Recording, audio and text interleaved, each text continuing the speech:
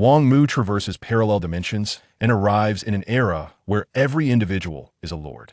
He activates the foundation of the Heavenly Path, establishing a territory, recruiting troops, and repelling dark creatures. Upon activating the foundation of the Heavenly Path, Wang Mu acquires an evolution system, enabling him to enhance his troops and various other items. Thus, a formidable lord emerges from obscurity. Chapter 1. Setting a modest objective. On Blue Star, at the 578th teleportation square, thousands gather. This square is vast, capable of accommodating tens of thousands, specifically constructed for the teleportation of pioneering lords. There are thousands of such squares across Blue Star. Amidst the throng, Wang Mu stands apart.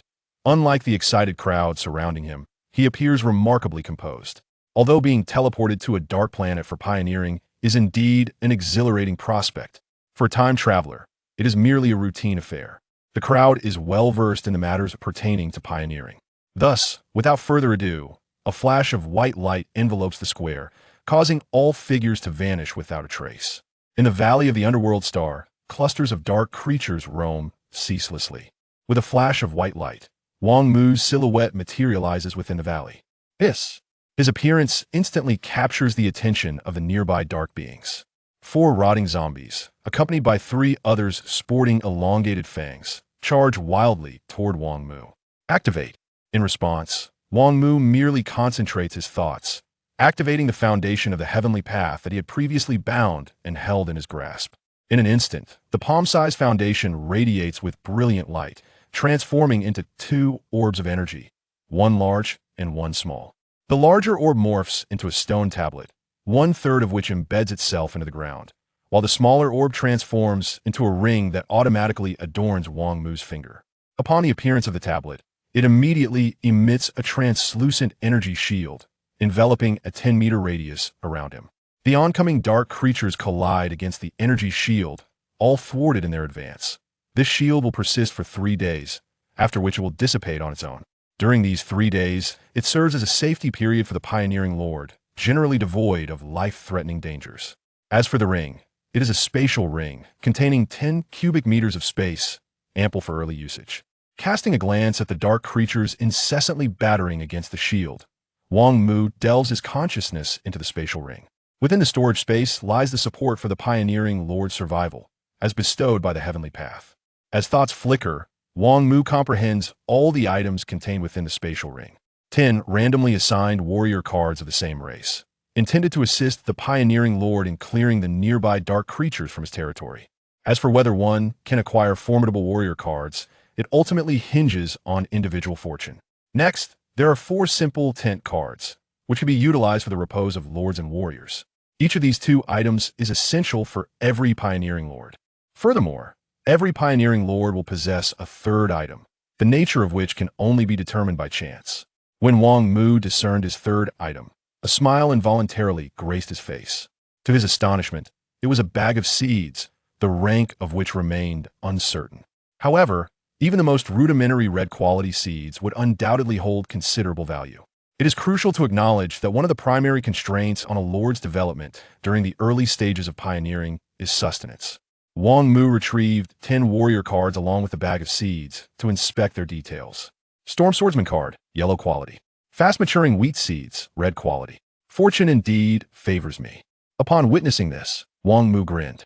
In this realm, many items are categorized by rank, ascending from low to high as follows: red, orange, yellow, green, cyan, blue, purple. Above these, there exist extraordinary tiers. To acquire a yellow quality warrior in the early stages is a testament to Wang Mu's exceptional luck. With the seeds stowed away, he gazed upon the 10 Storm Swordsman cards in his hand and activated them. As 10 streams of light flashed, 10 figures, each bearing a long sword and exuding an air of distinction akin to skilled swordsmen, materialized before him. Storm Swordsman, 1st tier. Quality, yellow. Attack power, 120. Defense power, 80.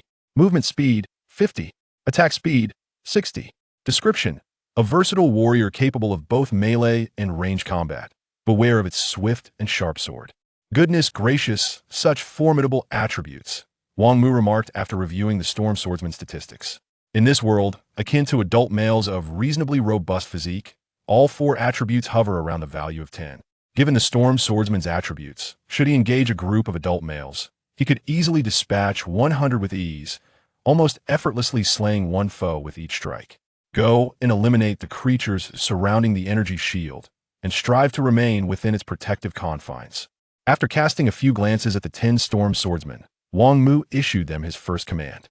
Warriors summoned through cards or blueprints lack inherent intelligence, rendering them rather rigid. They can only obey commands. To imbue these warriors with intelligence, one must integrate a soul imprint into them. However, soul imprints are exceedingly rare and not easily acquired by an ordinary lord. Upon receiving the command, the 10 Storm Swordsmen sprang into action. Whoosh, whoosh, whoosh. With a movement speed of 50, Wang Mu could scarcely catch sight of these Storm Swordsmen. In but a couple of breaths, dozens of dark creatures lay prostrate around him.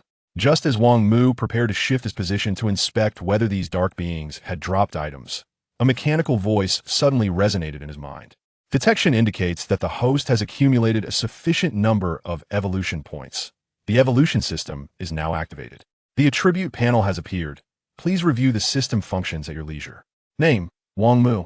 Attack power, 10. Defense power, 10. Movement speed, 10. Attack speed, 10. Spirit, 10. Evolution points, 1.04. After scrutinizing the straightforward and clear panel before him, Wang Mu's eyes flickered with intrigue. He hastened a few steps to the side of a Storm Swordsman. True to his expectations, as he looked over, the system prompt automatically materialized. Storm Swordsman, yellow quality, first tier. Second tier, requires 3 evolution points. Attack power 20, defense power 15, movement speed 10, attack speed 10. Third tier, requires 6 evolution points. Attack power 50, defense power 30, movement speed 20, attack speed 20. Fourth tier, requires 12 evolution points. Attack power 100, defense power 60, movement speed 40, attack speed 40, skill acquired, Blade Storm beginner. Fifth tier, requires 24 evolution points. Attack power 200, defense power 120, movement speed 80, attack speed 80, base attributes enhanced by 20. Sixth tier, requires 1 warrior mark, 48 evolution points. Attack power 400, defense power 240, movement speed 160, attack speed 160, skill acquired, Blade Storm, intermediate. Seventh tier, requires 1 warrior mark, 96 evolution points. Attack power 600, defense power 360, movement speed 240, attack speed 240, base attributes enhanced by 40. Eighth tier. Wow, such attribute enhancements.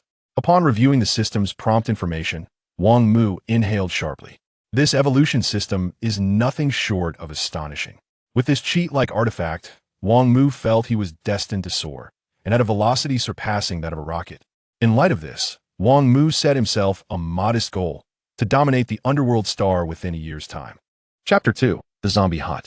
With a resolute objective in mind, Wang Mu commenced his preparations for action. Accompanied by 10 Storm Swordsmen, he stepped beyond the protective energy barrier. A crimson sun loomed high in the sky, casting a dim red glow upon the land. Wang Mu focused intently on his surroundings and discerned that he had been teleported to a valley. The valley appeared to be quite expansive, encircled by sheer cliffs, with towering trees dotting the landscape. After surveying the environment, he arbitrarily chose a direction to advance, knowing that without any reference points, it mattered little which way he went. As he progressed, he marked his path, moving approximately 50 to 60 meters before a horde of dark creatures came into view. This was a group of zombies, numbering around 20 to 30. Among them, 3 were particularly imposing, towering over 2 meters in height. Such specimens, more formidable than ordinary zombies, were referred to as zombie squad leaders in the curriculum of Blue Star. Without further ado, armed with 10 yellow-grade Storm Swordsmen, Wang Mu charged forward. You lot, prioritize your safety above all else and eliminate the dark creatures ahead. At his command, 8 Storm Swordsmen surged forth like a tempest, plunging into the throng of zombies and unleashing a massacre. As the first ordinary zombie fell to the blades of the Storm Swordsman, a notification from the system abruptly appeared. Kill an ordinary zombie. Gain 001 evolution points. In the subsequent 1 to 2 minutes, 2 to 30 such notifications popped up in rapid succession. Notably, the evolution points acquired from defeating a zombie squad leader amounted to 003. Following this wave of carnage, Wang Mu's evolution points surged from 104 to 141, drawing him one step closer to the coveted 3 evolution points.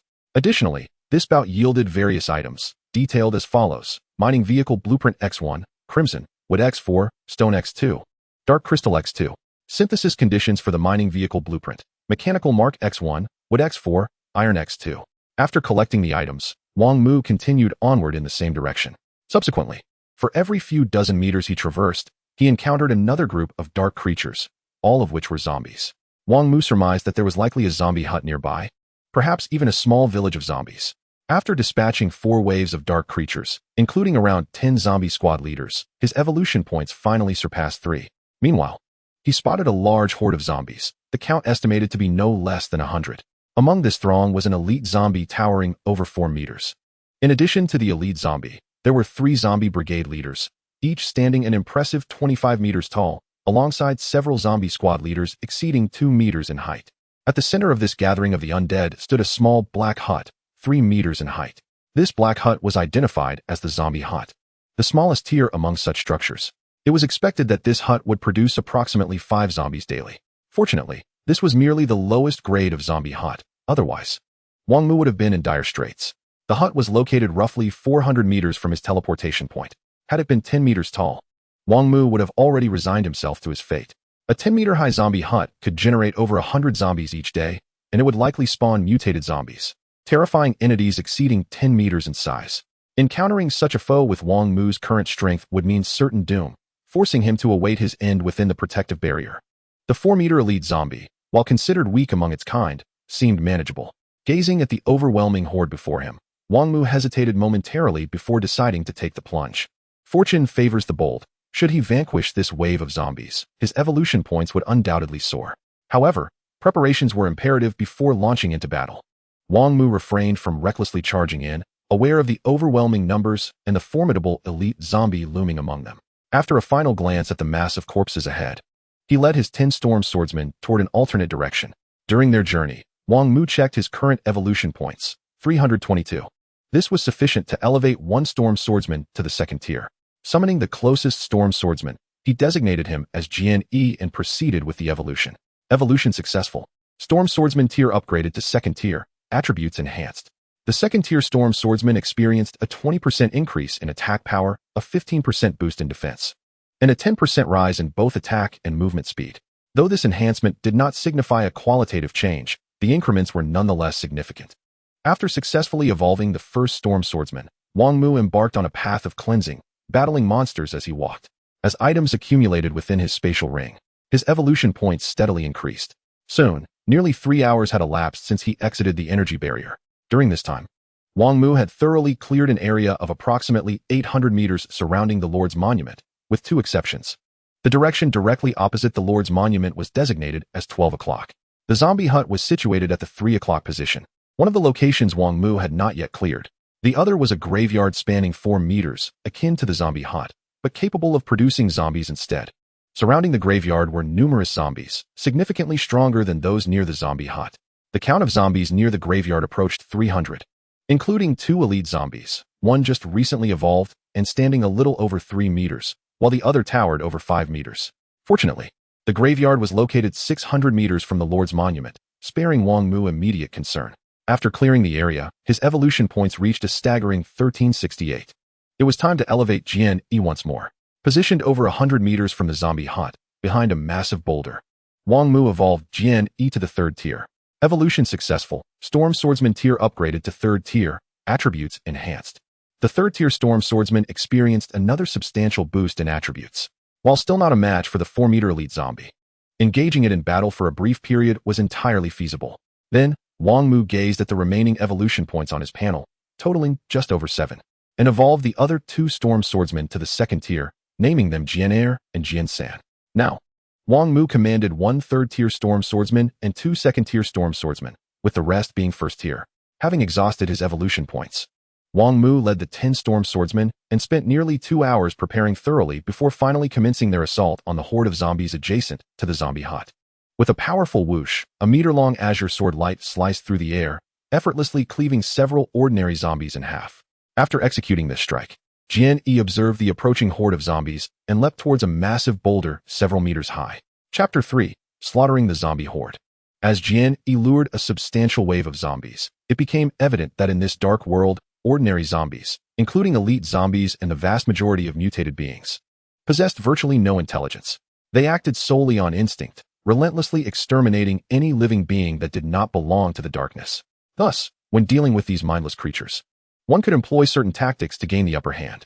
Jian Yi ascended the boulder, joining the other 9 storm swordsmen, brandishing their long swords and gazing down at the oncoming horde of zombies. Meanwhile, Wang Mu discreetly concealed himself in a hidden spot, observing the unfolding battle from a distance.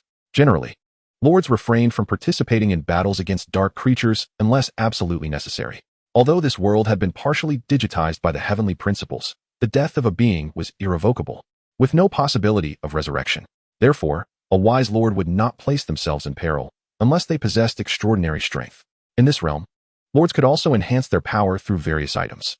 Furthermore, beyond augmenting their strength, lords had the ability to prolong their lifespan.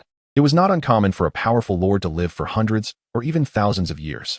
In fact, some of the most formidable lords in this world were rumored to have attained eternal life, which is one of the primary reasons why most intelligent beings risked their lives to venture into the dark planets for exploration. Over 100 zombies, led by an elite zombie and 3 zombie captains, charged ferociously toward the boulder where the 10 storm swordsmen stood. However, when the horde was merely 20 to 30 meters from the boulder, a thunderous crash resonated as the ground beneath them collapsed.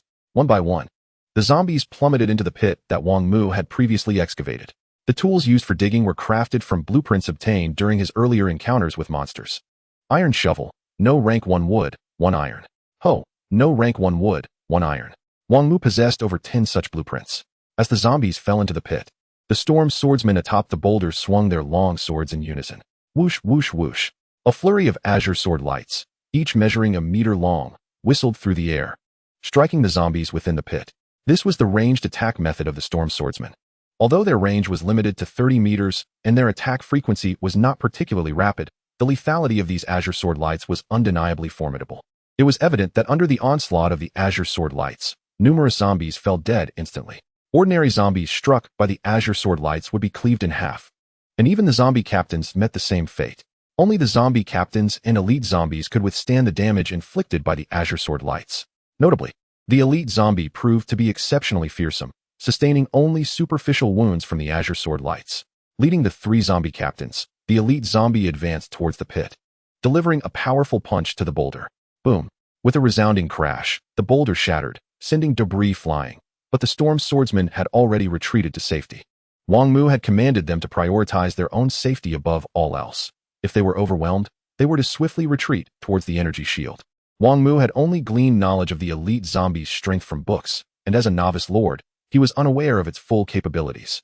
Thus, he issued such a directive, as he did not wish to see his 10 remaining warriors perish in this battle. Although he still possessed several blueprints for warrior units, those were of a lower tier compared to the storm swordsmen.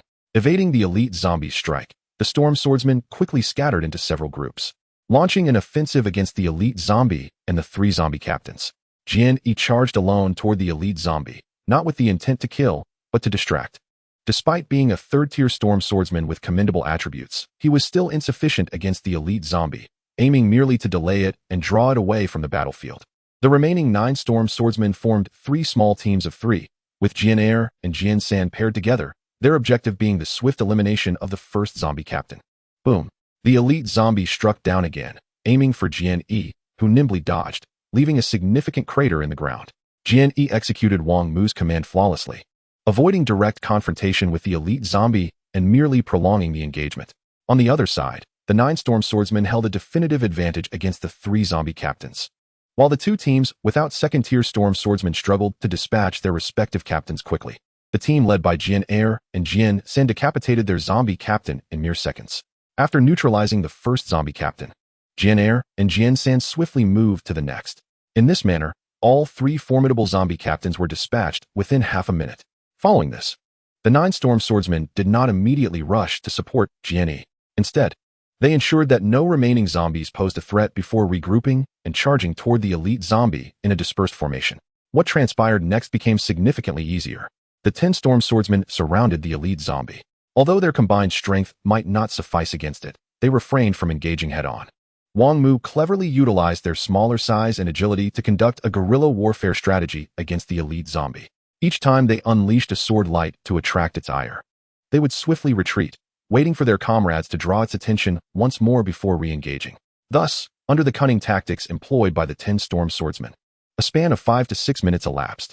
Ultimately, with a coordinated strike from the 10 storm swordsmen, the head of the elite zombie tumbled to the ground. A plethora of orange items lay scattered around. Hidden within a thicket, Wang Mu's eyes sparkled upon beholding several radiant orange treasures that emerged from the fallen elite zombie.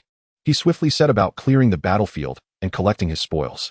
He dashed forth from his concealment, reaching the elite zombie's side, while instructing the 10 storm swordsmen. Having commanded them, he bent down to gather all the items strewn about the ground.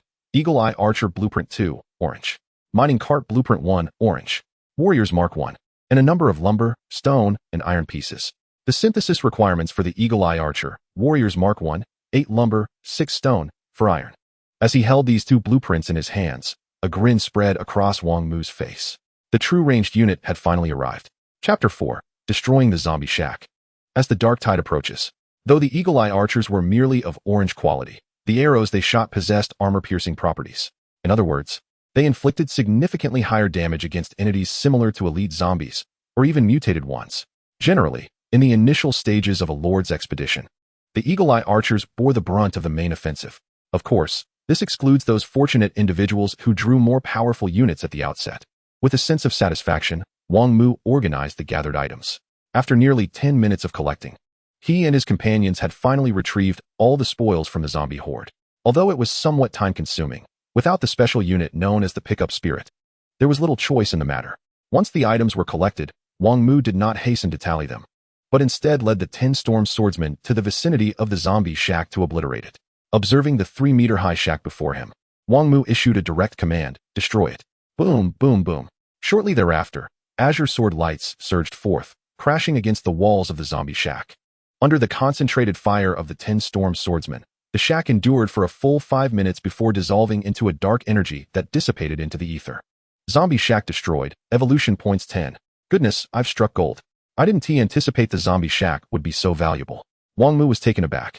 He had not expected that destroying the zombie shack would yield evolution points, and such a bountiful amount at that. As he spoke to himself, he collected all the items that emerged from the shack. Eagle Eye Archer Blueprint 2, orange quality. Barbarian Warrior Blueprint 2, red quality. Mining Cart Blueprint 1, orange quality. Castle Wall Construction Blueprint 1, red quality. Warriors Mark 2, Mechanical Mark 2, along with a number of basic materials. The items dropped were quite abundant, constituting a minor bonanza. Thus, Wang Mu's resources had swelled considerably. Lumber, 126. Stone, 68. Iron, 22. Common Archer Blueprint, red quality 6. Eagle Eye Archer Blueprint, orange quality 4. Barbarian Warrior Blueprint, red quality 7. Orange Mining Cart Blueprint, 4. Red Mining Cart Blueprint, 3. Mechanical Marks, 3. Warriors Marks, 4. Dark Crystals, 98. In addition to these, there were several inconsequential blueprints, which Wang Mu did not bother to quantify. The 2 surplus marks were dropped by 2 of the 3 zombie captains. Such marks were of utmost importance to a lord, serving significant purposes. Each type of mark held great utility. The warrior's mark was essential for synthesizing warriors, while the mechanical mark was crucial for crafting machinery. Apart from the material gain, Wang Mu also accrued nearly 15 evolution points, beyond the 10 points from the zombie shack. The elite zombie contributed 2 evolution points, and the 3 zombie captains collectively yielded an additional 1 evolution point. Along with the points from the ordinary zombies and zombie squad leaders, Wang Mu amassed a total of 12 evolution points from this endeavor. Now, his total evolution points had reached 168. Glancing at the darkening sky, Wang Mu refrained from venturing out to hunt dark creatures. Without the vision spirit, wandering in the dark would be akin to courting death. Moreover, after a long day's toil, he was fatigued and required ample rest. Upon returning to the energy dome, he retrieved some food and clean water from his spatial ring, which he had collected along the way, distributing some to the storm swordsman. After hastily satisfying his own hunger, he retreated into his tent. Lying on the soft grass, Wang Mu began to concentrate his consciousness and establish a connection with the Lord's monument.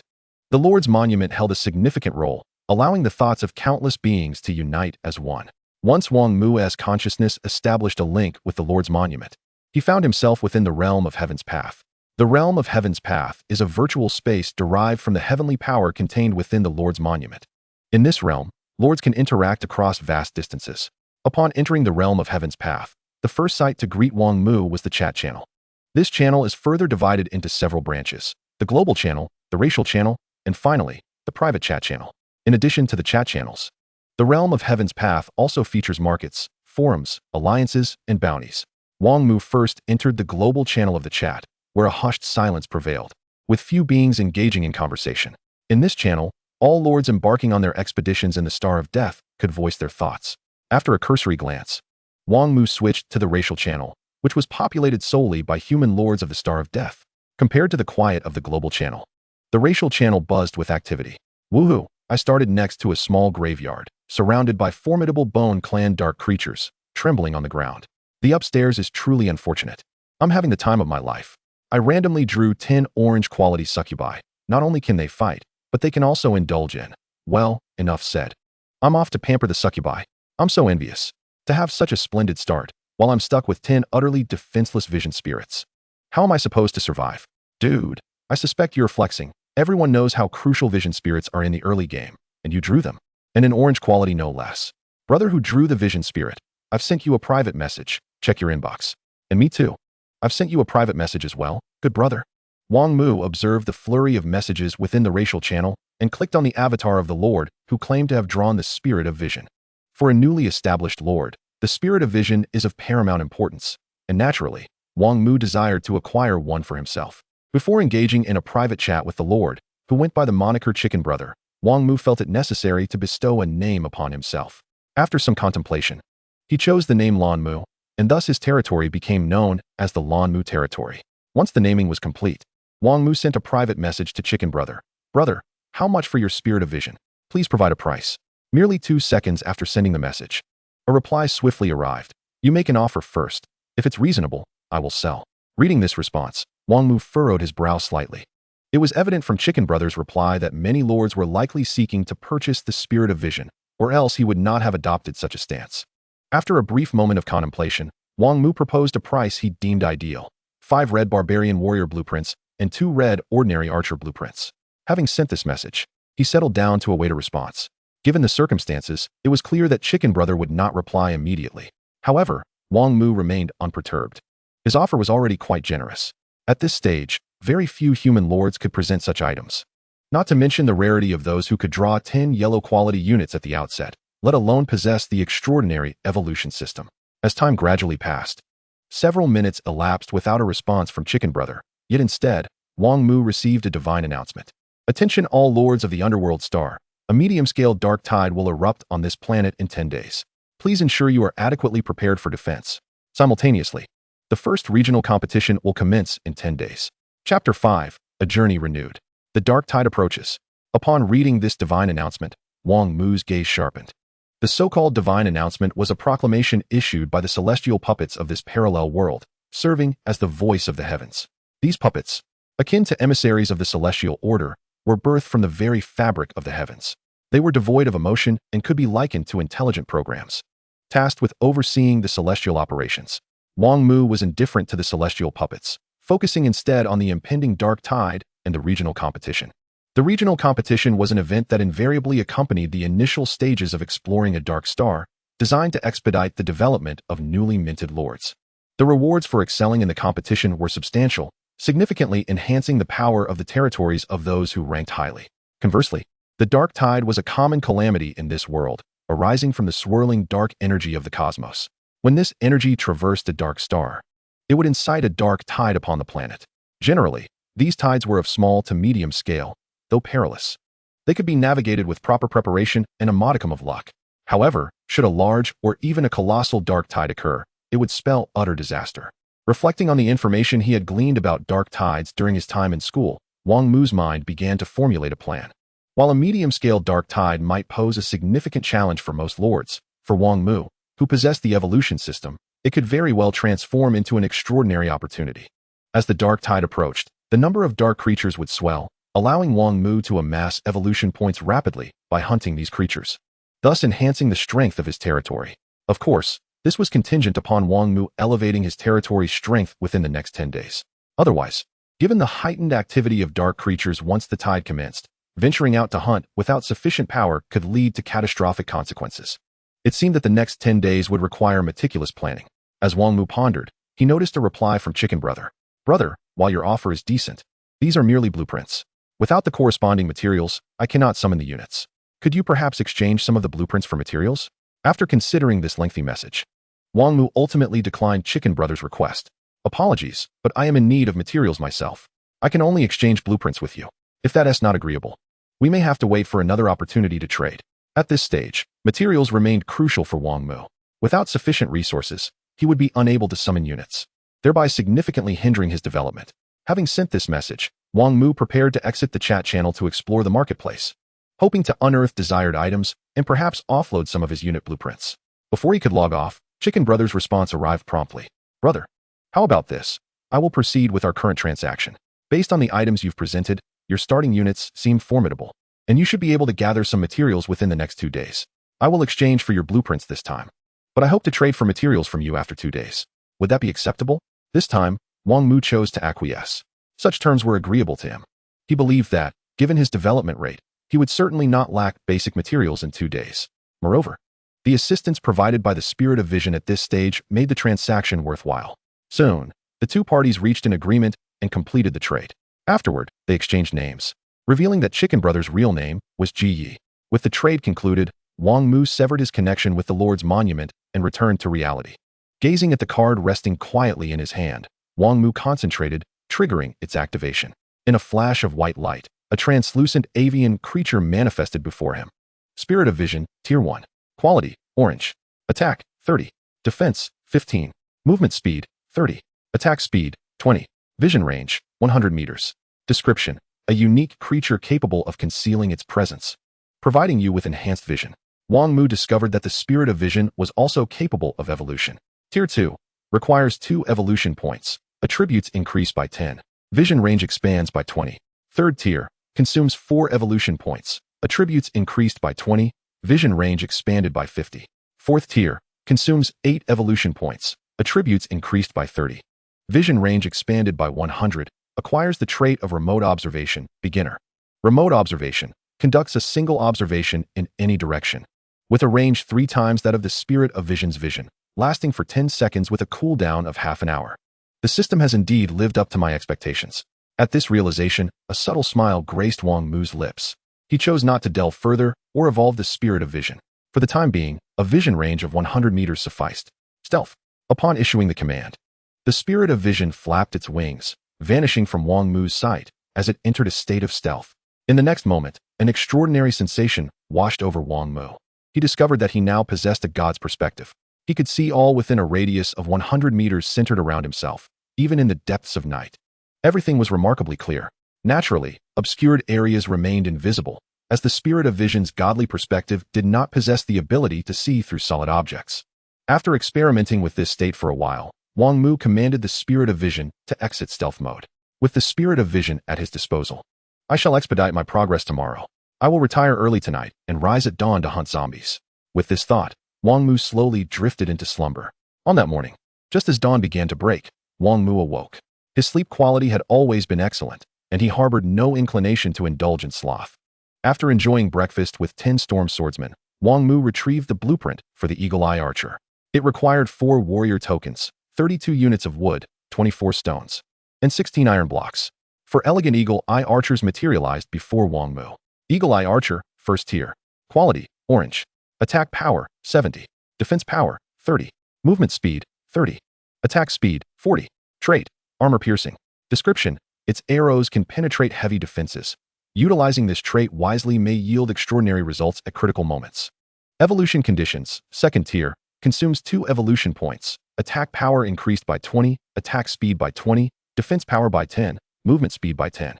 Third tier. Consumes 4 evolution points. Attack power increased by 50. Attack speed by 50. Defense power by 20. Movement speed by 20. Fourth tier. Consumes 8 evolution points. Attack power increased by 100. Attack speed by 100. Defense power by 40. Movement speed by 40. Learns the special skill Double Shot. Fifth tier. Consumes 16 evolution points. Attack power increased by 200. Attack speed by 200. Defense power by 80. Movement speed by 80. Initial attributes increased by 20. Sixth tier. Consumes 1 warrior token. 32 evolution points. Attack power increased by 400. Attack speed by 400. Defense power by 160. Movement speed by 160. Special skill enhanced triple shot. 7th tier. With the Eagle Eye Archers, my speed in clearing wild creatures will undoubtedly surge. After perusing the information on the Eagle Eye Archers, Wang Mu waved his hand with fervor, embarking on today's exploration journey. Chapter 6. A Perilous Situation. With the spirit of vision and an enhancement in strength, Wang Mu resolved to explore the entire valley today. Of course, the zombie grave must be left untouched for now, as it poses a formidable challenge best reserved for later. The valley spanned a considerable area. Selecting a direction, Wang Mu set forth from his territory, traversing over 2,000 meters before reaching the edge of the valley. Along the way, he encountered numerous dark creatures, all zombies and ghouls, yielding a total of 244 evolution points. Ah, is this an iron mine? Upon approaching the valley's edge and vanquishing a large horde of zombies, Wang Mu discovered a miniature or vein. After careful observation, he identified it as an iron mine. Although the mine was small in scale, it represented a precious resource in the early stages of development. Without delay, Wang Mu utilized the mining cart blueprint in his possession to craft 2 orange mining carts. Such a red-quality miniature vein could only accommodate 2 mining carts at a time. Even if 3 were forcibly placed, only 2 would operate. An orange mining cart extracting from a red-quality vein could yield 8 blocks daily. With 2 carts, the daily yield amounts to 16 blocks, which is a respectable income. While it may not match the resources obtained from defeating monsters, it is indeed a welcome bonus. After positioning the mining carts, Wang Mu set about clearing the surrounding dark creatures. He was determined not to leave the area only to have dark creatures swarm in and damage his mining carts. Regions surrounding or veins typically possess a rich concentration of energy, attracting dark creatures. Once the surrounding dark creatures were eliminated and the area marked, Wang Mu led his troops in a movement around the valley's perimeter. Before long, 2 hours had elapsed. As the blood sun hung high in the sky, Wang Mu made a new discovery. Standing on a flat expanse of land, he gazed at a long passageway ahead, a look of contemplation crossing his face. Undoubtedly, this was the route leading out of the valley. The passage stretched endlessly, approximately 30 meters wide, flanked by steep cliffs, making passage difficult. Most importantly, the corridor was densely populated with zombies. Additionally, Wang Mu spotted 2 zombie huts nearby. These huts stood at heights of 4 and 5 meters, surpassing the one Wang Mu had previously destroyed. Observing the multitude of zombies ahead, an idea struck Wang Mu. He commanded Jian Yi to bend down, while he himself crouched onto Jian Yi's back, allowing him to carry Wang Mu in the direction of his territory. There exists a unique connection between the Lord and the territory, enabling a clear sense of the territory's location. Jian Yi sped forth with astonishing swiftness, maintaining remarkable stability. Wang Mu, perched on his back, barely felt any jostling. The only discomfort was the fierce wind, which made it difficult for him to keep his eyes open. Fortunately, with the spirit of vision, even with his eyes closed, he could perceive his surroundings. After a while, Wang Mu commanded Jian Yi to halt. Before him lay the pit he had dug the previous day, and a sense of heaviness settled in his heart. His suspicions had been confirmed. Given the current circumstances, it was highly probable that a zombie village was situated near the passage leading out of the valley. Otherwise, so many zombie huts would not have emerged in the vicinity. A zombie village, even in its smallest form, would likely spawn mutated zombies exceeding 10 meters in size. Should the scale be substantial, the emergence of intermediate zombie mutants exceeding 20 meters in size is highly plausible. Under normal circumstances, these dark creatures typically do not stray far from the zombie village unless provoked. However, when the tide of dark magic descends, the activity within the zombie village escalates significantly. At that juncture, they may very well discover Wang Mu's territory, subsequently swarming to obliterate it. Contemplating this, Wang Mu's mood darkened considerably. A mere zombie village is far beyond what he could currently withstand. Nevertheless, risk and opportunity coexist. While this zombie village poses a potentially fatal threat to Wang Mu, the dark creatures within could also yield immense rewards. If he navigates the balance of benefits and drawbacks adeptly, he could lay a solid foundation for the prosperous ascent of his territory. Confronted with this pressing situation, Wang Mu meticulously clarified his thoughts and commenced action. He chose to temporarily disregard the passage at the valley's exit, focusing instead on gathering all available resources within the valley before devising a strategy to address the zombie village. With the looming threat of the zombie village, Wang Mu intensified his efforts in clearing the valley. One after another, zombies and undead fell beneath the onslaught of the eagle-eyed archers and storm swordsmen, transforming into various resources and evolution points. Hours slipped away, and as the blood-red sun hung high in the sky, another discovery plunged Wang Mu's heart into despair. He had not anticipated that this valley would harbor 2 passages leading outside. More critically, one of these passages concealed a small, undead cemetery. This graveyard was not situated beyond the valley, but rather nestled within it, approximately 700 to 800 meters behind the small zombie grave he had discovered the previous day. Such proximity poses a lethal threat to the Blue Mu territory. If, when the dark tide arrives in 9 days, the zombies from the small town merely have a chance of discovering the Blue Mu territory, then this small, undead cemetery will undoubtedly detect it amidst the chaos.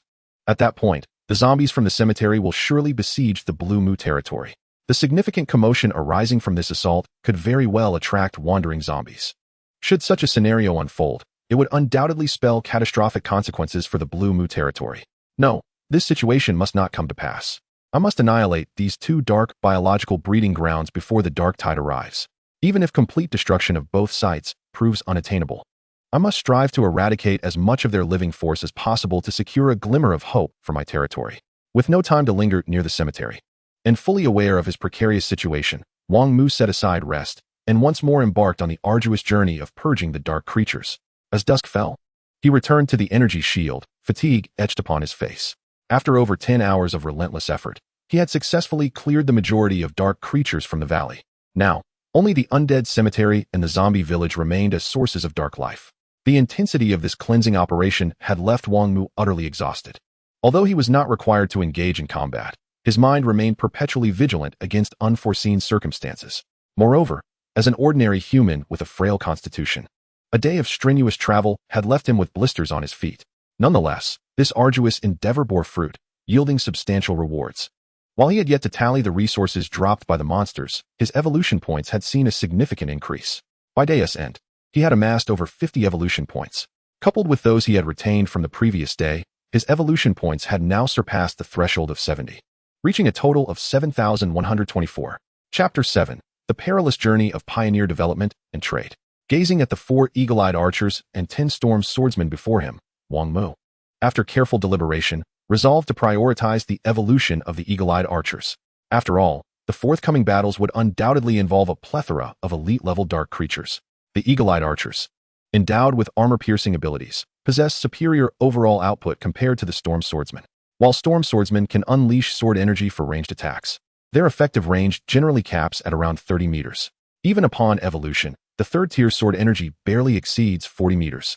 Having made his decision, Wang Mu commenced the enhancement of the 4 eagle-eyed archers in front of him. Evolution successful. Eagle-eyed archer tier upgraded to tier 2. Attributes enhanced. Evolution successful. Eagle-eyed archer tier upgraded to tier 3. Attributes enhanced. Evolution successful. Eagle-eyed archer tier upgraded to tier 4. Attributes enhanced. Acquired the dual shot trait. Dual shot fires 2 arrows simultaneously without diminishing their power. This upgrade cost 56 evolution points, and he managed to elevate all 4 eagle-eyed archers to tier 4 in one go. Now, the tier 4 eagle-eyed archers enjoyed a 100 increase in both attack power and speed. With the addition of the dual shot trait, their output capabilities had become rather formidable. Wang Mu contemplated that he should aim to eliminate the undead cemetery first thing the following day. Once the evolution was complete, Wang Mu distributed some food to the eagle-eyed archers and storm swordsmen, allowing them to retire for the night. The tent provided by the Heavenly Dao could comfortably accommodate 5 to 6 individuals, alleviating any concerns regarding insufficient shelter. Moreover, even if the tent proved inadequate, Wang Mu had a contingency plan. He possessed several tent blueprints that could be synthesized at will. Retreating into his tent, Wang Mu began to tally the resources currently at his disposal.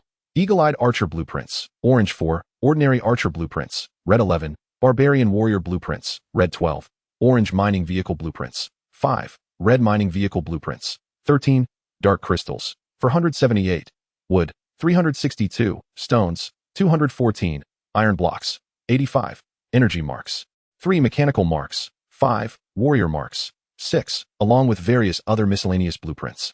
With such an abundance of resources, Wang Mu knew he could not utilize them all himself. Thus, the most prudent course of action was to list them in the market of the Heavenly Dao for trade. Focusing his thoughts, he entered the Heavenly Dao space and navigated to the race channel, selling blueprints for barbarian warriors and ordinary archers. Those interested may private message me. Additionally, I am looking to acquire a limited number of warrior marks. Sellers, please reach out. After sending this message, Wang Mu awaited potential traders while perusing the chat logs in the race channel, hoping to glean some useful information. The perils beyond the energy shield are truly daunting. Shortly after I ventured forth with my 10 barbarian warriors, we found ourselves pursued by a horde of wraiths, compelling us to retreat in haste. Fortunately, we managed to secure a meager bounty during our excursion, which somewhat alleviated the fright that had gripped my heart. Alas, my fellow upstairs, you seem to be fortunate by comparison. Today, I led my 10 archers into the fray, only to encounter a swarm of sirens. In a bid to shield my escape, all my archers met their demise, leaving me to await my fate within the confines of the energy shield. Is there a noble soul willing to rescue this child? I would gladly pledge myself as a vassal territory. To the brother above, I implore you to mourn not, for at this juncture, we are all mere level 1 territories. Incapable of possessing vassal domains, we must simply endure the few remaining days we have. Perhaps the topic has grown too grim, for the once vibrant race channel has grown somber. Only a handful of unfortunate souls remain in the chat, recounting their misfortunes. I too am doomed. During my expedition today, I inadvertently attracted the ire of an elite creature. I barely managed to return, but I am grievously wounded. I may not survive the night. It seems I am not alone in my misfortune. I began my journey near a town plagued by zombies, too terrified to venture out. Once the protection period lapses, I fear I shall perish. As King Mu surveyed the sorrowful messages flooding the channel, his mood darkened. Although his circumstances were somewhat more favorable than those of the others, they remained dire. Were it not for his evolution system, he would likely share their grim fate. The impending dark tide in 9 days foretells the day of his demise. This is the foremost challenge faced by lords venturing into the dark realm, the staggeringly high mortality rate. The initial teleportation location is merely the beginning. Countless dark disasters and threats from rival lords await. Fortunately, King Mu possesses an evolution system, which should aid him in clearing the obstacles on his path to ascendancy. Before long, he received a private message. It appeared to be from a female lord named Xiao Xiao. Greetings, I wish to sell some warrior tokens. What price can you offer? Upon reading this message, King Mu's interest was piqued. The lord named Xiao Xiao possessed a rare commodity. At this stage, it is exceedingly rare for a lord to have warrior tokens to spare, as they are perpetually in short supply for those embarking on their journeys. What exactly are you seeking in exchange? King Mu inquired, refraining from hastily quoting a price. Blueprints for mining vehicles, mechanical tokens, unit blueprints, and materials. I'm interested in them all. As King Mu read this response, in a stone forest on the Darkmark Star, Lin Xiaoxiao blinked her large eyes, anxiously awaiting his reply. Fortune smiled upon her. Although her initial 10 units were merely the most common archers, during her explorations yesterday, she discovered 2 promising locations. One was a medium-sized mine containing a special or known as speed crystal of orange quality. The other was a unique region she dubbed the Land of Heroic Spirits, where numerous heroic spirits would manifest.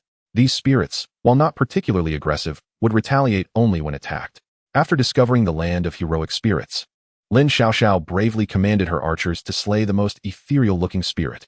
To her astonishment, the spirit dropped a warrior token upon defeat. Encouraged by this discovery, she sought out another ethereal spirit and was rewarded yet again with a token. Through relentless experimentation, Lin Xiaoxiao concluded that the spirits in the Land of Heroic Spirits would invariably drop warrior tokens upon death. Regrettably, these spirits only yielded warrior tokens, offering no other rewards. Thus, throughout the day, she diligently hunted the weakest spirits, ultimately accumulating over 50 warrior tokens.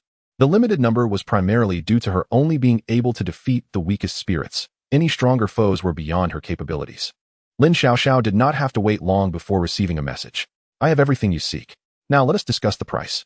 Upon reading this, a radiant smile illuminated Lin Xiaoxiao's delicate features.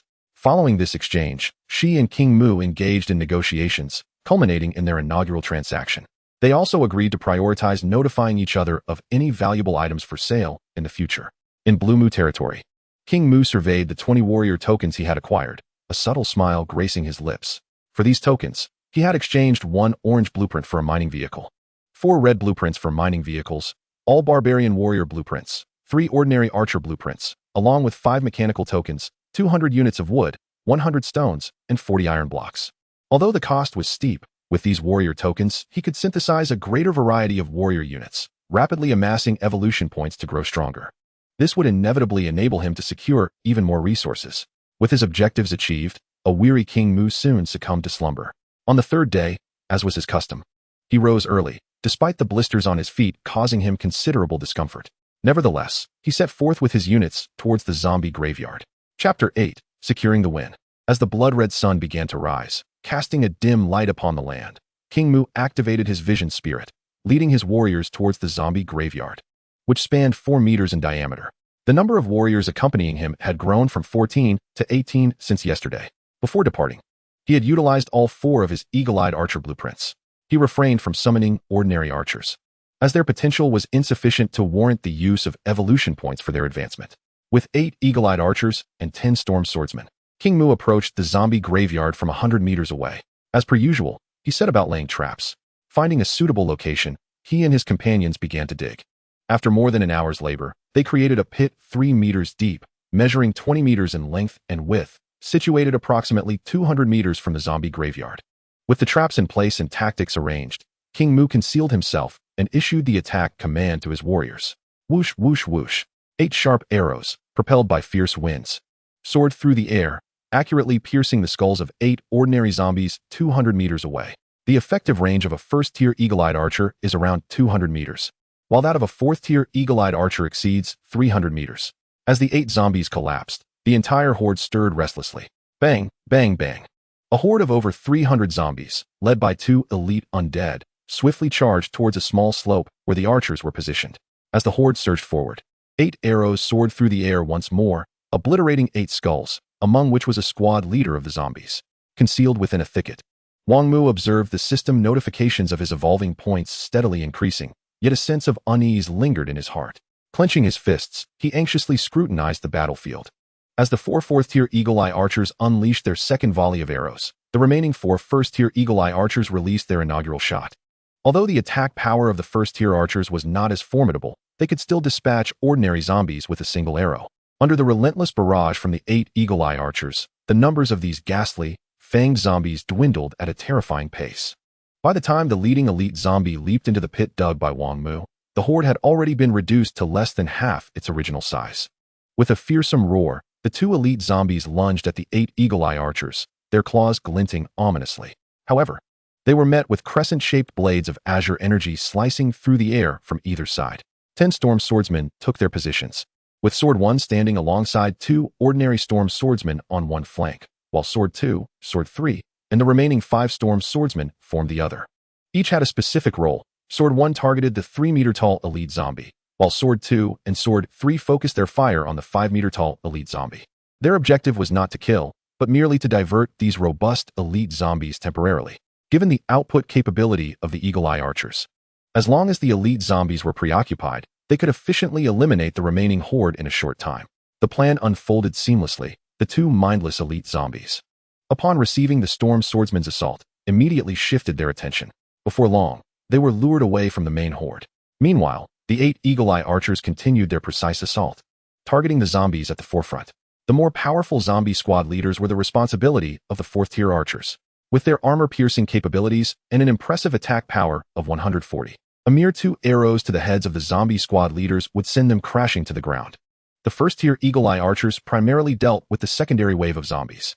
Through their coordinated efforts, the advancing horde was rapidly decimated, and by the time the zombies charged into the pit, their numbers had dwindled to fewer than 30, all of whom were ordinary zombies, posing no threat to the eagle-eye archers. Even without their bows, the 8 archers could easily dispatch them. Once all zombies except for the 2 elite ones were eradicated, the 8 eagle-eye archers swiftly nocked their arrows, aiming at the elite zombies. The true battle was just commencing, as the 2 elite zombies represented the greatest threat. Observing the other 2 battlefields, the situation for the storm swordsmen appeared grim. Sword 1's team was managing well, successfully restraining the 3-meter elite zombie without issue. However, the circumstances for Sword 2 and Sword 3 were dire. The 5-meter elite zombie was immensely powerful, its strength surpassing that of the 4-meter elite by at least double. In less than half a minute, under the relentless onslaught of the 5-meter elite zombie, 2 first-tier storm swordsmen from Sword 2 and Sword 3 were severely injured. Each struck once and rendered gravely hurt. Had it not been for the decent defensive capabilities of the storm swordsmen, that single blow could have cost them their lives. With 2 companions incapacitated, the situation for Sword 2 and Sword 3 grew increasingly desperate. Reluctantly, Wang Mu commanded the 2 storm swordsmen from Sword 1 to assist them. With the distraction of 2 storm swordsmen removed, the pressure on Sword 1 intensified. Fortunately, the eagle-eye archers soon joined the fray. Their sharp arrows, propelled by an indomitable spirit, relentlessly struck the 3-meter elite zombie. With the combined firepower of the 8 eagle-eye archers, particularly the 4 4th-tier archers, their output was explosive. The 3-meter elite zombie succumbed in less than 20 seconds, collapsing to the ground and spilling its contents. Having eliminated the weaker elite zombie, Sword 1 and the 8 Eagle-Eye archers promptly shifted their focus to the 5-meter elite zombie. 5 minutes later, following the onslaught of hundreds of arrows piercing the 5-meter elite zombie's skull, even its formidable vitality could no longer endure, and it fell helplessly to the ground. As the battle concluded, Wang Mu emerged from his hiding place. Observing the 5 injured storm swordsmen leaning against one another, his expression darkened. The 5-meter elite zombie was far stronger than he had anticipated. Under the current circumstances, first-tier storm swordsmen could only barely restrain such a powerful elite foe. For them to handle even stronger elite monsters, they would need to evolve. Wang Mu glanced at his remaining evolution points, totaling 2556, having increased by over 10. The 5-meter elite zombie had contributed 3 points, while the 3-meter elite zombie had only yielded 1. He wondered how many evolution points this zombie graveyard might provide. After tidying up the battlefield, Wang Mu approached the 4-square-meter zombie graveyard. After a concentrated assault, the graveyard inevitably dissipated. Destroying the zombie graveyard grants 20 evolution points. In Chapter 9, the execution of Plan B commenced. The 45 evolution points were sufficient to elevate the remaining 7 first-tier storm swordsmen to 2nd tier. However, such an action seemed of little significance. The 2nd-tier storm swordsman would not enhance the output capabilities of Wang Mu's forces. Therefore, he resolved to evolve the Eagle-Eye archers aggressively. With 42 evolution points invested, 3 more Eagle-Eye archers ascended to 4th tier. Now, Wang Mu commanded 7 Eagle-Eye archers. Their output capabilities formidable indeed. Once the Eagle-Eye archers had evolved, Wang Mu produced several dark crystals, distributing them among the injured storm swordsmen. For such ordinary injuries, the warriors merely needed to absorb a certain amount of energy to recover swiftly. Provided there was ample energy, they would heal within approximately half an hour. While the 5 storm swordsmen regained their strength, Wang Mu began to assess the spoils of battle. To his surprise, he discovered something that could enhance his own power: the life source liquid recipe, Crimson. Synthesis requirements: Energy Mark II, Dark Crystals, 100. This item is spawned from the zombie graveyard. Once synthesized and ingested, it can enhance a person's constitution. Wang Mu already possesses all the necessary items for synthesis. He previously had 3 energy marks, and this time, he has obtained 2 more, bringing the total to 5. As for dark crystals, the quantity is already in the hundreds. Accompanied by a flicker of soft light, a vial containing a verdant luminescent liquid materializes in Wang Mu's hand. Life Source Liquid, Level 1. Quality: Crimson. Function: enhances the essence of living beings. Description: although this is merely a fundamental source liquid, it is the most suitable primordial essence for ordinary beings. Upon reading the information about the Life Source Liquid, Wang Mu felt a surge of joy. This liquid can also be evolved using evolution points, with the consumption of evolution points being equivalent to that of advancing to Crimson Tier warrior units. Wang Mu refrained from hastily evolving the Life Source Liquid or utilizing it immediately. Instead, he opted to store it away. The Life Source Liquid, when used wisely, is a remarkable substance that can significantly bolster the physicality of living beings. However, if misused, it could pose a life-threatening risk to the user. Firstly, the absorption of the Life Source Liquid requires a considerable duration and must be undertaken without any vigorous activity. Secondly, the liquid is not necessarily better when it is of a higher grade. For humans with relatively weaker constitutions, it is advisable to consume the Crimson quality Life Source Liquid for the first time, should a higher quality be used. The immense energy contained within may overwhelm and fatally harm the individual. Such experiences have been documented in the textbooks of Blue Star, derived from the sacrifices of previous generations. In addition to the Life Source Liquid, Wang Mu's most delightful acquisition includes 3 blueprints for Eagle-Eyed Archers and a blueprint for a Crimson quality Spirit of Retrieval. The Spirit of Retrieval, akin to the Spirit of Vision, belongs to a special unit. Its function is to collect items on the battlefield in place of Wang Mu. With the Spirit of Retrieval, Wang Mu no longer needs to personally gather spoils, liberating his hands entirely. The synthesis requirements for the Spirit of Retrieval include a warrior mark along with some basic materials, which Wang Mu synthesized directly. Subsequently, a creature resembling an octopus floated before him. Like the Spirit of Vision, the Spirit of Retrieval is also entirely transparent and capable of traversing the void. The Spirit of Retrieval can also be evolved. At its first level, its item collection range extends up to 100 meters. Wang Mu utilized 3 evolution points to elevate the Spirit of Retrieval to the 3rd level. Now, its collection range has expanded to 400 meters.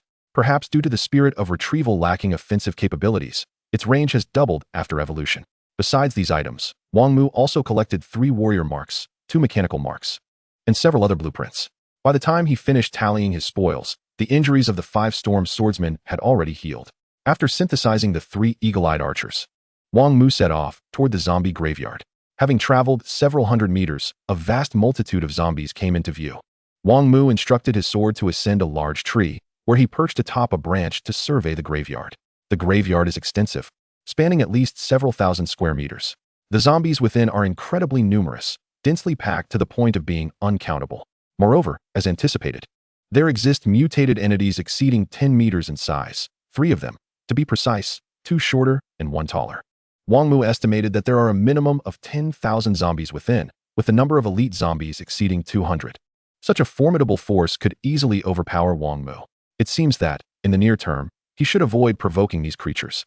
After careful observation, Wang Mu furrowed his brow and reached this conclusion. The zombies in the graveyard are too densely positioned. A single disturbance could trigger a catastrophic chain reaction. Should he create any noise, he would undoubtedly face dire consequences. As for leading the zombies from the graveyard toward the energy shield, that plan is even less feasible. The energy shield has a defensive limit, which is capped at elite monsters. Once it encounters an attack from a mutated entity, the shield would shatter within half an hour at most. Of course, the shattering of the energy shield does not equate to the death of the Lord. The moment the shield is breached, the heavenly power contained within the Lord's monument would transport the Lord back to their original planet. Thus, the Lord can preserve their life and await the next opportunity for exploration. However, during this teleportation process, the spatial ring and the Lord's monument would be destroyed, leaving the units behind to engage in a final struggle against the dark creatures. Wang Mu is naturally unwilling to be teleported back to Blue Star in such a manner, as the circumstances of the next exploration remain uncertain. Presently, while his situation is somewhat precarious, it is far from fatal. After assessing the condition of the zombie graveyard, Wang Mu resolved to implement his plan B, to circumvent the graveyard and the zombie-infested village and instead seek growth in the valley outside. Although the main routes out of the valley have been blocked, the wild paths remain open. Without wasting time, Wang Mu decisively returned to Blue Mu territory. Upon entering the Heavenly Dao space, he sent out messages soliciting high-priced offers for units capable of excavation, urging them to respond swiftly. Wang Mu sent out numerous identical messages before pausing. Soon, someone replied with a private message. "Brother, I have 10 orange-quality mining workers. What price can you offer? I want 4 miners. Would you trade them for 2 barbarian warriors and 2 ordinary archers?" Wang Mu made a direct offer. "Is this a joke? Brother, these are orange-quality units, and you propose trading them for just 4 crimson-quality units?" The seller clearly expressed dissatisfaction with the offer, grumbling slightly. "Sell if you wish." Wang Mu's attitude remained resolute. Ultimately, the seller acquiesced. Although this transaction was a significant loss, at this stage, there was only Wang Mu willing to engage in trade. Wang Mu understood this well, which is why he deliberately lowered the price. Otherwise, for orange-quality mining workers would typically command at least triple the price he offered. Having secured the 4 mining workers, Wang Mu ignored the other messages and exited the Heavenly Dao space. 10 minutes later, at the edge of the valley closest to Blue Mu territory, dozens of figures commenced a frenzied excavation. Chapter 10, The Forest of Crows. As one of the auxiliary units, mining workers possess formidable capabilities in excavation. One can see 4 dwarven units, clad in blue uniforms and helmets, hard at work. With a swift motion, he wielded his specialized tool, excavating a lengthy underground tunnel. The efficiency of the 4 workers surpassed that of over 20 individuals under Wang Mu's command. Such digging prowess, if transported back to the world Wang Mu inhabited before his journey, would undoubtedly eclipse that of the renowned Lanxiang Institute. In less than 2 hours, a tunnel extending over 300 meters, standing more than 2 meters high and 2 meters wide, had been unearthed. Standing upon the land outside the valley, Wang Mu meticulously surveyed his surroundings. Beyond the valley lay a dense forest, replete with towering trees of various kinds. The tunnel's exit was cleverly concealed within a thicket of tall shrubs. Overall, Wang Mu was exceedingly pleased with this excavation endeavor. Having completed the tunnel, Wang Mu instructed Jian Yi to guard the tunnel's entrance while he led 4 miners to the iron mine. As their name suggests, these miners were primarily engaged in mining, with excavation merely a secondary occupation. After ensuring the miners were focused on their tasks, Wang Mu returned to the valley's exterior. The miners exhibited remarkable efficiency, capable of extracting at least 20 blocks of ordinary iron ore each day. When considering the materials Wang Mu had acquired from slaying monsters, the miniature iron mine alone could yield nearly 100 iron blocks daily. Unfortunately, the capacity of the micro vein of iron ore typically amounted to only a few thousand units. At this rate, it wouldn't be long before the vein was depleted. However, That concern was still a month away, and Wang Mu remained unconcerned, confident that he would discover additional veins within that time frame. After concealing the tunnel's exit, Wang Mu began to explore the surrounding area with his contingent of troops. No sooner had they walked a few paces than a cacophonous cawing caught Wang Mu's attention. The harsh, grating sound sent shivers down his spine. It was the cry of a wraith crow. From within the woods, Wang Mu summoned the spirit of vision, carefully scanning the environment. He had heard this sound numerous times in school, leaving a vivid impression on him. Soon enough, he spotted a 1-meter-tall wraith crow perched atop the treetops. This size indicated that the creature possessed formidable strength, comparable to an elite monster, albeit the weakest of its kind. Encountering such a solitary elite monster, Wang Mu was not inclined to let the opportunity pass. He stealthily approached the wraith crow and found a suitable hiding spot before issuing the command to attack. In an instant, nearly 20 arrows soared through the air from various angles toward the wraith crow. Caught off guard, the creature was struck, its dark form quickly riddled with a dozen arrows, the majority piercing its wings. Compared to other dark creatures like zombies or skeletons, the flying wraith crow proved far more challenging to contend with. Targeting its wings effectively hindered its ability to fly. Although the mindless wraith crow could not perceive pain, the loss of feathers rendered it flightless. Upon being attacked, the wraith crow flapped its wings in a frenzy, shedding black feathers as it plummeted to the ground. Without the ability to soar, the wraith crow resembled a tiger stripped of its fangs. Within a minute of landing, it succumbed to concentrated fire, contributing 12 evolution points to Wang Mu while also dropping a mechanical insignia. After collecting the spoils, Wang Mu continued on his journey with his squad. Shortly thereafter, he encountered another wraith crow, this time 5 in number, though none exceeded 1 meter in length. There was no need for discussion. They were all swiftly eliminated. An hour passed swiftly. With a final swoosh, an arrow cleaved through the air, striking down the last wraith crow. Once the crows were eradicated, Wang Mu emerged from his concealed position, pausing only when he approached a stark, black tree. He recognized this as a wraith crow tree. Once these trees reach a certain size, they generate nests for wraith crows. The tree before Wang Mu had indeed birthed a nest, but all the crows within had already met their demise at his hands. Wang Mu had discovered this wraith crow tree mere moments ago. As he traversed the area, he had encountered numerous wraith crows, leading him to deduce the likely presence of a wraith crow nest nearby. True to his instincts, his search culminated in the discovery of this nest. However, he noted that the nest was rather small, capable of producing only 200 to 300 wraith crows at most. Yet in the past hour alone, he had slain no fewer than 500. In light of this, it was evident that there were likely multiple nests in the vicinity. The thought ignited a spark of excitement within Wang Mu. Following the established precedent, destroying wraith crow nests should yield a substantial number of evolution points.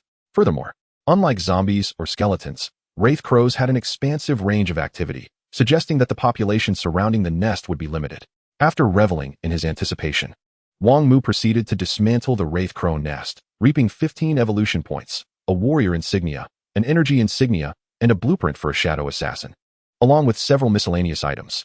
The shadow assassin, categorized as an orange tier unit, could blend into shadows, making it highly effective for ambushes or as a protective force for the Lord. Previously, he had obtained 2 blueprints while hunting wraith crows. This marked the third. After organizing his loot, Wang Mu resumed his quest for additional wraith crow nests.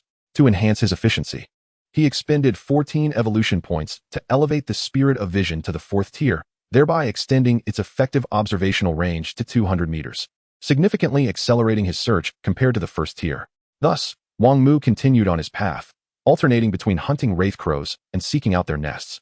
Following this, he successfully destroyed 6 more wraith crow nests, accumulating a total of 92 evolution points from these endeavors alone, not including the points gained from slaying the crows. Through these 6 nests, Wang Mu gradually pinpointed his trajectory. Ultimately, after over 2 hours of diligent searching, he arrived at his target location, a vast, shadowy forest brimming with stark wraith crow trees. This wraith crow forest sprawled across a considerable area, comparable in scale to a zombie town. Even achieving a scale comparable to that of a city overrun by zombies is not beyond the realm of possibility. In such a profound and dark habitat of mutated creatures, one can expect an abundance of aberrations. Equally, the surrounding dark entities will be plentiful. Wang Mu, of course, would not dare to provoke this terrifying forest of crows. His objective lies in the nests of crows that proliferate around this eerie forest. By exterminating these nests, he shall amass a significant bounty of evolution points. Chapter 11. Great Evolution. Caw, caw, caw. A cacophony of raucous noise filled the air as countless crows soared above the forest of crows, continuously circling overhead. Among these crows, elite specimens exceeding 1 meter in length were abundant. Even mutated crows surpassing 5 meters in size were not a rarity. On occasion, Wang Mu even caught sight of several mutated crows that reached lengths exceeding 10 meters. Crows of such stature possess strength that can rival mutated zombies exceeding 20 meters in height. After observing the forest of crows for a while, Wang Mu, accompanied by his band of warriors, once more embarked on a hunting expedition. Time waits for no one. Only 8 days remain until the impending dark tide arrives. Within this brief span, Wang Mu must elevate the military might of his territory to a level capable of slaying these aberrations. Wang Mu discovered the forest of crows at noon. Throughout the entirety of the subsequent afternoon, he diligently repeated the following tasks: searching for crow nests, hunting crows, and demolishing their nests. Although this endeavor appeared somewhat monotonous and laborious, it paled in comparison to the rich rewards that awaited. Indeed, if his body could withstand it, Wang Mu would not object to intensifying such toilsome efforts. He who is destined for great responsibilities must first endure trials of the heart, labor of the muscles, hunger of the body, and emptiness of spirit. At this moment, Wang Mu finally began to grasp the profound meaning behind this age-old adage. As nightfall approached, Wang Mu gazed upon a formidable array of soldiers behind him, a smile nearly splitting his face in two. Eagle-Eye Archer, Tier 5. Quality, Orange. Attack Power, 252, 70,123. Defense Power, 604, 301,218. Movement Speed, 604, 301,218. Attack Speed, 144, 40,123. Characteristics: 1. Armor Piercing. 2. Double Shot. Description: this is no ordinary Eagle-Eye Archer. Do not provoke him lightly. Presently, Wang Mu boasted a total of 20 Tier 5 Eagle-Eye Archers. The output capabilities of 20 Tier 5 Eagle-Eye Archers are truly terrifying. Based on their current attributes, even the standard green tier soldiers pale in comparison. In addition to these 20 Tier 5 Eagle-Eye Archers, Wang Mu also possessed 2 Ace Tier 6 Eagle-Eye Archers. Eagle-Eye Archer, Tier 6. Quality, Orange. Attack Power, 420. Defense Power, 964. Movement Speed, 964. Attack Speed, 240. Characteristics: 1. Armor Piercing. 2. Triple Shot. Description: this Eagle-Eye Archer's output capability has reached astounding levels, capable of obliterating you in an instant. Tier 6 Eagle-Eye Archers possess strength that can rival typical blue-tier soldiers. Of course, Wang Mu refers to those soldiers synthesized from ordinary materials. Soldiers synthesized from special materials do not fall into this category. When a lord synthesizes soldiers using blueprints, they may employ special materials in place of wood, stone, and iron. Soldiers synthesized from special materials not only possess superior attributes, but may also acquire unique abilities. This is among the common capabilities other lords utilize to enhance their soldiers. Moreover, numerous other methods exist to bolster soldiers, but these are far beyond the current reach of Wang Mu. However, should fortune smile upon him, discovering a resource point rich in special materials could enable Wang Mu to cultivate even more formidable evolved soldiers. Besides these 22 Eagle-Eye Archers, Wang Mu also made minor enhancements to his Storm Swordsmen. Specifically, Swordsman 1, Swordsman 2, and Swordsman 3 were upgraded to Tier 6, while the remaining 7 were elevated to Tier 4, boasting exceedingly impressive attributes. Storm Swordsman, Tier 6. Quality, Yellow. Attack Power, 720, 120,125. Defense Power, 3264, 801,234.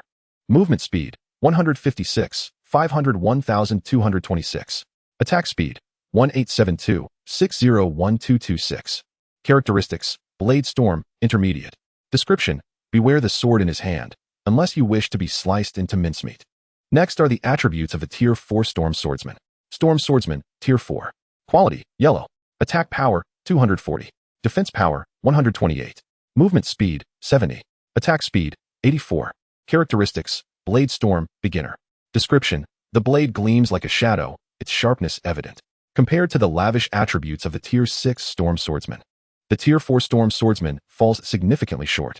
In addition to the aforementioned enhancements, Wang Mu also fortified 2 Shadow Assassins for his protection. He has never been stingy regarding his own safety, for should he perish, all would be lost. Thus, both Shadow Assassins were also elevated to Tier 6. Shadow Assassin, Tier 1. Quality, Orange. Attack Power, 60. Defense Power, 15. Movement Speed, 50. Attack Speed, 30. Characteristics: Shadow Stealth. Description: a shadow lurking in the darkness. Killing without a trace. Tier 2. Consumes 2 evolution points. Attack Power 20. Movement Speed 20. defense power 5, attack speed 10. Tier 3, consumes 4 evolution points. Attack power 50, movement speed 50, defense power 10, attack speed 20. Tier 4, consumes 8 evolution points. Attack power 100, movement speed 100, defense power 20, attack speed 40. Learns the special ability Fatal Strike, beginner. Tier 5, consumes 16 evolution points. Attack power 200, movement speed 200, defense power 40, attack speed 80, initial attributes 20. Tier 6, consumes 1 warrior token, 32 evolution points. Attack power 400, movement speed 400, defense power 80, attack speed 160. Learns the special ability Fatal Strike, intermediate. Fatal Strike instantly enhances attack power, unleashing a lethal blow, after which the user will enter a state of weakness for 10 seconds. This skill, Fatal Strike, is exceedingly ruthless. Once employed, it invariably leads to a scene of mutual destruction. Certainly, this skill is remarkably suited for the Shadow Assassin. Now, let us delve into the attributes of the 6th tier Shadow Assassin, which are indeed formidable. Shadow Assassin, 6th tier, quality, orange attack power, 360, 60125, defense power, 324, 151218, movement speed, 300, 50125, attack speed, 936, 301226, traits, 1, Shadow Stealth 2. Critical Strike, intermediate, description, those marked by him seldom survive past the 3rd watch of the night. With an attack power of 360, coupled with a movement speed of 300, and the dual traits of Shadow Stealth and Critical Strike, the 6th tier Shadow Assassin's assassination prowess has reached an astonishing level. At this juncture, however, the primary role of the Shadow Assassin remains the protection of Wang Mu himself. Having compiled the statistics of his troops, Wang Mu exhaled softly. This constituted the vast majority of the evolution points he had accrued throughout the day. In total, he expended 1137 evolution points for this enhancement, leaving him with a remaining total of 3,146. This underscores the richness of Wang Mu's harvest for the day. He had destroyed a total of 63 dark crow nests, including those from the morning. Yet, this bountiful yield may not persist. The dark crow nests near the Blue Mu territory have nearly all been obliterated by him. Should he return tomorrow, he would need to venture quite a distance to locate any nests, potentially slowing the rate of evolution point acquisition. However, this is merely a possibility, as Wang Mu's newfound strength allows him to vanquish the dark crows at an exponentially accelerated pace compared to before. Thus, the nature of tomorrow's yield remains uncertain until the evening. As he contemplated his future plans, Wang Mu followed the markers he had left along the way, making his way towards the valley. Unbeknownst to him, shortly after his departure, a mysterious team materialized at the site of his last stop.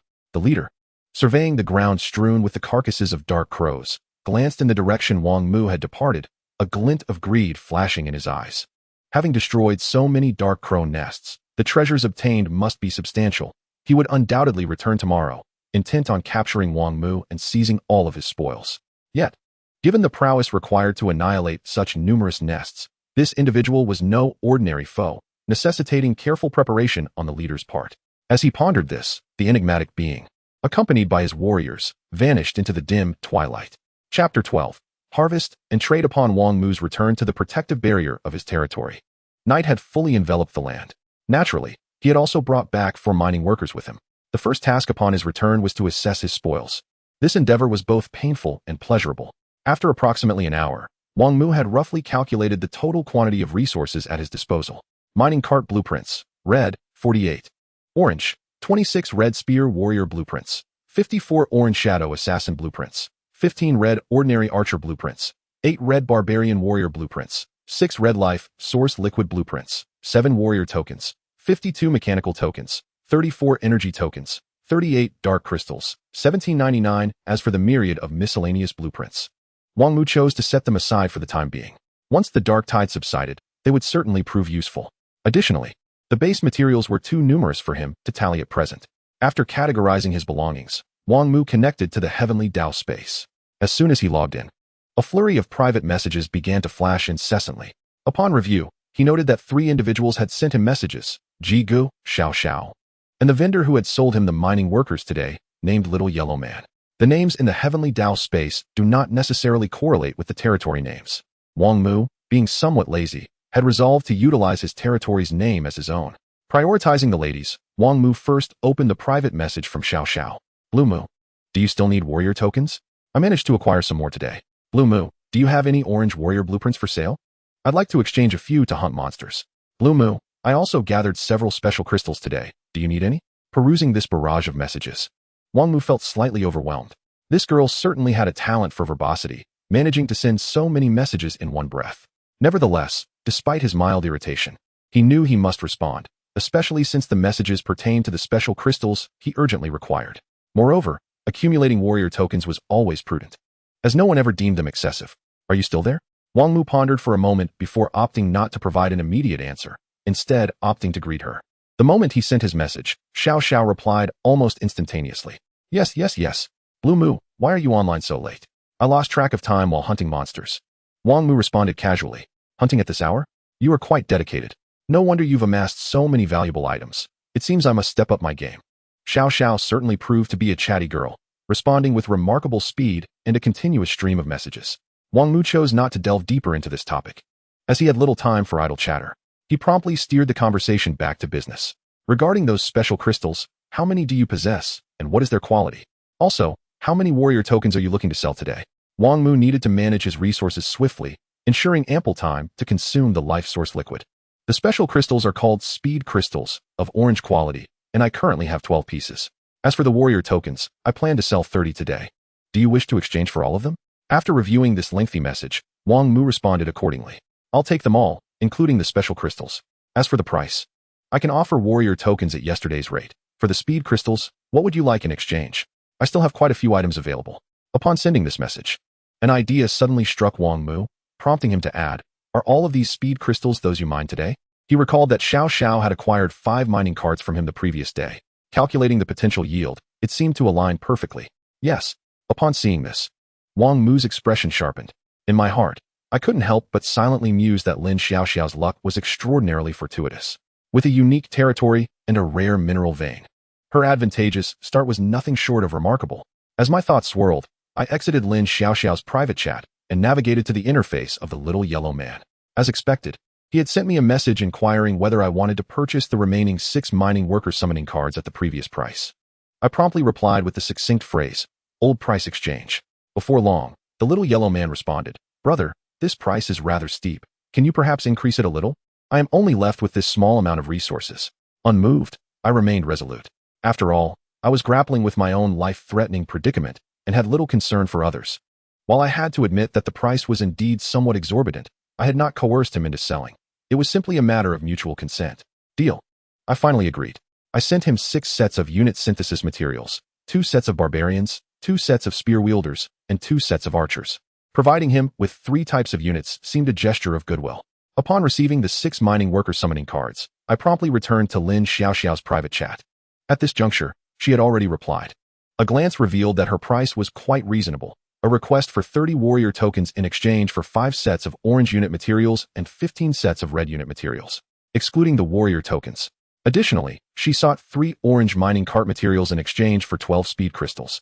This offer was indeed exceedingly generous, especially the 12 speed crystals, which amounted to a substantial bargain considering the high cost of special materials. I was uncertain whether Lin Xiao Xiao was unaware of the value of these materials or simply wished to extend a favor to me. Regardless of her motives, the outcome was advantageous for me. Without overthinking, I readily accepted her terms and, on top of that, sent her the 6 mining worker summoning cards I had just acquired. These cards would serve as a partial advance for our future exchanges, and I reminded her to gather more speed crystals. After receiving 30 warrior tokens and 12 speed crystals from Lin Xiao Xiao, I sent a brief message before switching to the chat with Chicken Brother. His message was a reminder of our agreement from 2 days prior. In response, I sent him 4 sets of materials, thus fulfilling our original pact by acquiring yet another Vision Spirit summoning card. Despite Chicken Brother's repeated pleas for 2 additional Vision Spirit summoning cards, I firmly declined. Exiting the celestial path space, I rubbed my temples, striving to relax my mind. Subsequently, I took out the life source liquid I had synthesized earlier that day and swallowed it in one gulp. As soon as it entered my system, it transformed into a warm flow, revitalizing my body. Under the influence of the life source liquid, I soon felt drowsy and drifted into a deep slumber. When I awoke once more, it was already the following morning. Chapter 13, The Alien Lord. It has been a long time since I enjoyed such a deep slumber, I remarked contentedly, stretching languidly as I stepped out of my tent. After a night of transition, a portion of the medicinal power of the life source liquid had fully integrated into my body. The remaining potency lingered within, set to be absorbed by my flesh over the coming days, a process typically spanning 7 to 10 days. During this period, it would be inadvisable to consume more life source liquid to prevent an excess buildup of medicinal energy, which could lead to stagnation and hinder absorption. Feeling the seemingly inexhaustible strength coursing through me, I found myself yearning to test my might against a bull and see if I could fell it with a single blow. Of course, I was acutely aware that the odds were against me. I opened my attributes panel and glanced at my current stats. Name, Wang Mu. Attack power, 18. Defense power, 17. Movement speed, 18. Attack speed, 16. Spirit, 19. Evolution points, 3146. Compared to before, my overall attributes had increased by approximately 80%. This was merely a fraction of the life source liquid's effects. Once I fully absorbed its potency, my attributes could potentially double. After acclimating to my enhanced physique, I led my troops of warriors once more towards the valley. Today marked the 4th day since activating the Celestial Path Keystone, and the energy barrier would dissipate. Before departing, I left 5 5th-tier Eagle-Eyed Archers and 2 4th-tier Storm Swordsmen to guard our territory and the Lord's Monument. Although my territory was theoretically secure, I opted to retain a portion of my forces for precaution. Moreover, even with a fraction of my units left behind, my remaining soldiers were formidable, 7 6th-tier units, 14 5th-tier units, and 5 4th-tier units. Even the weakest among them, the 4th-tier Storm Swordsmen, possessed strength at the green unit level. Crossing the underground tunnel, I emerged outside the valley and followed the marks I had left yesterday, arriving at the outskirts of the Raven Forest. I hope today's harvest does not disappoint.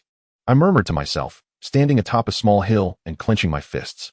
With that, I activated my vision spirit and entered the familiar God's view mode, surveying a circular radius of 200 meters around me.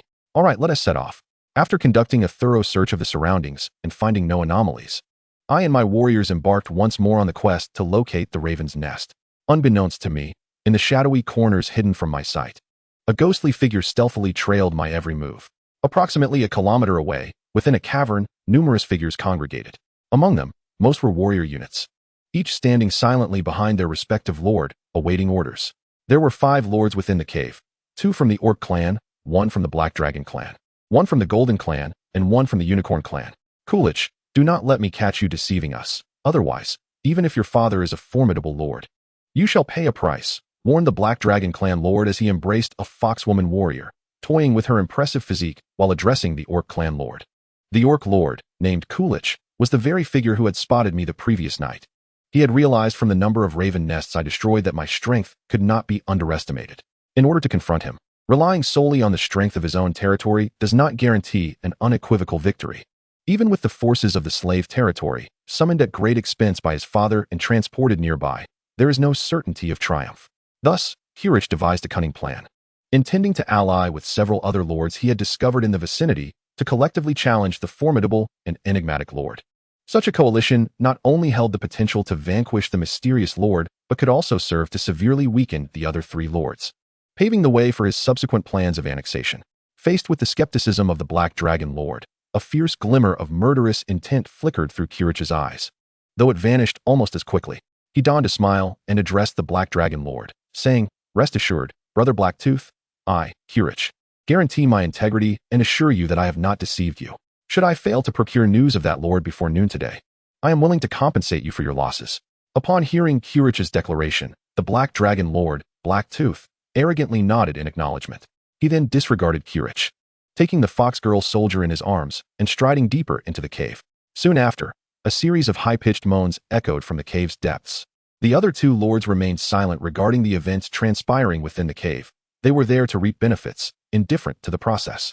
In fact, they secretly hoped for a conflict between the Black Dragon clan and the Orcs, allowing them to watch the ensuing struggle and ultimately profit from the chaos. As time passed, and the lords grew impatient, a ghostly figure slipped into the cave. "Gentlemen, we have a lead.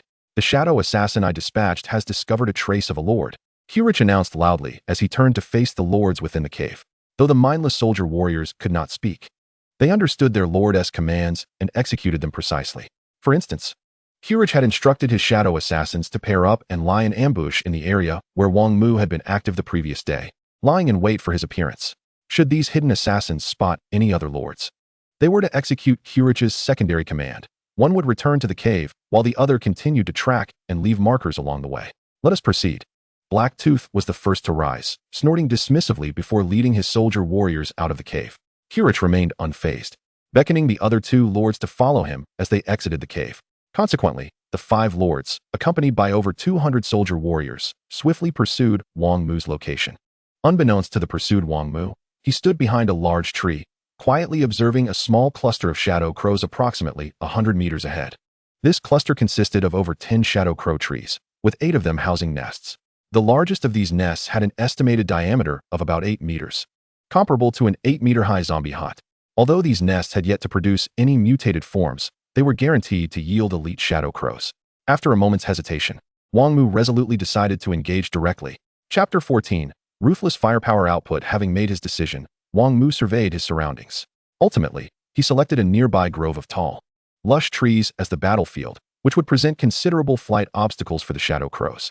Moreover, this grove was only slightly over 100 meters from the shadow crow cluster, allowing the eagle-eye archers to effectively output from deeper within the forest. Once his warriors had infiltrated the grove and found a reasonably open position for the main battleground, the battle commenced. Arrows sliced through the air with a low, thunderous roar, striking an elite shadow crow over a meter in length. The force unleashed by the arrow pierced through its body, sending it gliding through the air for a distance before it managed to stabilize itself. With the first arrow hitting the elite shadow crow, a barrage of sharp arrows followed, swiftly eliminating dozens, if not hundreds, of shadow crows. Suddenly besieged, the shadow crows surrounding their nests erupted into chaos. A dark torrent of shadow crows took to the sky, charging towards Wang Mu and his warriors. However, what awaited them was a rain of deathly arrows capable of penetrating all. Dozens of arrows, emanating a chilling glow, shot forth from the grove like meteors, piercing the skulls of numerous shadow crows. Within the grove, the eagle-eye archers transformed into relentless instruments of destruction, continuously releasing arrow after arrow with such speed that they left afterimages in the air. Wang Mu could hardly discern where the archer's drawing hand was located. Notably, the 2 6th-tier eagle-eye archers produced a thunderous roar akin to cannon fire with each released arrow. Their shots possessed tremendous power, easily overwhelming ordinary elite shadow crows, which fell before only a handful of arrows. Concealed within a patch of grass, Wang Mu watched as shadow crows plummeted from the sky like dumplings, his delight almost overwhelming. Each of these kills represented evolution points, crucial for evolving his troops. After this wave, his previously depleted evolution points would surely be replenished. Suddenly, while reveling in his success, an ear-piercing cry pierced the air, snapping him back to reality. Outside the grove where Wang Mu and his companions were stationed, a shadow crow over 5 meters in length had appeared without warning. This creature bore 2 heads. One was considerably smaller, appearing as if it had only recently begun to grow. This indicated that it was indeed a genuine mutated form. Typically, dark creatures that reach the mutated tier not only grow larger, but also exhibit distinct mutations. In this case, the second head was a clear sign of its mutation. Another shrill cry echoed. The 2-headed mutated shadow crow shrieked as it brandished fins harder than steel, barbarically charging into the grove. The eagle-eye archers mustered their firepower to target this mutated foe. It could not be allowed to breach their defenses. Jian Yi, Jian Air, Jian San. You are tasked with eliminating the incoming waves of other shadow crows to ensure a conducive environment for the eagle-eye archers. Faced with this unexpected turn of events, Wang Mu took a deep breath and calmly issued his battle orders. Under Wang Mu's command, all the eagle-eye archers directed their arrows toward the mutated shadow crows. The air crackled with the sound of arrows being loosed. Ahead, the mutated shadow crow swept its wings, utilizing its formidable physical prowess to carve a broad path through the woods. The archers were positioned approximately 50 meters from the edge of the forest, and within a mere breath, the mutated shadow crow had traversed over 20 meters. However, that was as far as it would go. Thud, thud, thud. A flurry of arrows surged forth, all aimed at the creature's 2 heads, with 15 5th-tier and 2 6th-tier eagle-eye archers concentrating their fire. The onslaught was nothing short of terrifying. Even the dual-headed shadow crow, having reached the stage of mutation, struggled to withstand such overwhelming force. In the first volley alone, its smaller head was obliterated. Following closely, the larger head met the same fate. A barrage of arrows pierced through the air, accurately striking the remaining head of the dual-headed shadow crow. The immense impact halted its forward momentum, rendering it unable to advance, forcing it into a position of passive defense. For a creature that had just recently entered the realm of mutation, this was an insufferable predicament. Under the relentless assault of the eagle-eye archers, it took scarcely a minute for the newly mutated dual-headed shadow crow to succumb to the embrace of darkness. Shadow crow mutant slain, earning 30 evolution points. As the creature fell, the system notification followed closely behind. Yet at that moment, Wang Mu was too focused on the battlefield to pay heed to such alerts. His gaze remained trained on the combat area, ready to rectify any potential errors at a moment's notice. The Eagle-Eye Archers and Storm Swordsmen, having cost him over 1,000 evolution points, did not disappoint. Throughout this uneven conflict, Wang Mu's side maintained an undeniable advantage. With the advantage of terrain and the impeccable synergy between the Eagle-Eye Archers and Storm Swordsmen, the Shadow Crows could not breach their defenses without being swiftly vanquished. Within a mere 5 minutes, thousands of Shadow Crows were eradicated. Given this situation, it seemed plausible that when the dark tide arrived, I could effectively erase that zombie graveyard. After eliminating all the Shadow Crows, Wang Mu approached the grove of Shadow Crows. Gazing at the 8 substantial nests ahead, he murmured to himself. Wasting no time, he promptly commanded the destruction of these 8 nests. Shortly thereafter, as the last nest, measuring 8 meters in diameter, disintegrated into a myriad of energy particles, Wang Mu exhaled a sigh of relief, ready to search for the next target. Just as Wang Mu prepared to employ the spirit of vision to determine his next course of action, he suddenly spotted a formidable wave of figures advancing from his original direction. Leading the charge were 5 alien lords, each flanked by dozens of their respective warriors. Based on their trajectory and pace, Wang Mu surmised that this group of aliens was likely headed straight for him. It appeared that the territory I first eradicated must have originated from one of those 5 individuals. Observing the 5 alien lords hastening toward him through the spirit of vision, a glint of cold light flashed in Wang Mu's eyes. Chapter 15. No, this is impossible. How could the Eagle-Eye Archers? Wang Mu feigned ignorance of the approaching alien lords, continuing to advance with his own troops, albeit intentionally at a slower pace. Not long after his departure, Korichi and his companions hastened to the scene. So many Shadow Crow carcasses. The Golden Clan Lord furrowed his brow at the sight of the scattered remains. All around, the ground was littered with Shadow Crows, numbering at least in the thousands. The fact that these corpses had yet to decompose into dark energy indicated that they had only recently perished. The Unicorn Clan Lord also spoke, his expression grave. Dark creatures typically disintegrate into dark energy after death. The time it takes depends on their power level. The higher the strength, the longer it takes to decompose. Inferior dark creatures decompose within half an hour after death, while elite dark creatures take between half an hour to an hour. This suggests that we are closing in on our target. Korichi glanced at the multitude of Shadow Crow remains, his gaze flickering. Then what are we waiting for? Lead the way.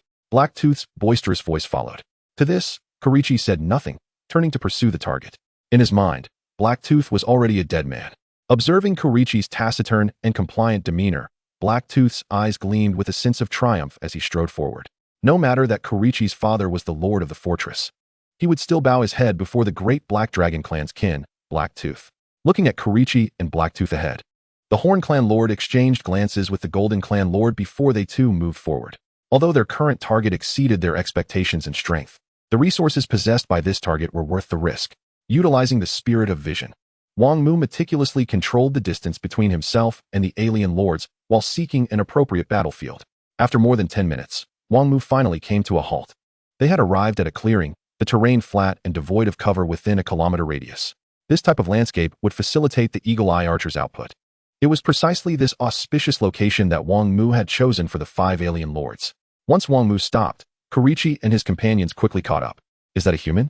Korichi, leading the group, observed Wang Mu standing with arms at his sides, a flicker of intrigue crossing his eyes. The human race was among the newest factions to emerge on the dark battlefield. It was said that they had only joined the fray a century ago, yet had already seized 2 dark planets. To the upper-tier races of the dark battlefield, 2 dark planets were hardly significant. Yet the humans had risen from the 9th tier of the inferior ranks to the 7th tier within this century. Moreover, the human race could be considered exceptional even among the 7th tier factions. It would not be long before they birthed 3 fortress-level lords, ascending into the ranks of the mid-tier factions. Once the human race achieved mid-tier status, it would signify their firm establishment on the dark battlefield. It is indeed a human lord. It seems that even the heavens are aiding me. Ha ha ha. At this moment, Blacktooth, who was closely following Kirich, also laid eyes upon Wang Mu. Upon realizing that he was to confront a human lord, Blacktooth erupted into laughter. Humans, merely a third-rate race, could be effortlessly crushed by his Black Dragon clan. Moreover, this human lord's troops consisted merely of a few Eagle-Eye Archers and Storm Swordsmen. For an ordinary lord, such forces might be deemed commendable, but before Blacktooth, they were no more formidable than mere poultry. The target was a human lord, and he almost allowed this fellow to intimidate him. The Golden and Unicorn Lords, trailing behind, breathed a sigh of relief upon seeing Wang Mu. A lord of a third-rate race was highly unlikely to possess any substantial resources upon entering the desolate dark planet. This meant that even if this human lord had the fortune to develop slightly stronger than them, it would not be by much. Furthermore, their coalition of 5 great territories would undoubtedly prevail over this human lord with ease. Once they subdued him, they could indulge in the pleasure of ravaging these inferior third-rate lords, just as they had done a few days prior. As members of a mid-tier race, Blacktooth and the others held deep-seated disdain for humanity. Facing Kirich, Wang Mu maintained a calm demeanor while observing the suddenly uproarious Blacktooth, a chilling intent for murder brewing within him. Let him laugh for now. The more joy he takes in this moment, the more sorrow he shall experience later. After a bout of raucous laughter, Blacktooth stepped forward, raising his cavernous head towards the heavens. Human, will you willingly surrender your resources? Or must I take matters into my own hands?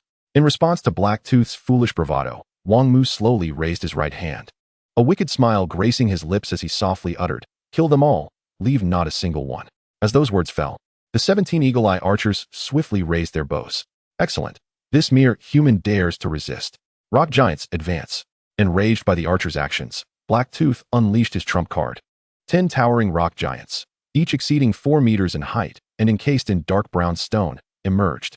The rock giant, a green-tier unit, possessed formidable defense and attack capabilities, albeit with the drawbacks of low movement and attack speed. With these 10 rock giants, Blacktooth's offensive commenced smoothly, sweeping through with ease. Even when faced with typical elite dark creatures, the strength of the rock giants rendered them utterly unafraid. Blacktooth's acquisition of such a powerful unit was not merely a stroke of luck. Prior to the commencement of the teleportation, he had utilized a lucky scroll bestowed upon him by his father. Thanks to this scroll, he had randomly received 10 green-quality summoning cards. It was precisely because of these 10 rock giants that Blacktooth dared to dismiss Kirich as inconsequential. Thud, thud, thud. The heavy footsteps echoed across the flat terrain as the 10 imposing rock giants advanced towards Wang Mu. Following closely behind were 60 archers, comprising 20 eagle-eye archers and 40 ordinary archers. Such strength would undoubtedly crush any ordinary lord without contest. Alas, Wang Mu was no ordinary lord. Boom. Accompanied by a thunderous roar akin to cannon fire, 36 arrows, glimmering with a chilling light, streaked across the sky like meteors. Then, to the incredulous gazes of Blacktooth and the other alien lords, several rock giants disintegrated in a tremendous explosion. Their massive forms shattered into a flurry of debris that scattered in all directions. The archers trailing behind the collapsing rock giants were caught in the chaos, suffering severe injuries from the flying rubble. No, this is impossible. How can the eagle-eye archers possess such devastating power? Blacktooth's anguished wails reverberated through the air. Chapter 16. Can killing units also yield evolution points? The scene unfolding before him shattered Blacktooth's understanding. A dozen orange-quality eagle-eye archers had effortlessly annihilated green-quality rock giants. If he hadn't witnessed it with his own eyes, Blacktooth would never have believed it, even under duress. Such an occurrence could only stem from 2 possibilities. Either he was dreaming in broad daylight, or those eagle-eye archers had all undergone evolution using evolution stones. And not just once. Regarding these possibilities, Blacktooth chose to believe the former. With a sharp clap echoing through the air, he exclaimed, "Awake!" once more. Observing the unchanged scene before him, Blacktooth unleashed a flurry of blows with both hands. The rhythmic sounds of clapping resounded, and with a resounding crash, the remaining rock giants were obliterated into mere fragments. One particularly sizable stone struck Blacktooth's forehead with a thud, jolting him from his stupor. Staring blankly at the chaos around him, his heart sank into despair, his once black pupils now filled with hopelessness. Ahead, a rain of arrows descended, mercilessly slaughtering the archers who had once stood behind the rock giants. Wang Mu gazed at the once arrogant Black Dragon Lord, now reduced to a state of utter disarray.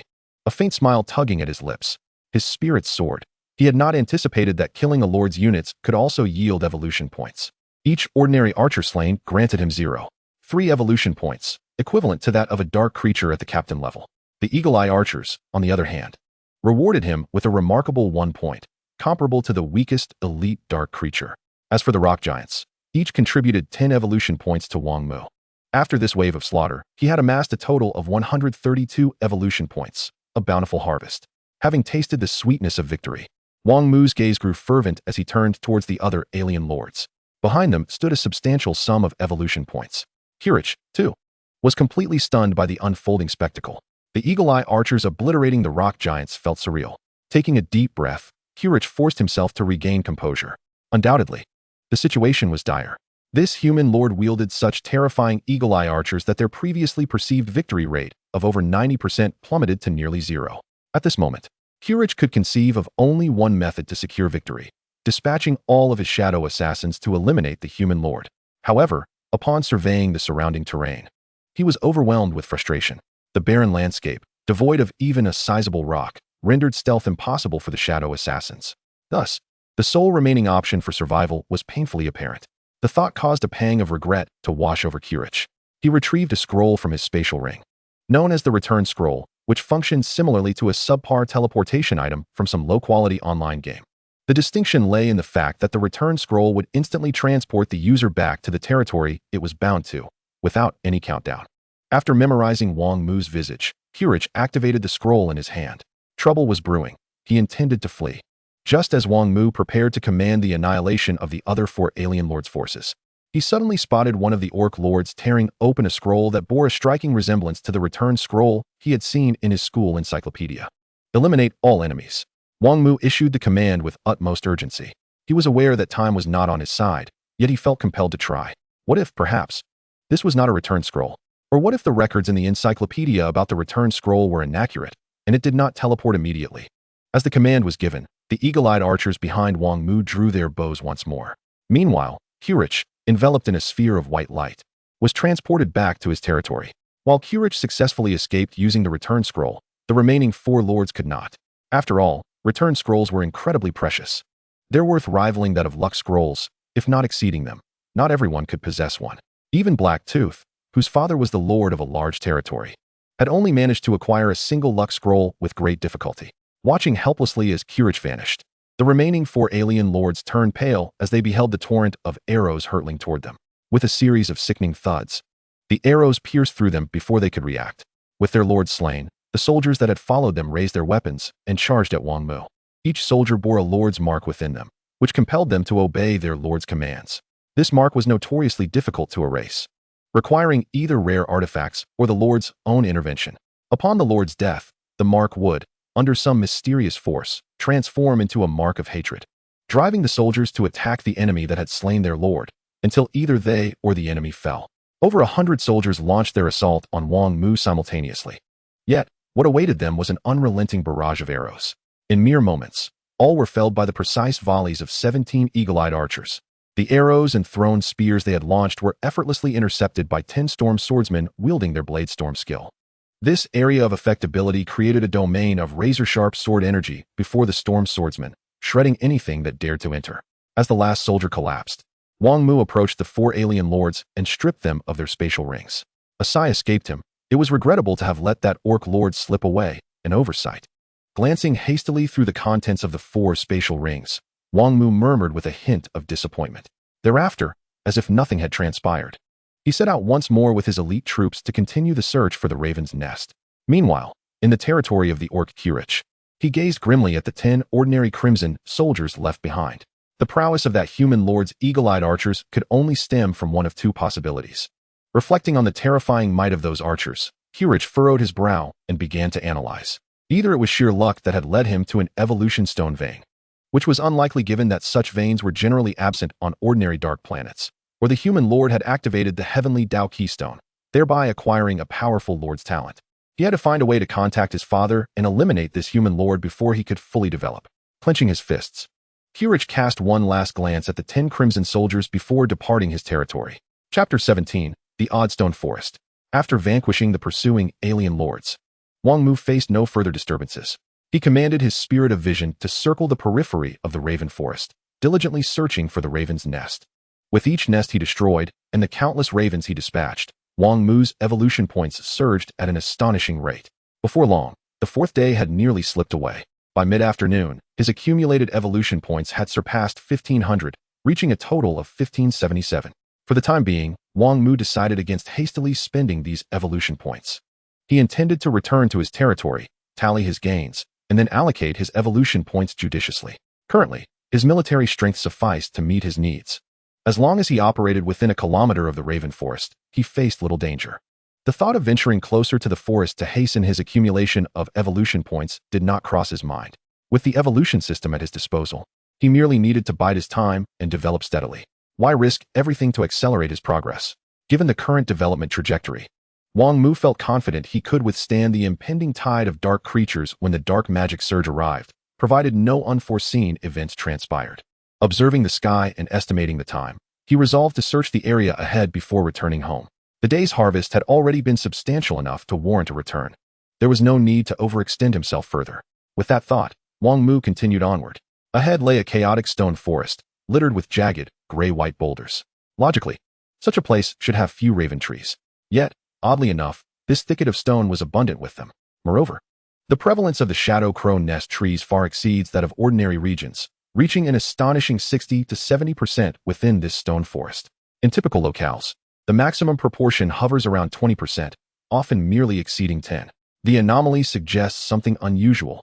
Thus, I shall investigate the peculiarities surrounding the shadow crow trees here. Wang Mu mused to himself as he commenced his search for an appropriate battlefield amidst the chaotic stone formations. This expanse of stone forest is vast, and thus far, Wang Mu has yet to discern its limits. While there are numerous shadow crow trees and nests within, what strikes Wang Mu as curious is the scarcity of the shadow crows themselves. In fact, their numbers could be described as exceedingly sparse. Each colossal shadow crow nest tree is home to merely a few dozen crows, and some trees host as few as 10. Such a low population of crows is evidently quite illogical. As he traversed the area, Wang Mu swiftly identified a suitable location for combat, a nearby mountainous cliff. The cliff is steep and expansive, composed of remarkably sturdy rock. Beneath this cliff lies a cavern with an entrance approximately 30 meters wide and 7 to 8 meters high. Although the cave is not particularly deep, it is ample enough to serve as a battleground for Wang Mu and his companions. Engaging in battle within this cave alleviates concerns of being surrounded, allowing them to focus their assaults in a singular direction. As for unleashing such assaults, the eagle-eye archers are undoubtedly adept. After preparing for battle, Wang Mu instructed his 2 6th-tier archers to lure the shadow crow swarm. The process unfolded seamlessly, and under the provocation of their arrows, hundreds of shadow crows were successfully drawn in. However, the next occurrence caught Wang Mu somewhat off guard. A 4th-tier eagle-eye archer's arrow struck a shadow crow, measuring 3 meters in length, producing a sound akin to metal clashing. The arrow was abruptly deflected by the elite shadow crow, its sole effect being a slight deceleration of the creature's forward momentum. To Wang Mu's relief, following this initial arrow were 2 arrows released by the 6th-tier eagle-eye archers. With their metallic tips glinting coldly, they pierced the wings of the 3-meter-long shadow crow, creating 6 substantial holes. Nevertheless, this did nothing to impede the elite shadow crow's charge towards Wang Mu. In a moment of urgency, Wang Mu waved his hand, deploying 416 evolution points and 5 warrior tokens, evolving Sword 1, Sword 2, Sword 3, and the 2 6th-tier eagle-eye archers to 7th tier. Sword 1 and Sword 2. You are to engage that largest shadow crow. Sword 3. Focus on safeguarding the eagle-eye archers. Eagle-eye archers, unleash your full offensive, disregard all else. The 7th-tier archers will target shadow crows exceeding 1 meter in size, while the 4th tier will eliminate those of lesser strength. In this critical moment, Wang Mu orchestrated his troops with remarkable composure, adjusting their tactics as necessary. Throughout the confrontation, he consistently utilized the spirit of vision to monitor the battlefield, prepared to implement remedial actions at the first sign of trouble. Fortunately, after investing considerable resources, the tide of battle was turned. Evolved to 7th tier. Sword 1 and Sword 2 effectively subdued the 3-meter elite shadow crow, while the remaining elite crows fell victim to the relentless onslaught of the 2 6th-tier eagle-eye archers before they could approach. The 7th-tier archers boasted an impressive attack power of 686, compounded by their armor-piercing capabilities, resulting in overwhelming damage output. After a span of over 10 minutes, the entire swarm of shadow crows was eradicated. Wang Mu noted the remarkable resilience of these crows. The 3-meter elite shadow crow exhibited a defensive capacity surpassing that of the 2-headed mutated crow he had previously hunted. Aware of this intriguing development, Wang Mu's interest in the stone forest deepened. Accompanied by his battalion, he ventured into the heart of the stone forest to dismantle the first shadow crow nest.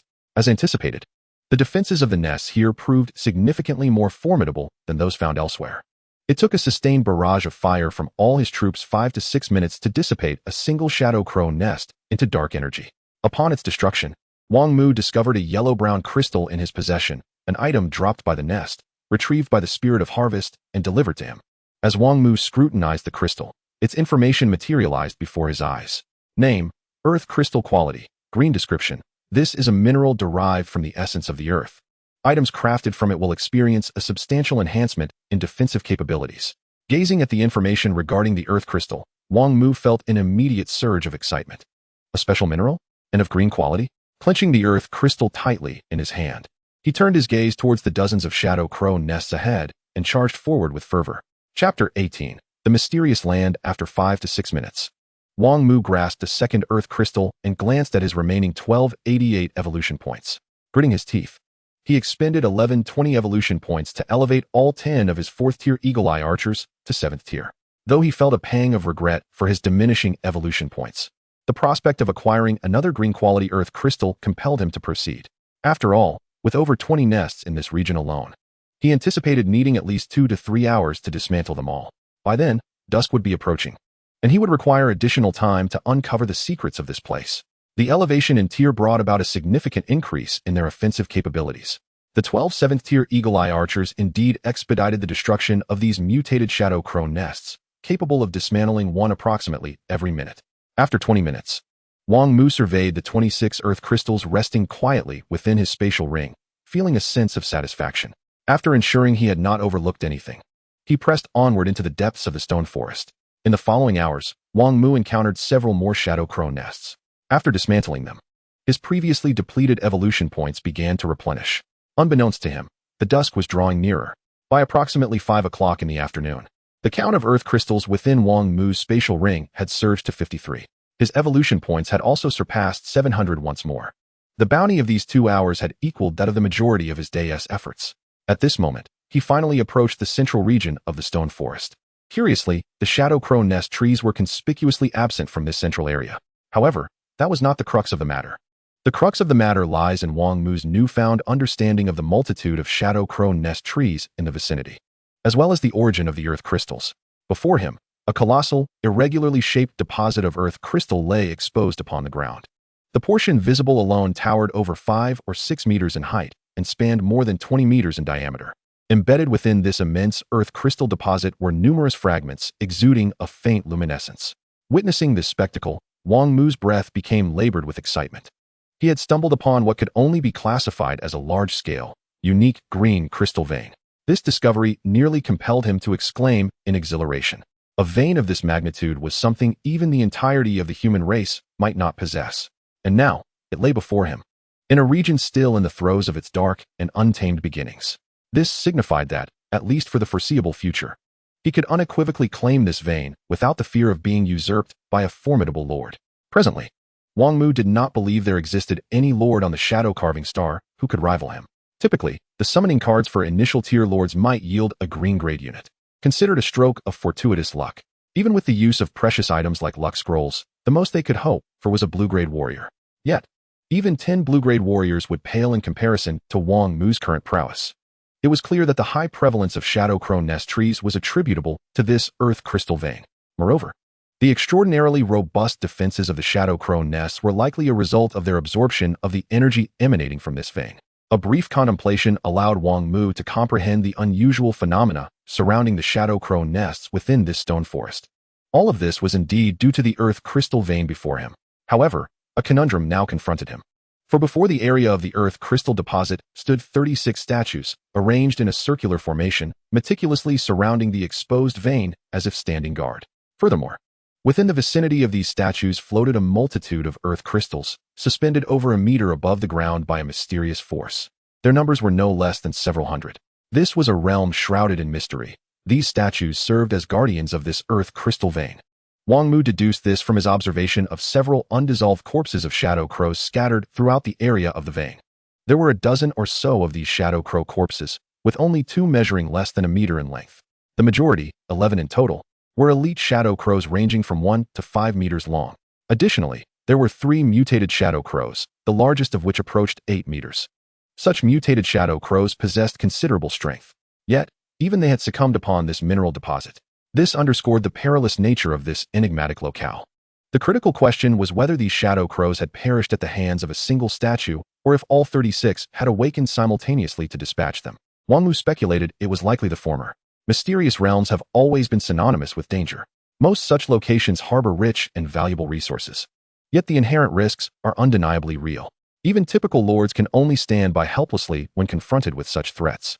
As his thoughts swirled, Wang Mu withdrew over 100 meters with his troops, ensuring their safety before dispatching a shadow assassin concealed within his own shadow to probe the area of the Earth crystal vein. Wang Mu aimed to leverage the shadow assassin's impressive speed of 300 to ascertain the secrets of this mysterious place. Soon, the 6th-tier shadow assassin reached the edge of the floating Earth crystal region. Thereafter, the assassin extended a hand and grasped a nearby Earth crystal. In that instant, the statue closest to the shadow assassin began to stir, its form quivering, a yellowish glow circulating around it. After a few breaths, this statue, towering over 2 meters, animated. Wielding a yellowish stone staff, it pursued the fleeing shadow assassin at remarkable speed. The statue moved with such swiftness that Wang Mu could scarcely discern its motion. Fortunately, the 6th-tier shadow assassin was even faster, evading its grasp. In Wang Mu's perception, after the shadow assassin had covered a distance of 1 kilometer, the statue ceased its pursuit and began to retrace its steps. This revelation indicated that the statue's pursuit range was likely limited to 1 kilometer. Subsequently, Wang Mu commanded a 7th-tier eagle-eyed archer to attack the statue from the maximum range. The arrow struck the statue, creating a small circular indentation 2 to 3 centimeters deep. Such defensive capabilities were indeed extraordinary. Observing the enraged statue charging toward the archer, Wang Mu couldn't help but smirk. It appeared that, for the time being, he was at an impasse with these statues. However, in due course, that might change. The effective range of the 7th-tier eagle-eyed archer had already reached 650 meters. With 1 or 2 further evolutions, coupled with a range-enhancing war apparatus, their attacking range should exceed 1 kilometer. At that point, they would be capable of contending with these statues. As the statue returned to its original area after failing to catch the eagle-eyed archer, it was evident that upon stepping into the floating Earth crystal zone, the small indentation in its form had instantly repaired itself. Unable to contend with these statues for the moment, Wang Mu resorted to thievery. He instructed 2 shadow assassins to pilfer dozens of Earth crystals, accumulating a total of 100 before returning to the Blue Mu territory. It was once again time for the anticipated tally of spoils. Inside the tent, Wang Mu rubbed his hands together and began to assess the resources at his disposal. Chapter 19. A Day of Repayment. Mining Vehicle Blueprints. Red 112, Orange 56, Yellow 8. Unit Blueprints. Red 368, Orange 125, Yellow 12. The red units primarily consisted of spear wielders, barbarian warriors, ordinary archers, and hardbone skeletons. The orange units included 68 shadow assassins, 37 eagle-eyed archers, 16 skeleton knights, and 4 greatsword warriors. The yellow unit blueprints were singular, all obtained from the destruction of shadow crow nests by Wang Mu. The character known as the Soul Sound Sorcerer is a rather rare type of psychic assault unit. Regrettably, this unit proves to be of little use against dark creatures. However, deploying the Soul Sound Sorcerer against other lords can yield remarkable results. Following that is the tally of marks, which has been quite fruitful: 223 warrior marks, 146 mechanical marks, and 87 energy marks. As for the dark crystals, Wang Mu currently possesses over 2,000. The blueprints for the life source liquid synthesis are nearing 30 in number. What remains are 100 earth crystals. At present, Wang Mu has amassed a surplus of basic materials, so much so that he finds it unnecessary to count them. He has simply piled them all into the collection space of the Spirit of Gathering. This spirit inherently possesses a collection space, the dimensions of which are determined by its quality and rank. In addition to these items, Wang Mu also holds several special blueprints. These blueprints are categorized into character blueprints, building blueprints, and so forth. The character blueprints include those for peasants, blacksmiths, and workers. The beings synthesized from these blueprints possess combat capabilities akin to ordinary individuals. Yet they are endowed with intelligence. They are indispensable for a lord in the establishment of their territory. Peasants can cultivate crops, blacksmiths can forge siege and defensive implements, while workers are capable of constructing buildings. The building blueprints encompass designs for walls, arrow towers, and more. Once the dark tide has receded, Wang Mu will be poised to commence the development of his territory. After assessing his resources, Wang Mu connected to the celestial space and composed a message for distribution. He offered a substantial quantity of unit blueprints, mining vehicle blueprints, and basic materials for sale, inviting interested parties to contact him privately. Additionally, he expressed his intent to acquire various special materials, urging those with offers to reach out to him. After sending this message 5 times, Wang Mu switched to the private chat channel. As anticipated, the loquacious Lin Xiaoxiao inundated him with a flurry of messages. Lan Mu, I'm here to repay my debts. Isn't it impressive to repay from 1,000 miles away? Lan Mu, I've made a new discovery today. Can you guess what it is? Wang Mu, I need a batch of more formidable units. Do you have any? Wang Mu, I just saw a significant announcement in the global channel. Upon reading this, Wang Mu's expression turned somewhat peculiar. He was intrigued to learn just how monumental this so-called announcement truly was. ABCD? Wang Mu, why are you not online yet? This is quite the hustle. After reading through all the messages, Wang Mu began to respond to each one individually. You wouldn't understand the joy of grinding. Just how significant is that big news you mentioned? Please clarify. I am uncertain what you consider formidable in terms of units. Does shooting an elite monster with one arrow count? As for your new discovery, do you think I'll guess it? Having completed these messages, Wang Mu exited Lin Xiaoxiao's private chat. At this point, new customers had arrived. A total of 7 individuals had reached out to him privately. After briefly skimming through their messages, Wang Mu chose to disregard 5 ordinary business inquiries. The remaining 2 were in pursuit of trading special resources. One was named First Generation Yewang, and the other Child of Destiny. Wang Mu hoped these 2 would provide him with a pleasant surprise. He responded to both with the same message. Please send me the quality and functions of your special materials, along with the items you wish to exchange. Barely had the message been dispatched when Lin Xiaoxiao replied first. Wow, shooting an elite monster with one arrow? Is that for real, Wang Mu? Are you bragging? After reading her message, Wang Mu casually replied, of course it's true. Do I seem like someone who would boast? Moreover, I prefer casual banter over bragging. The message was sent, and another reply followed. This time it was from the so-called Child of Destiny, who presented himself as a rather eccentric character. Defense Crystal, orange quality. Increases defense. I wish to exchange for special materials, various marks, and ranged units of orange quality or above. Following the message from the Child of Destiny, a response from First Generation Yewang soon arrived. Vitality wood, yellow quality, self-replenishing, slightly increases defense. I wish to exchange for special materials, marks, and powerful warrior units or blueprints for special territory buildings. After reviewing both messages, Wang Mu sent a screenshot of the Earth crystals to the Child of Destiny. Subsequently, he shifted his primary focus to First Generation Yewang. The yellow quality vitality would paired excellently with the Earth crystals, while the defense crystal's effect mirrored that of the Earth crystals, rendering it somewhat superfluous for Wang Mu. He had a few marks on hand, and while he possessed formidable units, the cost of exchange was not trivial. Wang Mu sent a message to Yewang for the time being. I am reluctant to part with the Earth crystals, as my current supply is limited. A higher price is acceptable, provided your units are sufficiently powerful. Vitality wood is plentiful. Yewang swiftly responded, his words dripping with affluence, which Wang Mu found appealing. He relished dealing with such wealthy clients. The two then entered into negotiation mode. Ultimately, Wang Mu agreed to exchange one evolved second-tier Eagle Eye Archer for 15 units of Vitality wood. In fact, he even showcased a third-tier Eagle Eye Archer, pricing it at 60 units of Vitality wood each, a rather shrewd business move. Naturally, Wang Mu would only provide the evolved Eagle Eye Archers in limited quantities. After finalizing the trade agreement, Yewang directly exchanged 10 second-tier and 2 third-tier Eagle Eye Archers for 270 units of Vitality wood. Following the exchange, Yewang requested Wang Mu to increase the trading limits, but Wang Mu promptly declined. He was currently in need of evolution points and had no intention of parting with too many. After concluding the transaction, Wang Mu continued to tease Lin Xiaoxiao and completed today's trading quota with her, 50 warrior marks, 100 speed crystals, and 2 yellow quality unit blueprints. To his surprise, Lin Xiaoxiao's so-called new discovery turned out to be a mysterious location. The output of this enigmatic site consisted of yellow quality unit blueprints, specifically a special type named Glimmering Ice Elementalist. The nomenclature of special units is prefixed in ascending order of rarity: glimmering, resplendent, stellar, radiant, and solar. Special troops with prefixes are significantly more formidable than their ordinary counterparts of the same quality. Among the items delivered by Lin Xiaoxiao, the 100 speed crystals equate to the price of 6 mining workers. Additionally, she received 50 warrior tokens and 2 blueprints for the Frost Elementalist, for which Wang Mu sent her 2 fourth-tier Eagle Eye Archers. Thus, Lin Xiaoxiao, who had just cleared her debts, found herself indebted once more.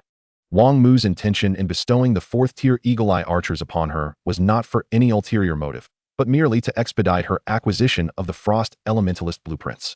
Following this, Wang Mu exchanged some red quality blueprints and a few basic materials for a modest number of tokens.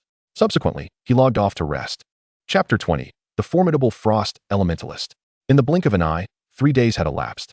During this period, Wang Mu led a life that oscillated between 2 points: his territory and the surrounding Ravenwood Forest. Through his diligent monster hunting, his strength steadily progressed. On the morning of the 8th day, only 2 days remained until the arrival of the dark tide. Therefore, Wang Mu resolved to commence the clearing of the zombie graveyard located at the Valley Passage. Over the past 3 days, he had amassed considerable rewards. On the 5th day after his teleportation, Wang Mu garnered 200 evolution points. On the 6th day, he collected 700 evolution points. By the 7th day, his haul had increased to 300 evolution points. As the strength of his warrior troops continued to escalate, the evolution points he accumulated each day also grew ever more substantial. Presently, the prowess of Wang Mu's troops was unprecedentedly formidable. 27th tier Eagle Eye Archers, 55th tier Eagle Eye Archers, 3 7th tier Storm Swordsmen, and 7 5th tier Storm Swordsmen. Additionally, he commanded 2 6th tier Shadow Assassins and 15 7th tier Glimmer Frost Elementalists. As a special yellow quality unit, the Frost Elementalist boasted impressive attributes. Glimmer Frost Elementalist, 1st tier quality, yellow. Attack power, 150. Defense power, 50. Movement speed, 40. Attack speed, 60. Traits, 1. Frost power, beginner. 2. Joint casting, beginner. Description: while an individual Frost Elementalist may not appear particularly remarkable, their collective combat capabilities are undeniably elite. Frost power. Beginner harnesses the power of frost to inflict freezing effects and damage upon adversaries. Joint casting. Beginner allows up to 10 individuals to cast spells together, significantly amplifying the might of their combined attacks. Evolution details. 2nd tier. Consumes 3 evolution points. Increases attack power by 30, attack speed by 20, movement speed by 10, and defense power by 10. 3rd tier. Consumes 6 evolution points. Increases attack power by 60, attack speed by 40, movement speed by 20, and defense power by 20. 4th tier. Consumes 12 evolution points. Increases attack power by 120, attack speed by 80, movement speed by 40, and defense power by 40. 5th tier. Consumes 24 evolution points. Increases attack power by 240, attack speed by 160, movement speed by 80, and defense power by 80, with initial attributes at 30. 6th tier. Consumes 5 warrior tokens and 48 evolution points. Increases attack power by 480, attack speed by 320, movement speed by 160, and defense power by 160. Upgrading frost power to intermediate. 7th tier. Consumes 10 warrior tokens and 96 evolution points. Increases attack power by 720, attack speed by 480, movement speed by 240, and defense power by 240, upgrading joint casting to intermediate. 8th tier. Consumes 15 warrior tokens and 192 evolution points. Increases attack power by 960, attack speed by 640, movement speed by 320, and defense power by 320, with initial attributes at 60. 9th tier. The Glimmer Frost Elementalist inherently possesses 2 traits, with an attack power soaring to 160. This exemplifies the might of special troops, and this is merely at the Glimmer level. However, while their strength is undeniable, enhancing them requires substantial financial investment.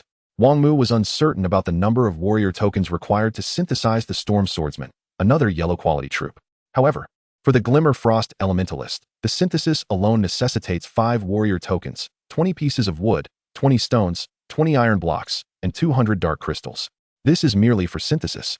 Once they evolve to the 6th tier, the consumption of warrior tokens becomes nearly unbearable for Wang Mu. From the 6th to the 9th tier, each evolution demands an additional 5 warrior tokens. From the 10th to the 14th tier, each evolution requires an extra 10 warrior tokens. Even with Wang Mu's considerable wealth, he could only temporarily enhance them to the 7th tier. Each 7th tier Glimmer Frost Elementalist requires 20 warrior tokens, 200 dark crystals, and 189 evolution points. Nevertheless, this costly cultivation yields attributes of extraordinary strength. Glimmer Frost Elementalist, 7th tier quality, yellow. Attack power, 1599, 150, 1382. Defense power, 221, 501,334. Movement speed, 1768, 401334. Attack speed, 4524, 601,358. Traits, 1. Frost power, intermediate. 2. Joint casting, intermediate. Description: this is not merely an elementalist, it is a mobile artillery piece. Adept in both output and control. With an attack power of 1599, even the 7th tier Storm Swordsman pales in comparison, possessing only 1176 attack power. The disparity exceeds 400. Not to mention the advantage in traits, rendering the former utterly superior. This stark contrast between special and ordinary troops is astoundingly vast. The enhancement of these units consumed a total of 867 evolution points. Over the course of these 3 days, Wang Mu's total evolution points hovered around 8,000. After accounting for expenditures, approximately 1,600 remained. Wang Mu intended to withhold these evolution points temporarily, planning to allocate them judiciously before the onset of the dark tide. Casting his gaze over the burgeoning ranks of his troops, Wang Mu turned his attention towards the direction of the zombie graveyard. It was time to depart. Leading his army of evolved warriors, Wang Mu and his entourage set forth toward the zombie graveyard. Shortly thereafter, they encountered the graveyard, teeming with wandering zombies. After several days away, Wang Mu noted an increase in the number of mutated zombies within the cemetery. This was fortuitous, for it would allow him to harvest even more evolution points. The exponential surge in his strength had profoundly altered Wang Mu's mindset. The mutated dark creatures that had once vexed him now appeared rather inviting. Wasting no time, Wang Mu ascended to a higher vantage point and launched an assault on the zombie graveyard. Boom! A tremendous roar erupted, reverberating through the valley like a distant thunderclap. 160 arrows, propelled by a fierce gust of wind, surged into the zombie graveyard, instantly annihilating swathes of the undead. In that very moment, the zombies within the cemetery erupted into chaos. Thud, thud, thud, accompanied by a cacophony of disordered and dense thuds. Over 10,000 grotesque zombies surged toward Wang Mu with menacing fervor. The ice elemental mages, united in their incantation, invoked the spell, 1,000 miles of frozen ice. Sensing the foul stench wafting through the air, Wang Mu furrowed his brow and commanded, "Now." The upper limit for intermediate joint spells had been raised to 30 participants. At that instant, 15 ice elemental mages bowed their heads, pressing their palms to the ground. In the next heartbeat, a chilling aura erupted from their hands. A vast expanse of frost surged forth from their palms, rapidly advancing toward the zombie graveyard. Wang Mu and his companions stood 300 meters away from the cemetery. As the frost swiftly extended across this distance, it soon made contact with the leading zombies. One of them, a towering zombie captain, stood at an imposing height of 2.5 meters, brandishing a pair of jet-black claws as it leaped into the frosty domain. In that moment, as the captain entered the icy zone, its movement came to an abrupt halt. The biting power of the frost ensnared its feet, rendering it immobile. Subsequently, the frost began to creep upward, extending from the captain's feet to its very crown.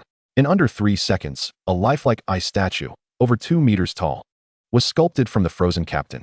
Chapter 21, The Grand Exit from the Valley. This seemingly acted as a signal. The moment the zombie captain was encased in ice, numerous other frozen zombie statues rapidly formed. 1, 3, 5, 10, 100, 1,000. Within mere seconds, the area was adorned with thousands of ice sculptures of zombies. Furthermore, the frost continued to spread, the number of ice sculptures escalating at an astonishing rate. Wherever the frost traveled, all was cloaked in a shroud of ice. Zombies below the elite class offered no resistance and were instantly frozen. Only those elite zombies towering over 3 meters managed to awkwardly bounce on the icy surface. However, their time was limited. The longer they remained in the frozen expanse, the more potent the frost's assault became. Even the elite zombies could only endure for a few more seconds before succumbing to the transformation into exquisite ice sculptures. Standing atop a small mound a few meters high, Wang Mu gazed at the over 10,000 ice sculptures that had materialized in mere moments, his heart swelling with emotion. Just days ago, he had been troubled by these dark zombies. Yet now, these dark creatures had become as helpless as grasshoppers in autumn, mere fish on a chopping board, ready for him to crush and slaughter. "Let us eradicate them all," he declared lightly, his words drifting through the air. Once more, a rain of arrows descended upon the earth, the terrifying impact shattering the ice sculptures into fragments. On the frost-laden ground, which measured 600 meters in length and 200 meters in width, only 4 mutated zombies remained capable of movement. Undeterred by the icy onslaught, they steadily advanced towards Wang Mu. For zombies of elite rank and above, their means of locomotion had evolved beyond mere shambling. Each step they took summoned forth the frost, encasing their feet and then their calves. Although these 4 mutated zombies managed to break free, their pace was significantly hindered. Walking upon the frozen ground, they resembled ordinary individuals trudging through a muddy swamp, each step a laborious struggle. At that moment, arrows shot forth from 27th tier and 55th tier eagle-eyed archers, crashing through large swathes of ice sculptures and converging upon the 4 mutated zombies. With the swiftness of lightning, the arrows traversed the sky, imbued with an unstoppable force. One after another, they pierced the towering forms of the zombies. Standing upon the frozen ground, the 4 mutated zombies became colossal targets, passively enduring the deluge of arrows. In less than half a minute, the recently promoted 10-meter-tall mutated zombie faltered, collapsing unwillingly onto the frost-laden earth. A new ice sculpture was formed, only to be shattered into large blocks by the incoming arrows moments later. A minute passed before the second mutated zombie, standing 11 meters tall, succumbed. 3 minutes later, the third mutated zombie, towering at 13 meters, met the same fate.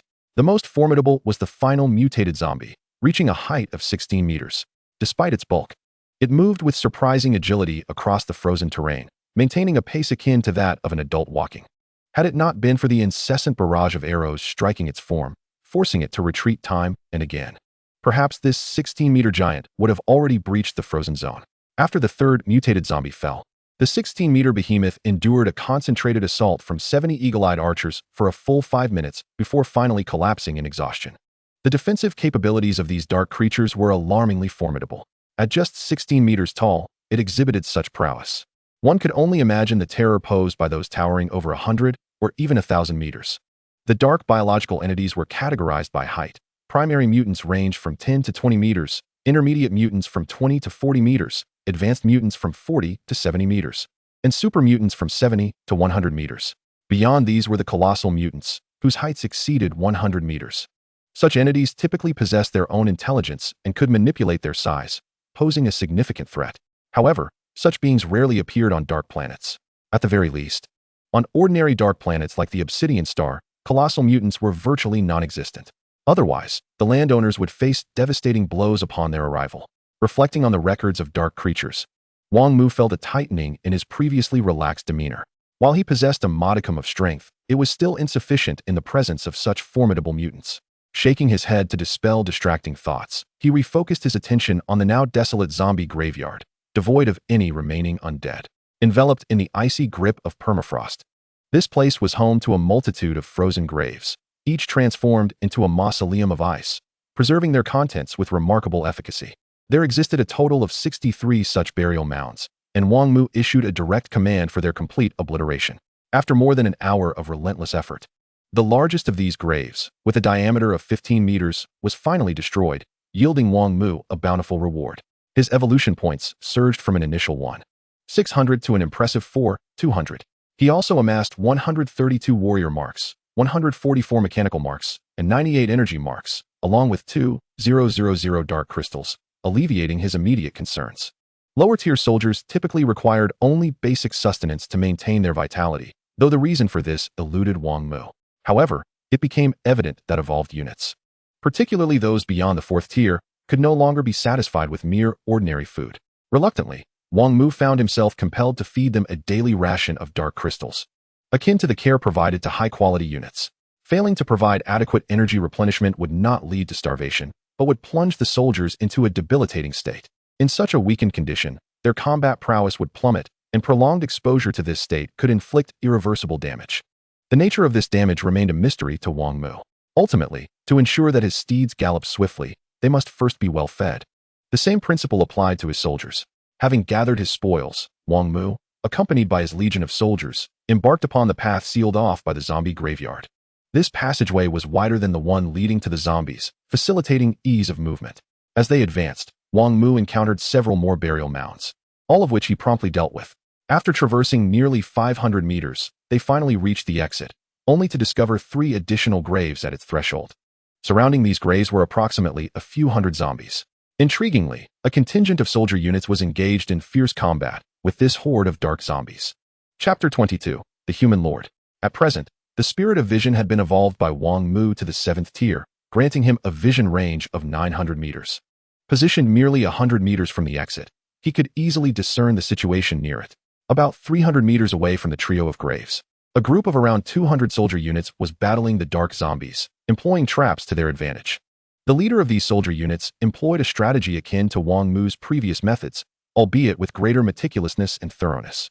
They had excavated a large, deep pit and covered its bottom with a thick layer of mud to impede the zombies' advance. The remaining forces consisted of 30 eagle-eye archers, 90 regular archers, and 10 musketeers, all positioned around the pit to provide support. Surrounding these ranged units were a band of barbarian warriors wielding long blades and sturdy skeletons bearing shields. The musketeers, classified as orange-tier units, could fire bullets imbued with flame damage, akin to handheld pistols, while their individual firepower was less than that of the eagle-eye archers. Their rapid rate of fire rendered their overall output superior. At that moment, the dark zombies mired in the mud had become perfect targets, mercilessly bombarded by the 120 ranged units. Wang Mu observed quietly, having no intention of intervening. He was not one to instigate conflict unnecessarily. Since another lord had already set their sights on these 3 graves and was exerting considerable effort, he had no reason to interfere. However, just as Wang Mu prepared to step out of the passageway to further scout the terrain, an unexpected event unfolded. 60 meters away from the deep pit lay a thicket, from which the rustling of branches heralded the sudden emergence of 3 figures. One of them bore an injury, a bloody wound on their right arm, dark crimson blood gushing forth. Behind them, several ghostly figures were engaged in perilous combat. Damn it, there are other lords nearby daring to ambush us. I will remember this grudge. Liu Bei gritted his teeth, clutching his wounded arm. Stop with the threats. Let us focus on surviving today, Guan Yu shouted as they ran. Upon hearing his companion's words, Liu Yu fell silent, his expression grim as he hastened toward his soldiers. To their relief, it appeared that the ambushing lord did not harbor intentions of annihilation, as the 3 managed to return to their ranks without being slain in the process. What is going on? Why didn't they attempt to kill us? Liu Yu inquired, gathering his soldiers into a defensive formation, a look of confusion etched on his face. Reflecting on the ambush, he noted that the shadowy assassin had not targeted vital areas, clearly indicating a lack of intent to take their lives. Yet, if they did not wish to kill them, why then had the shadow assassin attacked, causing injury? Liu Yu furrowed his brow, pondering the motives of the attacking lord. But he could not decipher their intent. Forget about why they didn't kill us. Let us just act. Are you expecting the ambusher to explain themselves? Zhang Fei interjected, casting an eye toward the thicket where they had previously concealed themselves. At that moment, the battle had concluded. The 3 shadow assassins that had guarded them lay defeated on the ground, each pierced by multiple arrows. Clearly, the ambushing lord possessed archers of their own. Let us proceed. We'll have the hard-boned skeletons raise their shields in front, and we'll charge in. Otherwise, this battlefield terrain is too unfavorable for us, Liu Bei resolved, dismissing further contemplation of the underlying issue. Winning the battle would provide clarity. Losing it would render speculation moot. Hearing his companion's determination to engage, Guan Yu nodded in agreement. Glancing back at the deep pit, then let us fight. Remember to act swiftly. Losing a few soldier units is acceptable, but we must reach their hiding place in the woods as quickly as possible. With a consensus reached, the trio instructed their soldiers to form ranks and charge toward the location where they had previously concealed themselves. Liu Bei and his companions commanded a total of 100 hard-boned skeletons, 60 of which were positioned at the forefront of their formation, while the remaining 40 flanked the sides. Behind the skeletons stood the robust and powerful barbarian warriors, forming the second line of defense for their entire formation. Behind the savage warriors, a multitude of ranged combatants stood, with Liu Bei and his companions at the heart of their formation. Maintaining this arrangement, Liu Bei's group surged forward. Initially, their advance was smooth, covering 30 meters in no time. Just as they were halfway to the edge of the forest, a barrage of robust short spears erupted from the thicket. Each spear, measuring only 50 to 60 centimeters in length, was remarkably stout. Following the spears came a deluge of arrows, densely packed, numbering at least 200. With a series of dull thuds, Liu Bei and his allies, who were charging ahead, suddenly faced a grievous blow. The stout spears, propelled by immense force, struck the bone shields of the hard-shelled skeletons, sending both the skeletons and their shields flying. Though not as numerous as the arrows, there were still 2 to 3 dozen short spears. This initial onslaught not only halted Liu Bei's advance, but also inflicted considerable damage. With the hard-shelled skeletons no longer shielding them, Liu Bei's group found themselves exposed to the rain of arrows. Curse it, hard-shelled skeletons, raise your shields. Do not charge forward any longer. Protect the others and retreat. Fall back, Liu Bei bellowed, his eyes aflame with urgency as he hid among the archers. Watching his amassed warriors fall one by one, his heart bled. No, we cannot retreat. The dark zombies will surge forth without our restraint. If we withdraw, the situation will worsen. In response to Liu Bei's frantic cries, Guan Yu, sheltered behind a hard-shelled skeleton, immediately countered. No sooner had Guan Yu spoken than a deep rumble emanated from the pit. An elite zombie, towering at 4 meters and caked in yellow mud, thudded heavily onto the ground. Behind it, a horde of zombies climbed over their fallen comrades, slowly emerging from the pit. At that moment, Wang Mu, perceiving everything through the spirit of vision, furrowed his brow in disbelief. He had not anticipated encountering 3 lords of his own kin in such dire straits. Chapter 23, The Feathered Legion. Simultaneously, within the grove where Liu Bei's trio had previously concealed themselves. My lord, is this wise? If we take the initiative against other lords, and Prince Yuhao learns of it, there could be consequences. Perched atop a towering mountain, several beings stood resolute. Their appearances bore a striking resemblance to humans, save for the wings adorning their backs. If you remain silent, I shall remain silent as well. How could Prince Yuhao ever find out? Upon hearing his subordinate's caution, Yulin's wings fluttered slightly as he half closed his eyes and murmured, "Moreover, I am merely toying with a few insignificant human lords. Can they truly stir up any significant waves?" "Indeed, my lord." Yu Qi, the six-winged feathered kin standing to Yulin's right, promptly lowered his head and hastily flattered. Pleased. Yulin nodded in approval. Among those he had gathered, only Yu Qi consistently held his own opinions. Thus, he required careful admonition. In a fleeting moment of thought, Yulin's gaze drifted towards the battlefield, a kilometer away. The feathered kin possessed exceptionally keen eyesight, capable of perceiving great distances. Even from such a range, Yulin could discern Liu Bei and his companion's predicament. Enough, let us simply eliminate these human lords. I am disinclined to waste time playing with them. Observing the battlefield's unfolding chaos, Yulin felt his enthusiasm waning. With a slight shake of his head, he turned to issue commands. As he spoke, his wings unfurled slowly. He intended to continue towards his destination. Meanwhile, Yu Qi raised his right hand to his lips, preparing to signal the warriors below. However, before he could whistle, an unexpected turn of events erupted on the battlefield. A vast expanse of frost spread rapidly, swiftly enveloping a considerable area. Where the frost touched, all things froze, transforming the dark zombies into mere ice sculptures in a matter of moments. What formidable frost! Yu Qi gasped, his pupils contracting sharply. "My lord, look!" He called out to the departing Yulin, gesturing towards the battlefield. Upon hearing this, Yulin furrowed his brow and turned his gaze back to the fray. As he beheld the expansive frost unleashed by the ice elemental master, a glimmer of curiosity flickered across Yulin's countenance. After a cursory sweep of the scene, his eyes finally settled on the opening of a canyon. Given the pattern of the frost's spread, that location was likely the source. Just as Yulin's attention was drawn to the canyon's exit, Wang Mu emerged from the passage, accompanied by 30 eagle-eyed archers and 10 storm swordsmen. Another human lord. Yulin mused, a hint of amusement crossing his pale features. Gradually, information about this human lord began to materialize in his mind. Yulin recalled that a few days prior, an orc lord had mentioned something intriguing in the global channel. The gist was that on the planet of Dark Star, there existed a human lord with an extraordinary talent for enhancing his warriors. He had reportedly dispatched 10 green-quality rock giants with over 20 orange-quality eagle-eyed archers in a single moment. According to that orc's account, this human lord was accompanied by those very eagle-eyed archers and some storm swordsmen. Initially, Yulin had been skeptical of the orc's claims. Yet, witnessing the current spectacle, he began to reconsider.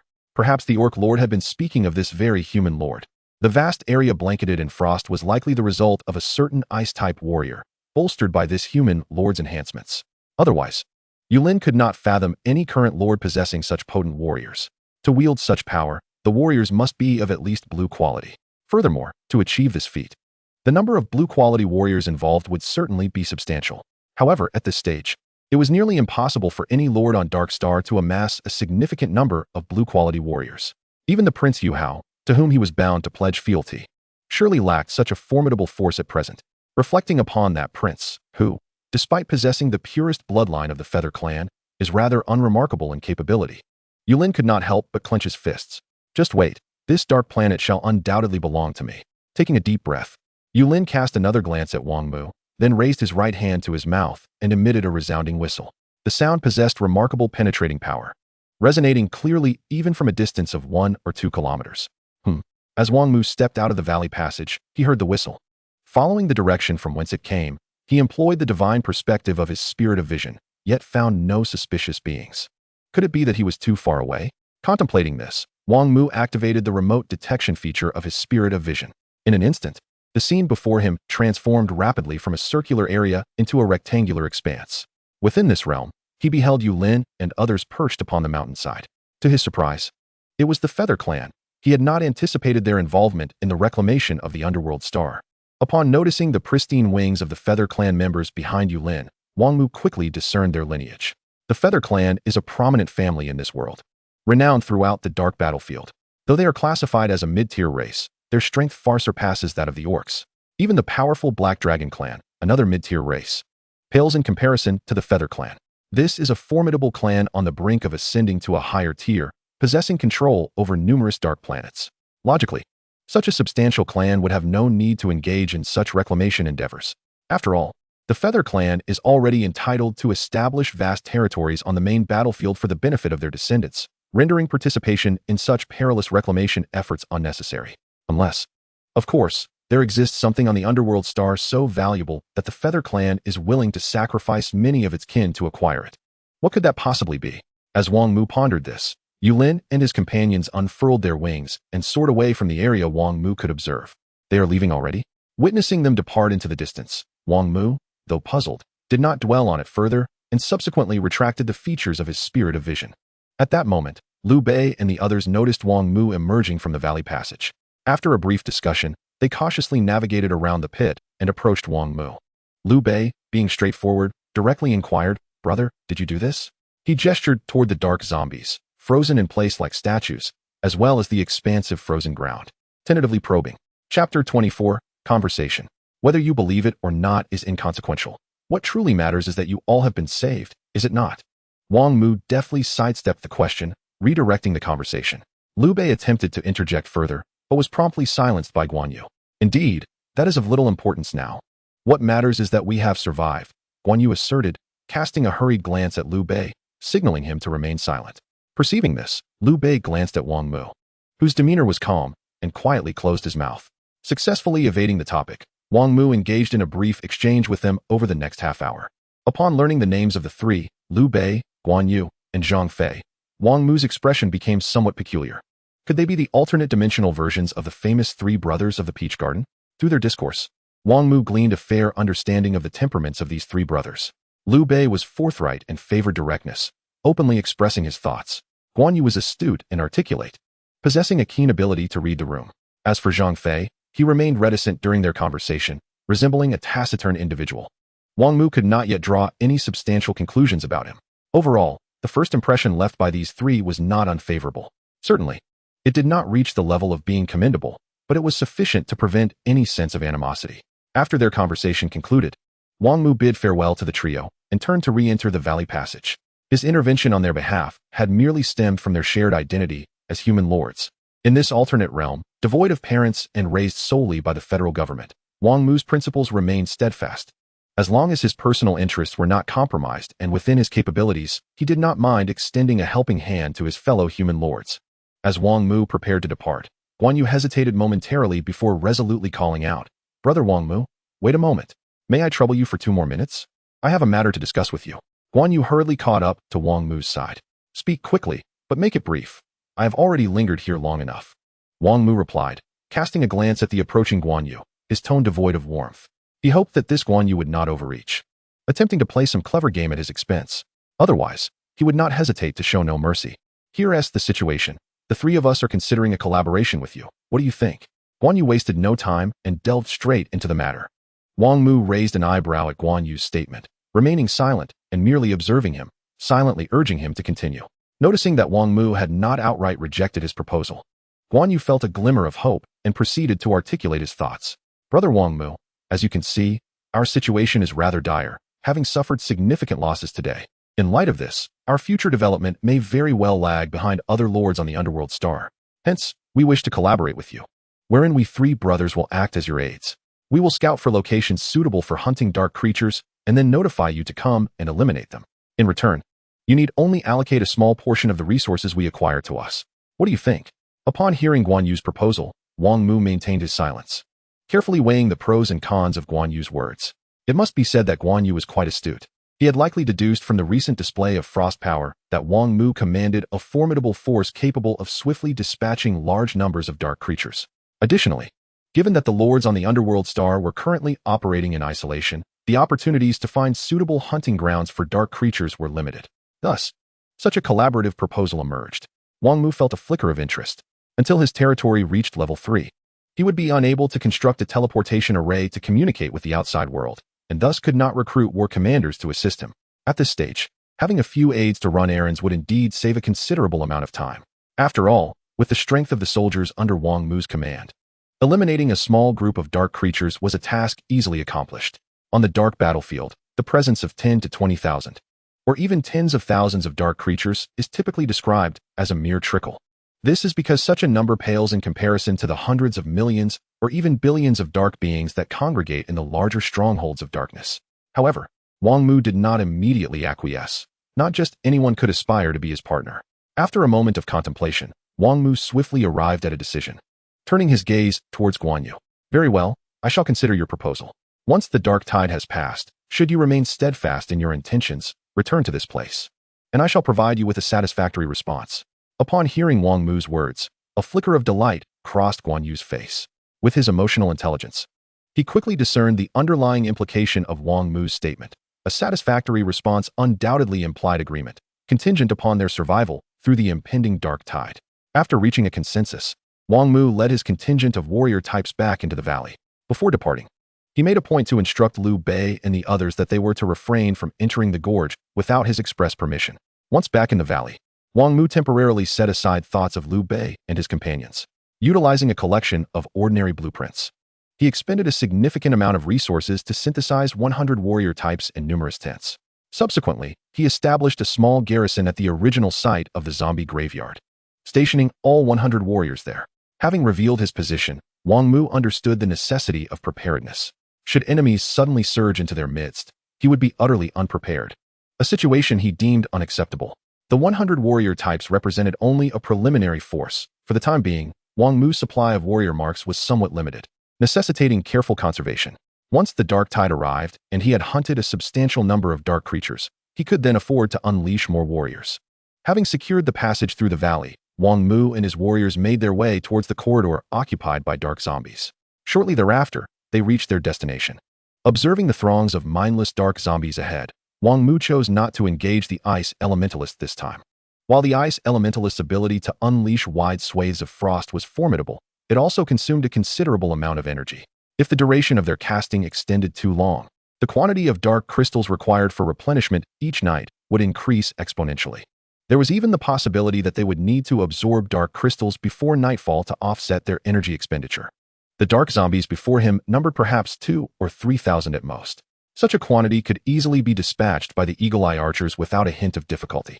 With a resounding crash, over 100 arrows soared through the air in a sweeping barrage. Chapter 25. Instantaneous Elimination of Mutants. My lord, may I be so bold as to inquire why you retreated so abruptly? A subordinate ventured. I believe the human lord is quite likely the one referred to in the global channel a few days ago. The human lord with a special talent as described by the orc lord. Within a tranquil thicket, a voice suddenly broke the silence. Yu Qi followed closely behind Yulin, respectfully posing his question in a hushed tone. There are reasons for my actions, Yulin replied somewhat coldly. However, if we do not eliminate this human lord at once, he may develop into a formidable adversary for His Highness Yu Hao in the future, the subordinate protested, unwilling to relent. Enough. Before the subordinate could finish, Yulin interrupted sharply. I do not require your guidance on how to conduct my affairs. Simply carry out my orders without concern for anything else. Do you understand? Yulin halted, fixing Yu Qi with a frost-laden glare, his tone icy. I understand, Yu Qi replied, daring not to meet his gaze, hastily bowing his head. Yet, as he lowered it, a flash of resentment flickered in his brown eyes. Unbeknownst to Yu Qi, the emotions he believed he had concealed so well were readily perceived by Yulin. I initially thought you had some utility, and that it might be worthwhile to properly train you. It appears, however, that such an endeavor is unnecessary. Casting a cold glance at Yu Qi, Yulin's mind whirled as he sealed the subordinate's fate. Anyone who dared to speak for that worthless individual in his presence must perish. Suppressing the chilling urge to kill that surged within him, Yulin continued on his path in silence.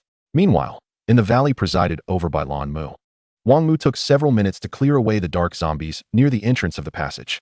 Subsequently, through the goddess perspective of the spirit of vision, he surveyed the scene near the exit of the passage. As anticipated, he discovered a cluster of zombie huts forming a small village of zombies. Moreover, the scale of this village surpassed that of the previous zombie graveyard, with over 100 zombie huts visible within Wang Mu's line of sight. The number of mutated zombies had also exceeded 10. Such strength vastly outstripped that of the former zombie graveyard. Wang Mu refrained from making a hasty move. He could not be certain he could effectively contend with the power of this zombie village. After all, among the 11 mutated entities he observed, 3 stood over 15 meters tall, measuring 15, 16, and 18 meters respectively. Just dealing with these 3 mutated zombies alone would pose a significant challenge. Perhaps I should reconsider my battle strategy, Wang Mu mused, stroking his chin thoughtfully. The ice elementalist could do more than merely unleash frost to freeze everything. As an elemental master, their output capabilities were also considerable. At this juncture, the Eagle Eye archers were beginning to lag behind Wang Mu's pace. Despite being a 7th-tier orange unit, their output, while commendable, faltered against mutated entities towering over 15 meters. The number of Eagle Eye archers was still somewhat insufficient. Conversely, the ice elementalists were different. As a dim, light-quality yellow unit, they held their own even among the ranks of major city lord warriors. Particularly after evolving to the 7th tier, their attributes had been significantly enhanced, and their unique traits rendered them a formidable asset in any large lord's army. Moreover, in such a confined space, the ice elementalists could fully exploit their advantages. Thus, Wang Mu resolved to position the ice elementalists as the primary offensive force, with the Eagle Eye archers providing supplementary damage. With the battle plan established, Wang Mu directed the Eagle Eye archers to commence their assault. The 7th-tier Eagle Eye archers, boasting a range of 650 meters, found that the length of the passage was only over 400 meters. Their arrows could easily traverse the entire length of the passage, striking at the dark zombies near the village. Under the alluring guidance of the eagle-eyed archer, a multitude of dark zombies surged forth with a deafening roar towards Wang Mu. The ice elementalist conjured sharp ice spikes to assault the zombie abominations. The 7th-tier eagle-eyed archers and ice elementalists concentrated their fire on the zombie mutants, while the 5th-tier eagle-eyed archers were tasked with exterminating the lesser zombies. The storm swordsmen stood guard at either side of the passage, prepared to thwart any dark zombies that attempted to breach their lines at any cost. At Wang Mu's commanding voice, his troops commenced targeted assaults. The 15 ice elementalists, serving as the primary damage dealers, lined up 30 meters away from the passage. A chilling aura emanated from them, coating the surrounding ground with a thin layer of frost. Simultaneously, clusters of ice spikes, each about 80 centimeters long, materialized densely in front of the 15 ice elementalists. Whoosh! Accompanied by a sharp, biting wind, a barrage of ice spikes was unleashed, striking the advancing abominations. These ice spikes, composed entirely of condensed ice elements, were not only remarkably sturdy, but also possessed an extremely low temperature. The ice spikes swiftly collided with the foremost zombie mutant, standing 12 meters tall, creating a resounding commotion as it charged within the 30 to 40 meter passage. However, as the ice spikes struck successively against the mutant, its momentum gradually waned. Each 8-decimeter-long ice spike pierced into its flesh, releasing a torrent of frigid air that rapidly encased the surrounding wounds in ice. While a single ice spike might have had a negligible effect, the impact of 10 or even dozens of them piercing the mutant's body proved overwhelming. The first zombie mutant, under the concentrated fire of the ice elementalists, soon found a significant portion of its body encased in ice, leaving it frozen in place. Subsequently, a flurry of arrows, propelled by a terrifying gust, rained down upon it, shattering the mutant into countless ice shards.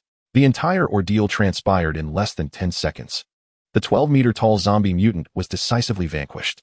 The synergy between the ice elementalists and the eagle-eyed archers had elevated their output capabilities to unprecedented heights. Nonetheless, despite the significant victories achieved by the 7th-tier ice elementalists and eagle-eyed archers, the 5th-tier eagle-eyed archers faced considerable challenges. The sheer number of zombies was overwhelming, and among them were numerous elite zombies, making it exceedingly difficult for the 5th-tier archers to eliminate them swiftly. In a moment of desperation, Wang Mu clenched his teeth and expended 3,840 evolution points, elevating 45th-tier eagle-eyed archers to the 7th tier. With the remaining 10, his evolution points fell short, prompting him to delay their upgrade. The elevation of the 40 eagle-eyed archers significantly transformed their output capability. They quickly subdued the tide of zombies, bringing the battle under control. However, unbeknownst to Wang Mu, a true peril was silently approaching. Chapter 26. The Crisis Descends. Soon, the second zombie mutant, after dispatching a host of low-level zombies, barreled forward. Awaiting it was a storm of ice spikes and arrows. As a result, this mutant met the same fate as the previous one. It slowed down, then stood still, followed by being encased in ice. Ultimately, amid the onslaught of ice spikes and arrows, it was shattered. Even a 14-meter-tall mutant succumbed in a matter of mere 20 seconds. At this juncture, a third mutant appeared, standing at only 11 meters tall. This time, it took a mere 5 seconds to reduce the zombie mutant to fragments. Observing the now thoroughly suppressed horde of zombies, Wang Mu felt the anxiety that had once gripped him gradually dissipate. As long as he maintained the current situation, victory was assured. However, engrossed in observing the battlefield with the spirit of vision, Wang Mu failed to notice that the once frenzied zombie horde in the small zombie village had begun to stabilize. Previously, Due to the limited range of the spirit of vision, he could not perceive the entirety of the zombie village. Unknown to him, in the areas beyond his sight, several zombie mutants lurked. At this moment, these mutants had gathered near the passage. Strangely, they did not rush into the passage all at once. Instead, they stood quietly, seemingly waiting for something. Shortly thereafter, accompanied by a heavy footfall, a zombie mutant towering 19 meters high, a member of the intermediate mutant category, approached the passage.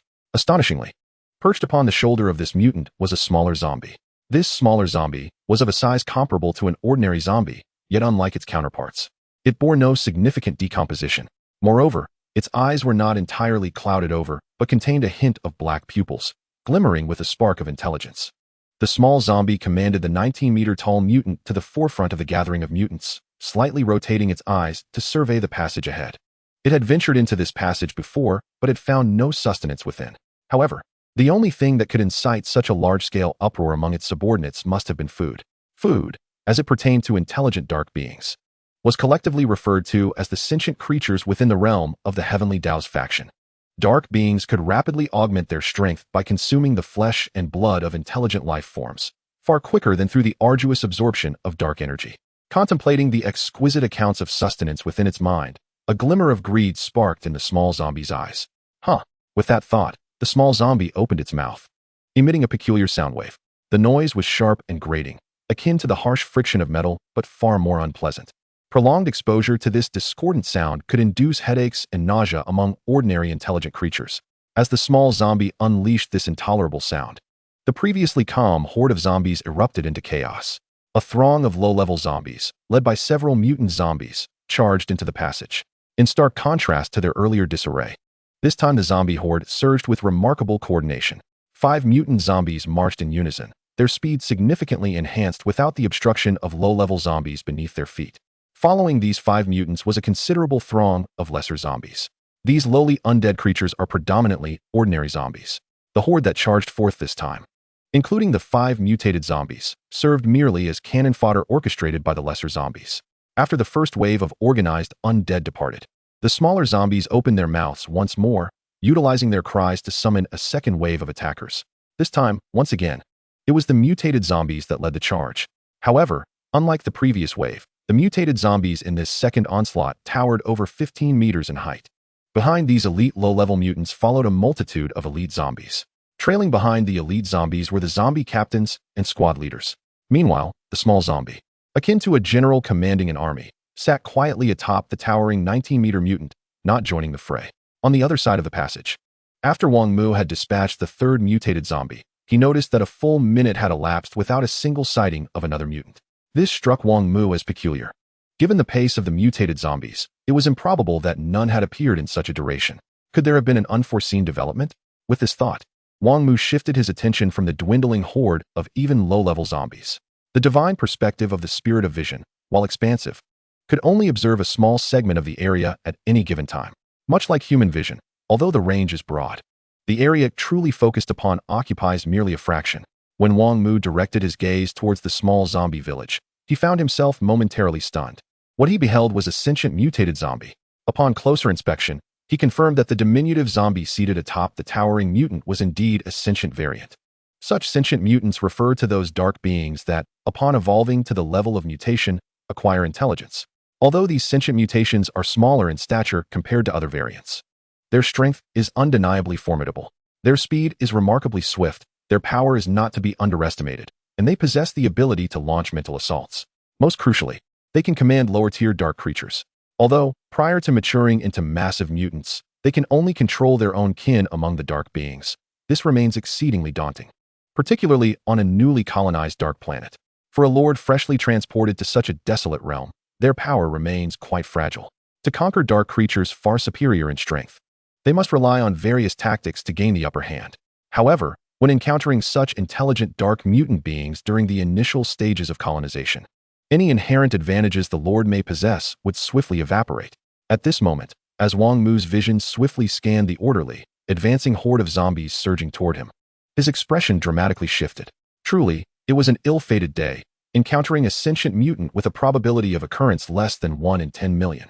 After silently cursing, Wang Mu immediately commanded his troops to retreat, ordering them to withdraw back to their territory. Once the command was issued, he instructed the shadow assassin to carry him swiftly toward their stronghold. With the presence of a sentient mutant, Wang Mu understood that he was no match for such a foe with his current strength. Thus, he could only retreat to his territory and prepare for the ultimate confrontation. Chapter 27. The Final Stand.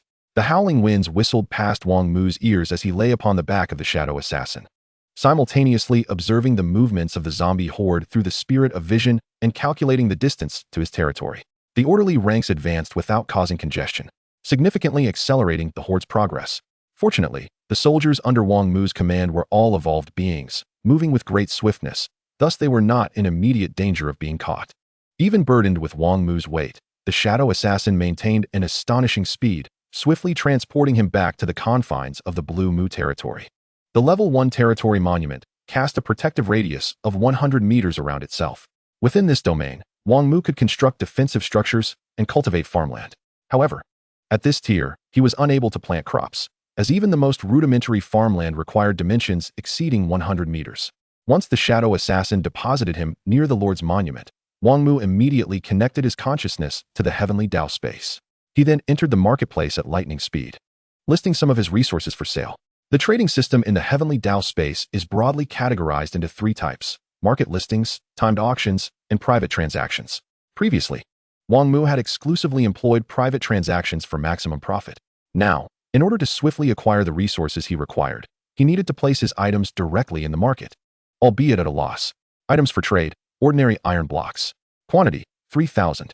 Desired exchange item: warrior emblem. Exchange rate: 15 iron blocks for 1 warrior emblem. Items for trade: ordinary stone blocks.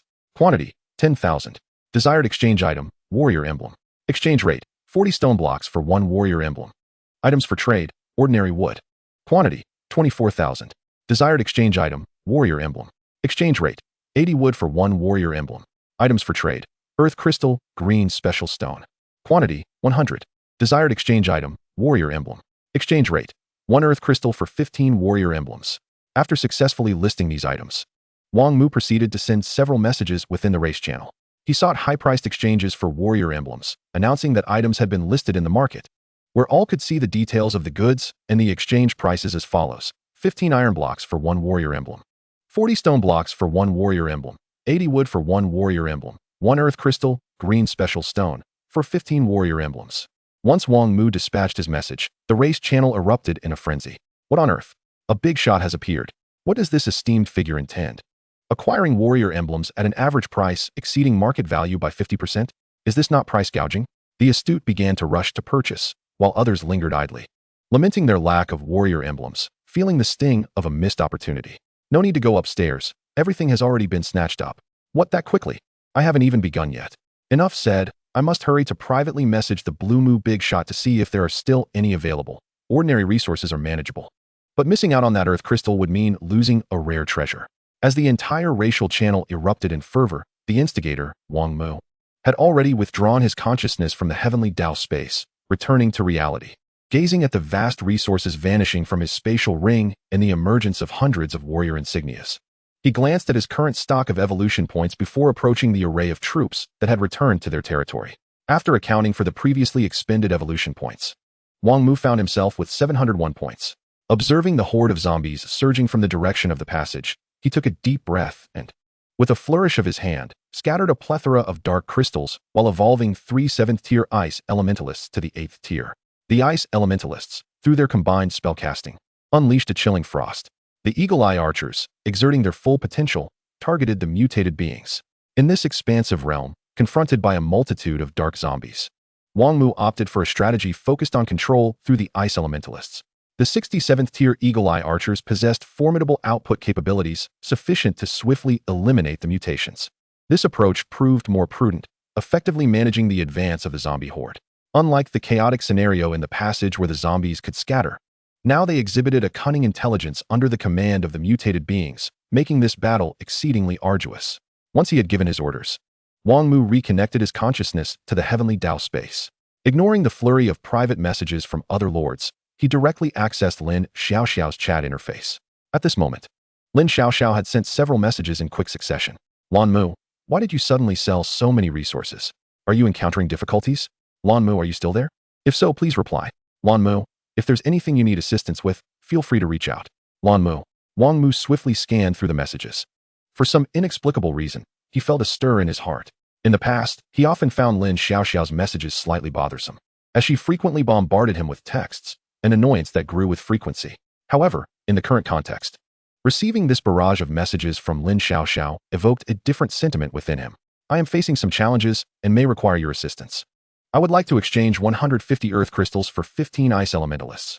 After sending this message, Wang Mu issued a trade request to Lin Xiaoxiao, proposing the exchange of 150 earth crystals for 15 ice elementalists. The exchange process within the Heavenly Dao space was executed by the Heavenly Dao puppet, requiring only the agreement of the lords involved. Once both parties consented, the puppet would facilitate the transfer of the exchanged items. Wang Mu was uncertain whether Lin Xiaoxiao would agree to this trade, approaching it with a tentative mindset. Offering 10 earth crystals for 1 ice elementalist was notably disadvantageous for Lin Xiaoxiao. Yet, it was the only viable option Wang Mu could conceive to rapidly bolster his combat strength in the short term. After proposing the exchange agreement, Wang Mu prepared to exit the trading space. Just before departing, he glanced at his private chat interface and noticed that Wang had also sent him a message.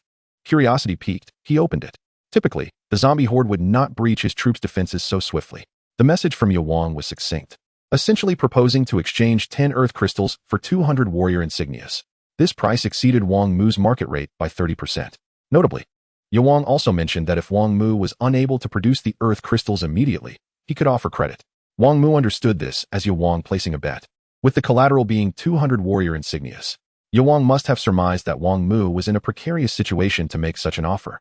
To foster a closer relationship with Wang Mu, and based on his understanding of Wang Mu over the past few days, Wang chose to trust in Wang Mu's ability to navigate this crisis.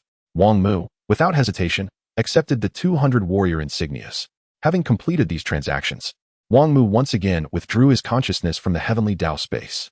Upon emerging, he beheld 15 first-tier ice elementalists standing in orderly formation before him. It seems I must endure this trial. I cannot squander the advantages gained from the two of them. Exhaling slowly, Wang Mu marked each of the 15 ice elementalists with his lord's insignia before leading them into the battlefield. Chapter 28. A stalemate in the battlefield. At this juncture, the troops had already engaged the dark creatures.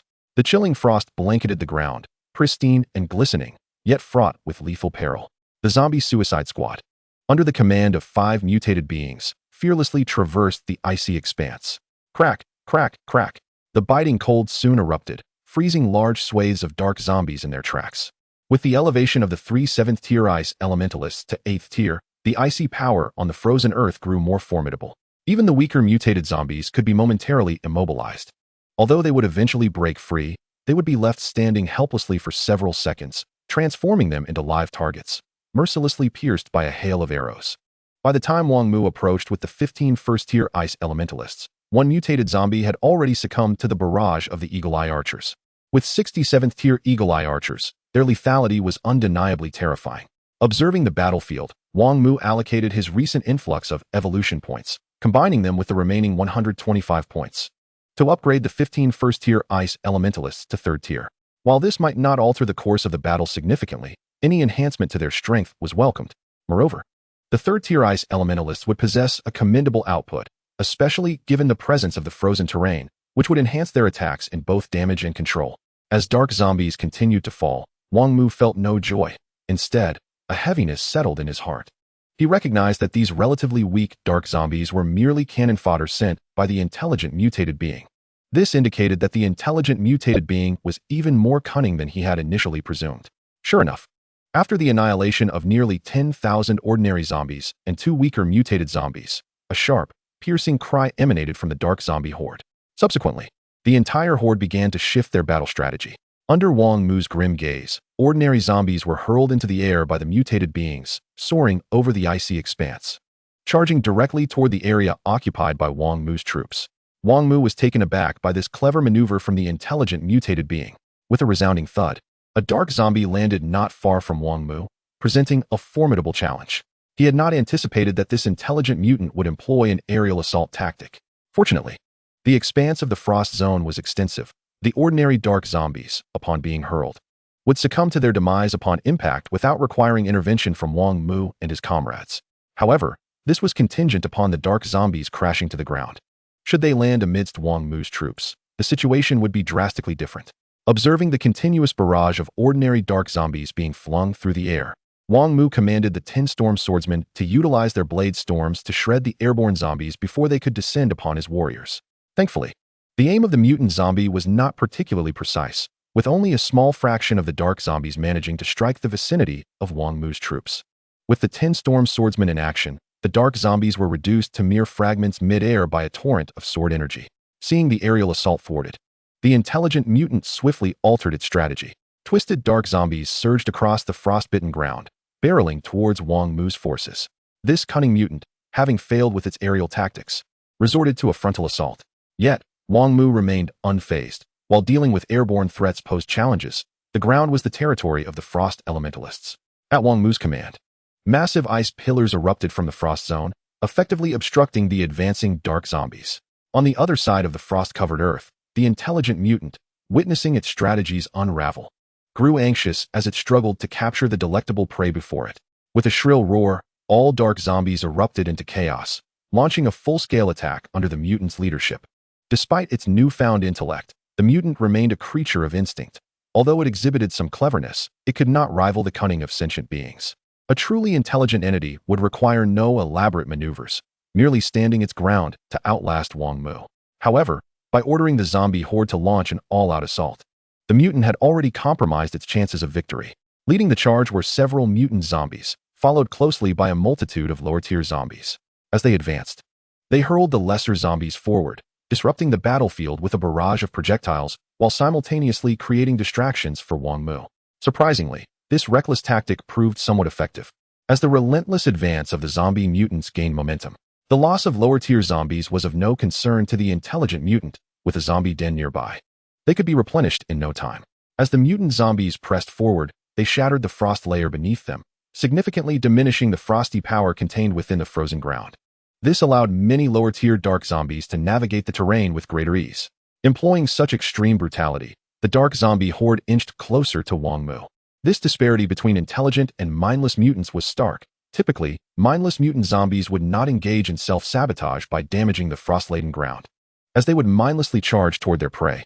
As the dark zombies advanced, their casualties mounted, yet Wang Mu's accumulation of evolution points steadily increased. Soon, 15 third-tier frost elementalists ascended to 4th-tier status. Observing the slowly encroaching zombie horde, Wang Mu remained remarkably composed. The current situation favored him. Prolonging the standoff would gradually deplete the zombie's strength, while simultaneously bolstering his own. In this comparison, his chances of victory grew increasingly favorable. The sole concern was that as the horde drew nearer, Wang Mu's position would become perilously precarious. After all, at that point, both aerial assaults and ground charges from the zombies would pose a significantly heightened threat. Nevertheless, Wang Mu could devise no effective means to stall their advance. So he instructed his troops to maximize their output in order to narrow the disparity in strength. Time passed steadily, and the zombie horde traversed the 200 meters of frost-covered ground, now less than 500 meters from Wang Mu and his forces. As 3 frost elementalists reached 8th-tier status, the length of the frost zone extended by approximately 100 meters. At this juncture, Wang Mu's accrued evolution points had elevated the 15 4th-tier frost elementalists to 5th tier. United in their spellcasting, the 5th-tier frost elementalists could enhance the frosty energy within the frozen ground to a notable extent, albeit marginal. Yet, this slight augmentation necessitated greater sacrifices from the zombie horde to cross the frost zone. Just a little longer, once all the frost elementalists reach 7th tier. It will be time for my counteroffensive, Wang Mu murmured, inhaling deeply as he gazed at the determined yet laborious advance of the zombie horde. Chapter 29, Complete Victory. Grand Explosion. The 15 5th-tier frost elementalists divided into 2 groups, unleashing a barrage of frost attacks. The sky filled with ice shards, and stout ice spikes erupted from the ground, obstructing the advance of the zombie horde significantly. Observing this, the intelligent mutant, cowering at the rear of the horde, howled in frustration, yet found itself powerless. Just as Wang Mu had no means to counter the zombie horde, the intelligent mutant was equally incapable of overcoming Wang Mu's warriors. All it could do was command the relentless charge of the zombie horde. Wang Mu took solace in the fact that the intelligent mutant had not ordered the strongest of its kind to advance. Perhaps, having gained some semblance of wisdom, it harbored a fear of death, which compelled it to keep this formidable mutant close for protection. Otherwise, with that mutant's involvement, Wang Mu surmised the horde's pace would have increased significantly. Fortunately, this intelligent mutant was rather cowardly. The standoff continued, and as time passed, the zombie horde drew ever closer to Wang Mu. Yet, their advance slowed considerably. In contrast, the burden on the 10 Storm's swordsmen intensified. An increasing number of lower-tier zombies were hurled towards the area occupied by the Frost Elementalists. The 10 Storm's swordsmen fought with utmost determination, slaying the incoming zombies without a moment's respite. For any lapse in their vigilance could lead to the complete collapse of Wang Mu's position. Now, Wang Mu could only hope for the swift evolution of the 15 Frost Elementalists. If this were to occur, the scales of victory would tilt decisively in his favor. In the present day, the 15 fifth-tier Ice Elementalists have mostly ascended to the 6th tier. This illustrates the extraordinary nature of the evolution system. Once the battle reaches a stalemate, Wang Mu's side can only grow stronger with each engagement. Gradually, the horde of zombies has traversed more than half of the frosted tundra. At this juncture, the 15 Ice Elementalists acquired from Lin Xiaoxiao have collectively reached the 6th tier, with one even attaining the 7th tier. The 7th tier Ice Elementalist's combined spellcasting has elevated to an intermediate level, significantly enhancing the potency of the frosted tundra. It is evident that, following the addition of the newly promoted 7th tier Ice Elementalist, the advance of the undead horde has visibly slowed. The icy power upon the tundra has intensified. The frost has solidified further, and the rate of destruction by the mutated entities has diminished. The intelligent mutated entity quickly sensed this change and, already agitated, became increasingly irritable. Gazing at the food drawing nearer, its eyes gleamed with unbridled greed. Ultimately, the intelligent mutated entity resolved to launch a full-scale assault against Wang Mu, aware that further delay would lead to its inevitable defeat. This time, it commanded the most formidable mutated entity beneath it, towering over 19 meters, to join the fray. Soon, the 19-meter-tall zombie mutant stepped to the forefront of the horde. With a resounding thud, it stomped forward, sending shards of ice flying as a section of the frosted tundra shattered, measuring several square meters. Such destructive power surpassed that of the 18-meter zombie mutant by considerable margins. Witnessing this, Wang Mu's eyes narrowed slightly, feeling an acute sense of urgency. This was likely a second-generation mutated entity. Eagle-Eye Archers, cease your attacks on those mutated entities and focus all efforts on eliminating the lower-tier zombies. Wang Mu understood that the deployment of the strongest mutant signified the intelligent mutant's loss of patience, intent on swiftly subduing him. Time had become paramount. He needed to amass as many evolution points as possible. With this strategic shift, the Eagle-Eye Archers directed their arrows at the multitude of lower-tier zombies. Instantly, Wang Mu's evolution points began to surge at an observable rate. Although many of the lower-tier dark zombies had perished while traversing the frosted tundra, approximately 20 to 30,000 remained. Among these, elite zombies and zombie captains constituted a significant proportion. On the other side, witnessing Wang Mu's sudden abandonment of his relentless assault, the intelligent mutated entity was filled with elation. Now, its warriors could advance more rapidly, drawing closer to the delectable prey. As it contemplated this, a copious amount of foul-smelling saliva dripped from the corners of its mouth, utterly revolting. To facilitate the advance of its warriors, the intelligent mutated entity even began to cooperate with Wang Mu's tactics. It commanded the lower-tier zombies to step forward, no longer hiding behind the mutated entities. This way, the arrows of the Eagle-Eye Archers would not inadvertently harm its warriors, allowing for a swifter approach. Wang Mu discerned the intelligent mutated entity's intentions, smirking coldly as he swiftly used his rapidly increasing evolution points to bolster the Ice Elementalists. Through their synchronized efforts, Wang Mu quickly enhanced all the Ice Elementalists to the 7th tier. In fact, he even overflowed with nearly 800 evolution points, allowing him to evolve 4 additional 8th tier Ice Elementalists. Observing the mutated entities now less than 100 meters away, Wang Mu took a deep breath and commanded, "Ice Elementalists, coalesce beneath our feet to form a 100-meter-high ice platform, with a sloped connection to the ground." As his words echoed, the temperature in the surroundings plummeted sharply. Soon, a wave of coldness began to rise, and a towering structure composed entirely of ice erupted from beneath Wang Mu and his companions. The sight was reminiscent of the ice fortress created by the Ice Queen from the animated film Frozen that Wang Mu had seen in his past life. The ice platform ascended rapidly, reaching a height of 100 meters, enveloping the territorial monument within its frosty embrace. Accompanying the platform was a circular ice slope encircling it, with a terrifying chill swirling above. Due to the proximity of the ice slope to the Ice Elementalists, combined with their significantly enhanced abilities, the icy power contained within was several times greater than that of the frosted tundra. 4 lower-tier mutated entities surmounting this 100-meter ice slope was nearly impossible. Upon witnessing this spectacle, the intelligent mutated entity, which had anticipated an easy feast, became utterly unhinged. In its desperation, it disregarded all else and personally charged toward the ice platform. Kill! A command colder than ice resonated from atop the platform, coldly surveying the approaching horde. Wang Mu knew that victory in this battle was assured. The final reckless push of the intelligent mutated entity, combined with its hunting of the lower-tier dark zombies, had played a crucial role in this outcome. Of course, the most pivotal factor remained the 15 ice elementalists Wang Mu had acquired from Lin Xiaoxiao. After all, the synergistic spell casting provided an immense boost to the ice elementalist capabilities. Even 15 8th-tier ice elementalists, casting spells in unison, would not possess the current level of might. Ultimately, the zombie horde faced utter annihilation. Following the obliteration of the horde, the intelligent mutated entity and the second-generation mutant endured nearly 10 minutes against all of Wang Mu's forces before finally collapsing in defeat. Thus concluded this grueling standoff, lasting 1 to 2 hours, with a resounding victory for Wang Mu's side. Subsequently, Wang Mu began to lead his troops toward the zombie village while sorting through the spoils of this encounter. This time, the intelligent mutated entity and the second-generation mutant had yielded some remarkably valuable items for Wang Mu. Among them were the precious soul imprint, capable of granting sentience to his troops, and the blueprints for war apparatus synthesis. Alongside other treasures, Wang Mu walked the path, unable to suppress his delight. The 12-meter, Chapter 30, Advancement, the Frosted Warlord. The zombie village held a considerable number of zombie dwellings, 183 in total. Such a multitude of structures caused Wang Mu's evolution points to soar dramatically. Coupled with the evolution points accrued from vanquishing the zombie horde, Wang Mu's total evolution points had now surpassed 5 digits. 11,472. That is the number of evolution points Wang Mu currently possesses. The majority were derived from the destruction of the zombie dwellings. After obliterating the dwellings, Wang Mu immediately returned to the Blue Mu territory. Presenting the soul imprint obtained from the intelligent mutated entity, he approached the ice elementalists. This precious soul imprint was intended for use upon the ice elementalists. The ice elementalist possesses immense potential and considerable maneuverability.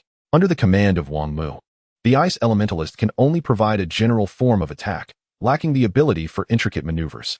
However, once an ice elementalist attains sentience, the scenario transforms dramatically. They can maximize their power through synergistic casting. In contrast, the Eagle-Eye Archer employs a straightforward and brutish method of attack, devoid of any finesse. Wang Mu selected the most beautiful female ice elementalist, imbuing her with a soul mark.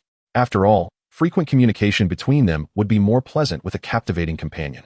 As the soul mark melded with her essence, the once vacant gaze of the female ice elementalist gradually shimmered with life. Expressions began to grace her exquisite features, revealing traces of anguish. This transformation unfolded over the span of approximately 3 minutes. As she closed her eyes and moments later reopened them, the fusion of the soul mark was finally complete. From now on, you shall be called Elsa, Wang Mu said with a smile, observing the ice elementalist's curious examination of her surroundings. Thank you, my lord, for bestowing a name upon me, Elsa responded with a radiant smile, her face now adorned with respect. Just as Wang Mu intended to engage in a profound dialogue with Elsa, a notification from the system suddenly materialized. Detected that the host has acquired the first sentient unit, evolution module activated. Upon reading the line of text in the transparent interface, Wang Mu promptly accessed the system. Name, Wang Mu. Attack power, 26. Defense power, 22. Movement speed, 23. Attack speed, 22. Spirit, 18. Evolution points, 11472. System additional function evolution. By consuming a certain quantity of evolution points and materials, sentient units can be evolved, leading to significant transformation. Compared to the previous system interface, Wang Mu noted not only an increase in attributes, but also the addition of an evolution function. Closing the panel, he turned to Elsa beside him. Microlight Ice Elementalist Elsa, 8th rank. Can be evolved. Evolution requires 300 warrior marks, 300 energy marks, 1,000 dark crystals, and 3,000 evolution points. Quality, yellow. Attack power, 2544, 15016,106. Defense power, 336, 501,642. Movement speed, 2,688, 401,642. Attack speed, 7,104, 601,674. Traits, 1. Frost power, intermediate. 2. Synergistic casting, intermediate. Description, a formidable ice elementalist endowed with wisdom. Her terror is beyond your imagination. With an attack power of 2,544, she rivals the ordinary purple units. Here, the ordinary purple units refer to those synthesized with standard materials, unenhanced. Generally, the materials used for purple units are of a special nature, coupled with various enhancement methods. The strength of purple units far surpasses that of an 8th rank ice elementalist. Of course, Wang Mu's current focus lies not on attack power, but on the evolution aspect. The resources required for evolution are considerable. For other lords, it would take time to gather such resources. However, Wang Mu, having just achieved a resounding victory, was not among them. Elsa, Wang Mu called as he turned. My lord, do you have any commands? Elsa stepped forward, approaching Wang Mu. Evolution. Wang Mu did not respond verbally, but silently willed it in his mind. As a substantial amount of resources were consumed, Elsa, patiently awaiting instructions, suddenly felt a surge of warmth coursing through her body. My lord, what is happening? Elsa inquired, her eyes wide with astonishment. The warmth within her was remarkably transformative, swiftly reshaping her form. Just relax, Wang Mu instructed, uncertain of what was transpiring with Elsa. At the moment his words fell, a chilling aura emanated from Elsa, enveloping her in a fierce frost. A torrent of ice rapidly spread outward from her, and the temperature in the vicinity plummeted. Delicate snowflakes formed in the air, cascading gracefully to the ground. An invisible current of icy air swirled around Elsa, lifting vast swathes of snow, creating an intensely frigid blizzard. Under the influence of a mysterious power, Elsa's body began to ascend toward the heavens, eventually hovering 100 meters high. At that moment, the entire valley was engulfed by an unexpected snowstorm. The biting cold wind howled through the realm, snowflakes danced, obscuring Elsa's form entirely. Fortunately, this extraordinary spectacle lasted only a few minutes before gradually subsiding. When tranquility returned, Elsa's figure reemerged in Wang Mu's sight, albeit transformed beyond recognition. Firstly, regarding her attire. The previous Elsa had donned merely a robe. Now, she was clad in resplendent white armor that accentuated her stunning physique. A sword hung at her waist. A cape draped across her back, and her long silver hair flowed gracefully with the currents of air, exuding an unparalleled beauty. Under Wang Mu's gaze, Elsa descended swiftly from the heavens, finally landing 2 meters away from him. Ice and Snow Warlord Elsa, at your service, my lord, she declared, kneeling before him.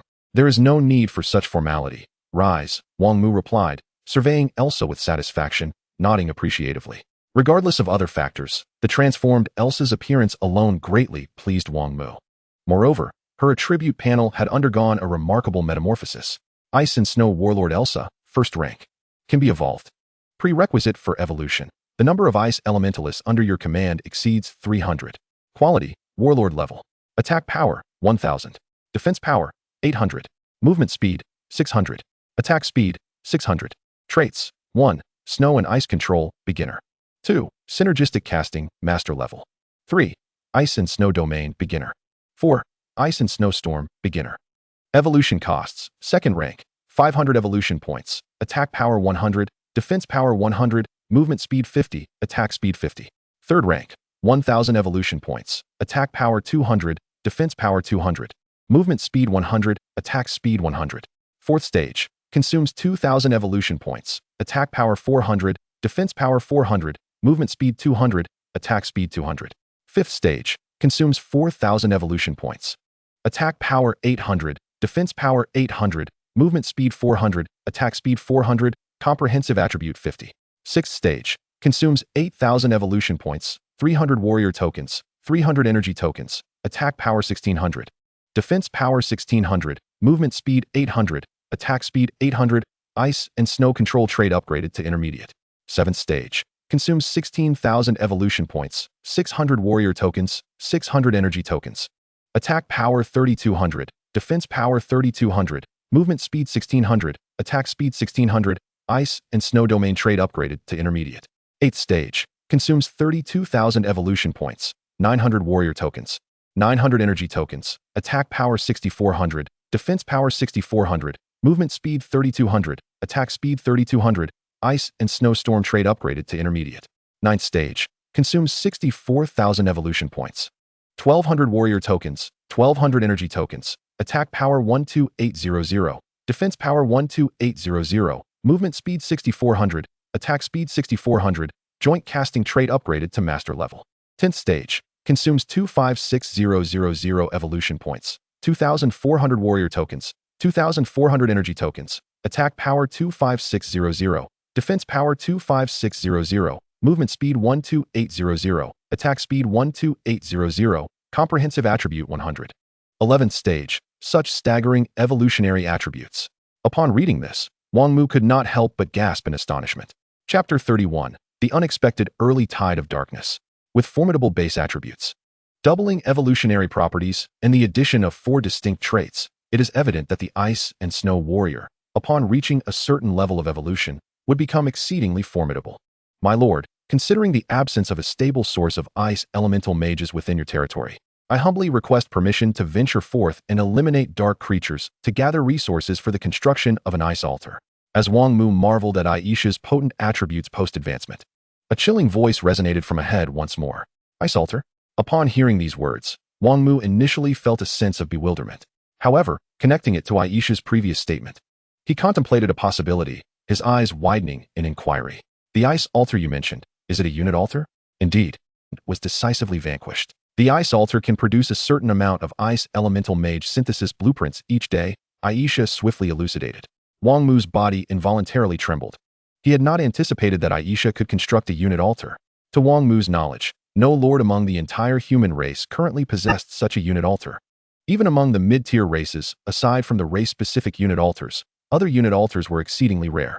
Aisha, what resources are required to construct the ice altar? Wang Mu eagerly inquired. 1,000 warrior tokens and energy tokens each, 10,000 dark crystals, 2,000 iron blocks, 5,000 stone blocks, and 10,000 wood. Upon hearing this, Wang Mu's excitement was somewhat tempered. These resources were quite substantial for him at present, especially since Aisha had recently consumed a considerable amount of them during her advancement. While he could gather these resources if necessary, the impending dark tide was likely to arrive in 2 days, and the situation remained uncertain.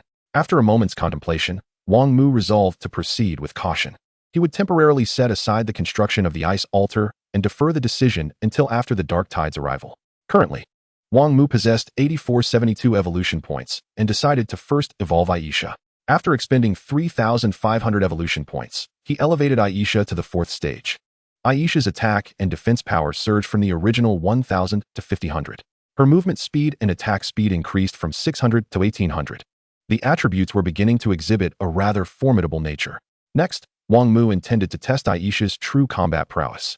Data, after all, was merely data, without practical experience. He could not discern Aisha's true potential. Before departing, Wang Mu sent messages to Lin Xiaoxiao and Yuan, informing them that he was unharmed but had urgent matters to attend to, promising to discuss further later. This time, Wang Mu chose to exit the valley from the direction of the zombie village. While testing Aisha's combat strength, he could also investigate the surrounding circumstances. On the way, Wang Mu took out a blueprint. Archer's Glory Synthesis Blueprint Black Iron Grade War Instrument. 1 war token, 10 energy tokens, 100 dark crystals. This was the synthesis blueprint obtained from that second mutation creature. In addition to this blueprint, he also acquired a precious war token, making it quite a lucrative find. With all materials in hand, Wang Mu directly synthesized the war instrument. A pitch-black bow with no string appeared in his hands, adorned with intricate engravings. Archer's Glory, 1st stage. Quality, black iron grade. Effect, upon activation, it amplifies the range of friendly archers by 10% within 100 meters. War instruments can also be evolved using evolution points. 2nd stage, consumes 100 evolution points, amplifies range diameter by 20, increases range by 20. 3rd stage, consumes 200 evolution points, amplifies range diameter by 50, increases range by 30. 4th stage, consumes 400 evolution points, amplifies range diameter by 100, increases range by 40. 5th stage, consumes 800 evolution points, amplifies range diameter by 200, increases range by 50, and grants friendly archers a 20% increase in attack speed. 6th stage, consumes 1 war token, 1,600 evolution points, amplifies range diameter by 400, increases range by 60. 7th stage, a war instrument that can only be used by archers, capable of extending range, is indeed quite advantageous. After all, the farther an archer can shoot, the safer their output environment becomes. Wang Mu invested 1,500 evolution points and elevated Archer's Glory to the 5th stage. The 5th stage also enhances Archer's attack speed by 20%, further augmenting the output capability of eagle-eyed archers. In addition to the war instrument blueprint, soul tokens, war tokens, and other items, Wang Mu also acquired a batch of yellow-quality unit blueprints. However, he planned to examine these in detail upon returning to his territory. Emerging from the valley passage, Wang Mu and the others arrived at the former site of the zombie village. Outside the zombie village lay a desolate expanse. Utilizing the spirit of vision, Wang Mu observed numerous roaming dark creatures across this wasteland. They were skeletal remains, appearing somewhat eerie and terrifying. Wang Mu commanded Aisha to advance with her troops. Such a sparse number of low-level skeletons would naturally not suffice to test Aisha's strength. As Wang Mu pressed deeper into the wasteland, he sought a suitable target for engagement. After approximately half an hour, he discovered a cluster of skeletal huts. The number of skeleton huts is approximately 60, accompanied by 2 mutated entities. The war erupted in an instant, and Aisha lived up to her reputation as a warrior, brandishing her sword with one hand. She led the charge in collaboration with 30 Frost Elementalist mages. Aisha's speed reached an astounding 1800, moving with lightning-like swiftness that rendered Wang Mu incapable of catching a glimpse of her form. Fortunately, as Aisha sprinted, she seemed to employ some form of ability. Wherever she traversed, a radius of 10 meters was instantly enveloped in ice and snow, allowing Wang Mu to barely discern her trajectory. Rather than plunging headlong into the throng of skeletons, Aisha utilized her remarkable speed to first eliminate the lower-tier skeletons on the periphery. Once the Frost Elementalist mage's frost-laden earth spread forth, she advanced into the horde of zombies with her singular blade. It was evident that with Aisha's entrance, the vast expanse of the skeleton hut area, spanning thousands of square meters, was swiftly blanketed in ice and snow. Even the 2 13-meter-tall mutated entities were promptly encased in ice by Aisha. What followed was a stage for Aisha's solitary slaughter. With her sword in motion, countless shards of frost-infused sword energy surged forth, shattering the skeletal figures into fragments. Over 10,000 white-bone skeletons, along with the 2 towering mutated entities, were eradicated in less than 3 minutes by Aisha and the 30 Frost Elementalist mages. Remarkably, this was not even Aisha's full prowess. Afterward, Wang Mu continued his journey in search of larger congregations of dark creatures.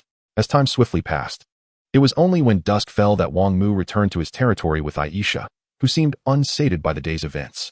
Throughout that afternoon, Wang Mu and his companions had quelled 5 dark creature gathering sites. The synergy between the ice elementalists and the eagle-eyed archers had elevated their output capabilities to He had also gleaned a general understanding of Aisha's capability unprecedented heights.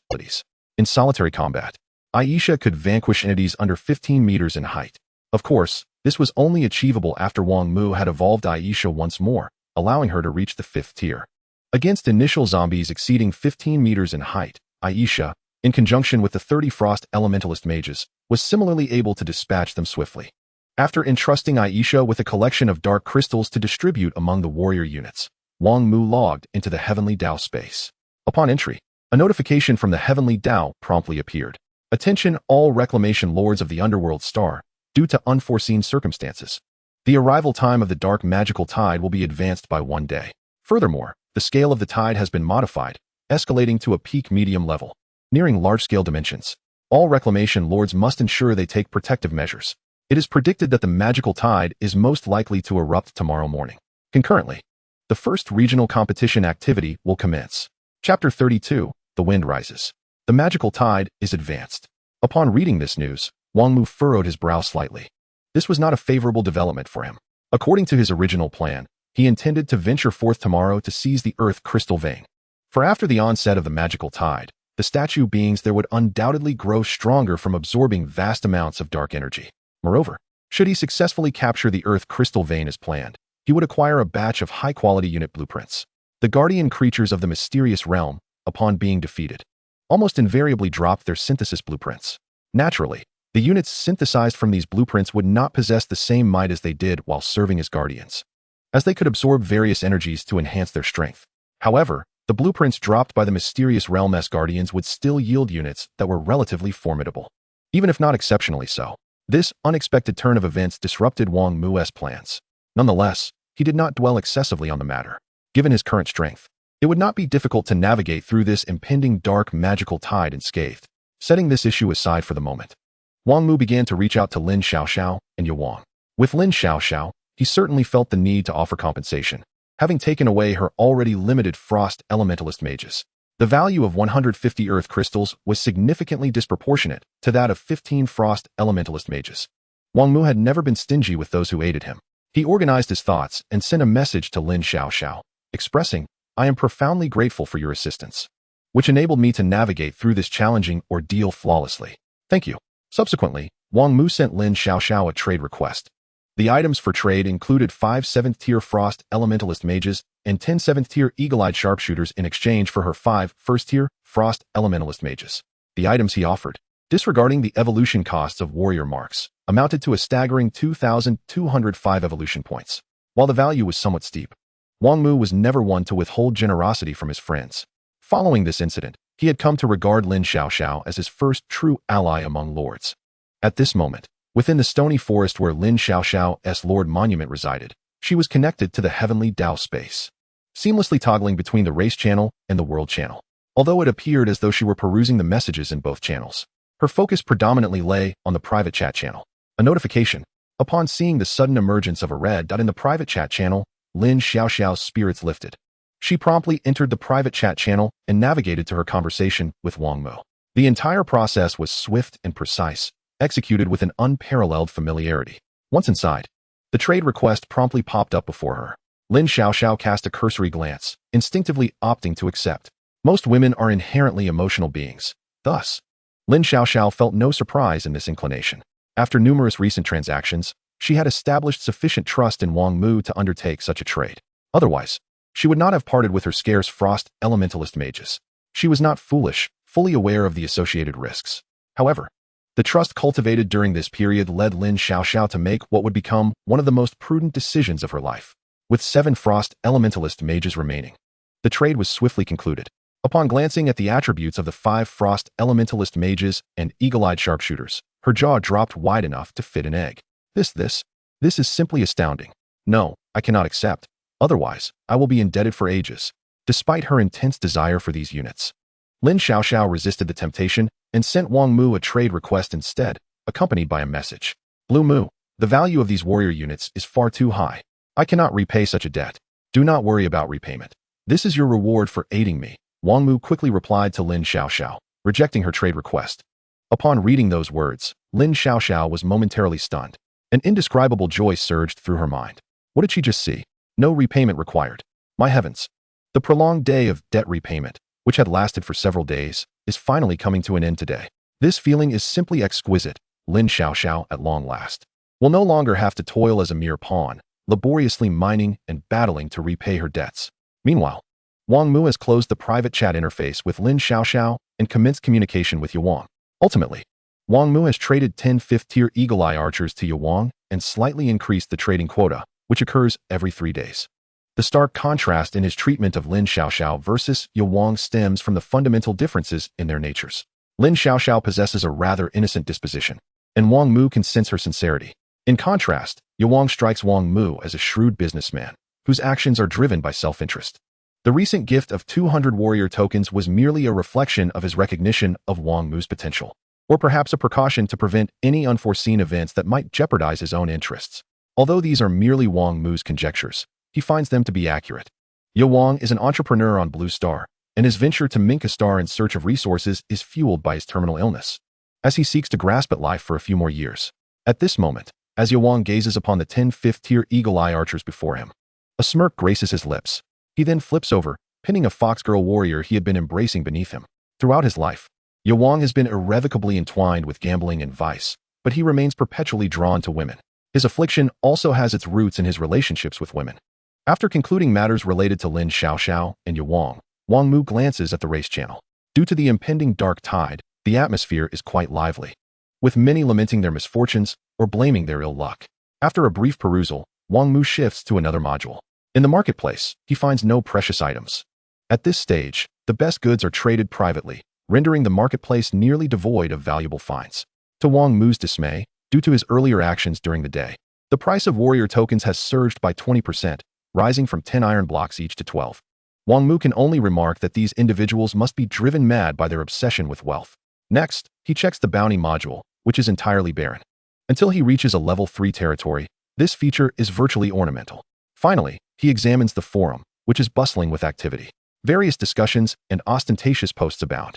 After a cursory glance and finding no useful information, he exits the Heavenly Dao space. By this time, the sky has completely darkened. Standing beside the Lord's monument, Wang Mu gazes up at the myriad stars, suddenly feeling a pang of nostalgia for his hometown and family from his past life. Just as he finds himself lost in thought, the stars above begin to dim. Simultaneously, a biting cold wind sweeps from the heavens, chilling the surface of Minka's star. The winds have risen. Letting the cold breeze tousle his hair, Wang Mu tilts his head back and murmurs. This is a forewarning of the impending dark tide. As this chill envelopes Minka's star, the dark creatures across the globe become increasingly agitated. That night, Wang Mu retires early to rest. Chapter 33. The regional competition commences. The next morning, Wang Mu is awakened by a cacophony of noise. Caw, caw, caw. Before his eyes even flutter open, the raucous calls of the Ming ravens echo incessantly in his mind. Emerging from his tent, he is greeted by an ominous gloom. The fierce black wind howls through the sky and earth. Standing amidst the tempest, Wang Mu feels a slight chill. Even with his nearly triple the physical prowess of an average person, this indicates a significant drop in the air temperature compared to the previous day, suggesting that the dark tide's eruption is drawing near. Above him, a multitude of Ming ravens swirl, darkening the sky as if heralding the end of days. Wang Mu looks up, unable to discern the boundaries of the raven swarm. As far as the eye can see, it is nothing but Ming ravens. With the cosmic storm infusing dark energy into Minka's star, all dark creatures on the planet descend into a frenzy. Wang Mu surmises that these Ming ravens likely originate from the vast Ming raven forest. Under the influx of dark energy, the various dark biological structures will experience a substantial enhancement in both quantity and quality. Gazing at the overwhelming swarm of Ming ravens, Wang Mu refrains from taking any rash actions. Though these evolving points are tantalizing, he understands the value of his life far outweighs that of mere evolution points. Now, his task is to await the full eruption of the dark tide. The cosmic storm will infuse dark energy into the planets it traverses. Once the dark energy within a planet reaches a certain threshold, it will give rise to energy conduits that connect the globe. The reasons behind this phenomenon were not covered in his classes on Blue Star, leaving Wang Mu in the dark. Perhaps, once he becomes a formidable lord, he will earn the right to pursue the essence of such peculiar occurrences. Once the energy conduits are formed, the infused dark energy will be absorbed and circulate globally. Following this, dark creatures will roam along the energy conduits, giving rise to the so-called dark tide. The more dark energy that is infused, the more energy conduits will emerge, and the wider the roaming areas of dark creatures will become. The energy conduits are classified into 4 levels based on the accumulation of dark energy. The first level is the primary energy conduit, exceedingly rare, containing immense dark energy that attracts countless dark creatures. The second level is the secondary energy conduit, typically numbering 10 to 100 times that of the primary conduits. The third level is the tertiary energy conduit, existing in quantities 100 to 1,000 times that of the secondary conduits. The fourth level is the minor energy conduit, which rarely manifests. However, when it does, it indicates that this dark tide has reached a large scale. The emergence of a fourth-level minor energy conduit signifies that it will cover a considerable portion of the globe. This explains why, after a large-scale dark tide erupts, the mortality rate among lords is alarmingly high. When dark creatures roam across the majority of the globe, only the most powerful lords can survive under the onslaught of numerous dark beings. According to the predictions of the Heavenly Dao puppet, the tier of this dark tide should be at the mid-tier top level, indicating that there will likely be a significant number of third-level energy conduits arising on Minka's star. The number of lords who perish in this wave is expected to be considerable. An intriguing thought flickered through Wang Mu's mind as he connected to the Heavenly Dao space, promptly entering the race channel. Damn it, I'm freezing to death. This ghastly wind is nearly snatching away my very soul. Suddenly, a multitude of female demons appeared around my territory. Surely, they don't intend to assault my domain, do they? I fervently pray to the Heavenly Dao for protection. May the energy veins not form near my territory, for if they do, it would spell my doom. A substantial portion of my troops perished yesterday. Is there not a benevolent soul willing to lend me aid? I glanced at the channel, overwhelmed by the palpable anxiety expressed in various messages, and decided to send a message of my own. When will this demonic tide erupt? I'm just waiting for the regional competition event to commence so I can secure the top position. The anticipation is excruciatingly dull. As my message was sent, it triggered a flurry of responses. Wow, Blue Mu, you really know how to flaunt it, but will you be able to back it up? Blue Mu, are you still collecting warrior tokens? I'll sell you one for just 14 iron blocks. Blue Mu, are you in need of a girlfriend? How about an online romance? I have a lowly voice. Wang Mu merely glanced through the responses before preparing to switch to another module. His primary reason for entering this time was to await the regional competition and the demonic tide's onset. The secondary purpose was simply to show off. Regardless, Once the regional competition event began, the Blue Mu territory would officially step into the public eye. This was merely the prelude. The journey of becoming the ultimate show-off was still long ahead. Just as Wang Mu was about to exit, a small red dot popped up in the private chat channel. Clicking on it revealed a message from Lin Xiaoxiao. Blue Mu, you're online. Are you truly planning to dominate the leaderboard? Is there any doubt? I always deliver on my promises, Wang Mu replied swiftly. Hee, I'm just hoping to place in the top 100. I wonder if that's achievable. Lin Xiaoxiao promptly responded. With the elemental ice mages and eagle-eyed archers I sent you, placing in the top 100 should be a piece of cake. I sense you're getting a bit ahead of yourself, she quipped. Thus, while awaiting the eruption of the dark demonic tide, Wang Mu engaged in casual banter with Lin Xiaoxiao. After all, with nothing else to occupy his time, teasing Lin Xiaoxiao, the chatty girl, while waiting for the regional competition to commence was indeed a pleasant diversion. Time flowed slowly, and before long, the regional competition event finally commenced. The Heavenly Dao announced, the dark demonic tide has erupted, and the regional competition event is now live. All lords are advised to check the relevant rules for the competition module added to the Heavenly Dao space. Wang Mu glanced at the main interface of the Heavenly Dao space and confirmed the addition of a competition module following the forum section. Upon entering, a plethora of text materialized before him. Regional competition event description. This regional competition will last for half a month. During this period, killing dark creatures will earn points, allowing participants to ascend the leaderboard. At the event's conclusion, the lords positioned on the leaderboard will receive substantial rewards. Rewards are divided into ranking rewards and point rewards. The higher the lord's points, the better the rewards. After absorbing this information, Wang Mu exited the Heavenly Dao space. The format of this regional competition mirrored precisely what he had learned back on Blue Star, with no deviations. Thus, his next course of action was to zealously hunt dark creatures to accumulate points and secure the top position. Based on his understanding from Blue Star, while the rewards for ranking first in regional competitions varied, they were invariably of considerable value. Just as Wang Mu prepared to consult Aisha about a strategy for exterminating dark creatures, Aisha approached him first. Reporting to you, my lord. We have detected a significant presence of dark creatures outside the entrance of Passage 1. I request permission to engage them. Aisha clasped her hands in respect, bowing as she addressed Wang Mu. Chapter 34. The First Glimmer of Brilliance. Just as Wang Mu was about to respond, a tremendous caw from the dark crows echoed from above. He looked up to see a dense swarm of dark crows forming an interminable line, soaring swiftly toward the valley from the direction of Passage 1, which refers to the path leading to the zombie village. Given the trajectory of the crows, it was highly likely they would pass directly over the valley. Should this be the case, it would indicate the potential formation of an energy vein surrounding Wang Mu's territory. If only there were a lottery in this world, I would surely buy a ticket, Wang Mu mused softly to himself. His luck had been astonishingly fortuitous of late.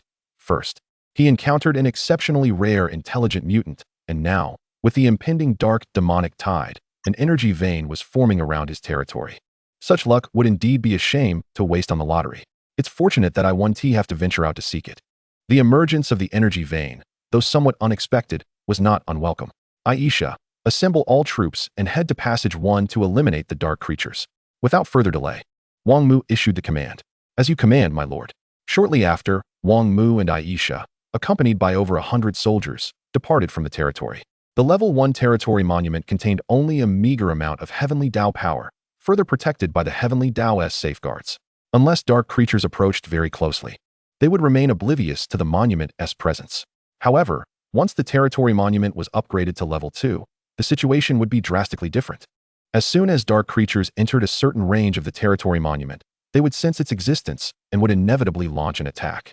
This was precisely why, despite having ample resources, Wang Mu refrained from upgrading the territory monument. He would only consider such an upgrade once the current dark demonic tide had passed. Upgrading the territory monument meant that the territory would be vulnerable to attacks from dark creatures at any time, a matter requiring great caution. Outside the entrance to Passage 1, Wang Mu surveyed the vast horde of dark creatures in the distance and issued the command to attack. Eagle-eyed archers, fire at will. Aisha, wait until the dark creatures draw near before engaging. As he spoke, Wang Mu retrieved the war bow of glory, infusing it with dark crystals to activate its power. With energy coursing through it, the intricate patterns inscribed upon the dark bow began to glow. Soon, a black energy shield emanated from the bow, enveloping an area of 300 meters around him. Within this zone, Wang Mu's archers would receive a significant enhancement. Presently, the number of eagle-eyed archers under Wang Mu's command had risen to 100, all at level 7. Just yesterday, alongside Aisha, he had relentlessly decimated dark creature strongholds, yielding substantial rewards in evolution points. In addition to the prowess of the Eagle Eye archers, the overall strength of the Ice Elementalists has also seen a slight enhancement, boasting 20 at the 7th rank and 10 at the 8th, with 100 7th rank Eagle Eye archers unleashing a simultaneous volley. 300 arrows are released in a single round.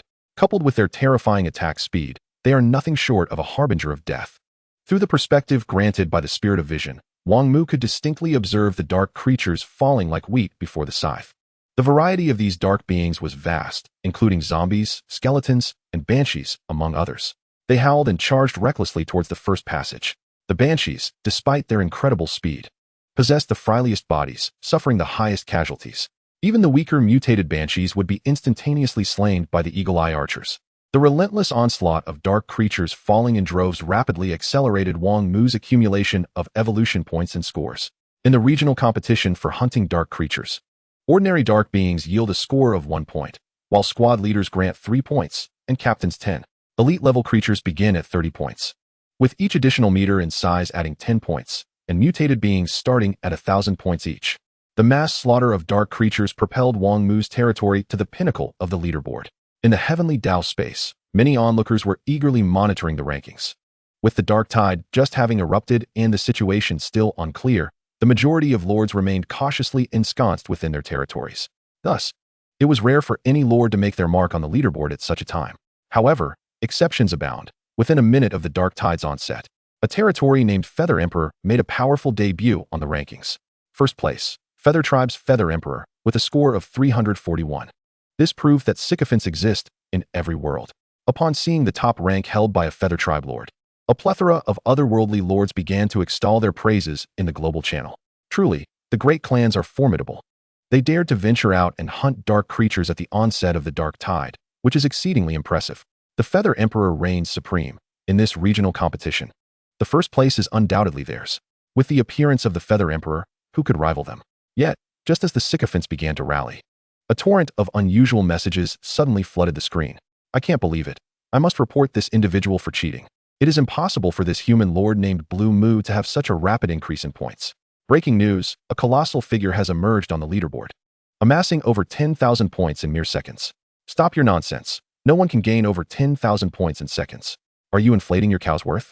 Today, I will blow your mother away. That is the saying. If you are unconvinced, come at me. I dare you to reveal your coordinates. I curse your mother. Do you think I fear you? The global channel erupted with a cacophony of wild remarks. At this moment, the most exhilarated were the human lords. The flurry of messages nearly overwhelmed the racial channel. It turned out that the esteemed Blue Mu was not merely boasting, judging by the trend. He was indeed on track to dominate the rankings. Blue Mu is astonishing. I wish to bear his children. Stop joking. How can a man bear children? If you wish to duel with Blue Mu, just say so. Compared to Blue Mu, that pathetic Feather Emperor is nothing but trash. In the blink of an eye, Wang Mu's points doubled once more, surpassing 20,000. First place, Human Race's Blue Mu, with a score of 24,371. Second place, Feather Tribe's Feather Emperor, with a score of 592. Third place, Human Race's Xiao Xiao, with a score of 213. Fourth place, Black Dragon Tribe's Overlord, with a score of 189. Fifth place, Crystal Tribe's Crystal Lord, with a score of 176. Sixth place. The competition for the regional leaderboard was exceptionally fierce. As it began, numerous lords emerged. As the clear frontrunner, Blue Mu made his first appearance among the various clan lords. No matter what methods you employ, I demand to know every detail about this Blue Mu within half an hour. Furthermore, intensify the hunting of dark creatures. The first place in the regional competition must be mine. On a vast plain on the Ming-Ku star, a 10-winged Feather Tribe member, with a cold expression, issued this command. Simultaneously, nearly identical orders were being echoed in many other territories. Chapter 35. This human lord is definitely cheating. As the instigator, Wang Mu furrowed his brow. The hunt for dark creatures had commenced smoothly, but soon after, he encountered some minor obstacles. Ahead, towering mutated beings, resilient against the firepower of the Eagle Eye archers, advanced relentlessly. The number of these mutated creatures was considerable, at least 100. Among them, 5 stood over 20 meters tall, indicating their status as intermediate mutated beings. At this moment, those at the forefront were less than 600 meters from Wang Mu. Glancing at his remaining evolution points, which stood at 4 for 141 and 152 warrior marks, he expended 840 evolution points and 300 warrior marks to elevate all the ice elementalists to the 8th rank. Wang Mu decided against further evolution of the Eagle-Eye archers, as their quality was subpar. The investment for further advancement would not yield proportional returns. Aisha, it is time to act. After completing the upgrades for the ice elementalists, Wang Mu nodded in her direction. As you command, my lord. Eagerly awaiting her moment, Aisha immediately sprang into action upon receiving the order. This time, she refrained from charging directly ahead, fully aware of the multitude of mutated beings before her. Domain of Ice and Snow, activate. As her crisp voice echoed, frost enveloped the ground within a 50-meter radius around her. Domain of Ice and Snow, Beginner Mode 1. Melee stance, mobile upon release of the domain, it envelopes a 10-meter radius, within which enemies will continuously experience freezing effects. Mode 2. Ranged stance, immobile upon release of the domain, it envelopes a 50-meter radius, within which ice-based attacks will have their power increased by 20. The Domain of Ice and Snow is a domain technique applicable for both ranged and melee combat. As the domain was unleashed, Aisha began to coordinate a joint spellcasting with 30 ice elementalists. Thousands of 3-meter-long ice crystal greatswords swiftly coalesced and shot towards the 100-odd mutated creatures. The ice crystal greatswords sliced through the air, creating a thunderous sonic boom, appearing before the mutated beings in the blink of an eye. Roar! A 19-meter-tall mutated creature howled furiously, swinging its massive arm and delivering a powerful punch. The ice crystal greatsword, remarkably sturdy, met the mutated creature's fist, penetrating a third of the way in. Subsequently, a fierce burst of icy power erupted, completely encasing the creature's fist in frost. At this moment, numerous ice crystal greatswords plunged into the body of the mutated beast. The insertion of dozens of these icy blades almost instantaneously immobilized the towering 19-meter creature. Subsequently, under the concentrated fire of the Eagle-Eye archers, it was transformed into massive blocks of ice. With just this single strike, a third of the over 100 mutated beings perished, including a formidable 21-meter-tall intermediate mutated beast. Well done. Even Wang Mu, faced with the remarkable achievements crafted by Aisha, could not help but voice his admiration. All of this is the Lord's doing. It is you who have elevated our powers to such heights. Lord, please take note. Aisha has even more formidable techniques. Aisha turned to Wang Mu, her face a mask of reverence. After speaking, Aisha closed her eyes, her arms extending gracefully. A chill breeze began to swirl around her, the wind's velocity increasing rapidly over time. Once the wind reached a certain speed, delicate, crystalline snowflakes began to fall from the sky. Initially sparse, they soon thickened, transforming into a heavy snowfall. At this juncture, the leading mutated beast was less than 200 meters away from Wang Mu and his companions. Ice and Snowstorm. Aisha's clear voice resonated through the air, ethereal and commanding, akin to a deity reciting an incantation from on high. As her words echoed, a tempest suddenly arose. The roar of the wind reminiscent of thunder rumbling from the heavens. A flurry of snowflakes danced in the gale, forming a blizzard capable of freezing all in its path. The howling wind swept through the dark creatures, causing their movements to slow before they came to a standstill, ultimately transforming into statues of solid ice. Under Aisha's ice and snowstorm, the fate was the same for both the weaker low-level dark creatures and the mightier mutated beasts. Wherever the storm blew, ice statues littered the ground, life extinguished, everything frozen in time. Heavy breaths reached Wang Mu's ears, startling him from his stupor. My lord, this is Aisha's first time using the ice and snowstorm, and she did not manage the scale effectively. Aisha swayed unsteadily to Wang Mu's side, pointing at the 30 fainted ice elemental mages sprawled on the ground, her face filled with guilt. What happened to them? Wang Mu, taken aback by the sight, anxiously inquired, his gaze fixed on Aisha. Despite the tremendous power of Aisha's ice and snowstorm, which had eradicated all dark creatures within his line of sight, Wang Mu found it hard to accept the potential loss of 30 ice elemental mages. These mages were not something that could simply be created with resources. Losing even one would cause him considerable distress. They all simply overexerted themselves and fainted. They will be fine after a day's rest, Aisha explained, her breath heavy yet her tone weary. Upon hearing Aisha's reassurances, Wang Mu's anxious heart finally relaxed. And you? He asked, observing Aisha's fatigued form as she swayed precariously. Thank you for your concern, my lord. Aisha is merely exhausted. A bit of rest will suffice, she replied apologetically. Faced with this unforeseen situation, Wang Mu could do little but command the Eagle-Eye archers to destroy all the ice statues of dark creatures before returning home. Aisha's ice and snowstorm had swept across several kilometers, thoroughly annihilating the roaming horde of dark creatures. Consequently, Wang Mu's evolution points and credits surged to an astonishing level.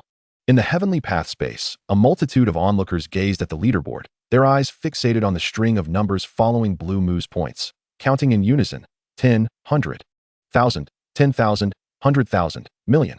Suddenly, a large question mark floated above their heads. In less than 10 minutes, over 10 million points. What sorcery is this? This is utterly outrageous. Celestial Puppet, I must report this. This human lord is undoubtedly cheating. Chapter 36, Guardian-type units. After tossing a heap of dark crystals to Aisha and the 30 ice elemental mages for recovery, Wang Mu began to tally his gains from the encounter. First, the evolution points. He glanced and was astounded by the unprecedented total. 47,883 points, nearly 50,000 evolution points, almost knocked him off his feet. Yet, the thought of Aisha losing her combat ability doused his excitement like a bucket of cold water. Had Aisha not encountered such an issue, he would have still gained these evolution points, albeit with a slight increase in the time required. Moreover, after vanquishing this wave of dark creatures, Wang Mu could have sought other areas, continuing the pursuit of dark creatures wandering along the energy veins to accrue even more evolution points. With this thought, a sense of emptiness washed over him. So many evolution points lost. He sighed softly and continued counting his rewards. The 3 foundational marks, Warrior Mark, Energy Mark, and Mechanical Mark, all yielded substantial returns, each exceeding 4,000. Currently, Wang Mu possessed 5, 321 Warrior Marks, 5, 946 Mechanical Marks, and 4, 877 Energy Marks. Additionally, he had acquired 4 War Marks and 12 Heavenly Path Marks. The Heavenly Path Marks were used to upgrade the Lord's Monument, while they were unnecessary for level 2. They were required for level 3. Presently, Wang Mu held a total of 17 Heavenly Path Marks. Wang Mu also collected a significant number of dark crystals, over 40,000, combined with previous reserves, bringing his total to just over 50,000. Beyond this, he had amassed a plethora of unit synthesis blueprints. Ignoring those of yellow quality and below, he focused on those of yellow quality and above. The synthesis blueprints were as follows: 82 for the Soul Whisperer, 64 for the Bone Knight, 58 for the Nether Assassin, 46 for the Light Shield Guardian. Among these, the Bone Knight, Soul Whisperer, and Nether Assassin were relatively lackluster, primarily useful in conflicts against other lords. However, the Light Shield Guardian was a unit that Wang Mu currently lacked.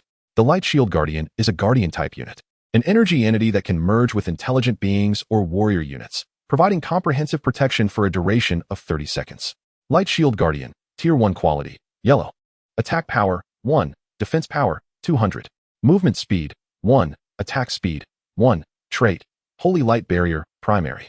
Description, an exceedingly extreme Guardian-type unit. Possessing it will significantly safeguard your life.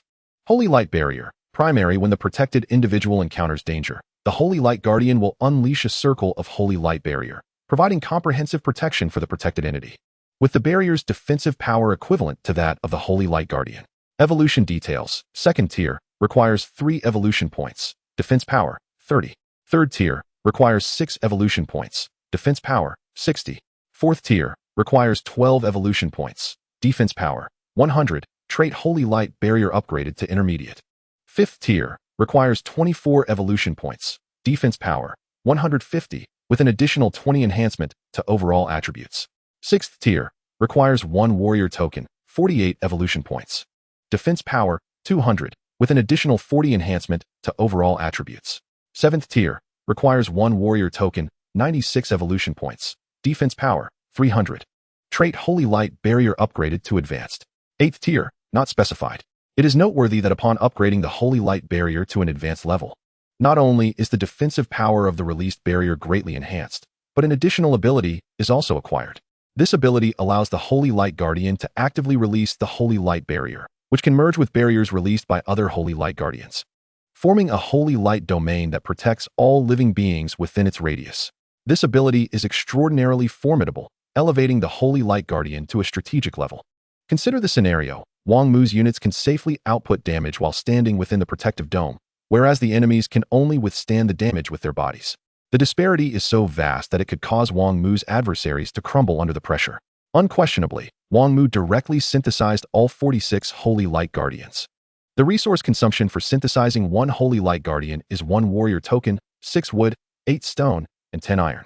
Such a meager resource requirement is but a trifling matter for Wang Mu, entirely insignificant.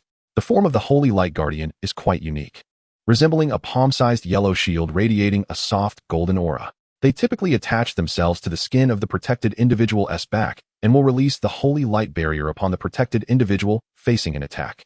The defense of a 7th-tier Holy Light Guardian has already reached 1120, while the defense of the advanced Holy Light Barrier is 150 of the Holy Light Guardian's defense, lasting for 2 minutes.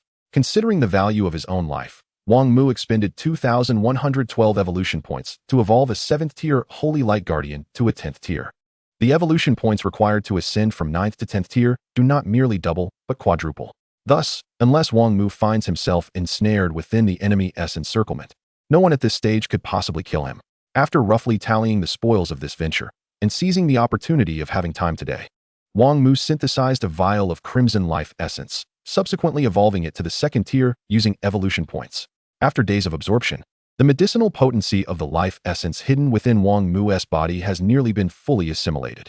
Now, seizing the fleeting moment while Aisha and the others rest, Wang Mu intends to consume the 2nd vial of life essence. As the essence courses through him, an overwhelming drowsiness envelopes him, swiftly luring him into slumber. At this stage, the energy accumulated within his energy meridians is still sparse, with a low circulation frequency. Consequently, the movement speed of the dark creatures is also rather sluggish. This is why Wang Mu dares to utilize the 2nd vial of life essence at this moment. Generally speaking, the 2nd wave of dark creatures should not reappear outside the valley for another 20 hours, while Wang Mu leisurely digests the potency of the life essence. Chaos erupts within the Heavenly Dao space. In a matter of seconds, the score of the Blue Mu territory surpasses 10,000. This astonishes many lords. Yet they can accept it deep down, for disparities exist among lords. However, when Wang Mu's score skyrockets to over 10 million in under 10 minutes. Apart from a few human lords, the rest find this utterly unacceptable, particularly those lords aspiring for first place in this regional competition. Who can elucidate how that human territory suddenly amassed over 10 million points? Within the feathered sovereign territory, Yu Hao glares at the assembly of feathered lords before him, helplessly roaring in frustration. As a scion of the esteemed feathered royal bloodline, encountering such absurdity while colonizing a mere dark celestial body is beyond comprehension. Throughout the entire dark battlefield, Yu Hao had never heard of any lord achieving over 10 million points in their first regional competition during the early stages of colonization. Listen carefully. I demand you to employ every possible means to ensure the following points are achieved after the dark tide subsides. 1. Ascertain the geographical coordinates of the Blue Mu territory. 2. Acquire sufficient Heavenly Dao tokens to elevate the territory monument to level 3. 3. In this regional competition, we must secure 2nd place. When Yu Hao uttered the word 2nd place, they nearly escaped through gritted teeth. Chapter 37, Untitled. Above a serene bamboo grove, Yulin flutters his 4 pairs of immaculate white wings, quietly hovering in midair. Reflecting on the recent message from the feathered sovereign territory, a cold smile graces his lips. This waste, confined to such meager achievements, relies solely on the strength of his clan to exert power. In hushed tones, Yulin turns his gaze toward the direction of the Blue Mu territory. According to the intelligence I have gathered, the territory within that valley must indeed be the Blue Mu territory. Remembering his first encounter with the human lord of the Blue Mu territory, Yulin's expression shifts to one of seriousness. That human lord, along with his territory, could potentially pose a significant challenge to Yulin's aspirations of dominance over the Darkmark Star. However, in order to break free from his own fateful trajectory, Yulin must allow the Blue Mu territory to flourish rapidly. Despite the current performance of the Blue Mu territory being somewhat unexpected, this, paradoxically, serves Yulin's interests. Until his own objectives are met, Yulin hopes for the Blue Mu territory to grow ever stronger. After all, the adversaries that the Blue Mu territory will soon face are anything but ordinary in strength. I hope you do not disappoint me. Contemplating the terrifying foundation of his clan, a faint worry surfaces in Yulin's heart. Once that waste territory monument ascends to level 3 and the teleportation array is activated, that will be the true test of the Blue Mu territory's strength. Before that, I must also hasten my own power enhancement. As these thoughts swirl in his mind, Yulin gazes down at his territory, where 100 warrior units stand at attention, each wielding a massive bow. These warrior units bear a striking resemblance to the Eagle-Eye archers, albeit significantly larger in stature. The ordinary eye of the hawk archers typically stand at a mere height of 1.80 meters. However, within the domain of the feathered forest, the eye of the hawk archers tower at an impressive 3 meters. The astonishing performance of Wang Mu has not only captured the attention of various feathered tribe lords, such as Yu Hao and Yulin, but also prompted other pioneering lords on the mysterious star to spring into action over the matter of substantial points. Many lords have summoned their courage to venture beyond their territories, actively seeking to hunt the dark creatures. The results, as one might expect, were disastrous. On the very first day of the Dark Tide's eruption, numerous lords suffered significant losses. Only a minuscule fraction of them managed to achieve minor gains. Thus, the lords of the mysterious star were compelled to acknowledge a stark reality. The disparity between territories often renders comparison futile. It would be far wiser for them to remain within their domains, patiently awaiting the end of the Dark Tide. Before long, a day had elapsed. On the second day of the Dark Tide's onset, the sky was shrouded in deep darkness. "My lord, a multitude of dark creatures has reappeared at Passage 1. A melodious voice roused Wang Mu from his slumber. "Aisha, have the ice elemental mages recovered?" He briskly rose, casting a glance at the statuesque Aisha, inquiring about his foremost concern. "They have all fully recovered and will not impede combat," Aisha replied with utmost seriousness. "That is good," Wang Mu affirmed. "Aisha, please lead all the Eye of the Hawk archers and ice elemental mages over. I shall join you shortly." After sending Aisha off, Wang Mu emerged from the tent to stretch his limbs. Familiarizing himself with his current physique, he opened his attribute panel. Name: Wang Mu. Attack power, 52 defense power, 51 movement speed, 48 attack speed, 44 spirit, 50 evolution points, 37. 124 system additional function advancement. By consuming a certain amount of evolution points and materials, one can advance intelligent troops. Following their advancement, intelligent troops undergo a significant transformation. In terms of attributes, all values had approximately doubled. Wang Mu's current attributes rivaled those of certain orange-tier melee units. The sensation of enhanced power was exhilarating. In just a few more days, once the residual medicinal effects within his body had fully dissipated, he would be able to utilize the third-tier life essence. As he felt the burgeoning power coursing through his physique, Wang Mu clenched his fists and struck the air with vigorous swings, producing a resounding sound akin to a heavy gust of wind. Satisfied with his progress, he set forth towards Passage 1. Approximately 10 minutes later, Wang Mu arrived beside the ranks of soldiers. Observing the dense throng of dark creatures in the distance, he narrowed his eyes slightly. This time, the number of dark creatures accompanying the energy vein was relatively modest, estimated to be less than half of the previous day's count. Although somewhat disappointed, he resolved to seize the points that were so readily available. To expedite the hunting process, Wang Mu waved his hand decisively, expending 520 evolution points and 600 warrior insignias to elevate 30 ice elemental mages to the 9th tier. Beyond this tier, the resource consumption would escalate significantly. To advance to the 10th tier, each ice elemental mage would require 30 warrior insignias and 536 evolution points. With an attack power of 900. The 9th tier ice elemental mages would greatly increase their lethality. As the icy shards rained down, the dark creature horde was left with no chance of survival. Wang Mu refrained from deploying Aisha directly into combat. Instead, he tasked her with commanding the troops, honing her leadership skills. It was imperative that Aisha learn to lead her forces independently in the future, and now was the opportune moment for her training. Despite her initial discontent with the arrangement, her fierce combat spirit evident from her earlier aggressive foray, Aisha's execution of Wang Mu's orders was unwavering. Even if commanded to charge solo into the throng of dark creatures, she would not hesitate. Meanwhile, as Wang Mu methodically hunted the dark creatures, the celestial path space buzzed with activity. It's moving, it has moved," exclaimed one onlooker. "Goodness, the growth is astonishing. It's utterly extraordinary. Is this Lord of Lan Mu perhaps a scion of the celestial path? The rate at which those points are accumulating seems unreal."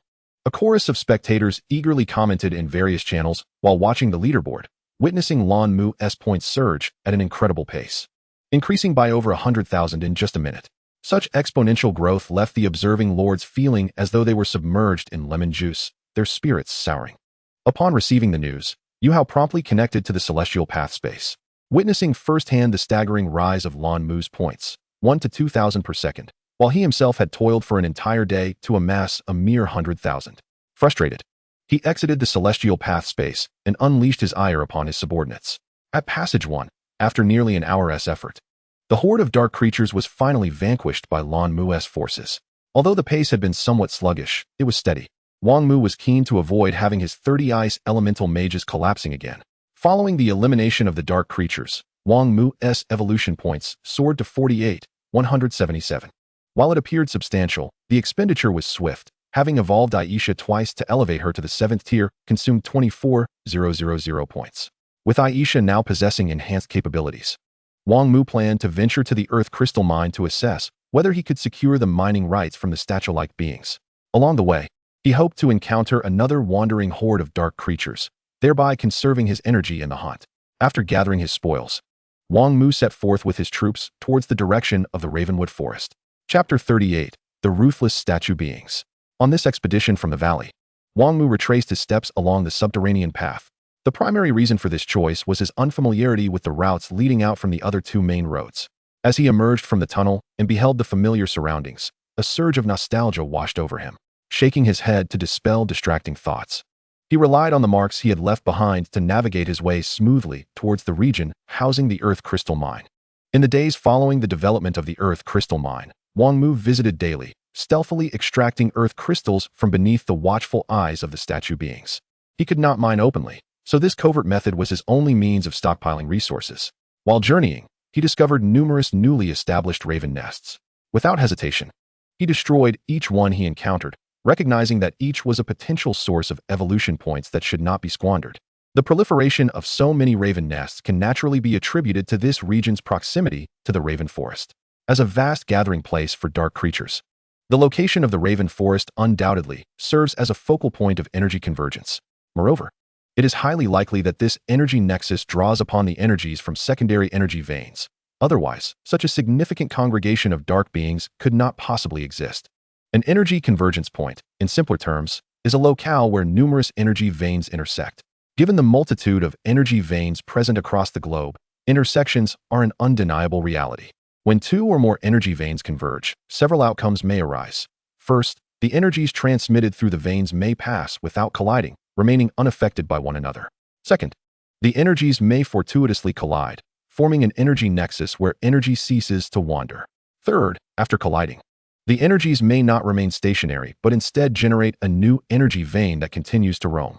In the event of the second outcome, the energy that lingers at the convergence point will attract a multitude of dark creatures, thereby establishing a gathering place for these beings. Due to the inherent repulsion among dark creatures, without the integration of a powerful and intelligent dark entity, different races of dark beings typically do not congregate in large numbers. This explains the emergence of such dark creature gatherings. As for the specifics of how those zombie shacks, raven nests, and zombie graveyards came into being, Wang Mu is oblivious, as such knowledge was not covered in the classes on Blue Star. The newly appeared raven nests likely originated from the dark energies emanating from the Raven Forest, allowing them to proliferate rapidly. As Wang Mu traversed the area, he systematically destroyed the raven nests, albeit at a leisurely pace. Along the way, he frequently observed vast flocks of ravens soaring skyward from the Raven Forest, flying towards the distant horizon. Likewise, large groups of ravens would occasionally return from afar, landing back at the raven nests, eliciting a pang of envy in Wang Mu. He pondered when he might possess the strength to eradicate the entire Raven Forest in one fell swoop. After nearly 2 hours of travel, Wang Mu finally arrived at the rocky forest surrounding the Earth Crystal Vein. The scale of the Raven Forest had indeed expanded during this wave of dark magic. To ensure his safety, Wang Mu opted to maintain a safe distance from the Raven Forest, taking a longer route, which accounted for the delay. At this moment, due to the influence of the dark tide, numerous raven nests had emerged within the rocky forest. After ruthlessly obliterating them with a thunderous might, Wang Mu swiftly approached the vicinity of the Earth Crystal Vein. Before him stood 36 familiar statues. These statues appeared largely unchanged since before the outbreak of the dark tide.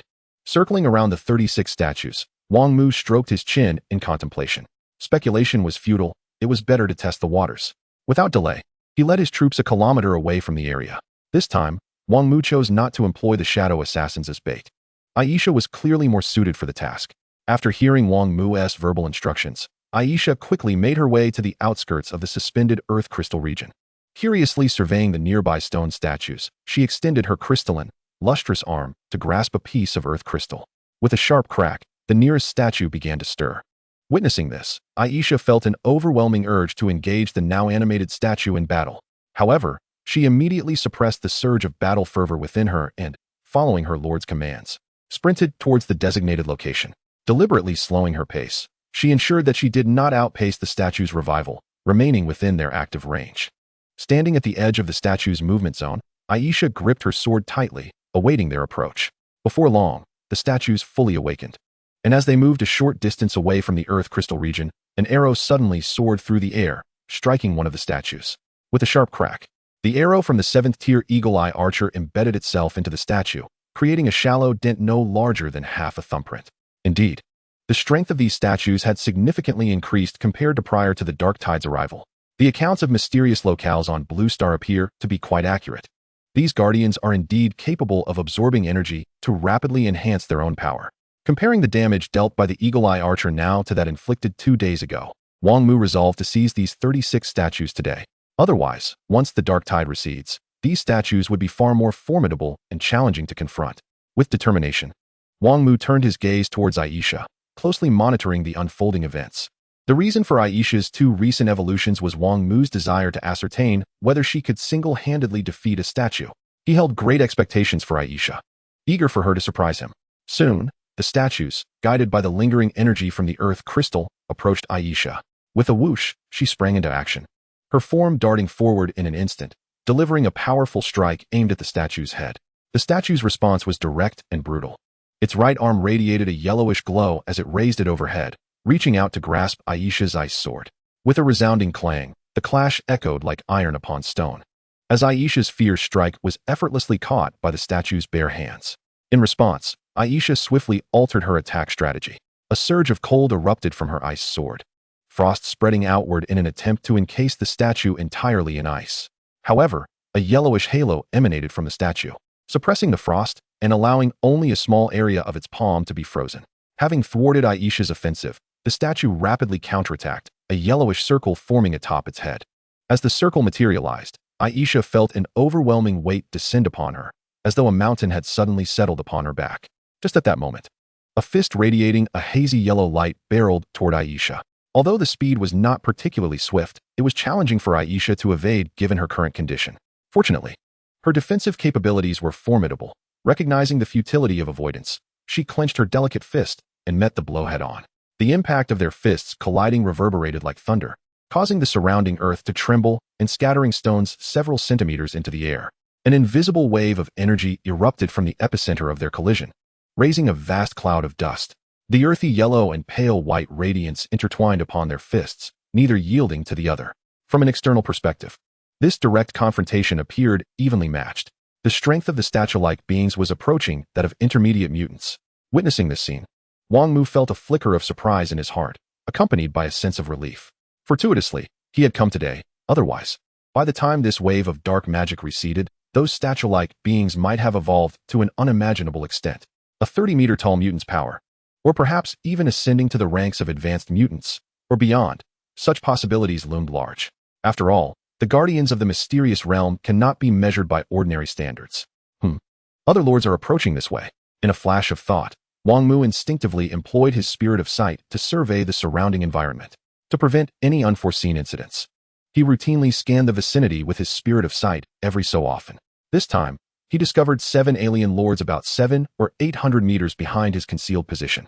These alien lords were accompanied by a multitude of warriors, numbering in the thousands by estimation. Intriguingly, among these 7 alien lords, 6 were orc lords, while the remaining 1 belonged to the flower spirit tribe. Moreover, one of the orc lords was the very one Wang Mu had inadvertently let escape earlier. The flower spirit lord was bound by stout vines, being pushed forward by the orc lords, leading the way. Aisha, alien lords may be coming this way. You should retreat for now. Upon hearing Wang Mu's command, Aisha, who was poised to engage in a fierce battle, displayed a fleeting expression of disappointment. Why was it so difficult to find a good fight? Seizing the opportunity, she delivered a punch that repelled the statue-like being, retreating back to Wang Mu's side. Subsequently, Wang Mu and his companions found a concealed spot to hide. At this moment, among the coalition of alien lords several hundred meters away, Coolidge, walking among a few orc lords, contemplated the flower spirit lord leading the way ahead with a heart full of resentment. Once I devise a plan to acquire that earth crystal vein and obtain sufficient resources, I shall elevate the territory's monument to level 3 and personally make that human lord suffer 1,000 deaths. Remembering the hardships he had endured in recent days, Coolidge felt an overwhelming sense of discomfort and frustration. Meanwhile, the flower spirit lord was also experiencing a tumultuous mix of emotions. Alas, it was all due to her carelessness. She had failed to notice that her territory had been discovered by this group of orc lords. Leading the procession of orc lords, Huayu's heart plummeted into an abyss. Reflecting on her experiences over the past 2 days, they had been a roller coaster of highs and lows. Just 2 days prior, during the evening, Huayu had stumbled upon an earth crystal vein while exploring. Through clever means, she had procured several pieces of the earth crystal. However, as night fell, upon her hurried return to her territory, she was ambushed by the orc lords who stormed in unexpectedly. Although Huayu fought back valiantly, the overwhelming disparity in strength led to her swift defeat, resulting in the demise of all her warriors. Had it not been for one orc lord who had noticed the earth crystal in her possession and spared her life, she too would have met the same fate as her fallen soldiers. I cannot simply give up. My clan has invested tremendous resources to secure 1,000 pioneering slots. I have been fortunate enough to obtain one. Despite the arduous path ahead, I must find a way to carve out a path to survival. As she continued her journey, Huayu, who had initially been in a pessimistic state of mind, found her resolve renewed. The Flower Spirit tribe had originally been among the lower-tier races, joining the dark battlefield over 300 years ago. However, since their entry, they had failed to capture a single pioneering planet in over 3 centuries. Each colonization attempt had resulted in the loss of numerous clan members. To make matters worse, their home planet had been invaded by dark creatures a decade ago, leading to catastrophic losses. In a bid to preserve the flame of their lineage, the Flower Spirit tribe ultimately chose to become a vassal race of the human race, relocating en masse to a dark planet under human control. As a vassal race, the entire Flower Spirit tribe was subject to the whims of the humans, their status barely above that of slaves. The immense sacrifices made were met with the return of the opportunity for the Flower Spirit tribe to send a contingent of their kin to accompany humans in their endeavors on dark planets. Through these ventures, the Flower Spirit tribe hoped to find a way back to their own life-bearing planet, allowing their kin to thrive and multiply. Contemplating her clan's plight over the past decade, Huayu bit her lip, her gaze resolute as she made her way toward the earth crystal vein. The hundreds of meters were swiftly traversed. When the orc lords beheld the earth crystal vein, their breaths grew heavy in an instant. Indeed, a green-quality special vein existed. Kulich, observing the exposed mass of earth crystal ahead, could not help but tremble slightly. A vein like this would make even his father, a formidable lord of fortress level, salivate with desire. With this earth crystal vein, it was certain that I, Kulich, would secure my place on this dark planet. Moreover, it was not inconceivable to dominate the entire planet of dark carving. As he envisioned the glory that awaited him, Kulich could hardly contain his excitement. However, unbeknownst to Kulich, his grand aspirations were about to be utterly overturned. Wang Mu, hidden in a concealed position, had expended 384 evolution points to elevate his spirit of sight to the 9th tier, with a range of observation extending to 300 meters. After confirming that no other alien lords trailed behind the coalition, Wang Mu launched his assault. Aisha, unite your spellcasting. Let frost spread swiftly and immobilize those alien lords and their warriors. Remember, only the lower bodies of the alien lords need to be frozen, while the warriors are to be slain directly. As Wang Mu's commands were issued, vast swathes of frost spread out with incredible speed. What is this? No. Kulich and the other orc lords could not react in time, becoming completely frozen in place. Amidst the chaos of frantic shouts, Wang Mu's figure gradually emerged into view before Kulich and the others. It's you. Seeing Wang Mu step out from his hiding place, Kulich felt a chill run through him, deep in his heart. Chapter 40, Slaying the Statue Beings. Indeed, it is I. Wang Mu disregarded Kulich's murderous gaze, striding closer to him. Last time, my momentary lapse allowed you to escape. This time, I shall not be so lenient. King Mu's gaze turned icy, a palpable aura of murderous intent emanating from his eyes, as he scrutinized the orc clan leader before him, whose expression was a mix of terror and shame. This time, you must meet your demise. With those words, King Mu clenched his fist and, in a brutal display, landed a devastating blow upon Kurich's forehead amidst the latter's horrified gaze.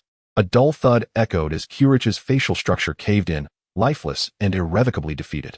The gruesome demise of Kurich shattered the psychological defenses of the remaining 5 orc clan leaders, who gaped in disbelief and cried out in desperate pleas. No, please, great human lord. We swear eternal loyalty to you, to serve as your humble slaves. We beg of you. Yet, before they could finish their trembling entreaties, 5 icy shards pierced through the foreheads of the orc leaders, silencing their pleas forever. Regrettably, although Kurich was dead, the information he had disseminated could not be retracted. Casting a glance at the lifeless Kurich, King Mu felt a twinge of regret.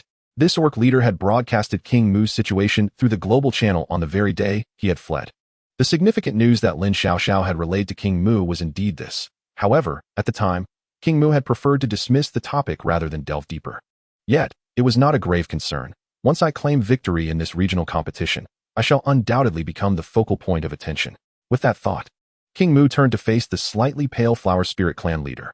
Observing her trembling form, her lips tinged with a hint of purple, King Mu frowned and commanded, "Absorb the icy power from her." At his behest, Aisha approached and placed her palm against the ice encasing Huayu, drawing forth all the chill within. This power could be released or absorbed. The only limitation was the speed of the process. "Thank you, esteemed clan leader," Huayu said, bowing as she emerged from her icy prison, enduring the intense discomfort within her body. "You understand, I cannot let you go," King Mu replied coldly, locking eyes with the Flower Spirit Clan leader.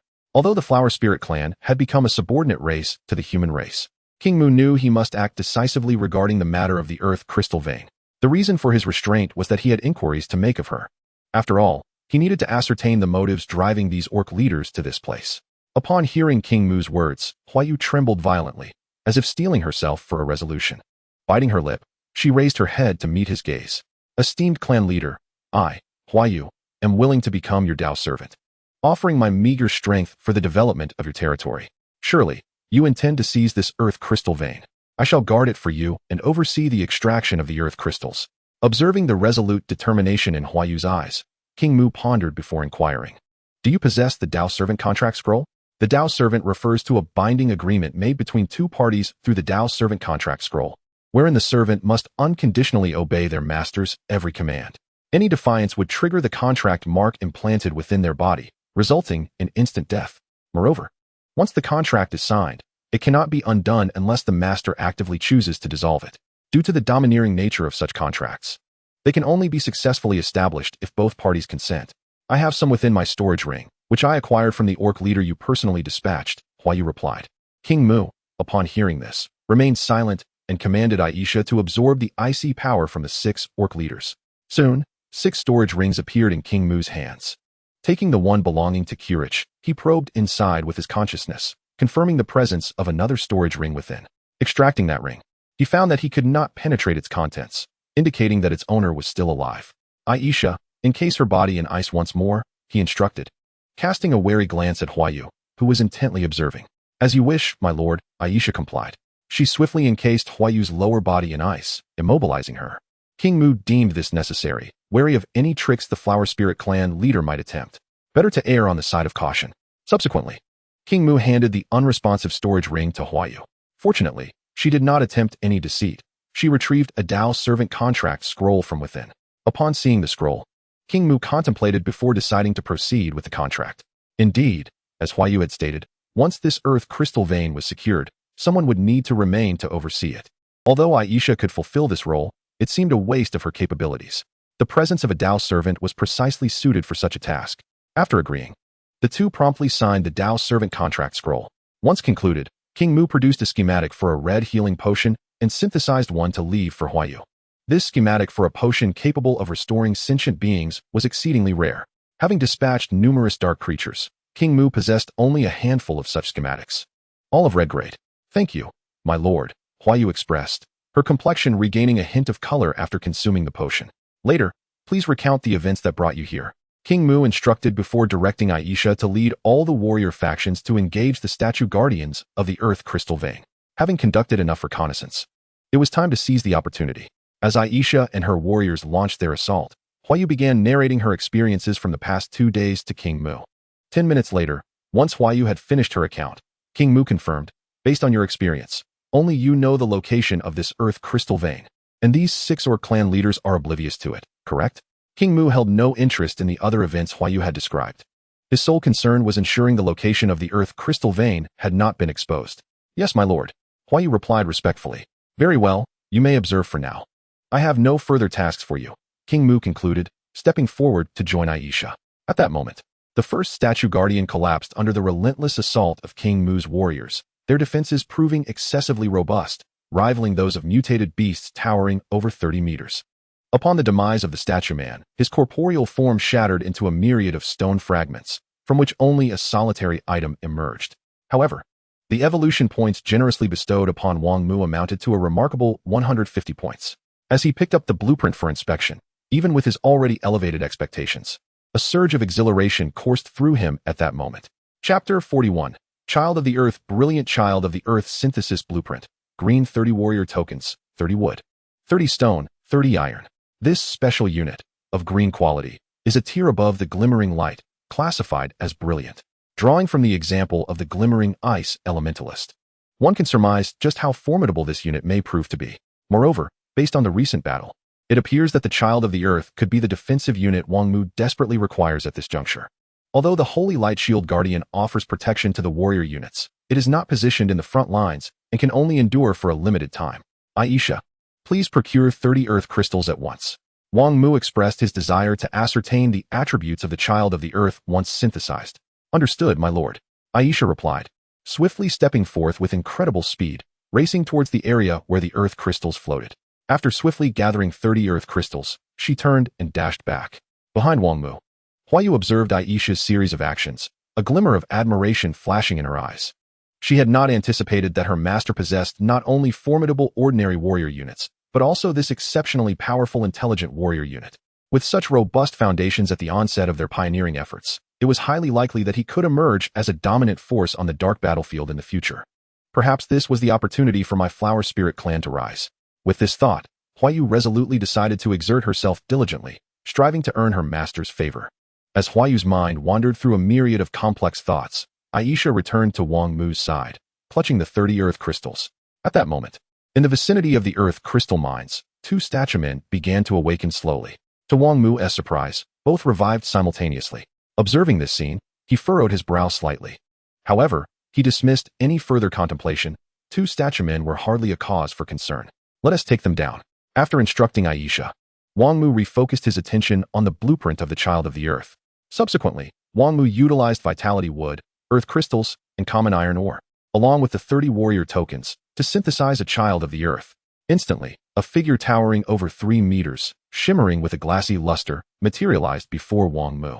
Brilliant Child of the Earth, Tier 1, Quality, Green Attack Power, 200 Defense Power, 400 Movement Speed, 60 Attack Speed, 60 Traits. 1. Automatic Recovery, Beginner. 2. Earth Power, Beginner. 3. Joint Casting, Beginner. Description: a favored Child of the Earth, possessing unparalleled defensive capabilities.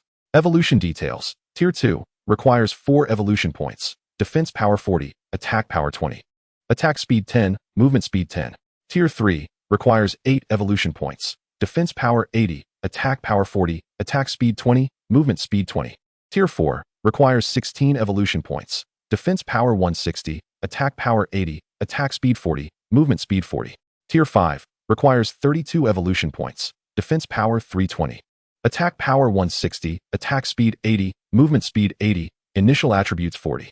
Tier 6, requires 30 warrior tokens, 64 evolution points, Defense Power 640, Attack Power 320, Attack Speed 160, Movement Speed 160, Trait Earth Power upgraded to Intermediate. Tier 7, requires 60 warrior tokens, 128 evolution points, Defense Power 960, Attack Power 480. Attack Speed 240, Movement Speed 240, Trait Joint Casting upgraded to Intermediate.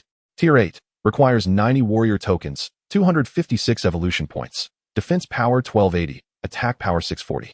Attack Speed 320, Movement Speed 320, Trait Automatic Recovery upgraded to Intermediate. Tier 9, requires 120 warrior tokens, 512 evolution points, Defense Power 1600, Attack Power 800, Attack Speed 400, Movement Speed 400, Initial Attributes 100.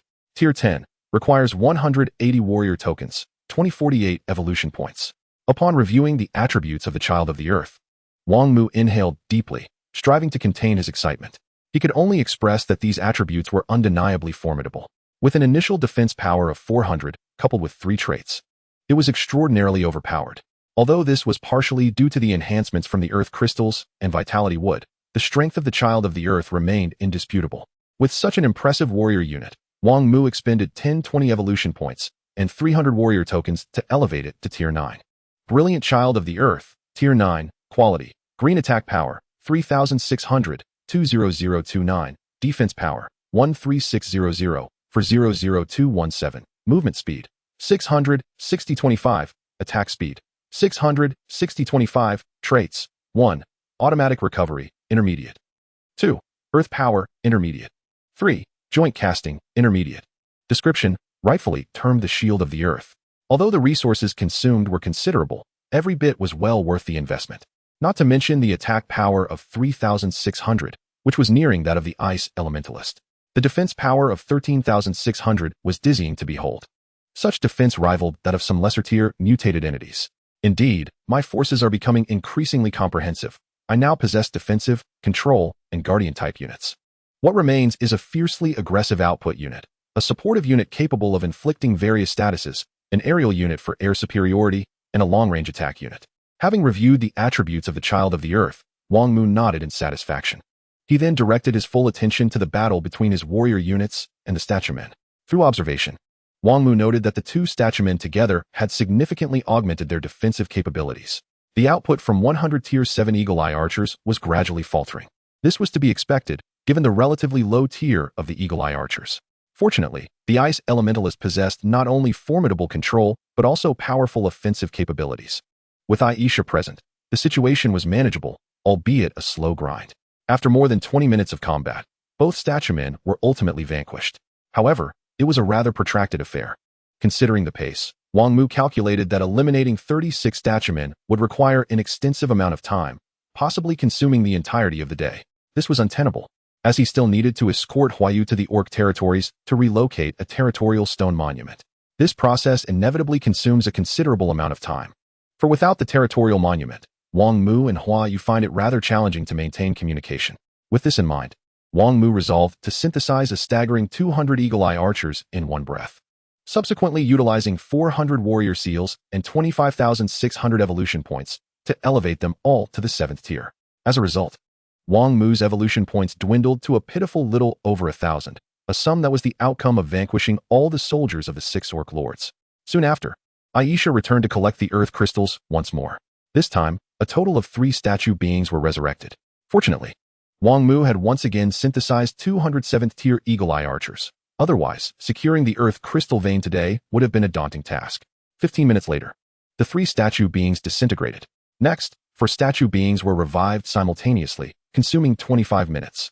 Then, 5 statue beings appeared, taking 40 minutes. By the time Wang Mu and his companions vanquished all the statue beings, the evening was drawing near. Subsequently, Wang Mu retrieved a stack of mining vehicle blueprints and crafted 20 yellow-quality mining vehicles, reaching the maximum number that could be placed at a large vein. These yellow-quality mining vehicles, capable of harvesting green-quality ores, could only collect 2 pieces in a day, which was merely the case for the first tier. Wang Mu invested the evolution points acquired from defeating the statue beings to elevate all 20 vehicles to the 6th tier. A 6th tier yellow mining vehicle could gather 64 pieces of green quality ore in a single day. Thus, 20 vehicles could yield a total of 1,280, a number that was just right. Such large veins are renewable resources. As long as they are not overexploited, they can be sustainably utilized without depletion. Chapter 42. Their numbers are countless. Inquiring about the distance to the Orc Lord who imprisoned Huayu, Wang Mu received the answer that, at a normal walking pace, it would take approximately 3 to 4 hours to reach. In light of this, he instructed Aisha to accompany Huayu to the Orc Lord's location. Given Aisha's speed, it should not take long to make a round trip. Fortunately, nothing unexpected occurred. Within half an hour, Aisha and Huayu returned to Wang Mu's side. Observing the miniaturized territorial monument in Huayu's hands, Wang Mu gestured for her to place it near the Earth Crystal Vein. The relocation of the territorial monument was quite simple. As long as the original owner perished, any other lord could rebind it. Once Huayu positioned the territorial monument and added herself as a friend in the Heavenly Dao space, Wang Mu left behind 107th tier Eagle Eye archers along with several yellow-quality soldiers to guard the area. With everything arranged, Wang Mu departed the Earth Crystal Vein region with Aisha. Watching Wang Mu's retreating figure, Huayu's delicate features still bore the marks of profound astonishment. She had never imagined that her master's territory was, in fact, the legendary Blue Mu territory, renowned for topping the charts. At that moment, Huayu's resolve to follow her master unwaveringly solidified. She vowed to protect the Earth Crystal Vein and contribute her modest share to the development of Blue Mu territory. When Wang Mu and his party returned to Blue Mu territory, night had fully descended. The frigid black wind howled, carrying an icy chill. The stars in the sky had dulled, seemingly veiled by a layer of black gauze, flickering intermittently. The entire realm was suffused with an atmosphere of cold desolation and melancholy. Something felt amiss. The wind seemed to grow increasingly frigid. Even with Wang Mu's current constitution, he could sense a twinge of coldness. Instinctively, he felt an unsettling sensation. Although he had never experienced the dark tide, during his time on Blue Star, he had been exposed to ample information regarding it, as the schools had not hesitated to discuss it. Indeed, one could say that the knowledge surrounding the dark tide was nearly exhausted in their teachings. For the dark tide was the most common calamity on the battlefield of darkness. Could there be some unforeseen event on the horizon? For reasons unknown, a sense of foreboding suddenly welled up within Wang Mu.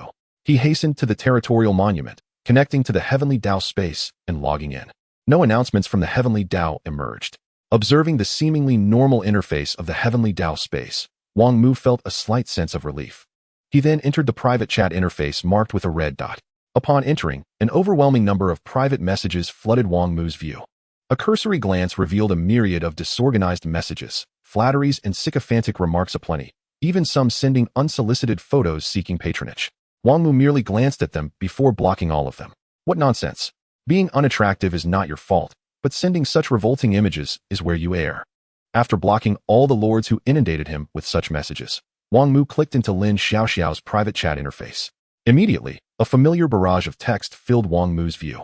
Blue Mu, you are absolutely formidable. 10 million in 1 hour. How do you manage it? Blue Mu, the ice elementalist and eagle-eye archers you provided are simply incredible. My points are nearly catching up to second place. Blue Mu, why haven't you replied to my messages all day? Blue Mu, do you still need the ice elementalist blueprints? I've acquired a few more today. Blue Mu, the weather here is getting colder. How is it on your end? After swiftly reading through all the messages, Wang Mu casually replied to a few before exiting Lin Xiaoxiao's private chat interface. Aside from Lin Xiaoxiao's messages, there were private messages from 4 other individuals. Among them was a message from Wang, which Wang Mu clicked to review. Brother Blue Mu, indeed, heroes emerge from youth. I admire you. I'm sure you've heard ample flattery, so I won't dwell on it, and will cut to the chase. Brother Blue Mu, I wish to trade for more powerful troops. Please state your terms. Wang Mu's response to Wang was succinct and clear, none.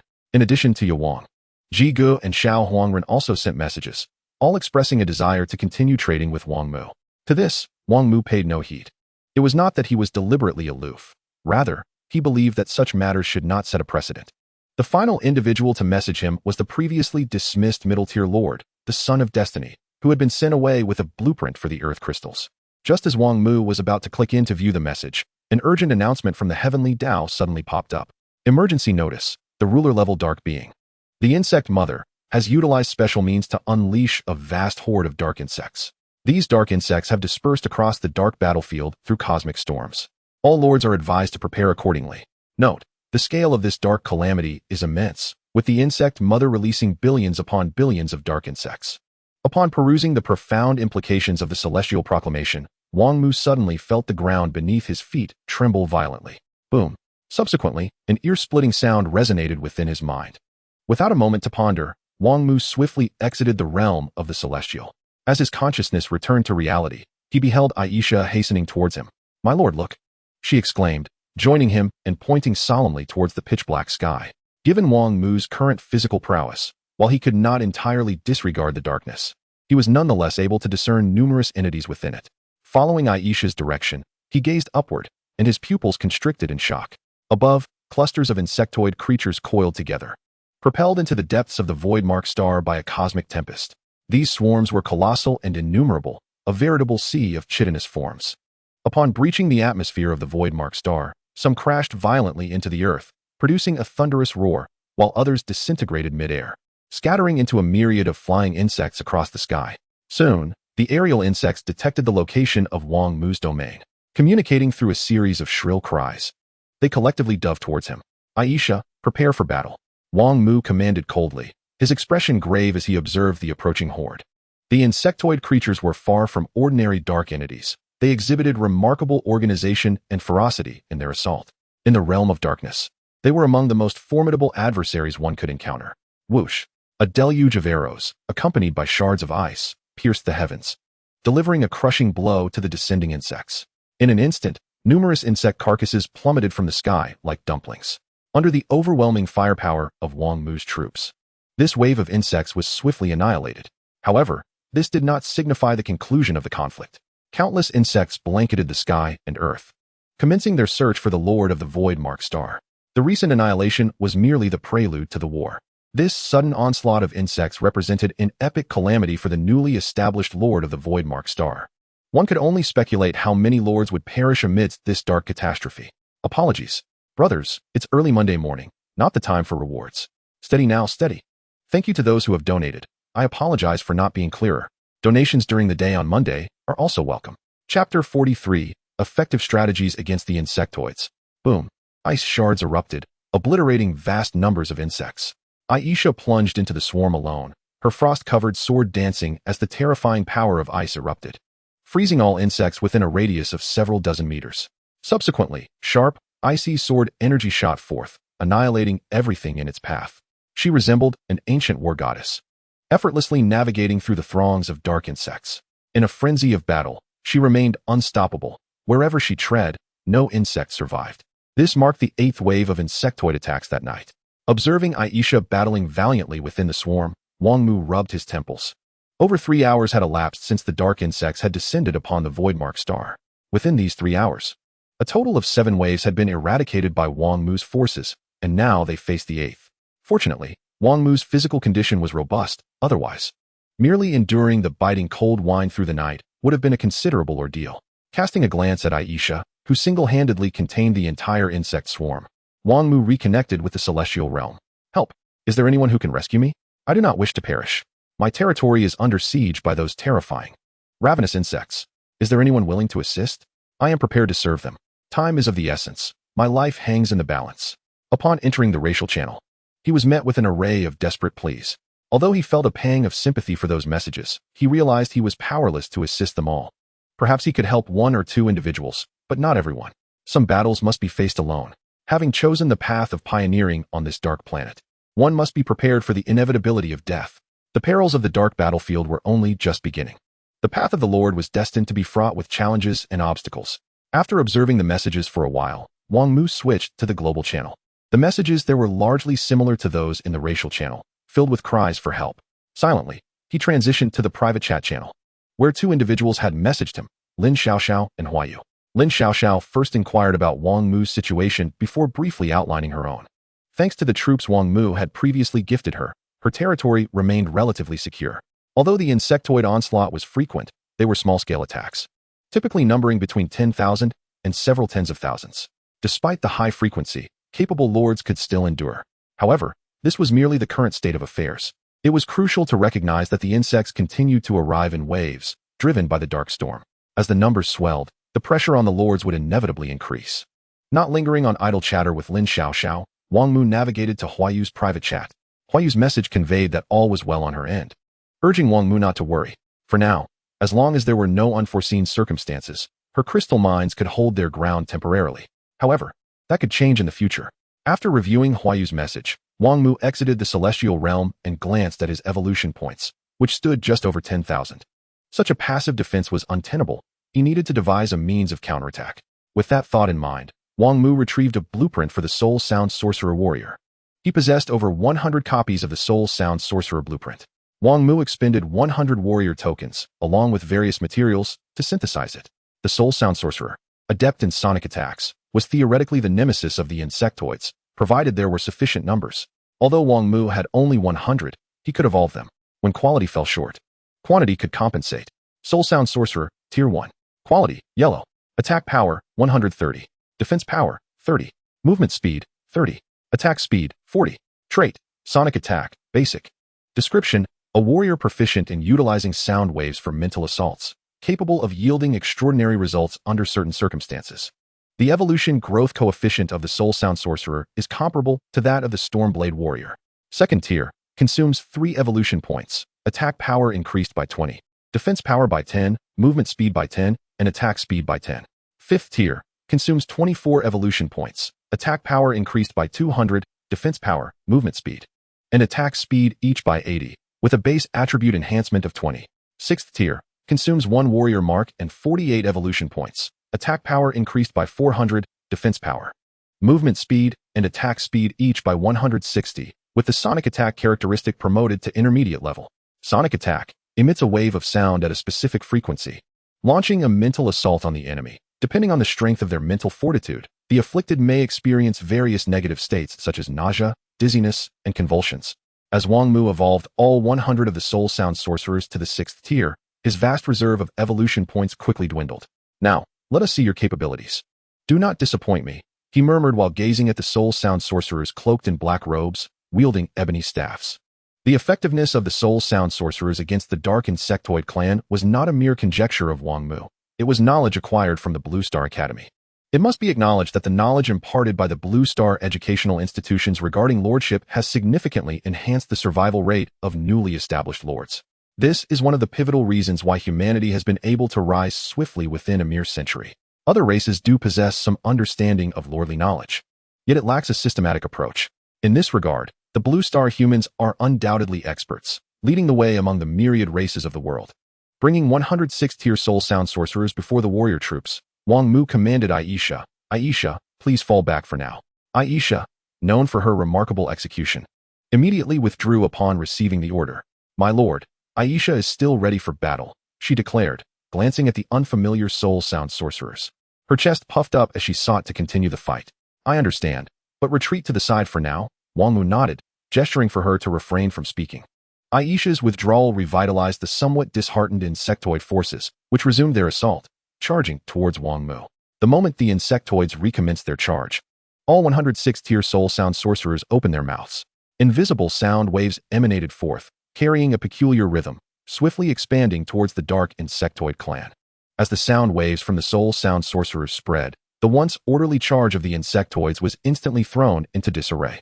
Some of the insectoids suddenly accelerated, colliding with those in front. Others halted, bewildered in place, and still others seemed to have gone mad, attacking their own kind. In no time, the previously organized insectoid ranks devolved into chaos. Indeed, it proves to be remarkably effective. Wang Mu's pupils shimmered with exhilaration at this sight. With this newfound advantage, there was no need for him to play the role of a timid tortoise. He could launch a counterattack. Wang Mu was never one to passively endure blows. Having discovered an effective method to combat the insectoids, he naturally intended to take the initiative. According to the knowledge gleaned from Blue Star, the most effective way to combat a plague of insects was to eliminate the insect mother. Of course, the insect mother referred to here is not the dominant insect mother, but rather some lesser ones. After exterminating this batch of insectoids, Wang Mu led his troops away from the Blue Mu territory. While other lords struggled against the insect plague, Wang Mu was already embarking on a path of retaliation. Chapter 44. Advanced Insectoids. Loose arrows. At Aisha's cool command, hundreds of arrows sliced through the air, penetrating the chaotic throng of insectoids ahead. Following a vigorous barrage, only a few hundred insectoids remained.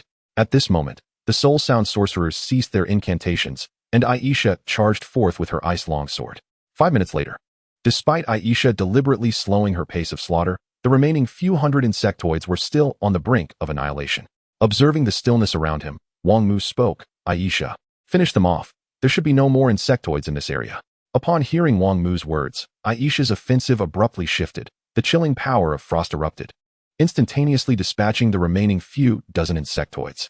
By this time, nearly 8 hours had passed since Wang Mu departed from the Blue Mu territory, and the dawn was just beginning to break.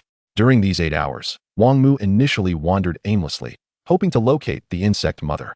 However, he soon realized that such indiscriminate hunting was exceedingly inefficient.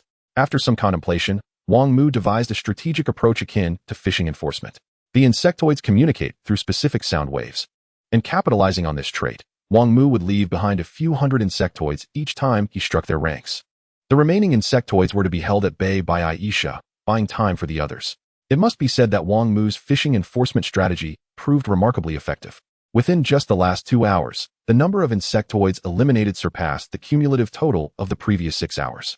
Currently, Wang Mu had amassed nearly 30,000 evolution points. Although the speed of his hunting had improved significantly, it still fell short of his expectations.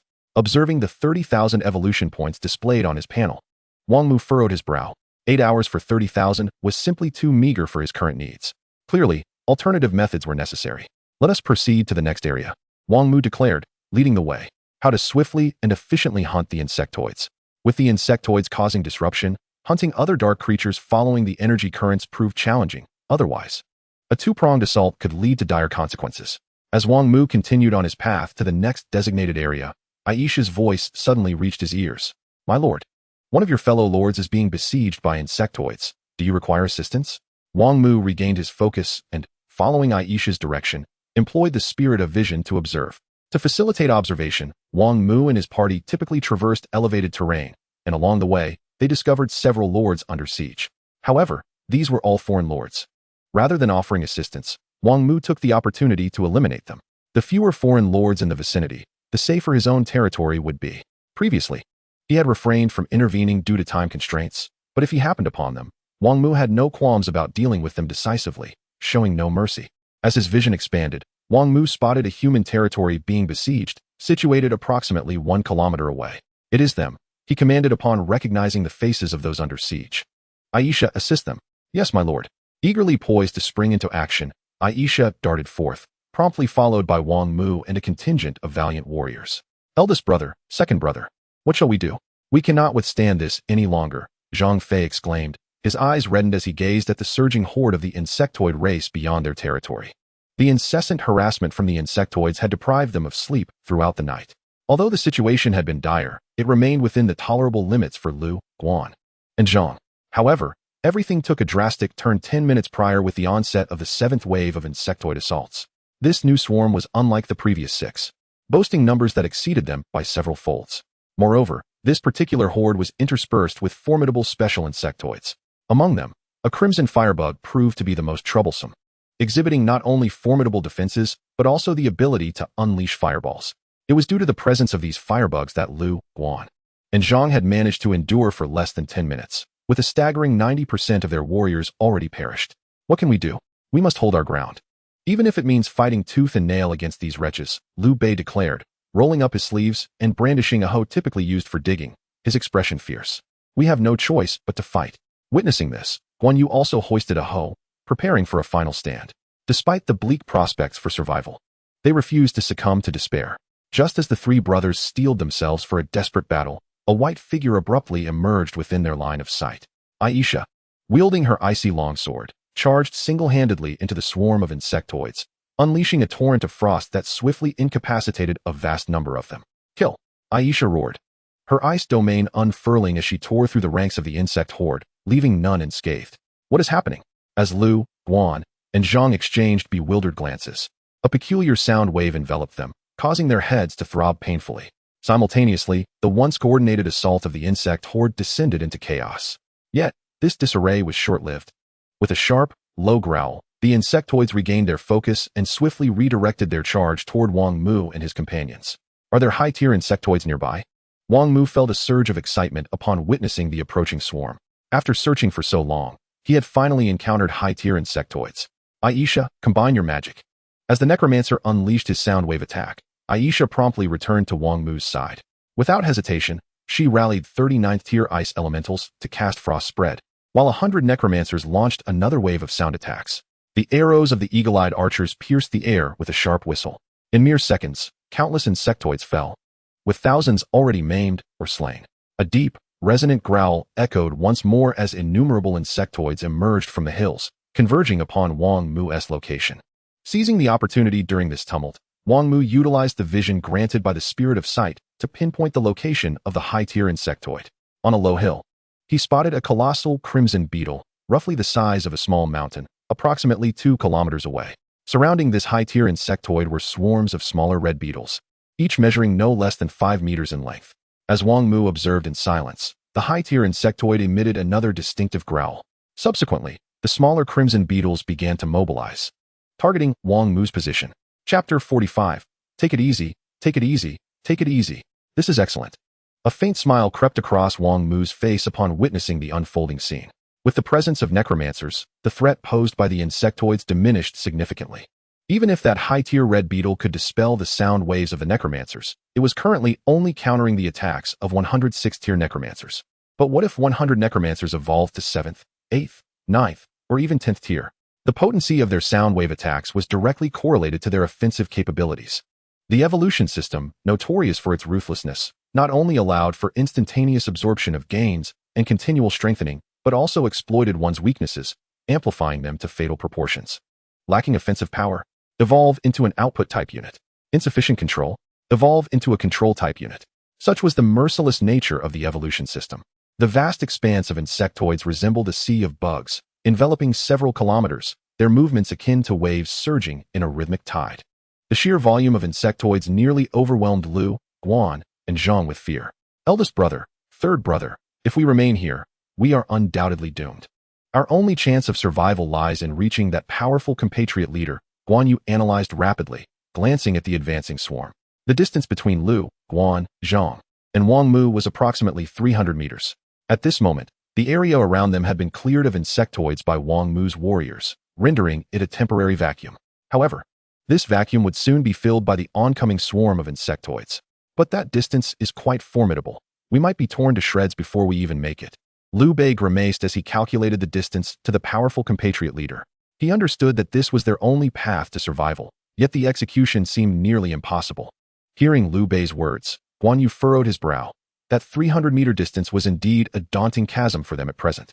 I have a plan. Just as they were at their wits' end, Zhang Fei's booming voice suddenly resonated in their ears. Moments later, 3 hefty figures, treading upon the frost-laden earth that exuded a bone-chilling cold, hurried toward Wang Mu. Not too shabby. It appears you still hold some potential for cultivation, Wang Mu mused, a slight smirk forming at the corners of his mouth as he observed Lu, Guan, and Zhang employing their old tactics to charge toward him atop 3 of his warriors. Lu, Guan, and Zhang each clambered onto the backs of 3 barbarian warriors, swiftly closing the gap to Wang Mu. Behind them, their remaining 40 or so warriors desperately fought to buy them time. Though reluctant to preserve their lives, the 3 brothers were compelled to abandon their last few warriors. Ultimately, they successfully reached Wang Mu's side. Let us discuss matters later. For now, observe from the sidelines, Wang Mu instructed, casting a glance at his beleaguered companions. Afterward, he paid them no further heed and focused intently on confronting the swarm. The onslaught of the insect race was unprecedentedly ferocious this time, as they madly surged towards Wang Mu under the guidance of the advanced armored beetles. Buzz! 100 level 16 necromancers unleashed their assault once again, momentarily halting the advancing horde, which became ensnared in chaos. However, mere seconds into the turmoil, a deep, resonant screech pierced the air, and the entire swarm launched a renewed charge. Let us see who can endure this. A cold smirk curled at the corner of Wang Mu's lips as he commanded the necromancers to initiate their sonic attacks. Buzz! The swarm faltered, descending into disarray. Groan! The insects regained their senses and pressed forward once more.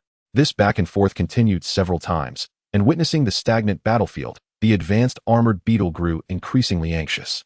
It moved closer to Wang Mu, its massive limbs advancing step by step. Simultaneously, the beetle emitted a series of continuous screeches. Groan!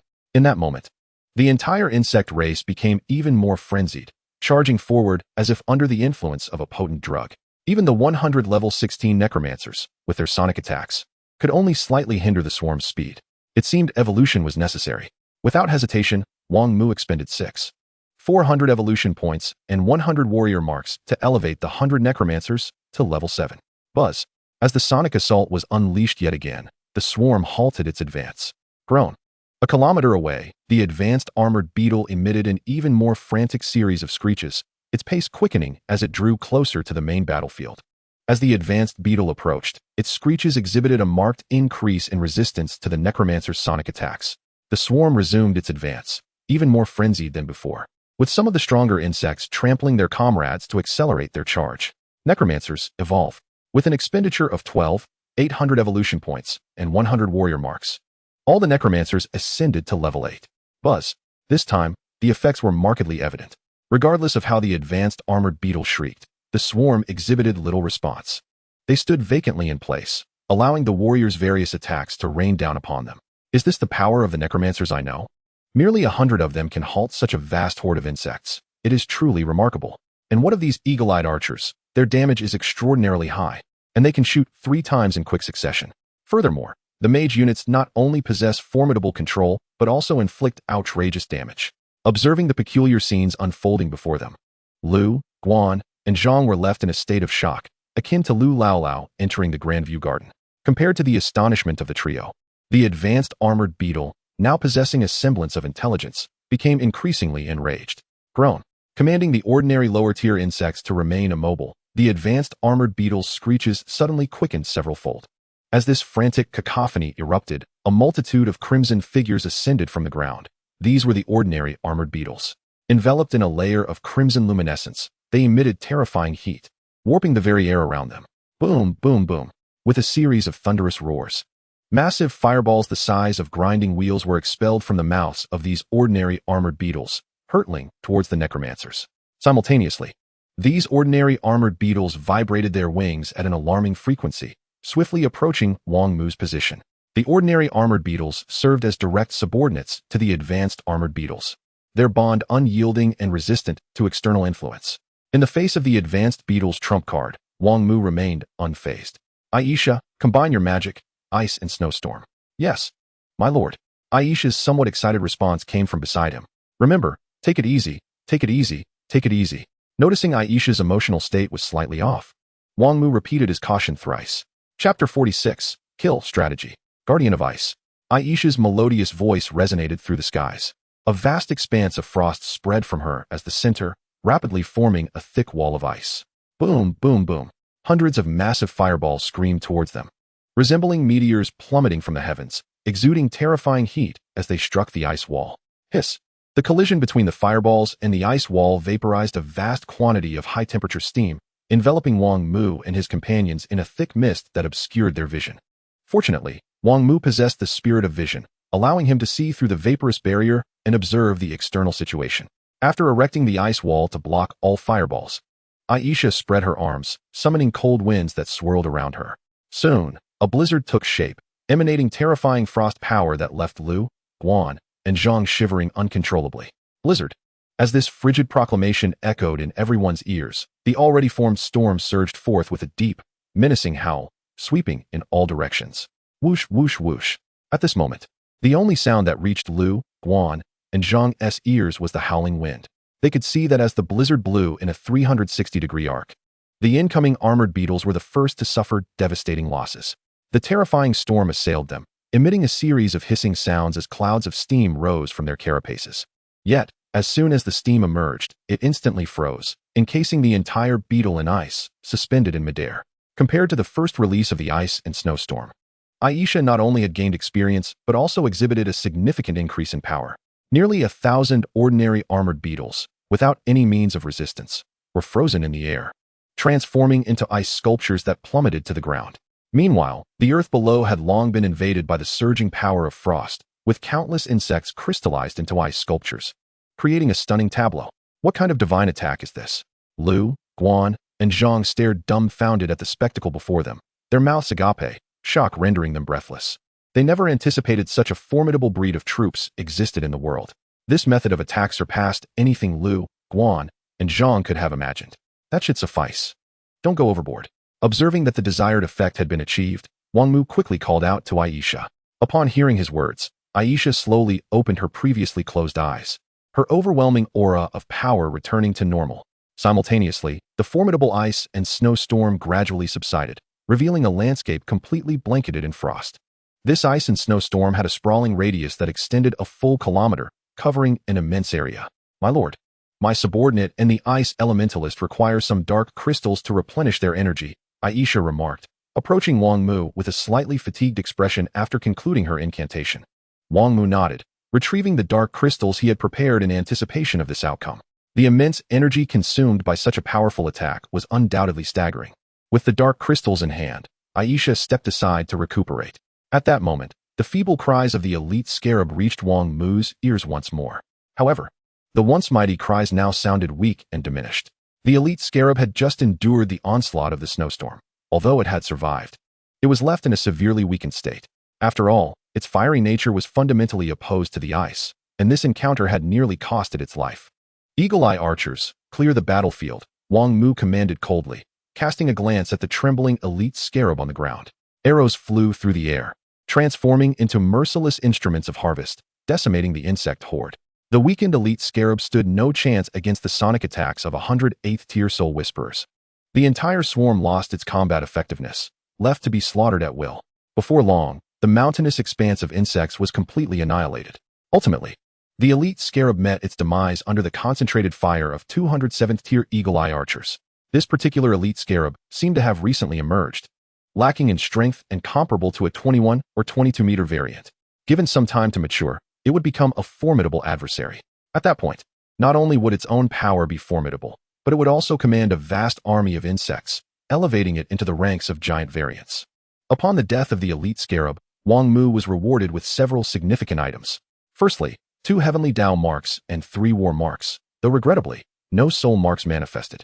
Elite insect species have a small chance to drop soul marks, but the likelihood is exceedingly low for those that have only just come into existence. In addition to the marks, the elite scarab yielded a blueprint for a silver-grade war instrument known as the War Horn, which significantly enhances the sonic attack power and range of allied forces, a boon for Wang Mu in future engagements against the insect horde. Beyond these treasures, the elite scarab produced only mundane items, none of which warranted Wang Mu's attention.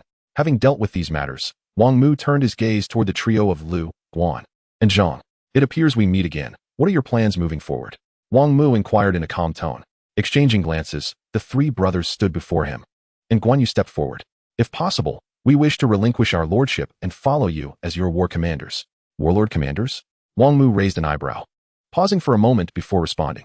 After a brief silence, under the intense scrutiny of Lu, Guan, and Zhang, he continued, that could be arranged, but prior to that, I must assess your intellect.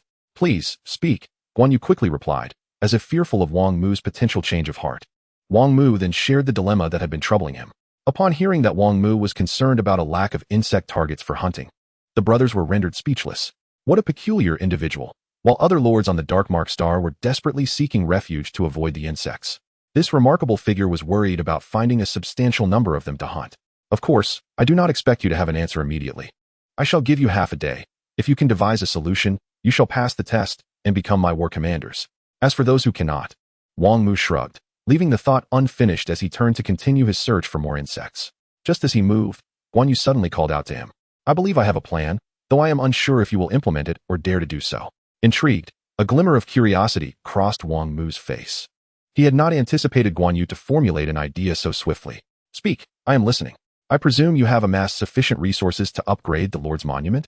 Guan Yu met Wang Mu's gaze steadily. Are you suggesting? Wang Mu's eyes sparkled with realization as he quickly grasped Guan Yu's intent. Noticing that Wang Mu seemed to understand, Guan Yu refrained from further comments, leaving the decision in Wang Mu's capable hands. A competent subordinate need only propose a plan. The remaining decision-making should not concern them. Very well, from this moment onward, you shall be the first batch of war commanders of the Blue Mu territory. Wang Mu stated. I am Wang Mu. You may refer to me simply as Lord henceforth.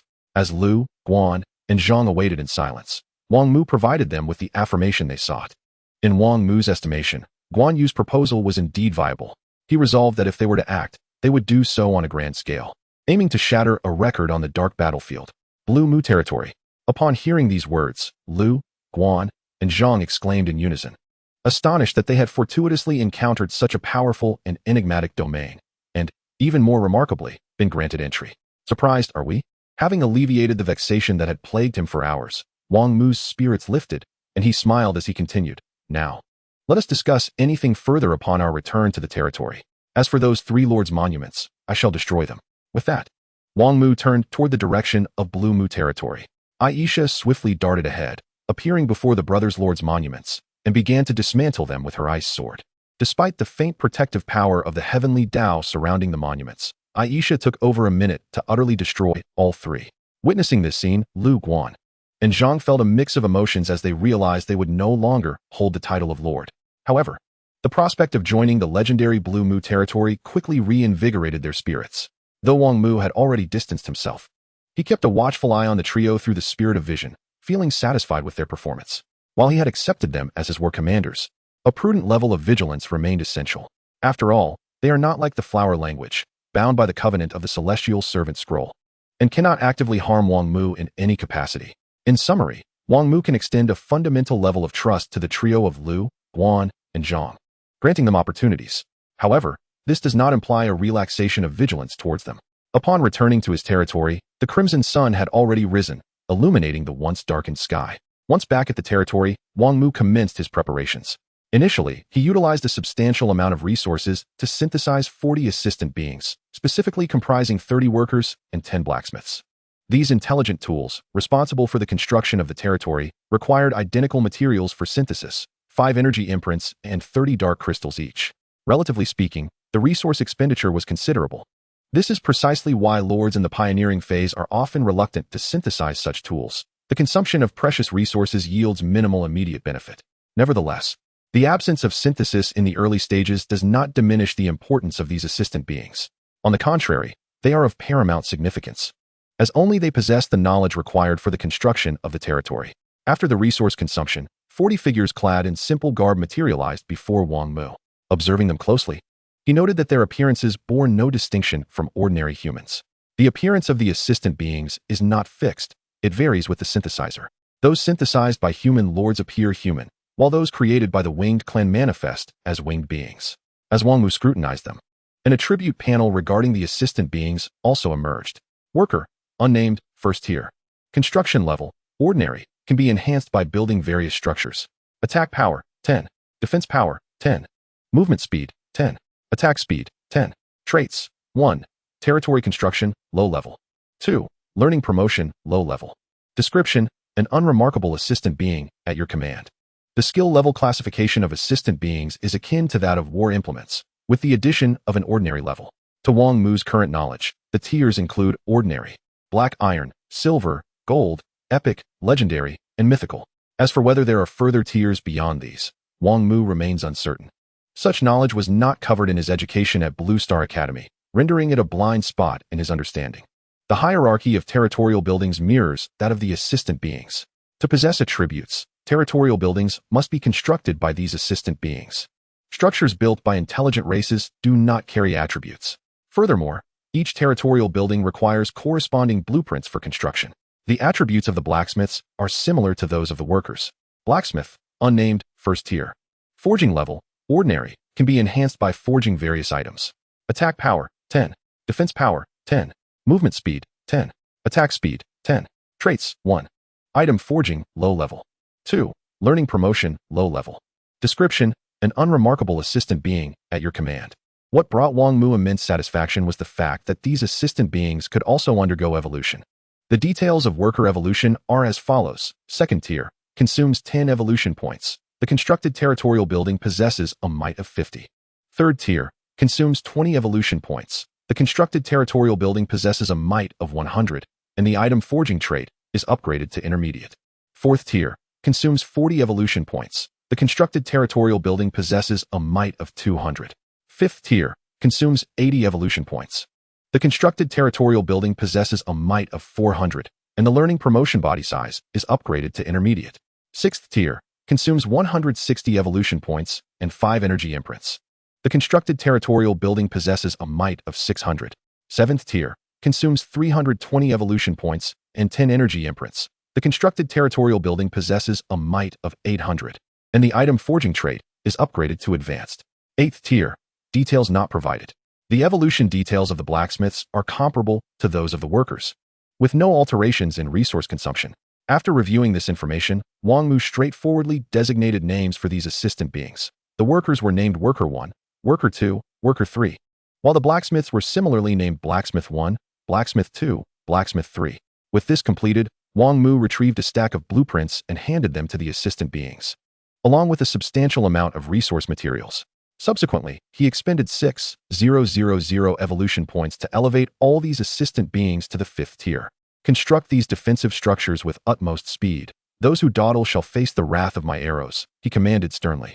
Liu Bei, Guan Yu, and Zhang Fei, you 3 brothers shall take turns overseeing the operation. While supervising, ensure the safety of the territory. Should any significant changes arise, report to me immediately. After arranging a series of preparatory measures, Wang Mu returned to his tent accompanied by Aisha. He required a restful reprieve to face the impending plans. With Aisha by his side, Wang Mu could finally find solace in his rest. Once he entered, Liu, Guan, and Zhang collectively exhaled in relief. For some reason, standing before Wang Mu always invoked a subtle sense of pressure, albeit not overwhelming, making it difficult for them to face him with a normal mindset. Brother, third brother, let us take turns on watch, 2 hours each, Guan Yu suggested, rubbing his temples to ease the fatigue in his eyes. Having gone a day and a night without sleep, he felt quite exhausted, given their ordinary human stamina.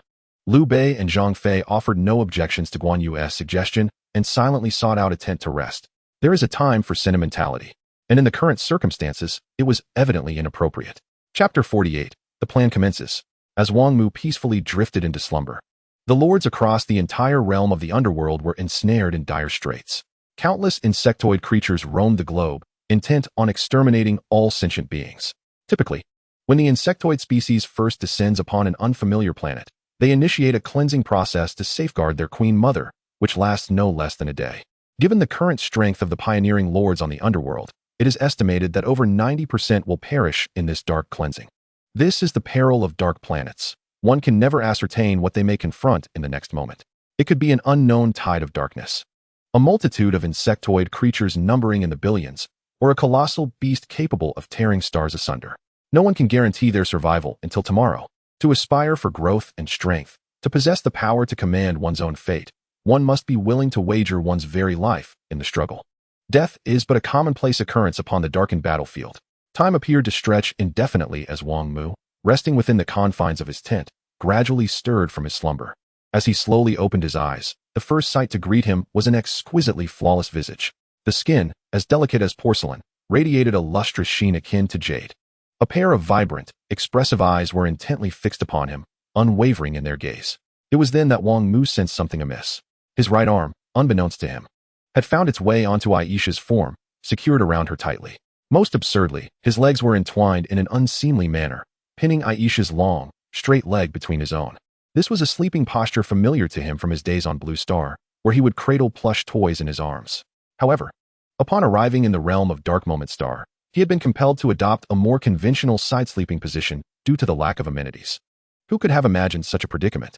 My lord, you have finally awakened. Do you often sleep with a stick for protection? Aisha's melodious voice broke through Wang Mu's reverie. Upon hearing her words, a flush crept across his cheeks, prompting him to hastily extricate himself and rise. Habitually, he covered his nose with his hand, clearing his throat awkwardly. Ahem, carrying a stick for defense feels safer. This world is perilous indeed. As he spoke, he cast a glance at Aisha, who was observing him with curiosity, before he swiftly exited the tent. Yet, scarcely had he stepped outside when he abruptly retreated. Aisha, this matter is a secret between us. Do not divulge it to anyone. Yes, my lord, Aisha replied earnestly, swearing to keep the matter confidential. Upon exiting the tent, Wang Mu encountered Guan Yu, who was on duty. From him, he learned that he had slumbered for over 7 hours. During this span, the territory of Blue Mu had remained tranquil, devoid of any unforeseen incidents. The surrounding swarm of insectoids had been eradicated by Wang Mu, ensuring their absence. As for the dark creatures that traversed along the energy conduits, they, for reasons unknown, had also not appeared today. Notably, during Wang Mu's slumber, the 40 helpers had completed their assigned tasks. For segments of 200 meters in length and 3 zhang in height of ordinary walls now encircled the entire domain of Blue Mu. Every 10 meters along these walls, imposing arrow towers had been erected. The towers were distinguished by their red, yellow, and green tops, each color denoting a different enhancement. The red towers augmented attack power. The green ones increased range, and the yellow ones enhanced penetration. The attributes of the ordinary towers were limited to a 20% enhancement, of course, assuming they were all of the first tier. In addition to the arrow towers, each segment of the wall was equipped with 5 colossal armor-piercing crossbows. The construction of these defensive structures and mechanisms had consumed a significant portion of Wang Mu's resources. However, correspondingly, they would serve as formidable tools for the defense of Blue Mu. Red Arrow Tower, Tier 5. Quality, Ordinary. Defense, 100. Number of stationed archers, 5. Effect, archers stationed here deal 100 attack damage. Green Arrow Tower, Tier 5. Quality, Ordinary. Defense, 100. Number of stationed archers, 5. Effect, archers stationed here have a 100 increased range. Yellow Arrow Tower, Tier 5. Quality, Ordinary. Defense, 100. Number of stationed archers, 5. Effect, archers stationed here have a 100 penetration increase. Wall, Tier 5. Quality, Ordinary. Defense, 300. Trait, Sturdy, Basic, which doubles defense. Armor-piercing crossbow, Tier 5. Quality, Ordinary. Attack, 300. Defense, 200. Attack speed, 600. Dark crystals consumption, 30 per minute. Trait, Armor-piercing, Intermediate. Among these, the armor-piercing crossbow is a defensive device crafted by blacksmiths. Its attributes have doubled from their original base, and the armor-piercing capability has advanced from basic to intermediate. Naturally, the consumption of dark crystals has escalated from 10 to 30 per minute. Equipped with these defensive edifices and contraptions, the plan was nearly ready for implementation.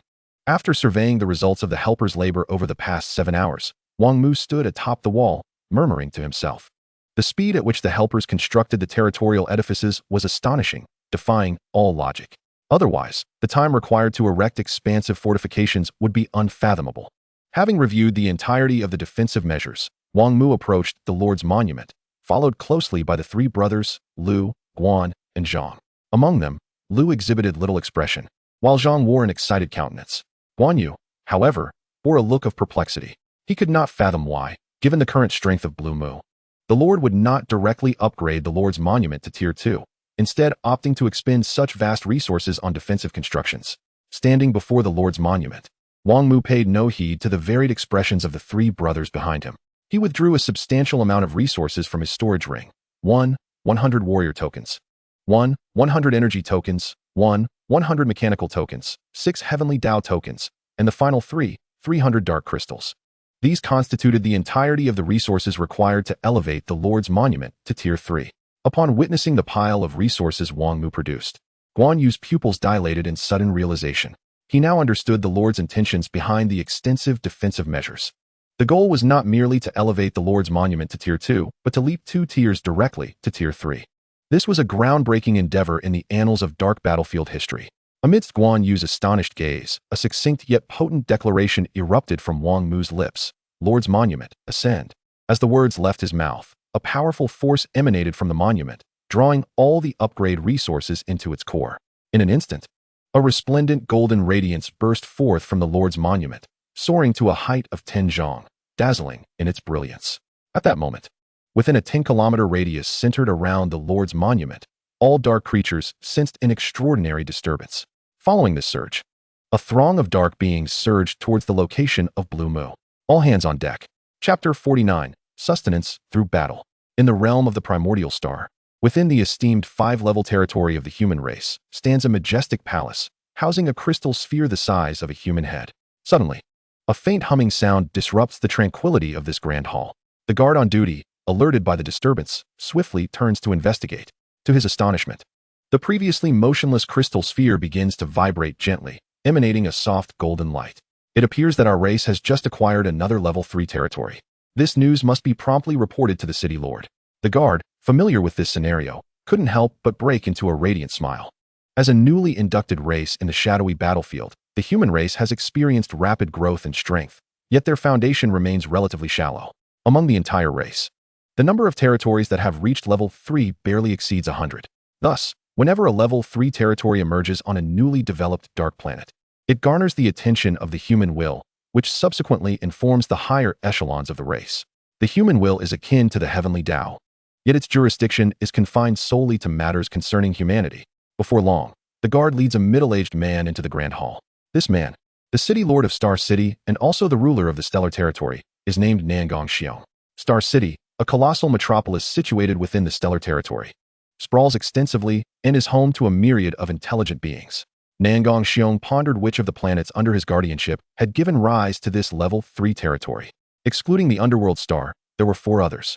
As he approached the resplendent crystal sphere, placing his hand upon it and closing his eyes, a sense of anticipation filled him. However, within mere seconds, he opened his eyes in disbelief. "How is this possible?" he exclaimed. Observing his usually composed demeanor unravel, his secretary rushed forward, inquiring, "City Lord, what is the matter?" "The newly promoted level 3 territory belongs to our race's lord from the underworld star," Nangong Xiong revealed, his voice barely above a whisper. "Isn't that the dark planet that has only been developed for 12 days? How could this be?" The secretary's expression mirrored his astonishment.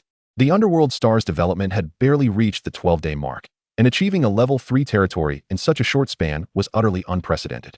Moreover, as they were aware, the underworld star was currently besieged by 2 calamities, a medium-scale dark magic tide and a plague of insects.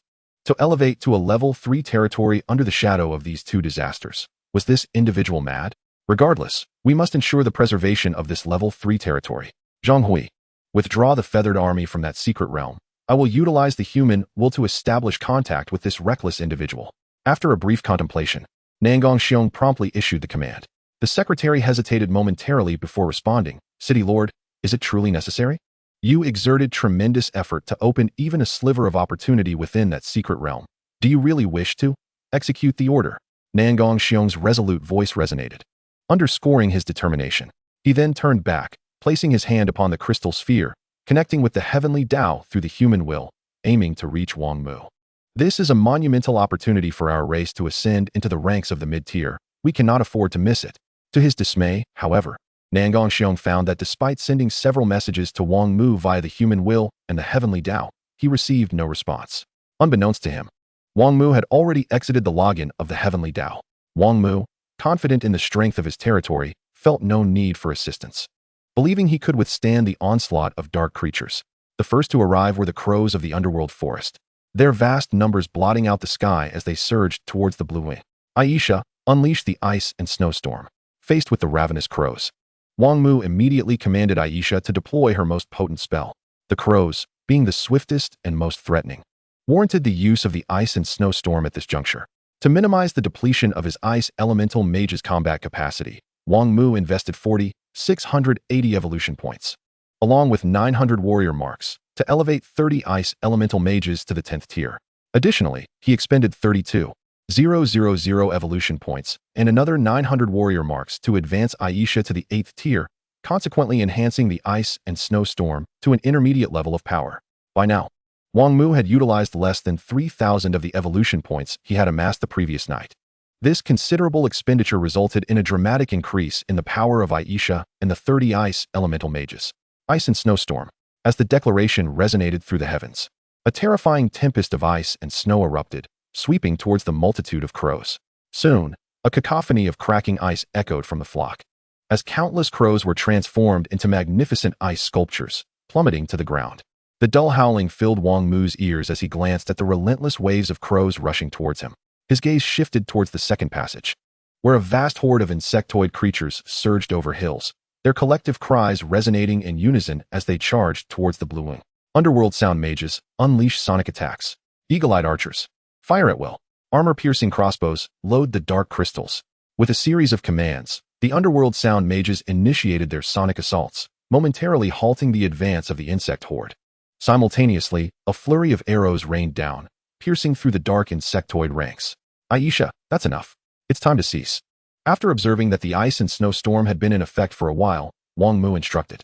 Understood, my lord, Aisha replied, immediately retracting the storm. Unlike the previous two instances, Aisha did not suffer any adverse effects after casting the ice and snowstorm this time. First, utilize the dark crystals to replenish your energy. We may face a fierce battle soon. Wang Mu handed over a batch of dark crystals, ensuring Aisha and the ice elemental mages could swiftly regain their optimal state.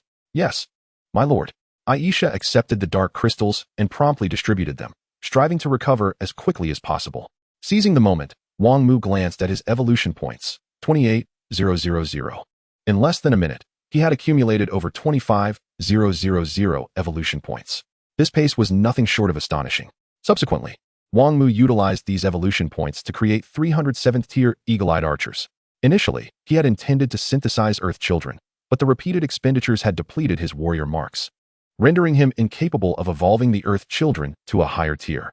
Reluctantly, Wang Mu settled for synthesizing 307th-tier eagle-eyed archers, a choice dictated by circumstance, as they were the most cost-effective option. Meanwhile, in the Star City, Nangongxiong found himself in a state of frantic agitation, akin to an ant on a hot stove. Could it be that this fellow was somewhat of a dullard, unable to recall the teachings from school? It had been made quite clear that shortly after ascending to a level 3 territory, one would be contacted through the Heavenly Dao space. Chapter 50, The Battle of the Historical Record. If Wang Mu were to log in, he would discover a multitude of messages from an individual named Xingqian in his private chat interface. The final sentence of these messages, a stark contrast to the anxiety exhibited previously, conveyed a sense of exasperation. After ascending to a level 3 territory, why didn't you log into the Lord S space immediately? Tell me which school you attended. Simultaneously, on the regional competition leaderboard of the Minka Star, the score of the Blue Mu territory surged rapidly from 50 million. Various dark creatures emerged from all directions, launching a coordinated assault against the Blue Mu territory. It seemed as though this dark tide was somewhat lacking in strength. Wang Mu stood atop the city wall, observing the beleaguered horde of dark creatures that struggled to advance an inch, muttering to himself. Lu, Guan, and Zhang, the three brothers, exchanged glances at the swarming dark beings. Rendered speechless, to call this weak, the Lord must have a rather peculiar interpretation of the term. The vast majority of lords, upon venturing into the dark planets, tread very cautiously when ascending to a level 3 territory, fearful that a single misstep could jeopardize their long-standing efforts. It was unheard of for anyone to ascend to a level 3 territory on a newly colonized dark planet with such reckless abandon and still possess the strength to endure it. Just as Lu, Guan, and Zhang were lost in thought, Wang Mu's voice suddenly jolted them back to reality. They're coming. A towering 30-meter-high mutated zombie let out a tremendous roar, brandishing its forearms. This creature was a formidable intermediate mutation, the strongest dark being Wang Mu had encountered thus far. Aisha, prepare to cast spells in unison. Observing the six-limbed monstrosity charging rapidly towards the territory, Wang Mu swiftly commanded, "You three, each take 8 ice element mages to defend the other 3 flanks." At that moment, the four-armed mutant was already a kilometer away from the Blue Mu territory. Frost extent. A chilling frost enveloped the ground, swiftly spreading forth to intercept the four-armed mutant. However, the creature's momentum was ferocious. It trampled through the frost with ease, rendering the chilling spread ineffective. Ice spike assault. Aisha calmly initiated the next line of defense. Massive ice spikes erupted from the frozen ground, obstructing the path of the four-armed mutant. Thud, thud, thud. The four-armed mutant charged recklessly, shattering numerous ice spikes. Though its momentum gradually waned until it finally came to a halt, the cessation of the four-armed mutant signified that its demise was imminent. The power of frost erupted, freezing its feet. Despite its desperate struggles, it could not escape the relentless grasp of the frost. With the cooperation of the eagle-eye archers and the armored crossbowmen, the 30-meter-high four-armed mutant was reduced to a pile of ice shards. Bolstered by the arrow tower, the output of the eagle-eye archers was significantly enhanced, allowing them to inflict considerable damage upon such a powerful mutant. Aisha, traverse the 4 segments of the city wall, assist wherever a formidable mutant appears. After the demise of the four-armed mutant, Wang Mu issued a new directive to Aisha. Yes, my lord. Aisha began to move along the city walls. While Wang Mu focused on the battlefield, he also worked on bolstering his forces. Through the continuous slaughter of dark creatures, his previously scarce resources began to flourish. Thus, one earth elemental after another began to materialize around him. When the Lord's monument had just ascended to level 3, its influence would only extend to a 10-kilometer radius. However, over time, the range of the level 3 Lord's monument would expand to a 15-kilometer radius. Though the radius had only increased by half, the area had more than doubled. Before long, the battle reached a fever pitch. 3 high-level insectoids emerged, leading a seemingly endless swarm of their kind into a charge. From deep within the depths of the Minjia forest, powerful mutants sensed the fluctuations of the Dao power emanating from the Lord's monument and surged forth. One after another, colossal mutants approached, their heavy footsteps echoing ominously. Gulp. Faced with such a scene, Lu, Guan, and Zhang instinctively swallowed hard in unison. When they were lords, they would avoid even the weakest of low-level mutants at all costs, steering clear to avoid drawing attention. Yet now, low-level mutants seemed to be everywhere, and the intermediate ones were plentiful as well. They even spotted several high-level mutants. Could they truly withstand this onslaught? Despite having witnessed the extraordinary nature of the Blue Mu territory's troops, the sheer number of formidable dark creatures began to unsettle the trio. Typically, when a lord ascended to a level 3 territory, they would invest substantial time cleansing the vicinity of mutants. No one would dare ascend so recklessly as Wang Mu had. Those who attempted such folly typically met a swift demise. After 12 days of colonization, Wang Mu had ascended to a level 3 territory. A groundbreaking feat in the annals of dark battlefield history. Should he succeed and this news spread, the uproar would undoubtedly attract the attention of higher-tier races. The true battle had commenced. Standing atop the city walls, encircled by such a multitude of dark beings, even Wang Mu felt a ripple of emotion within. It was not fear, but exhilaration. In just 12 days of colonization, reaching such a juncture meant that if he could endure, he would undoubtedly etch his name into history. The entire dark battlefield would echo with the legend of Wang Mu. Taking a deep breath to steady his racing heart, Wang Mu issued his command. Children of the Earth, mobilize. As his words fell, 29th-tier children of the Earth leapt down from the city walls with a resounding crash. These 29th-tier warriors had consumed all of Wang Mu's evolution points and warrior marks. However, every sacrifice was worth its weight in gold, brilliant in quality, of green grade. These children of the Earth, forged from Earth crystals and vitality wood, had evolved to the 9th tier and were extraordinarily formidable. As soon as the 20 children of the Earth leapt from the city walls, they swiftly dispersed and formed a circle, encompassing the entire Blue Pasture territory. New troops had emerged, indicating that the Lord had been well prepared. Lu, Guan, and Zhang, the 3 brothers, observed the sudden appearance of the children of the Earth beneath the walls, and their initial trepidation began to subside. The children of the Earth united their magic to construct a gravitational field. with Wang Mu's calm and authoritative command resonating. A muted yellow halo coalesced above the heads of the 20 children of the earth. Chapter 51. He has responded. An invisible wave emanated from the 20 children of the earth, converging into a sphere that enveloped a 1-kilometer radius. Within this domain, the enemy would endure tenfold the weight of their own mass. This was the gravitational field, which, combined with the pervading frost, wielded immense power. One could observe that the dark creatures, which had been charging furiously towards the blue pasture, momentarily halted as the gravitational field was established. Subsequently, a multitude of these dark beings plummeted to the ground with a resounding thud. Among them were the intermediate and advanced mutants, who, due to their size, were particularly susceptible to the gravitational field. Undoubtedly, the most adversely affected were the shadow ravens. Despite their desperate flapping of wings, the sudden tenfold increase in gravity rendered them powerless. They fell rapidly from the skies, crashing onto the frost-laden earth. Even an advanced shadow raven mutant met with a thunderous thud as it made a close acquaintance with the ground. This was indeed an invincible combination. Witnessing the plight of the dark creatures, the three brothers, Lu, Guan, and Zhang, were left utterly astonished. An advanced skeletal mutant struggled to rise. Yet the force of frost erupted, binding its form to the frozen soil, leaving it with little opportunity for escape. A barrage of arrows whistled through the air, engulfing its figure. Under the concentrated fire from the eagle-eye archers and the armor-piercing crossbows, the advanced skeletal mutant succumbed swiftly, reduced to a heap of bones. Suddenly, a tremendous roar reverberated through the heavens and the earth. An advanced zombie mutant, its entire form radiating a dark luminescence, began its slow march towards the blue pasture, defying the gravitational field and the chilling frost. Although its pace was unhurried, it was remarkably steady. Arrows whizzed towards it, nearly bouncing off its dark exterior. Only the armor-piercing crossbows and the arrows from the eagle-eye archers within the yellow arrow tower could penetrate the dark shield. This was a special type of mutant. Observing this scene, Wang Mu's eyes narrowed slightly as he recalled the accounts regarding special mutants and promptly issued a command. Aisha, you shall attack it. The capabilities of this special zombie mutant were formidable, with exceptional defensive strength. Aisha, upon receiving the order, swiftly returned to Wang Mu's side and began to cast her spell. Ice Sword Rain. A multitude of 5-meter-long ice swords coalesced and launched towards the special zombie mutant.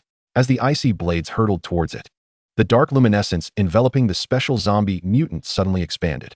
With a swift lateral movement, it nimbly evaded the initial onslaught of the ice swords. Subsequently, this zombie mutant surged forward, charging directly at Wang Mu. The teachings from school proved accurate. Special mutants possessed a degree of intelligence. Wang Mu was not taken aback by the unfolding scene. Based on his educational insights, he knew that special mutants not only acquired unique abilities, but also exhibited a certain level of cunning. Although their intellect was limited, they had learned the art of evasion and concealment. As the special zombie mutant barreled towards him, Wang Mu quickly issued 2 commands. Aisha, unite your magic to intercept it. Children of the Earth, enhance the gravitational field's effect on it. Under the combined assault, the advanced zombie mutant could no longer maintain its momentum, left to helplessly endure the rain of arrows that battered its body. One must admit, the synergy of frost and gravity was utterly monstrous. A special mutant towering over 40 meters was thus rendered immobile, a mere plaything for their slaughter. With the arrival of the 20 children of the earth, the battle simplified significantly. The combination of gravity and frost immobilized any dark creature that dared approach. Such a scenario could only be disrupted by the emergence of an exceptionally powerful advanced mutant.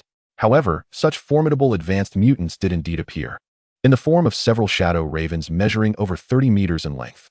This size was equivalent to a 60-meter-tall zombie mutant. Yet, they were so thoroughly suppressed by the gravitational field that upon entering its domain, they were crushed to the ground, unable to rise. This battle raged on for a solid 7 or 8 hours. It was only after Aisha personally dispatched the last of the advanced insectoids that the siege came to an end. During this time, occasional insectoids wandered into the fray, joining the conflict alongside various dark creatures drawn by the energy currents. Without these interruptions, the battle would not have stretched on for so long. In the aftermath of this defensive struggle, Wang Mu reaped substantial rewards. After evolving 36 children of the earth, he still had 120,000 evolution points remaining. The tally of warrior marks stood at 8,000, energy marks at 11,000, and mechanical marks at 13,000. The war marks numbered 79, while the heavenly marks totaled 41. Regrettably, despite slaying 4 advanced insectoids during the defense, no soul marks had dropped. After conducting a preliminary assessment of the spoils, Wang Mu summoned Aisha to inquire about the construction of the altar for the new troop types. Aisha, what are the requirements for constructing the ice altar aside from resources? Having delayed for so long, now that resources were plentiful, Wang Mu was eager to expedite the construction. Lord, you need only provide sufficient resources. I can construct the ice altar alone, Aisha replied. Upon hearing this, Wang Mu promptly gathered the necessary materials and entrusted them to Aisha. 1,000 warrior marks, 1,000 energy marks, 10,000 dark crystals, 2,000 iron blocks, 5,000 stone blocks, and 10,000 units of wood. These resources were easily within Wang Mu's reach.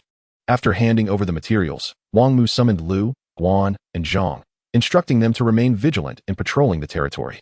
Having given these directives, Wang Mu approached the Lord's monument and logged into the Heavenly Dao space. He vividly recalled the countless admonitions from his teachers during his schooling. When developing territories on the Dark Planet, if one's monument reached level 3, one must immediately log into the Heavenly Dao space to await further news. Given the current frailty of humanity's overall strength, any territory that advanced to a level 3 development would inevitably attract the attention of the will of humanity. Then, the will of the human race would contact the high-ranking officials of the Human Alliance through special means, providing certain assistance to the newly promoted territories. However, Wang Mu believed he did not require such help, and thus chose not to squander his time waiting for news in the Heavenly Path space. After all, who could predict when that so-called news would arrive?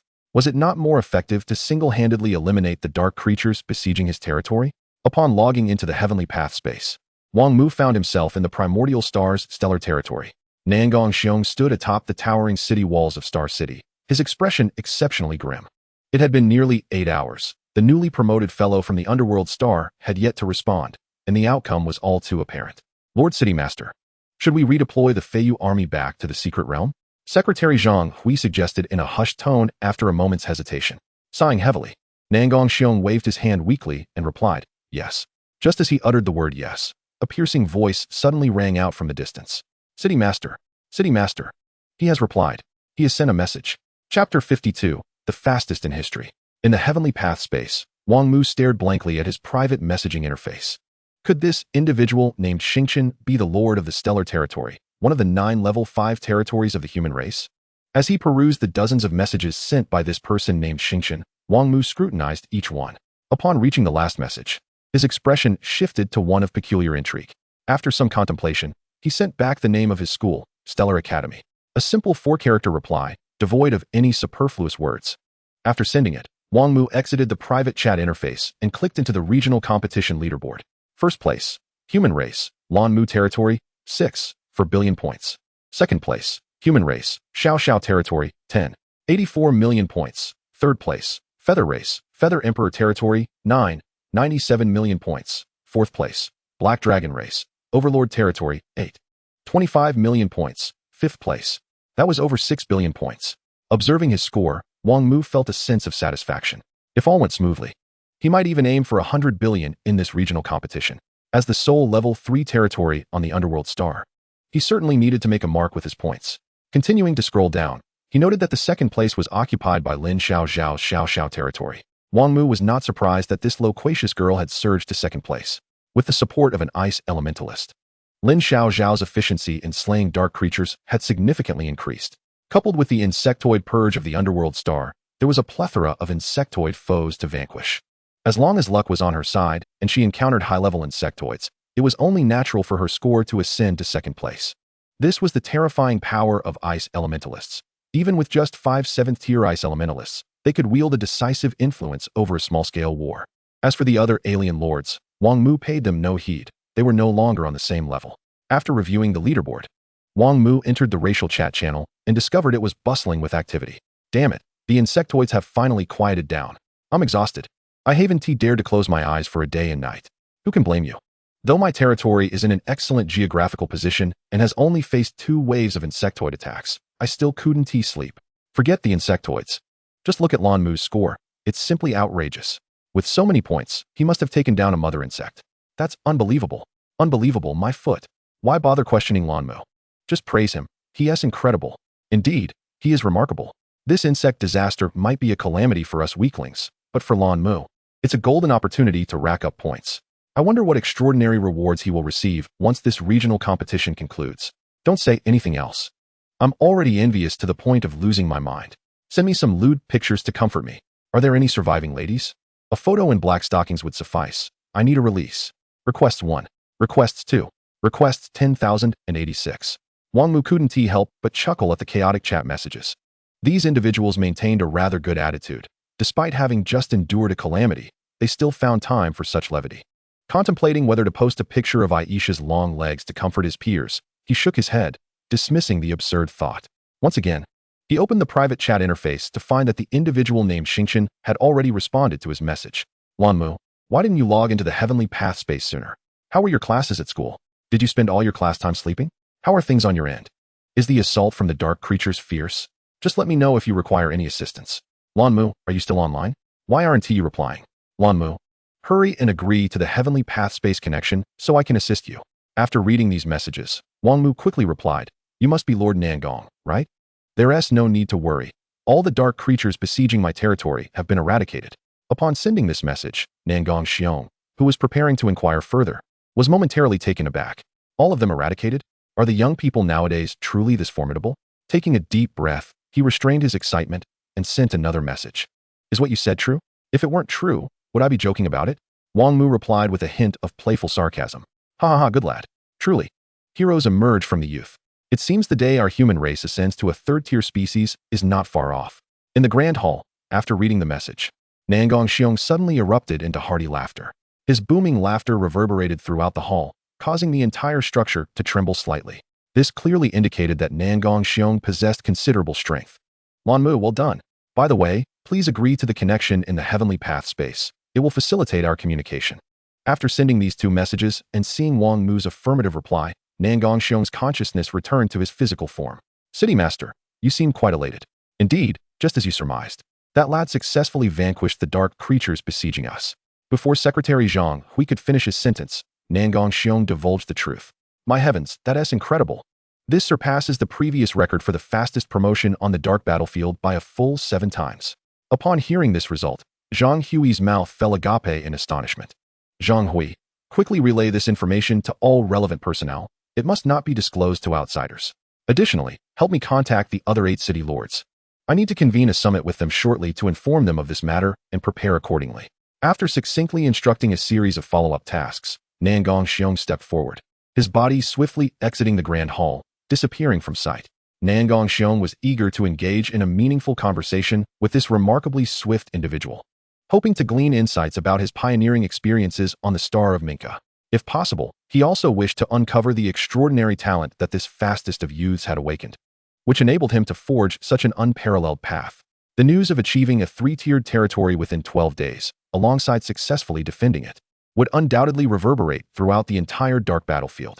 Meanwhile, Wang Mushi, the leader of the Bluing, remained blissfully unaware that he had unwittingly been bestowed with the title of the fastest in history. Fresh from the integration with the Heavenly Dao space, he was preparing to explore a newly derived module. This new module, known as the Racial Division, served as a subtemplate of the Heavenly Dao space. Only human lords of Tier 3 territories could access this module, relying on the abundant power of the Heavenly Dao contained within their Lord Steel.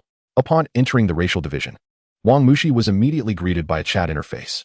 In the upper left corner, a number, 156, indicated that there were currently 156 human lords of Tier 3 and above. This figure was relatively scarce, yet it was understandable, for humanity's foundation was still too shallow, having only entered the dark battlefield a mere century ago. Chapter 53, Territory Development. Ah, a newcomer has arrived. Brothers, let us quickly welcome him. As soon as Wang Mushi stepped into the human division, he caught the attention of the lords within. Glancing around, he noticed the speaker was a character named Jinjing Daimo. Daimo, your behavior is quite flamboyant. Can you not live up to your name and act a bit more serious? Another participant chimed in, introducing himself as Ganfan Rinshangren. Gradually, the chat channel became more animated. In our human division, we have a rule. Every newcomer must share a photo to verify their identity. Indeed, sharing a photo is imperative. It pertains to the survival of our race. Forget it. I'd rather not share. I was traumatized by Daimu last time. Wang Mushi observed the barrage of messages with a sense of bemusement. What sort of people are these? There are hardly any serious ones. Just then, a bright red notification appeared in his private chat interface. Ignoring the frivolous chatter, he clicked to view it. Lemuxi, are you free at the moment? It was none other than Xingqian who had messaged him. The Lord of Xingqian, rumored to be named Nangong Xiong, had reached out. Yes, Senior Nangong. Wang Mushi replied after a brief moment of recollection. Excellent. If possible, I would like to gather some basic information about you and your general experiences on the Star of Minka.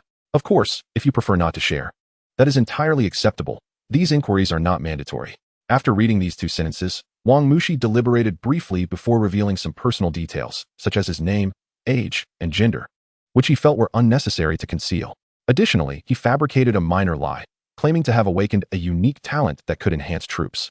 Naturally, the details of this enhancement were somewhat tempered, such as a limited number of troops that could be strengthened daily and a modest initial enhancement cap.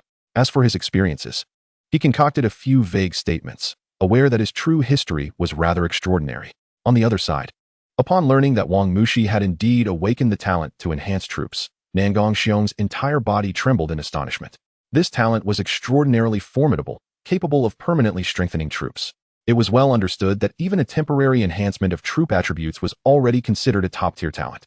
To speak of permanent enhancement, especially one that did not impose numerical limitations to a degree, could only be described as the most powerful talent imaginable. Wang Mushi, please do not divulge the details of your talent to anyone. Furthermore, refrain from disclosing the name of your pioneering planet for the time being. I will arrange for someone to handle the related matters for you. After a momentary surge of excitement, Nangong Xiong compelled himself to regain composure and instructed Wang Mushi. By the way, if possible, I would appreciate it if you could trade me a few enhanced troops. I will be convening a summit with several other prominent lords shortly to discuss your situation. Wang Mushi did not refuse this request from Nangong Xiong.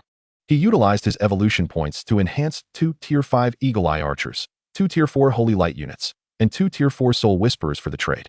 Upon receiving the troops from Wang Mushi, Nangong Xiong hurriedly logged off. As Nangong Xiong exited, Ganfan Rinshang Run contacted Wang Mushi. Little brother Lam Muxi, my name is Lu Yu, and I have been sent by Lord Nangong to liaise with you. According to Lord Nangong's instructions, you should refer to your pioneering planet as the Twin Star from now on.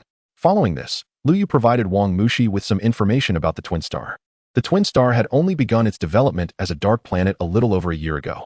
The human race's situation there was rather precarious, currently consisting of only Lu Yu's Tier 3 territory. Understood, thank you. Wang Mushi replied succinctly. After completing the liaison, he exited the racial division and opened the private chat with Lin Xiaoxiao. True to form, the chatty girl had sent a lengthy series of messages. After responding briefly, Wang Mushi exited the Heavenly Dao space. How is the progress? He inquired, glancing at Aisha, who was directing the Ice Elemental Masters in constructing the Ice Altar. Lord, the Ice Altar should be completed before tonight. Very well, I await your good news. With that, Wang Mushi left the area of the Lord Steel and sought out the trio of Lu, Guan, and Zhang. Your strength is too weak. Take these 3 vials of life source liquid and share them. The 3 brothers rejoiced at his words, expressing their gratitude to Wang Mushi before eagerly accepting the life source liquid and rushing to their tent to consume it at the earliest opportunity. The life source liquid was a precious resource, capable of enhancing physical attributes and prolonging lifespan. After rewarding the trio, Wang Mushi stepped beyond the city walls and retrieved a bag of fast-maturing wheat seeds. Fast-maturing wheat seeds, Tier 1. Quality, red. Maturation time, 15 days. Property, fast-maturing, beginner. Accelerates crop growth speed by 1-fold. Description, planting 1 seed will yield a stalk of wheat. Evolution details, Tier 2. Consumes 0.001 evolution points. Seed satiety, 50. Tier 3. Consumes 0.002 evolution points. Seed satiety, 100. Fast-maturing property upgraded to intermediate. Tier 6. Consumes 0.016 evolution points. Seed satiety, 800. Gains new property attack amplification, beginner. Tier 7. Consumes 0.032 evolution points. Seed satiety, 1600. Fast-maturing property upgraded to top tier. Tier 8. Upon absorbing all the information, a subtle smile graced Wang Mu's face. The attack enhancement, basic, temporarily increases attack power by 5 for a duration of 30 minutes. Wang Mu had not anticipated that this crimson crop could evolve such a trait. With this thought in mind, he promptly utilized the farmer blueprint to synthesize 10 ordinary farmers. Similar to the workers and blacksmiths before them, he evolved them all to the 5th tier. Farmers of the 5th tier yield crops with an enhancement of 400. Simultaneously, Wang Mu upgraded the bag of fast-growing wheat seeds he possessed to the 9th tier. A single bag contained a total of 10,000 seeds. Utilize these dark crystals and energy marks to cultivate an energy field and plant all these seeds. Wang Mu instructed the 10 farmers after enhancing the seeds. With the seeds fortified, Wang Mu retrieved 1,000 dark crystals and 100 energy marks, directing the farmers accordingly. He then summoned all the workers to commence the construction of the teleportation array. The blueprint for the construction of the teleportation array would automatically appear in Wang Mu's storage ring once the Lord Monument was upgraded to level 3. Alongside it, the blueprint for the war altar also materialized. The war altar, a war apparatus, required the blacksmiths for its construction. So Wang Mu enlisted the 10 blacksmiths to commence work as well.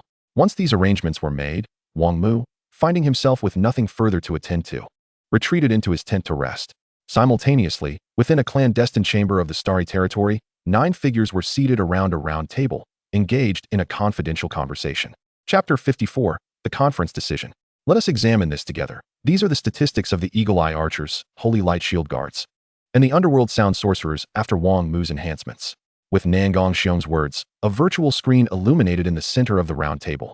The images and 4-dimensional attributes of the Eagle Eye Archers, Holy Light Shield Guards, and Underworld Sound Sorcerers were displayed prominently. The attributes of the troops could only be viewed by the Lord himself. To showcase them to others, alternative means were required. The attack power and attack speed of the Eagle Eye Archers had increased to 3.6 times their original base, with other attributes nearly doubling. This was merely the result of synthesizing the Eagle Eye Archers with ordinary materials. As the virtual screen flickered to life, Nangong Xiong's deep and slightly exhilarated voice resonated within the chamber. The attributes of the Holy Light Shield Guards and Underworld Sound Sorcerers were also significantly enhanced. In the not-so-spacious chamber, the 8 other human lords fixated their gazes on the images displayed on the virtual screen without blinking.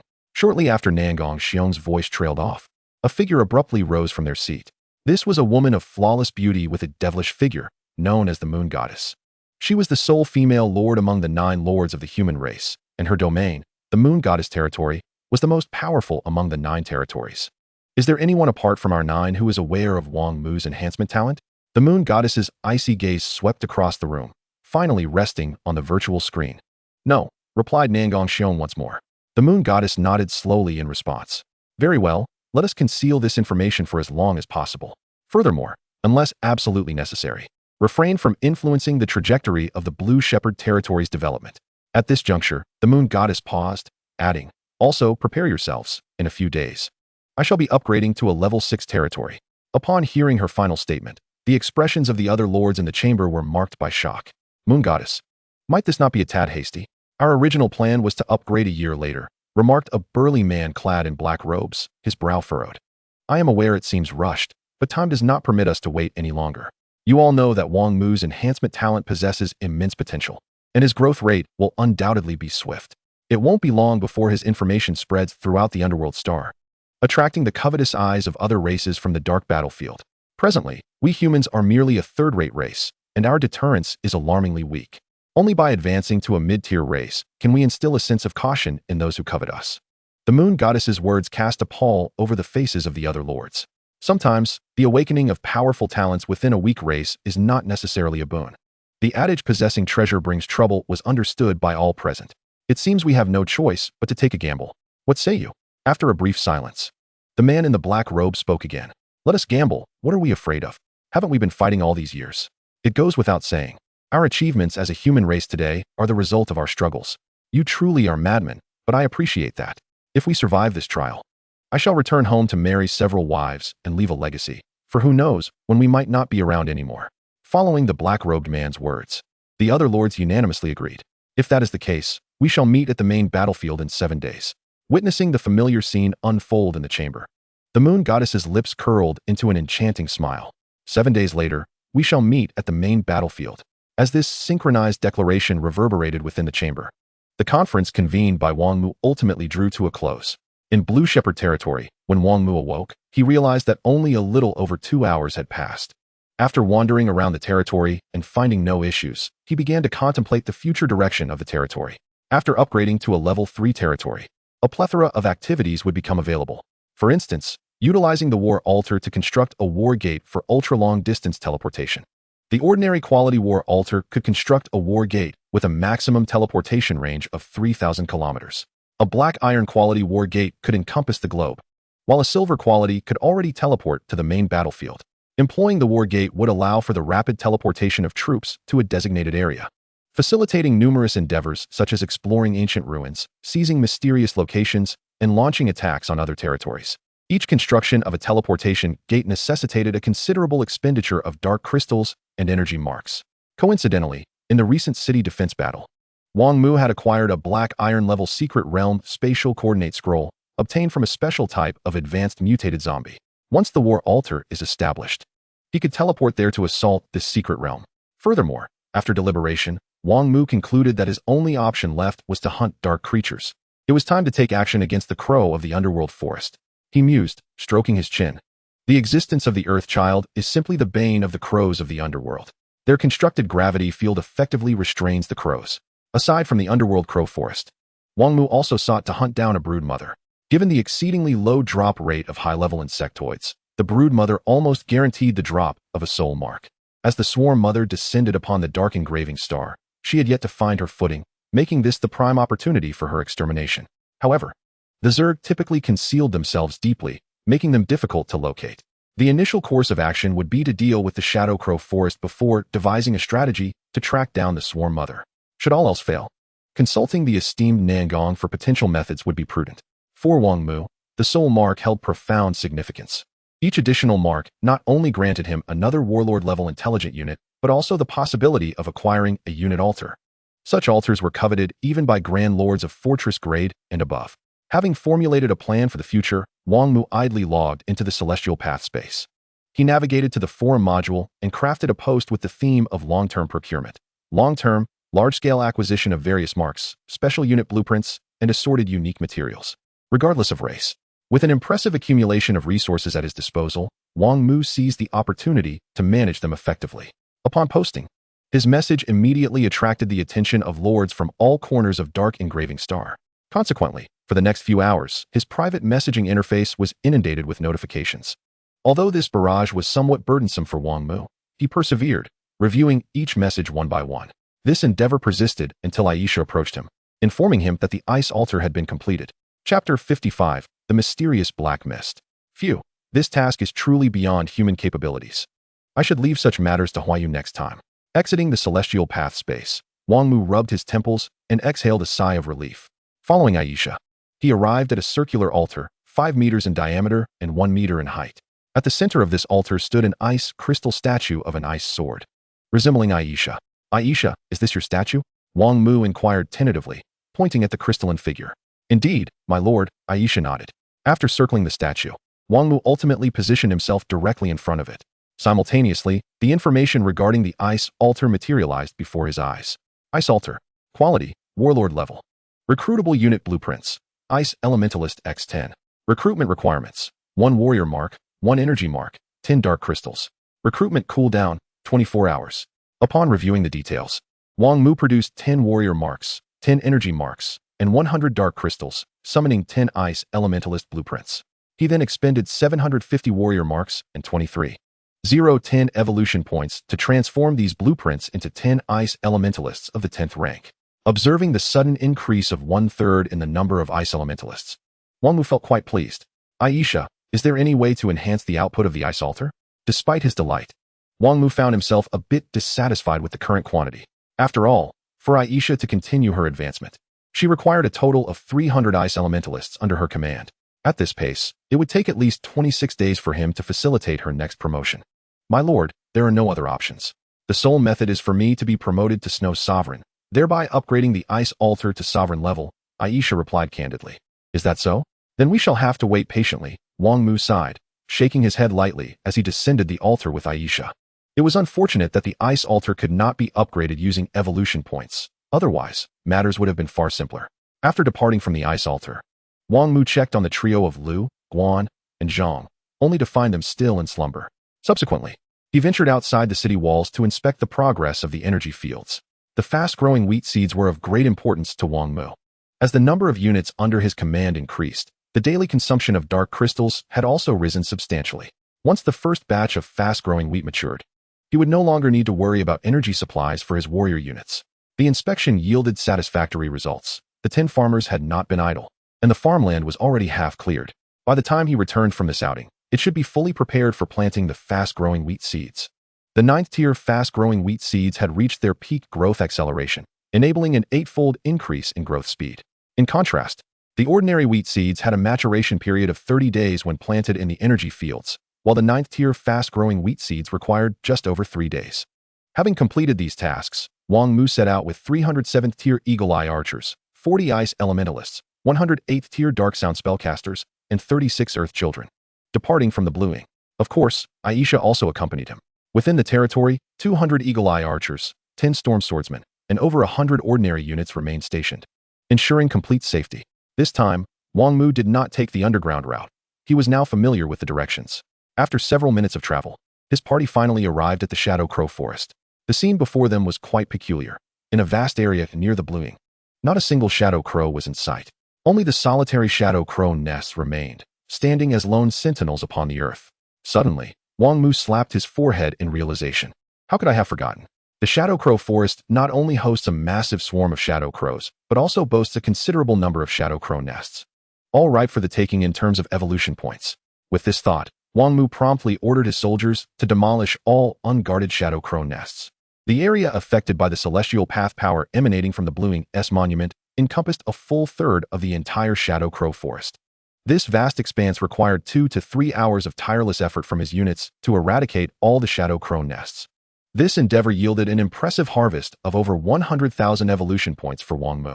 Once the clearing of the Shadow Crow Forest was complete, Aisha would lead the units to explore other regions surrounding the territory.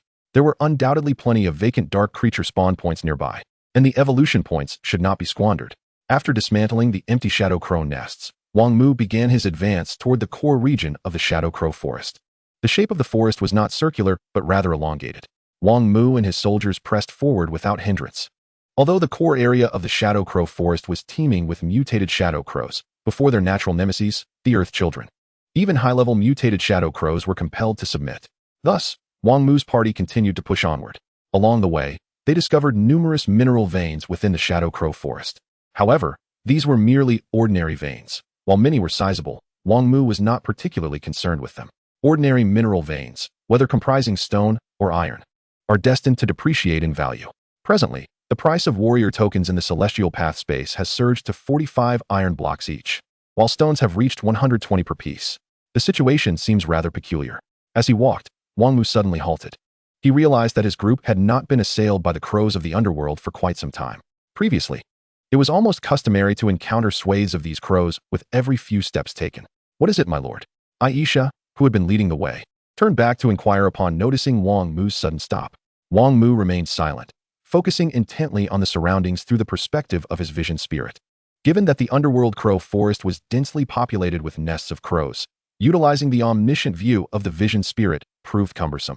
Thus, he refrained from continuous use.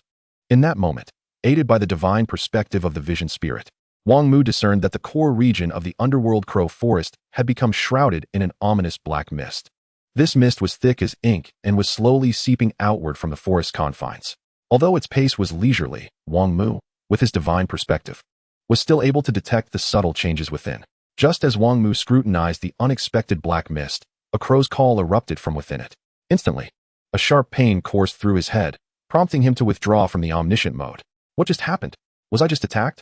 He pondered, rubbing his slightly dazed head. Before him, the nearly transparent vision spirit lay feebly on the ground, rendered incapacitated from a grievous blow. The vision spirit has sustained severe damage. Wang Mu's expression grew grave as he gazed upon the limp, translucent creature. An entity capable of inflicting harm upon the vision spirit could either be an exceptionally potent being or a unique one. Perhaps it was a combination of both. Recollecting the edge of the black mist he had just observed, he realized it was over a kilometer away from his current position. To inflict damage upon the vision spirit from such a distance indicated the formidable nature of the creature lurking within the mist. Nevertheless, Wang Mu would not retreat in the face of this minor assault. Approaching Aisha, he expended 64,000 evolution points, along with 200 warrior tokens and 200 energy tokens, to evolve her to the 9th tier, then gestured forward. Aisha, there lies a mass of black mist a kilometer ahead. Proceed to probe its essence. Remember, do not draw too close. Understood, my lord. Upon receiving the command, Aisha brandished her ice sword and advanced. Wang Mu, accompanied by his legion of warriors, followed closely behind, prepared for any eventuality. In no time, Aisha found herself a mere 100 meters from the mist's edge, gazing at the roiling darkness that seemed poised to devour. She furrowed her brows, feeling an uncharacteristic aversion to the mist, as if it were her natural adversary. Recalling her lord's instruction, she maintained her distance. Gripping the hilt of her sword, she thrust the ice blade into the ground, unleashing a wave of frost. As a ninth-tier entity, Aisha's strength had reached a fearsome level. Even her independently cast frost could easily encase most mid-tier mutated beings in ice. However, as the powerful frost extended toward the black mist, it found itself ineffectively halted. Unable to penetrate the malevolent fog, the swirling miasma seemed to harbor an extraordinary force that completely shielded it from her icy onslaught.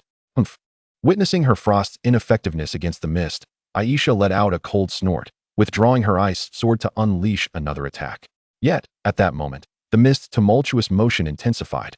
Suddenly, 10 towering high-level zombie mutants, each exceeding 40 meters in height, emerged from the depths of the black fog.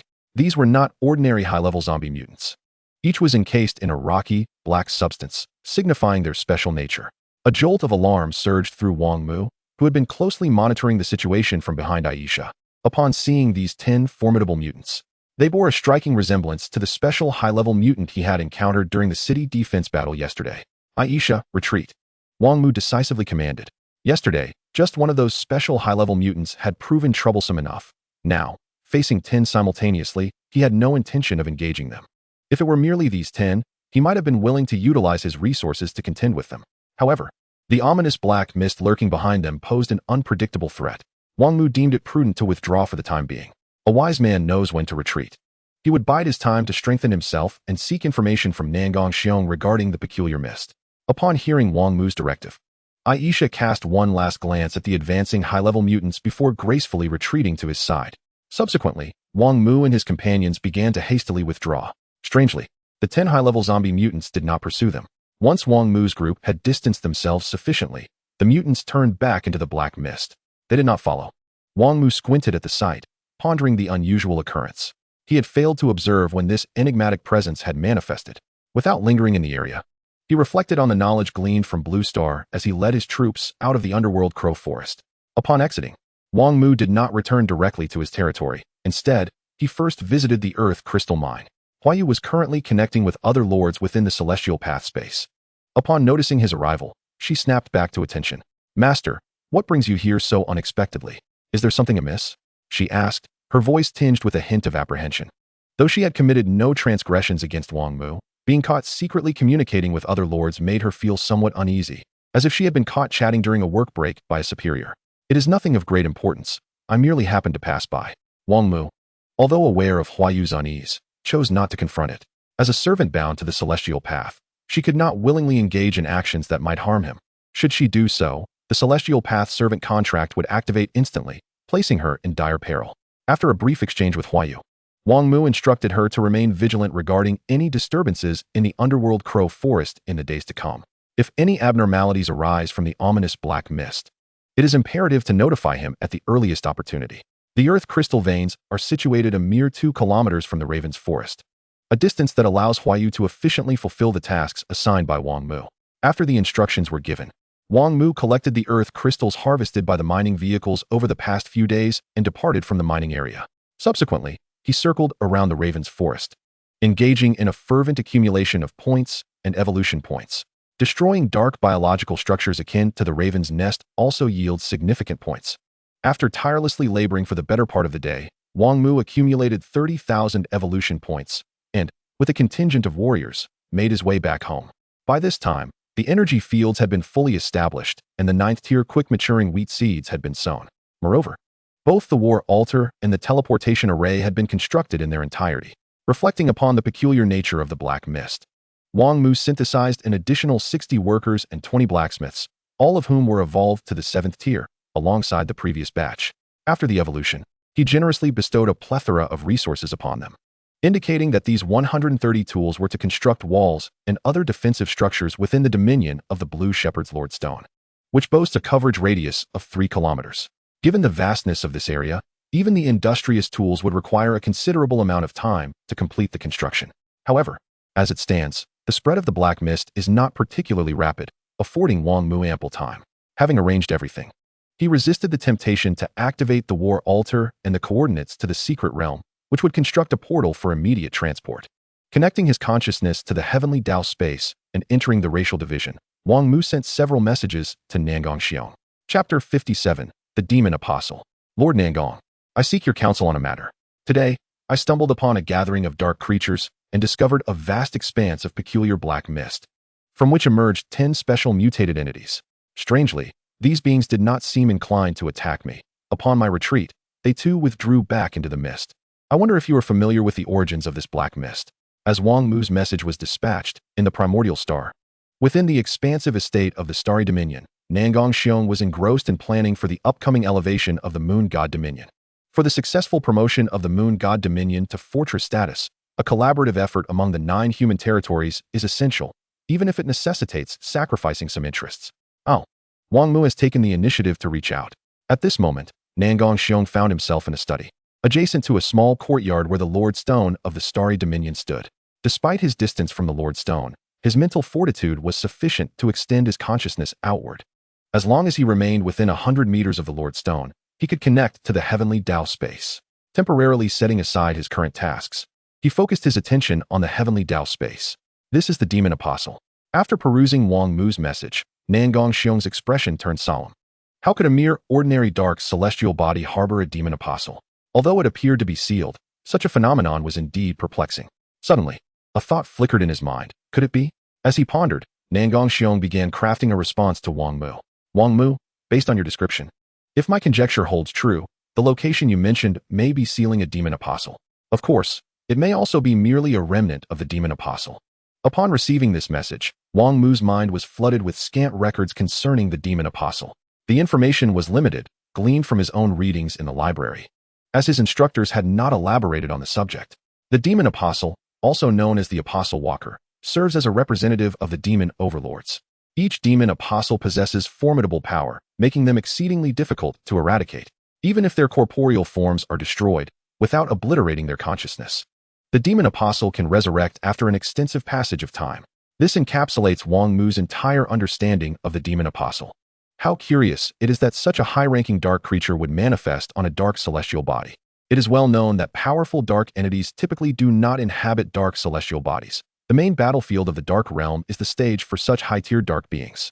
Just as Wang Mu grappled with this enigma, Nangong Xiong sent another message. Wang Mu, given the current circumstances, it is highly probable that a powerful ancient ruin exists on the Raven Star. The demon apostle, or its remnants that you encountered, may very well be a seal from the time when that ancient ruin's power was at its zenith. Upon digesting Nangong Xiong's hypothesis, a spark of realization ignited within Wang Mu. Could it be that the arrival of the Winged Clan was tied to this ancient ruin? The more he contemplated, the more convinced he became that the Winged Clan's intentions were likely centered around this ancient site. Immediately, Wang Mu informed Nangong Xiong of the significant presence of Winged Clan members on the Raven Star, sharing his deductions as well. Before long, Nangong Xiong replied, Wang Mu, if this is the case, then the existence of an ancient ruin on the Raven Star is practically a certainty. The Winged Clan boasts a storied history and is privy to many secrets. They would not dispatch their kin to engage in the reclamation of a dark celestial body unless there were a powerful ancient ruin at stake. After all, the Winged Clan possesses the capability to expand their territories on the main battlefield and provide their members with the resources to establish dominions. Upon reading this, Wang Mu gritted his teeth and sent another message to Nangong Xiong. Senior Nangong, what would happen to my clan if I were to seize that ancient ruin? After sending the message, he anxiously awaited Nangong Xiong's response. Wang Mu had no intention of relinquishing the ancient ruin. Even in the face of the formidable Winged Clan, he would not shrink back. With the evolution system as his extraordinary advantage, if he were to act timidly, he might as well abandon the title of Lord altogether and simply hang himself from a raven tree. In the Starry Dominion, Nangong Xiong, upon reading Wang Mu's tentative inquiry, could not help but break into a rare smile reminiscent of a blooming chrysanthemum. Ha ha, Wang Mu. You possess remarkable courage to even consider coveting something coveted by the Winged Clan. Truly, you are a son of humanity, brimming with valor. As for your concerns, they are entirely unwarranted. Let me be clear, as long as you do not betray your kin, even if you inadvertently create a colossal mess, your entire clan will stand as your staunchest support. What of the Winged Clan? In the dark battlefield, everything is determined by strength. If the Feathered Clan dares to oppress you, I, as a representative of the human race, am willing to devote the full strength of my kin to resist them. even if it means shattering my very bones. Nan Gongxiong's declaration, though merely a textual expression, stirred profound emotions within Wang Mu, igniting a fervor within his veins. Wang Mu harbors no fear in confronting formidable foes. With the evolution system at his disposal, he is confident in his ability to face any adversary. However, what terrifies him most is the notion of fighting alone, abandoned by his kin, without companions to forge ahead together. Even if he were to reach the pinnacle of the world, what significance would it hold? While the strong may often find themselves in solitude, it does not imply that they relish loneliness. Senior Nangong, I am determined to claim this ancient relic. Ultimately, Wang Mu assured Nan Gongxiong with unwavering confidence. I look forward to your good news, Nan Gongxiong promptly replied. Following this, Wang Mu concluded the conversation and exited the Heavenly Dao space. Taking a deep breath, he lifted his gaze to the dim sky above, and an intense battle spirit surged within him. The demon apostle, the feathered clan, the ancient relic, the mother of insects, and the secret realm, these are the targets I, Wang Mu, shall conquer in the forthcoming battles.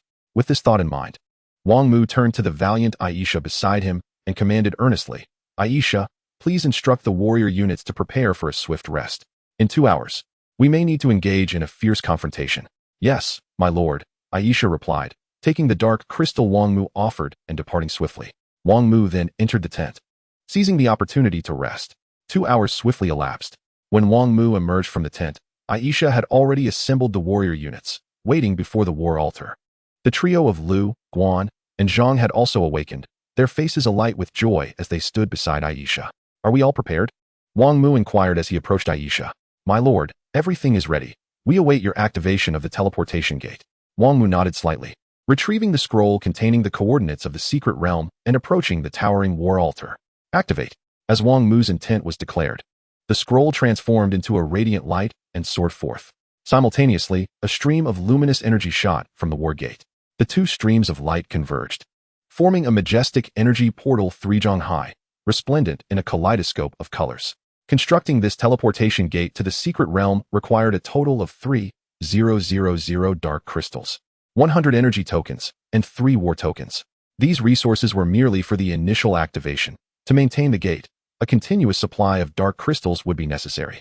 Fortunately, the cost for sustaining the teleportation gate is not exorbitant. Aisha, you shall take the lead. Exercise caution.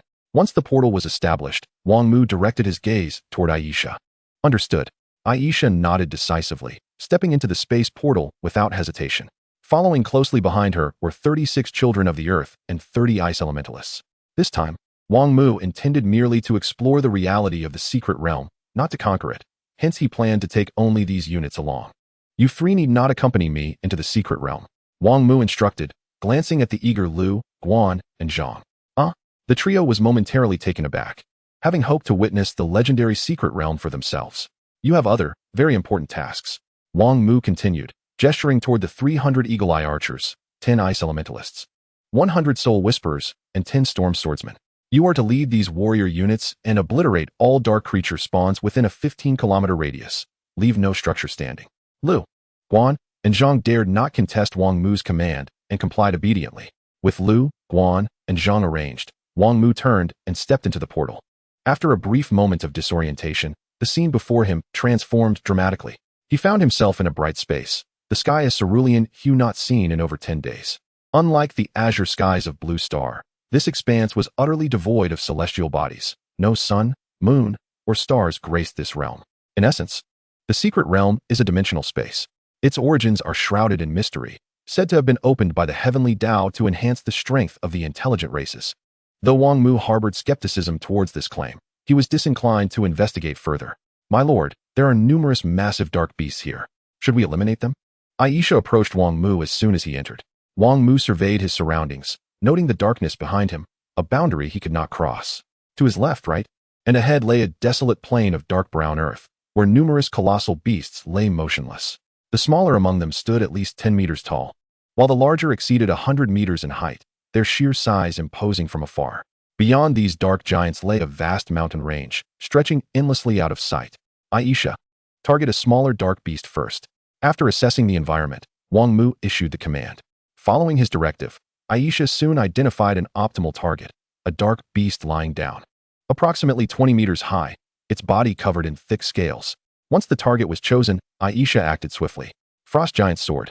With a clear and commanding voice, a 30-foot-long ice crystal sword rapidly materialized before Aisha, shooting toward the selected dark beast's head. The ice crystal sword swiftly struck the dark beast, piercing its scales and embedding itself deep within its skull. Roar. In pain, the dark beast jolted from its slumber, letting out a furious roar. It stood upright, revealing its towering 50-meter frame, then charged toward Wang Mu with powerful strides. Boom, boom, boom. As the dark beast ran, the ground trembled beneath its weight. Children of the Earth, unite your spells. Earth Spike Assault. At Wang Mu's command, the 30 children of the Earth commenced a joint casting. A ring of earthy light radiated from them as the spell began. Suddenly, formidable, jagged earth spikes erupted from the dark brown soil, rising swiftly to encircle the charging dark beast while delivering lethal blows. Sharp spikes erupted from the earth beneath the dark behemoth, piercing its formidable body with an unstoppable ferocity. The creature, ensnared by these earthen spikes, found itself unable to evade the onslaught, helplessly witnessing each spike drive into its flesh, its feet, its abdomen, and its head. In a mere span of seconds, this towering dark giant, standing over 50 meters tall, was impaled by dozens of these spikes, left with no avenue for resistance, succumbing to a gruesome demise right where it stood. Yet, even in death, the dark behemoth's thrashing stirred the slumbering giants of the night. One by one, they rose, their massive forms shaking off sleep as they charged towards Wang Mu with alarming speed. The ground trembled violently, echoing with the thunderous roars that reverberated across the desolate expanse, causing Wang Mu's ears to throb painfully. The earth quaked as if a cataclysmic earthquake had struck, throwing Wang Mu off balance. "Come forth," he bellowed, exhilaration coursing through him at the sight of the charging horde of dark behemoths. With a sweeping gesture, he expended 728 evolution points, alongside an additional 6 for 180, to elevate all 36 of his Earth's children to the 10th tier. Furthermore, he scattered thousands of dark crystals across the ground. 20 of the Earth's children united their powers to construct a gravitational field, while the remaining 16 combined their abilities to unleash a barrage of earthen spikes. "Aisha, you and the 30 ice elementals shall conjure an ice storm." As Wang Mu's commands rang out, his entire battalion sprang into action. The sight of the oncoming horde stirred a tempest of emotions within him, not least because the fallen dark behemoth had yielded an exceptionally tempting bounty. First and foremost, there were over 500 evolution points. Additionally, it had dropped a war insignia, along with more than 50 warrior, mechanical, and energy insignias. Moreover, it contributed over 100 dark crystals. Such a rich yield was enough to ignite Wang Mu's excitement. He knew only the legendary Dark War behemoths could boast such high drop rates. Without a doubt, these titans were likely Dark War behemoths, and the most coveted treasures they could yield were high-quality war implements. Chapter 59. The terrifying secret realm. A thundering sound reverberated across the earth, as if the apocalypse were imminent. Massive dark behemoths thundered across the brown earth, their colossal legs resembling pillars of the sky. As they closed the distance to Wang Mu and his group, the foremost dark behemoth suddenly faltered. A cacophony of collisions ensued as the leading giant, affected by the gravitational field, slowed dramatically. The behemoths behind it, unable to halt in time, crashed into it like rockets launched into the void. Boom. In an instant, chaos erupted among the dark behemoths, with the foremost creature's rear splitting apart. The sheer force of the impact sent it tumbling through the air. At that moment, sturdy dark spikes surged forth from the ground, impaling the tumbling behemoths with unwavering precision. Roars of anguish filled the brown earth plain as the creatures, pinned down and ensnared by the gravity field, were rendered helpless, forced to watch their vitality ebb away. In this initial wave, 8 dark behemoths perished, albeit they were the smaller ones. The larger behemoths, even when struck by their brethren, managed to maintain their footing, pushing forward under immense pressure. Ice storm. Aisha's voice resonated through the air, and a chilling wind swept across the battlefield, laced with bone-chilling snow, battering the dark behemoths. The howling wind surged through the ranks, visibly slowing the advance of the smaller giants. Crystalline frost began to form on their skins, rapidly encasing them in a thick layer. The smaller dark behemoths, their movement stifled, ultimately succumbed to their frozen fate. As the ice storm continued to ravage the battlefield, even the larger behemoths found themselves encased in frost, their movements hampered.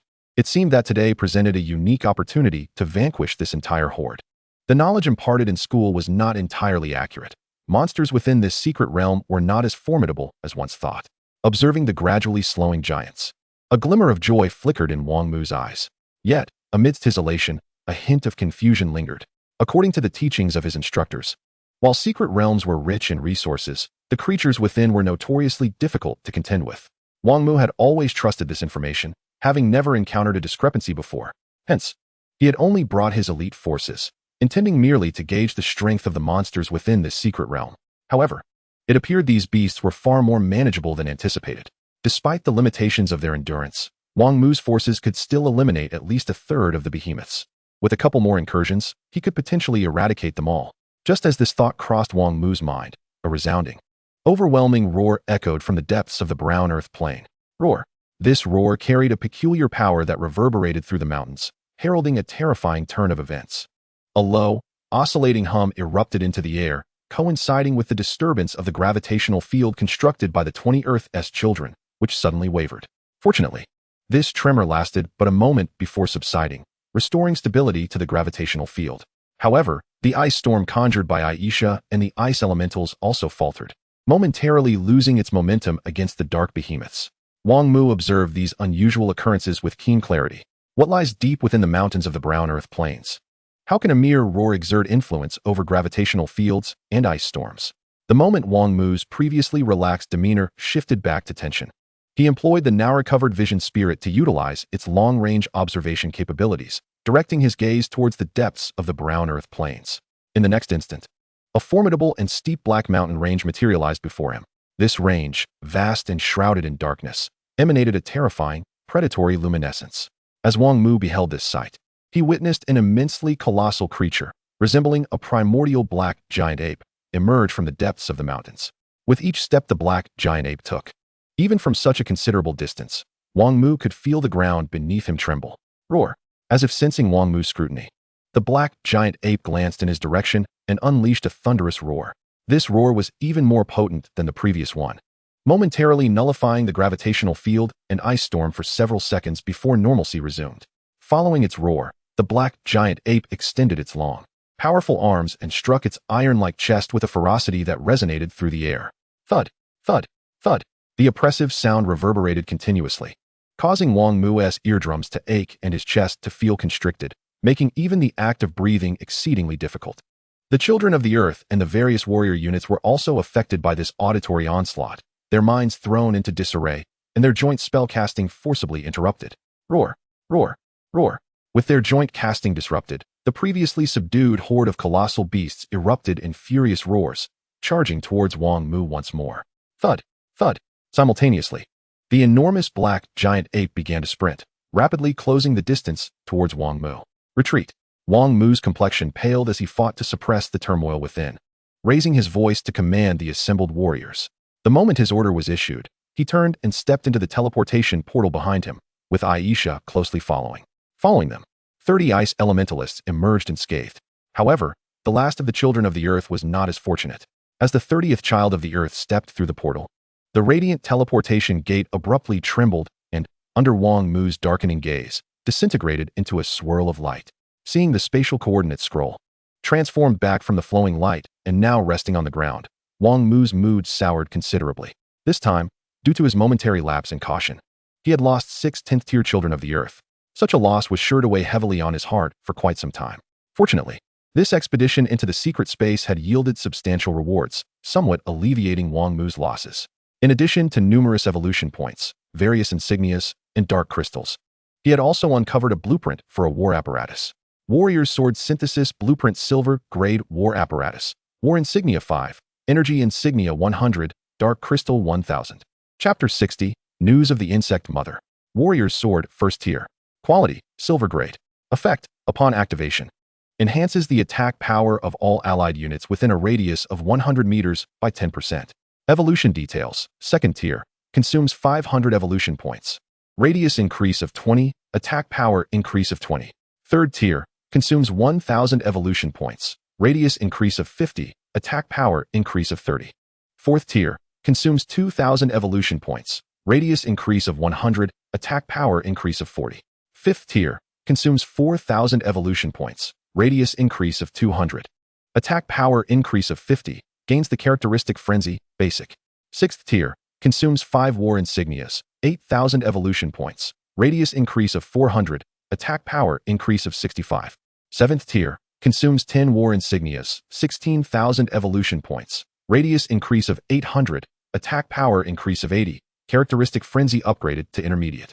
8th tier, consumes 15 war insignias, 32,000 evolution points, radius increase of 1600, attack power increase of 100.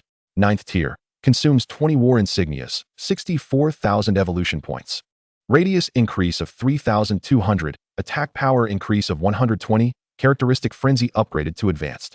10th tier, consumes 40 war insignias, 256,000 evolution points, radius increase of 6,400, attack power increase of 150, gains new characteristic penetration, basic. 11th tier, frenzy, basic upon activation. All allied units within the enhanced radius receive a 20% boost to all attributes for a duration of 10 minutes. Penetration, basic upon activation. All allied units within the radius can ignore 10% of enemy defense for a duration of 10 minutes. Upon reviewing the attributes of the silver-grade war apparatus, the warrior's sword, Wang Mu's previous feelings of distress dissipated in an instant. He promptly expended 127,500 evolution points, along with 50 war insignias, to elevate the warrior's sword to the 9th tier. With the 9th tier warrior's sword in hand, the thought of retaliating against the secret space surged within Wang Mu. Though he quickly suppressed it, the black giant ape was far too terrifying, even from such a distance. Its roar could influence the gravitational field and ice storms, forces that were simply on an entirely different level. However, the current inability to confront it did not preclude the possibility of doing so in the future. Reflecting on the 6 lost children of the earth, Wang Mu's gaze turned icy. This marked his first significant loss since entering the realm of the Dark Star, and he would not let it pass unavenged. When his strength was sufficient, he would undoubtedly lead his warriors to obliterate that secret space and pin the black giant ape to the ground. Suppressing the rising tide of murderous intent, Wang Mu glanced at Aisha and the other weary warriors, retrieving a collection of dark crystals, and gently spoke, "Aisha, you have all worked hard this time. Please take some time to rest." Upon hearing this, Aisha immediately straightened, her expression serious as she replied, "My lord, it is my duty and honor to fight alongside you. The notion of hardship does not apply." Wang Mu smiled and nodded at Aisha's earnest demeanor. "Go rest now." After dismissing Aisha and the other warriors, Wang Mu strolled around the territory. The workers were diligently toiling, and the progress of the city defenses was commendable. It seemed that completion would not take long. Wang Mu hoped that through this construction and forging endeavor, some workers or blacksmiths might ascend to the black iron level. If so, the defensive structures of the Blue Mu territory would be entirely upgraded to black iron, significantly enhancing their defensive capabilities. After surveying the territory, Wang Mu, still feeling somewhat unwell, logged into the Heavenly Path space. First, inquiries were made regarding the situation of the black mist in the Huayu Minjia forest, to which the response indicated that everything remained as usual. Following this, Wang Mu entrusted a substantial amount of resources to Huayu, instructing her to procure materials on his behalf. For commonplace and useful items such as warriors' marks and mechanical marks, he provided clear bottom-line prices.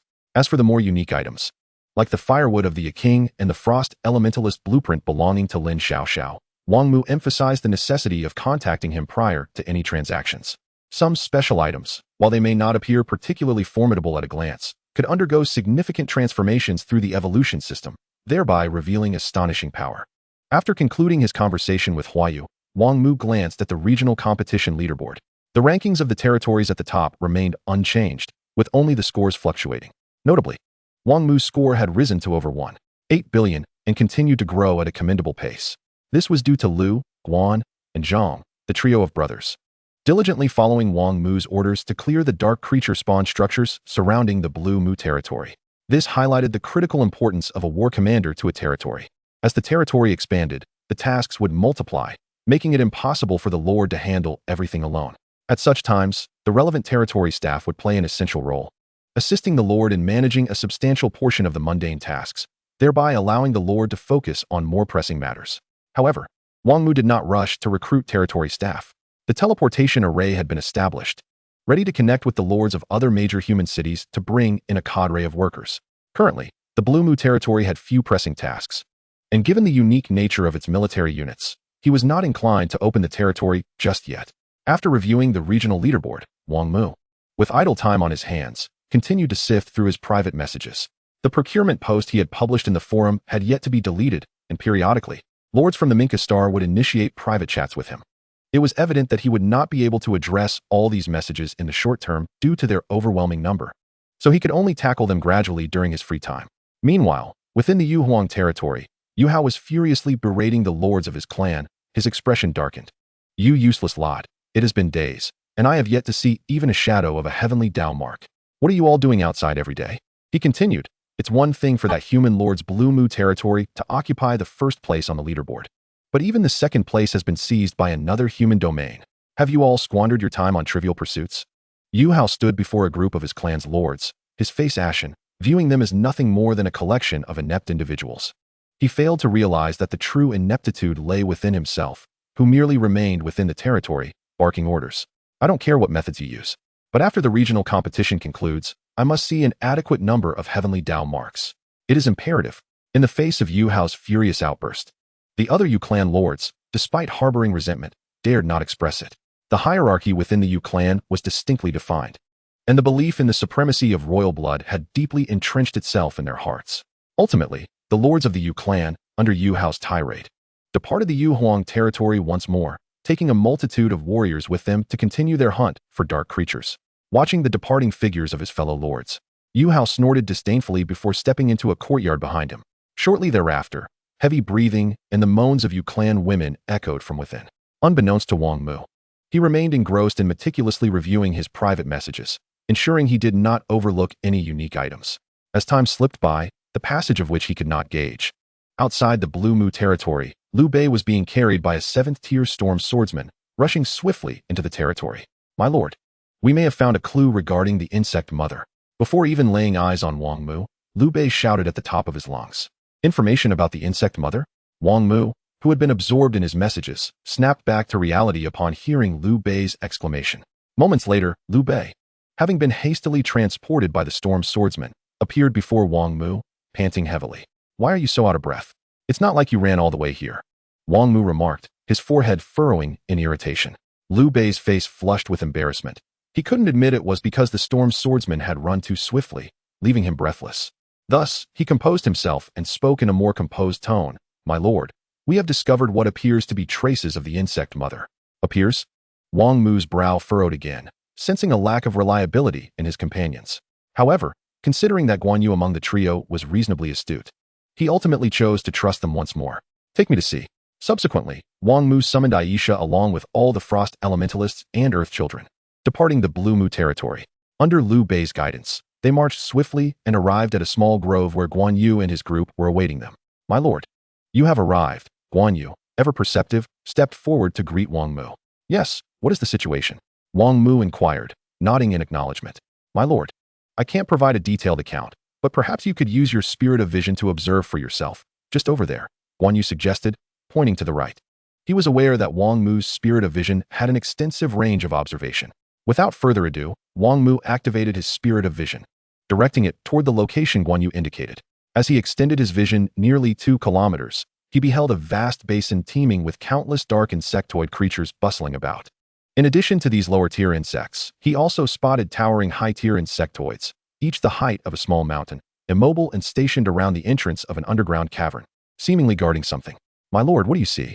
Guan Yu, having only caught a glimpse of the basin's edge through Wang Mu's spirit of vision, inquired with a hint of anxiety. "It is still uncertain, but the likelihood of the insect mother residing within that basin is quite high," Wang Mu replied, continuing to observe the situation within the basin. According to reason, with such a multitude of Zerg creatures and the presence of those 9 elite Zerg sentinels, it is highly probable that the Zerg mother resides in that very location. However, Wang Mu sensed an underlying anomaly, for the site where the Zerg mother is purported to dwell is excessively exposed. As an entity of remarkable intelligence, the Zerg mother would typically refrain from selecting such an easily detectable location for her nest. Thus, if this basin is not the Zerg mother's lair, it is very likely a trap. Given the Zerg mother's elevated intellect and the recent loss of several elite Zerg, she would undoubtedly be on high alert. It stands to reason that this basin may well be a grand scheme devised by the Zerg mother, designed to lure Wang Mu and his companions into her snare. It is known that even the most ordinary Zerg mothers possess a memory inheritance, aware that within the territories of intelligent races, formidable defensive structures and mechanisms are constructed. A direct assault on such a territory would be arduous, and even if successful, it could incur substantial losses. Considering all these factors, Wang Mu felt a degree of certainty that this Zerg basin was indeed a trap.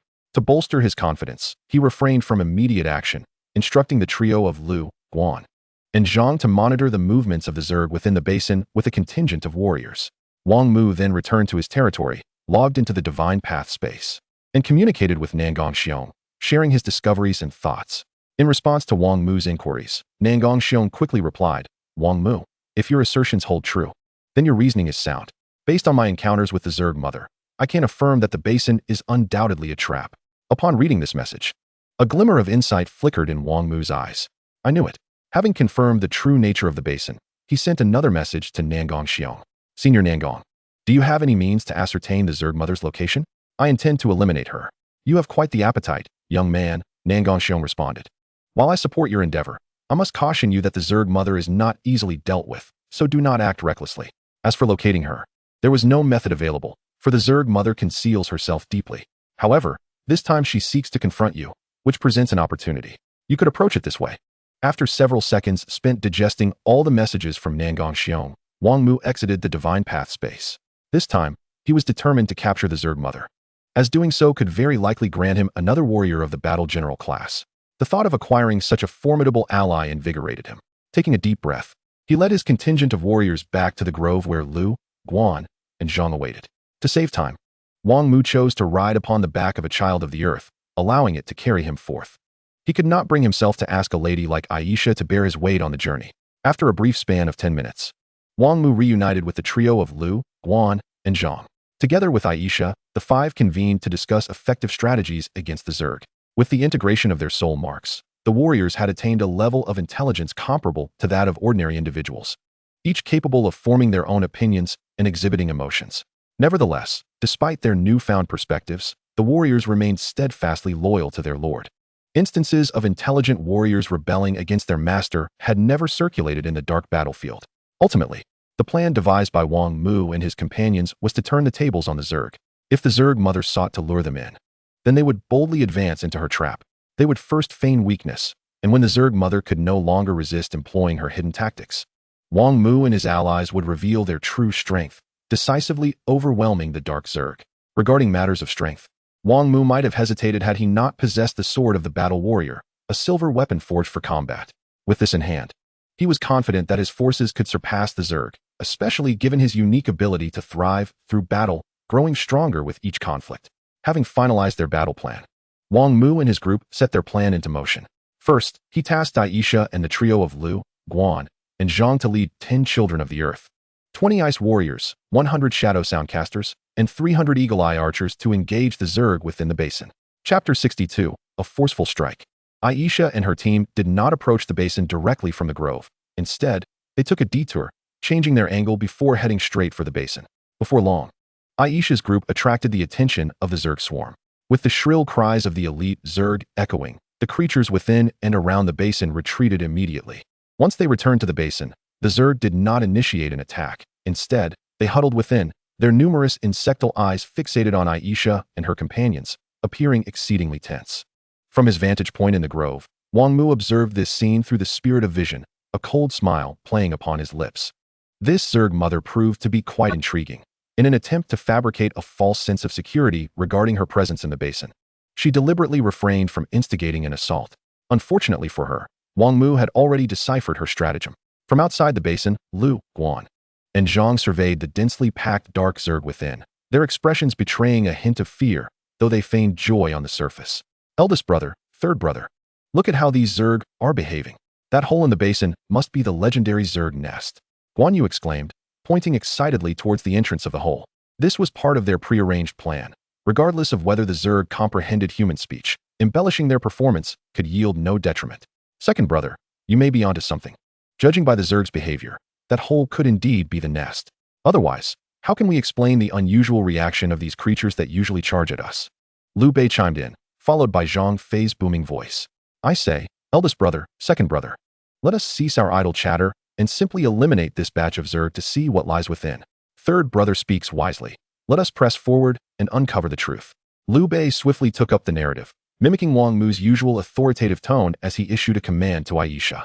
Aisha, clear away these obstructing Zerg. Yes, my lord. Aisha replied dutifully, promptly commencing her collaboration with the 20 ice elementalists to weave their spells. Frost spread. A blanket of ice materialized beneath Aisha's feet, crystalline and chilling. It swiftly advanced towards the throng of Zerg within the basin. Eagle-eye archers, unleash your assault. As Elsa engaged in combat with the ice elementalist, Liu Bei's voice resonated once more. With his words, 900 arrows whistled through the air, cascading down upon the basin.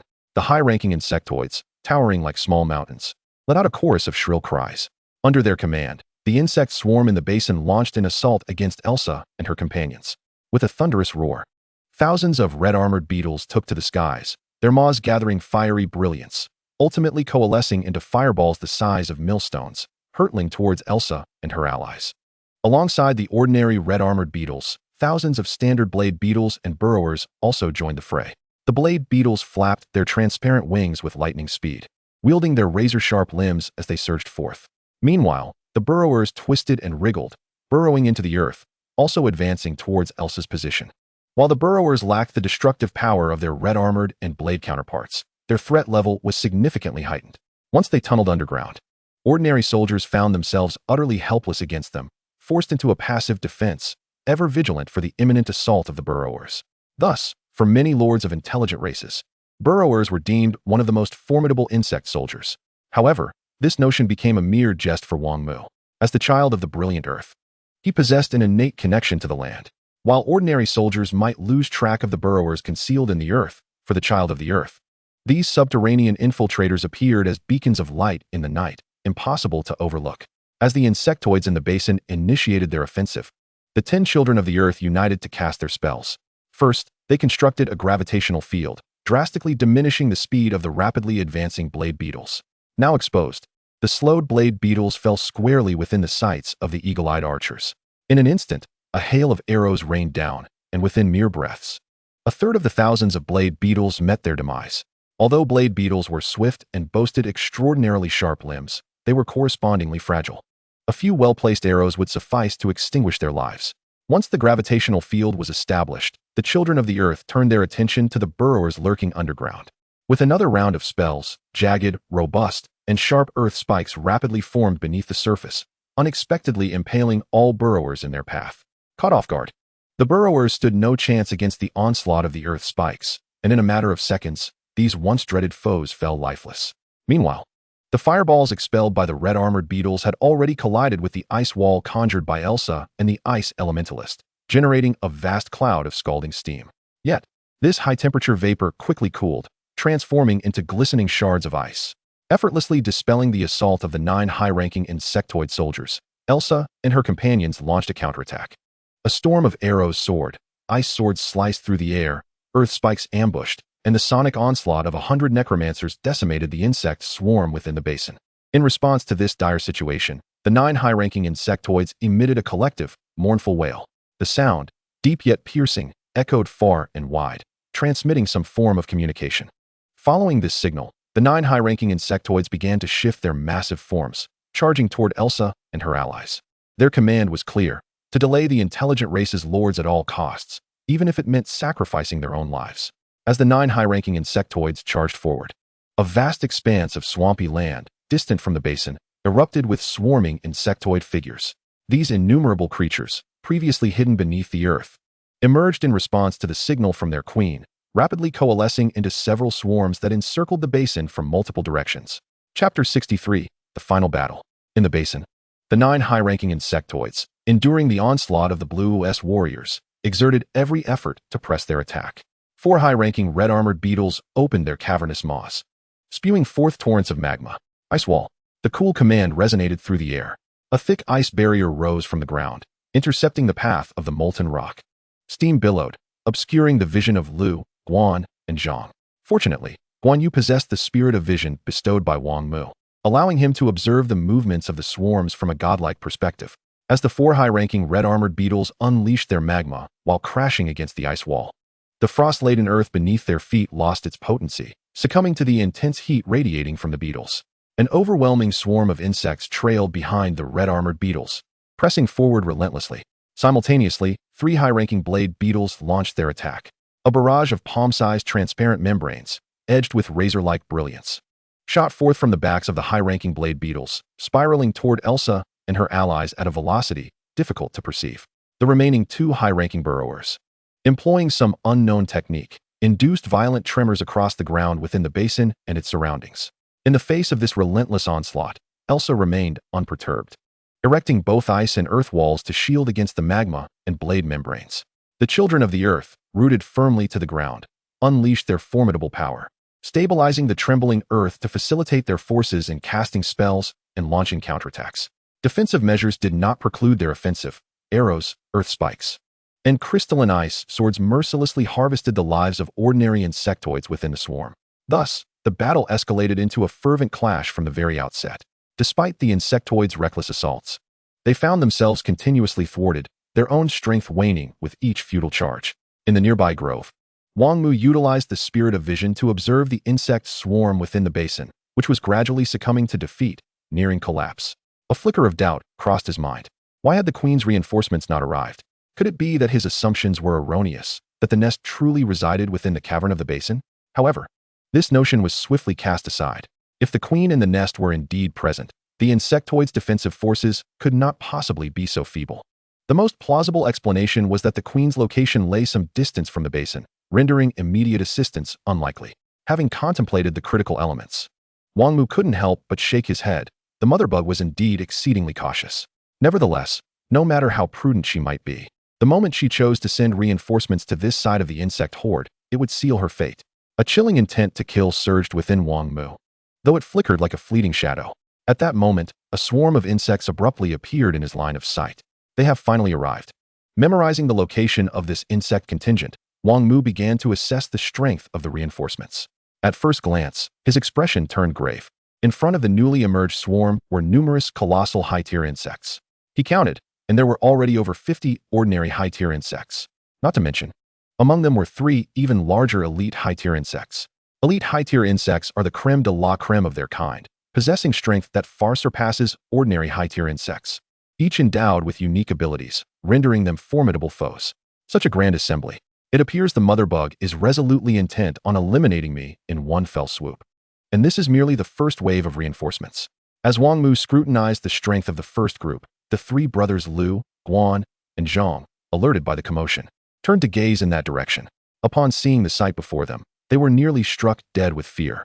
Although they had anticipated that the reinforcements would be formidable, the actual sight of the insect horde exceeded their wildest imaginations.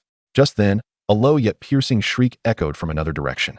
The second wave of insect reinforcements had arrived, equally as powerful as the first. It consisted of 3 elite high-tier insects and over 50 ordinary high-tier insects, followed by an endless tide of common low-tier insects, completely obscuring the horizon. Upon witnessing the second wave, the 3 brothers' faces paled, almost to the point of tears. The first wave was already terrifying enough, and now there was a second wave. Before they could ponder further, the third and fourth waves of insect reinforcements appeared within their sight. Although the 2 subsequent waves contained only 2 elite high-tier insects each, their overall strength remained undiminished. This meant that Wang Mu would have to contend with an overwhelming horde of over 200 high-tier insects, including 10 elite high-tier insects. Such a display exemplifies the mother bug's unwavering resolve to eradicate the potential threat posed by Wang Mu's territory. To the mother bug, the vicinity must be devoid of any presence that could jeopardize their safety. The 4 waves of insect reinforcements spread out in a fan shape, steadily advancing towards the basin. In contrast, Wang Mu's position within the Blue Mu territory was devoid of any insect presence, indicating that the time for the final showdown was nearly at hand. Utilizing his vision spirit, he captured the entire process of the 4 waves of reinforcements arriving and then drew forth a silver-white longsword. This was the silver-grade war artifact, the sword of battle, which bolstered his courage to confront the mother bug head-on. You all go and assist. After issuing the command to the 20 ice elemental mages and 20 earth sons beside him, Wang Mu began to channel energy into the sword of battle. With a barely perceptible hum, an invisible domain suddenly expanded outward. The 9th-tier sword of battle had an extensive amplification range, allowing Wang Mu to bolster Aisha and the others even while standing amidst the trees. As the war domain of the sword of battle spread, the aura surrounding Aisha and her companions surged dramatically. The Lord has issued the command for the final battle. Aisha's calm voice roused the 3 brothers from their stupor. Guan Yu glanced at the rapidly encroaching 4 waves of insect reinforcements and gritted his teeth. Eldest brother, third brother, at this point, fear is futile. We must trust the Lord. He surely has powerful contingencies arranged to counter these insects. Our task now is to effectively command our troops to maximize their potential. As Guan Yu finished speaking, the 20 ice elemental mages and earth sons had already dashed forward. Second brother, you are right. We have no retreat left. We can only fight with all we have, Liu Bei declared, determination flashing in his eyes. Damn it. Zhang Fei's coarse voice rang out. Simultaneously, Aisha's emotionless voice reached their ears. Blizzard. With the deep howling of wind filling the air, the climactic battle between the Blue Mu territory and the Mother Bug commenced. Chapter 64. The Ultimate Measures Unleashed. Whoosh. Like a frigid gale sweeping from the depths of the abyss. The 9th tier Sword of Battle enhanced the attack power of both Aisha and the 40 ice mages by 120%. Such a terrifying amplification might seem like a mere evolution for Aisha, but for the 40 ice elemental mages, it was tantamount to elevating their ranks by several tiers. After all, their growth coefficients were significantly inferior to Aisha's. Under these conditions, the blizzard unleashed by Aisha in conjunction with the 40 10th tier ice elemental mages was unprecedentedly powerful. The sky was rapidly filled with a blizzard that obscured the sun, darkening the basin area at an alarming rate. The biting winds, laden with frost, surged forth. In the blink of an eye, the vast basin was enveloped in snow. Within the basin, both the low-tier and high-tier insects quickly transformed into ice sculptures beneath the onslaught of the terrifying storm. Even the 9 high-tier insects could not withstand the might of the blizzard for more than a few breaths before they too became frozen mountains. Release the dark crystals. The Lord's amplification is too strong. The consumption is immense. Aisha's voice, tinged with fatigue, reached the ears of the 3 brothers shortly after the blizzard began. Immediately, they retrieved all the dark crystals from their storage rings and piled them beside Aisha and the 40 ice elemental mages. Wang Mu had anticipated this situation and had instructed Liu Bei and the others to bring ample dark crystals. Just then, a low yet piercing shriek pierced the air. 10 elite high-tier insects and over 200 ordinary high-tier insects had gathered, choosing to unite in the face of the formidable blizzard. In a chorus of piercing cries, 10 verdant energy shields simultaneously emanated from 10 elite high-level insectoids, coalescing into a formidable emerald barrier. This phenomenon was a domain ability inherited from the progenitor queen, with its specific effects varying according to the queen's formidable powers. A typical queen, shortly after her birth, generally possesses only one innate domain ability. Upon reaching a certain level of maturity, she may awaken additional domain abilities, granting the elite insectoids she nurtures the potential to wield 2 such powers. This is the terrifying nature of the queen. Endowed with considerable intelligence, she can spawn a vast multitude of lesser insectoids while also cultivating powerful elite counterparts. Each matured queen stands as a formidable adversary to the lords of intelligent races, proving exceedingly difficult to eradicate. The most effective strategy is to eliminate them in their infancy, when their foundations remain unsteady. As the emerald barrier ascended, a frenzied blizzard swept forth. The collision of the 2 forces resonated with a thunderous roar that reverberated across the land, causing the very mountains to tremble. Liu, Guan, and Zhang, the trio of brothers, held their breath, paralyzed in fear.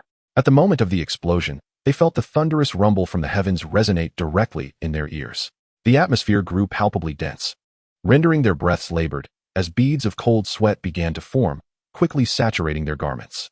At last, the faint sound of footsteps roused the brothers from their stupor.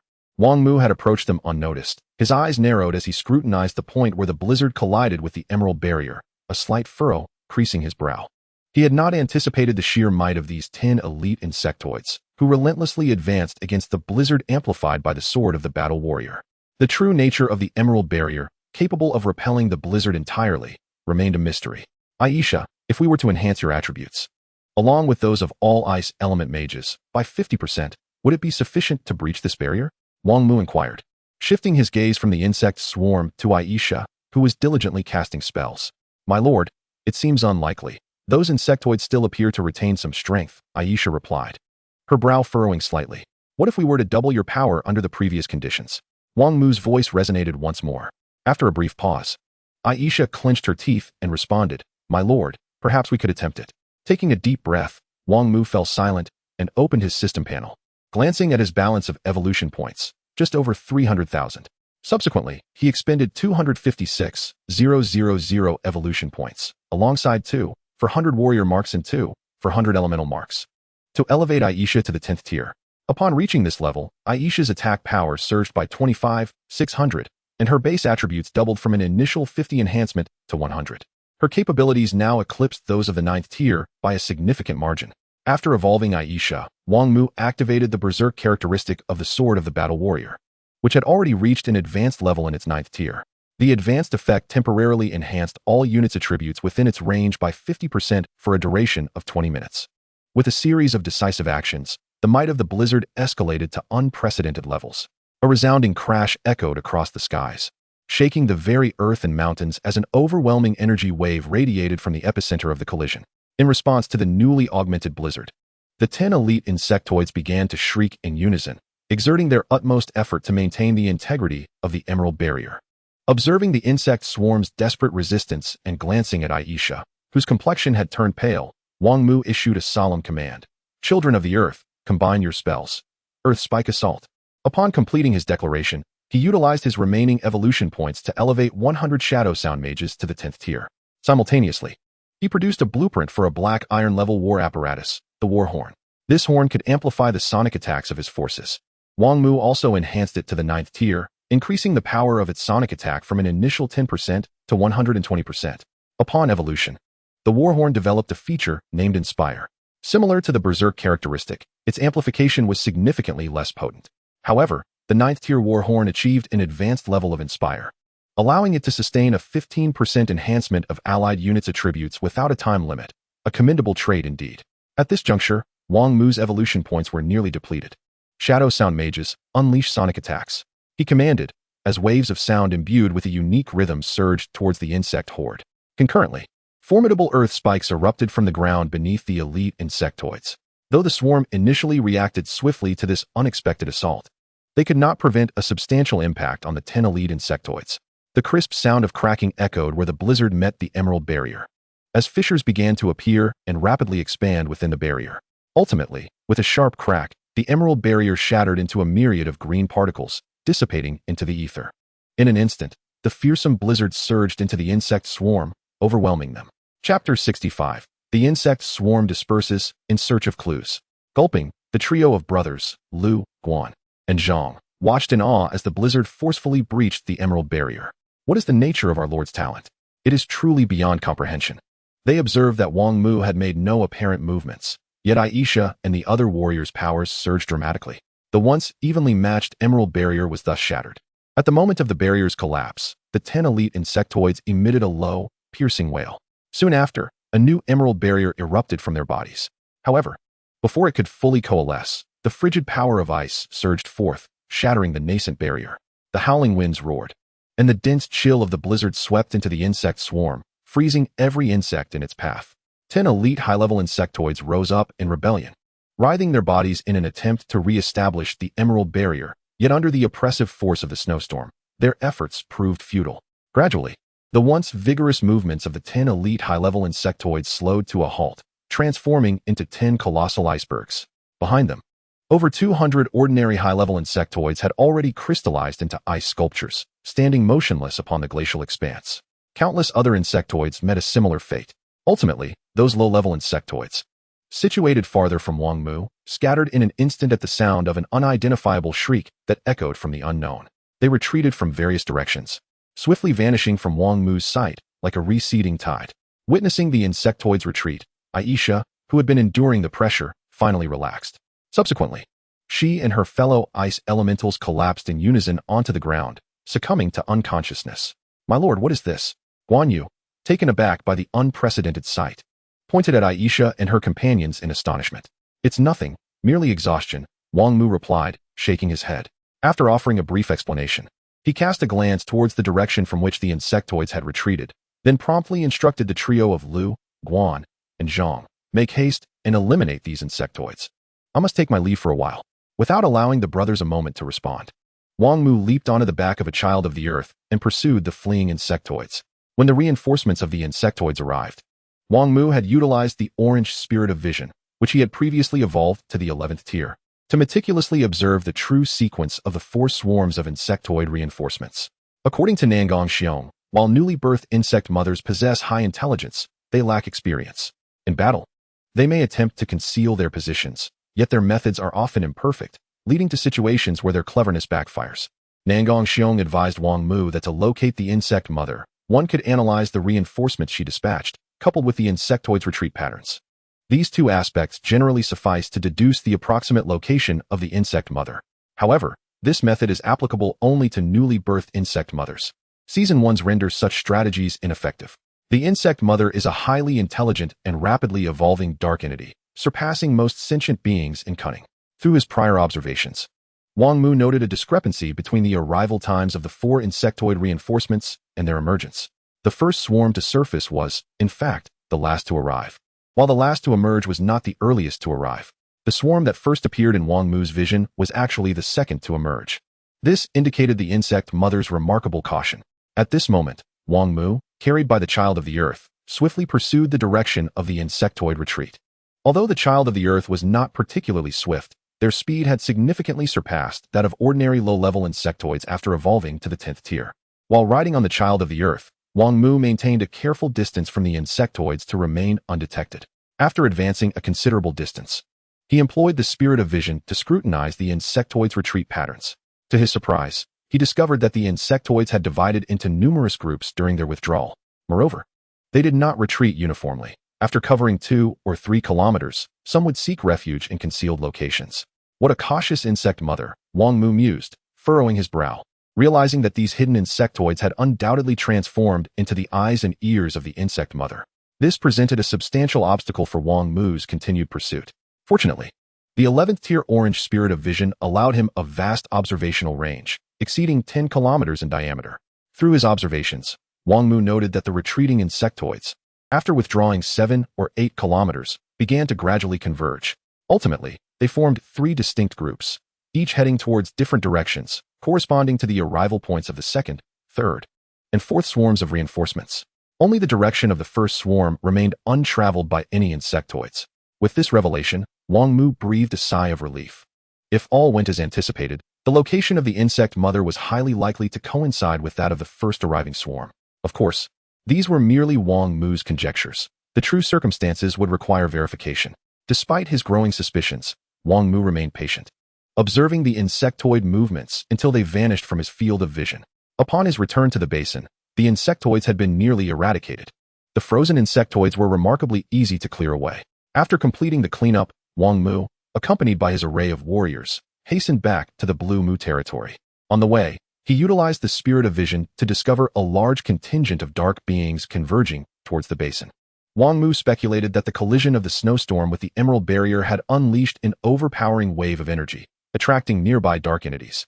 These beings appeared from unknown origins in staggering numbers, likely drawn from a nearby energy nexus.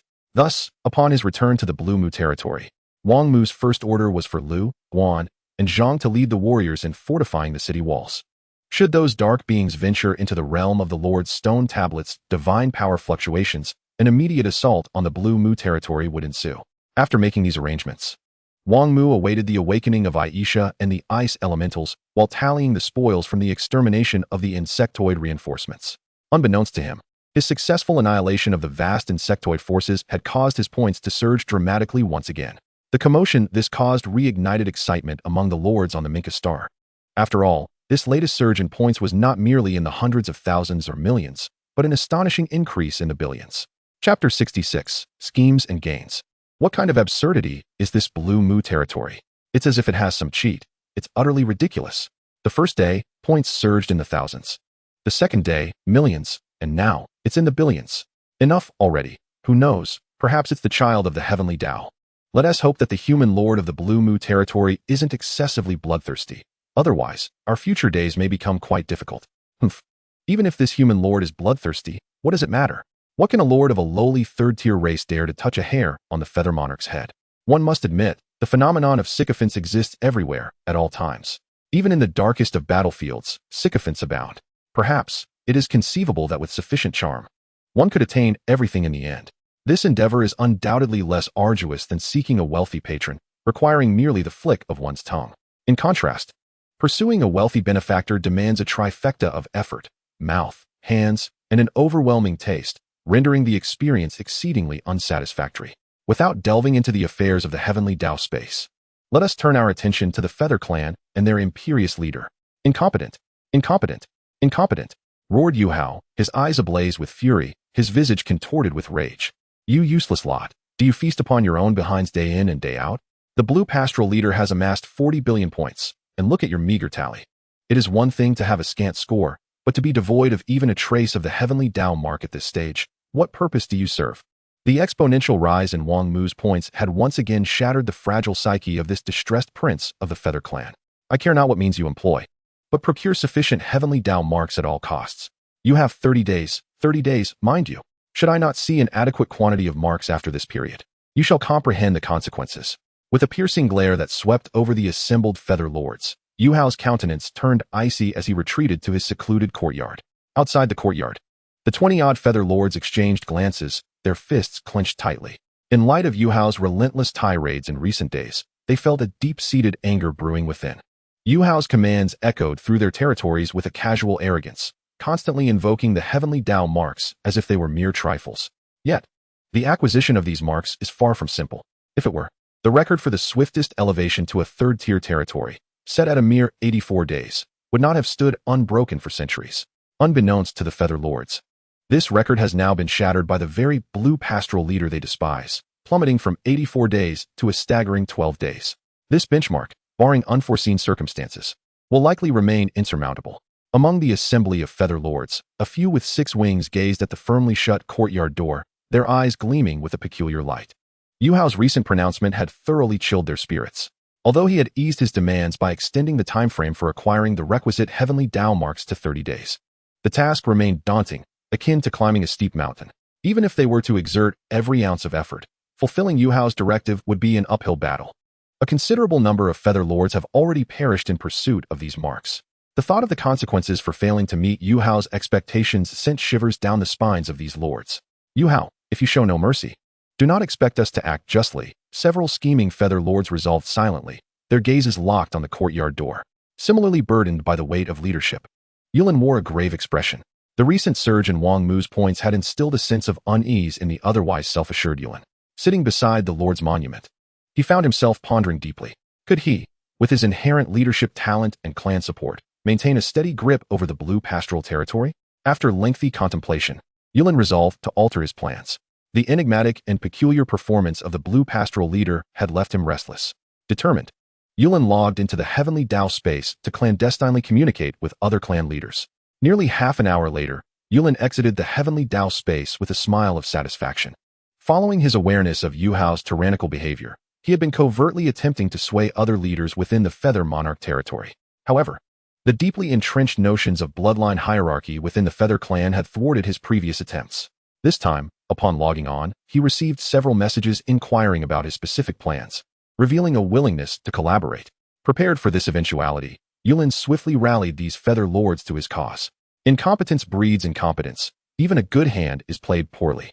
With his arms crossed, Yulin gazed intently toward the direction of the blue pastoral territory, a cold expression settling upon his handsome features. Perhaps it is time for me to exert my influence and begin the quest for the Heavenly Dao marks. That fool is but a fleeting shadow now, awaiting the opportune moment for his downfall. Once I elevate my territory to the 3rd tier with my bloodline, the clan's support will be mine. With the clan backing me, and my innate abilities, even if that blue pastoral leader's human subordinates are extraordinary, they will ultimately falter without the time to mature. With his strategy firmly etched in his mind, Yulin felt the gentle flutter of his 4 pairs of pristine wings. He ascended into the air, followed by a legion of warriors emerging from his territory, embarking on a hunt for the dark creatures. Meanwhile, Wang Mu remained blissfully unaware of the unfolding intrigues among the Feather Clan. At this moment, he was meticulously tallying all his resources. Warrior marks, 21,000. Mechanical marks, 34,000. Energy marks, 24,000. Heavenly Dao marks, 43. War marks, 216. Dark crystals, 16,000. Various blueprints for red and yellow units, along with some inconsequential yellow unit blueprints. The statistics for the military blueprints were as follows. Holy Light Shield Guard blueprint, yellow 343. Underworld Sound Sorcerer blueprint, yellow 538. Dim Light Lava Sorcerer blueprint, yellow 69. Dim Light Blade Reaper blueprint, yellow 67. Dim Light Earth Evasion Guard blueprint, yellow 47. Dim Light Poison Alchemist blueprint, yellow 34. Dim Light Ink Armor Warrior blueprint, green 10 among these blueprints. The Holy Light Shield Guard and Underworld Sound Sorcerer require no further mention. The dim light lava sorcerer and the other yellow quality special units are dropped by high-tier insectoids, while the 10 dim light ink armor warriors are obtained from elite high-tier insectoids.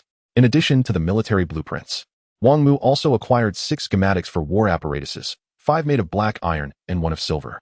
Furthermore, he finally obtained an item capable of enhancing the combat prowess of his units, weapon forging blueprints, totaling 4 types: explosive bow forging blueprint, common; blade edge forging blueprint, common; sorcerer's poison wand forging blueprint, common; inklight shield forging blueprint, black iron. Chapter 67. Equipment forging blueprint. The equipment forging blueprint refers to the schematics for crafting gear utilized by military units. The equipment forged using crafting blueprints can significantly enhance the strength of the warrior units, making it one of the more common methods employed by lords to bolster their troops. For instance, if one replaces the standard bow of the archer unit with an explosive bow, the arrow shot will possess explosive effects, inflicting area damage. The blade of edge is exceptionally sharp and has a cutting effect, with a certain probability of severing the opponent's weapon. The wizard's staff can amplify the wizard's attacking power while also inflicting a degree of poison damage. The shield of inklight, on the other hand, increases the defensive capabilities of the warrior unit and mitigates a portion of the damage taken. Crafting blueprints are generally categorized into 2 main types based on their enhancement methods: fixed enhancement equipment and percentage enhancement equipment. For example, a weapon of the same quality can provide a fixed enhancement of 100 points to the attack power of the warrior unit, whereas percentage enhancement equipment can increase the attack power by 30%. Each type of equipment has its advantages and disadvantages. To forge unit equipment, one requires a crafting workshop, the blueprint for which Wang Mu has long acquired. It was previously left unconstructed due to lack of necessity, but now the time has come to establish it. The crafting workshop is also classified into levels, akin to the classification of workers. A standard level crafting workshop can only produce equipment of ordinary quality, while a higher level workshop can forge lower quality equipment with increased speed. Therefore, a high-level crafting workshop is of paramount importance to any territory. Currently, Wang Mu possesses 12 blueprints for ordinary workshops and 3 for black iron level workshops. Black iron level workshops can only be constructed by black iron level workers, which are currently lacking in the Blue Mu territory, necessitating the construction of ordinary workshops for the time being. In preparation, Wang Mu synthesized 12 workers and elevated them to the 9th tier, consuming 3,600 evolution points in the process. Although the speed at which he acquires evolution points has significantly improved, their expenditure is even swifter. The recent annihilation of the insectoid reinforcements has elevated Wang Mu's evolution points to 340,000. While this may seem substantial, they are fleetingly consumed. Upon completing the evolution, Wang Mu entrusted 3 ordinary workshop blueprints to the 12 workers. The construction of a workshop is a complex task, requiring one worker an entire day to complete it. However, if 4 workers collaborate on the construction, the efficiency drastically increases, reducing the time to merely 6 hours. This is the most expedient method. Beyond these items, Wang Mu has little else of note in terms of resources. He does have some blueprints for defensive machinery, though unfortunately, the lowest tier is above black iron level, which the Blue Mu territory cannot yet construct. After assessing his resources, Wang Mu exited the tent, intending to check on Aisha and the assembly of ice elementals, only to encounter Guan Yu striding towards him. "My lord, you were correct. There are indeed dark beings headed towards our territory." Upon reaching Wang Mu, Guan Yu reported with a serious demeanor. Wang Mu, however, was not overly concerned and replied perfunctorily, "What is their strength?" Given the current might of the Blue Mu territory, even without Aisha and the ice elementals, it would not be easily breached by a horde of dark beings. Their strength is rather lacking. There are only 5 high-level mutants. Guan Yu responded. Having faced the insectoid reinforcements previously, Guan Yu's courage had notably increased, despite not having played a significant role in that encounter. "Here are 2 items for you. You should still have dark crystals, right? You know what to do with the rest." After listening to Guan Yu's account, Wang Mu handed over the sword of combat and the archer's visage to him. "Understood, my lord." Watching Guan Yu hasten away, Wang Mu turned his attention to Aisha's tent. After nearly an hour of recuperation, Aisha had awakened and was currently absorbing energy from the dark crystals to replenish her expended strength. "My lord," she exclaimed, rising to greet him. "Aisha, there's no need for such formalities. You need not bow to me anymore. Such customs do not exist here." Shaking his head, Wang Mu sat beside Aisha on the ground and inquired with a smile, "How long until you fully recover?" "My lord, I will require at least a day to recuperate," Aisha replied, and Wang Mu was not surprised. She had been pushing her limits. After all, Unleashing such a powerful spell under tremendous amplification and contending with 10 elite insectoids for so long would undoubtedly take a toll. And what of the ice elementals? They will need more time, I presume? Yes, the ice elementals will likely require 2 days to recover fully, Aisha reported candidly. 2 days is quite swift. Wang Mu remarked with a smile, then raised 3 fingers. Do not rush. I will grant you and the ice elementals 3 days of recovery time. During this period, there will be no major actions. After 3 days, we shall pursue the trace of the insect mother. Thank you, my lord. Following this, Wang Mu and Aisha engaged in light conversation. He discovered that Aisha now bore little difference from an intelligent being. She possessed her own emotions and thoughts, albeit typically concealed. After concluding their exchange, Wang Mu checked on the situation with Lu, Guan, and Zhang, only to find that the dark beings had been thoroughly suppressed. With 30 10-tier Earth suns present, coupled with the enhancement from war instruments and numerous defensive structures, the defensive strength of the Blue Mu territory was formidable. After a brief observation, Wang Mu, feeling somewhat disinterested, returned to his tent and fell into a deep slumber.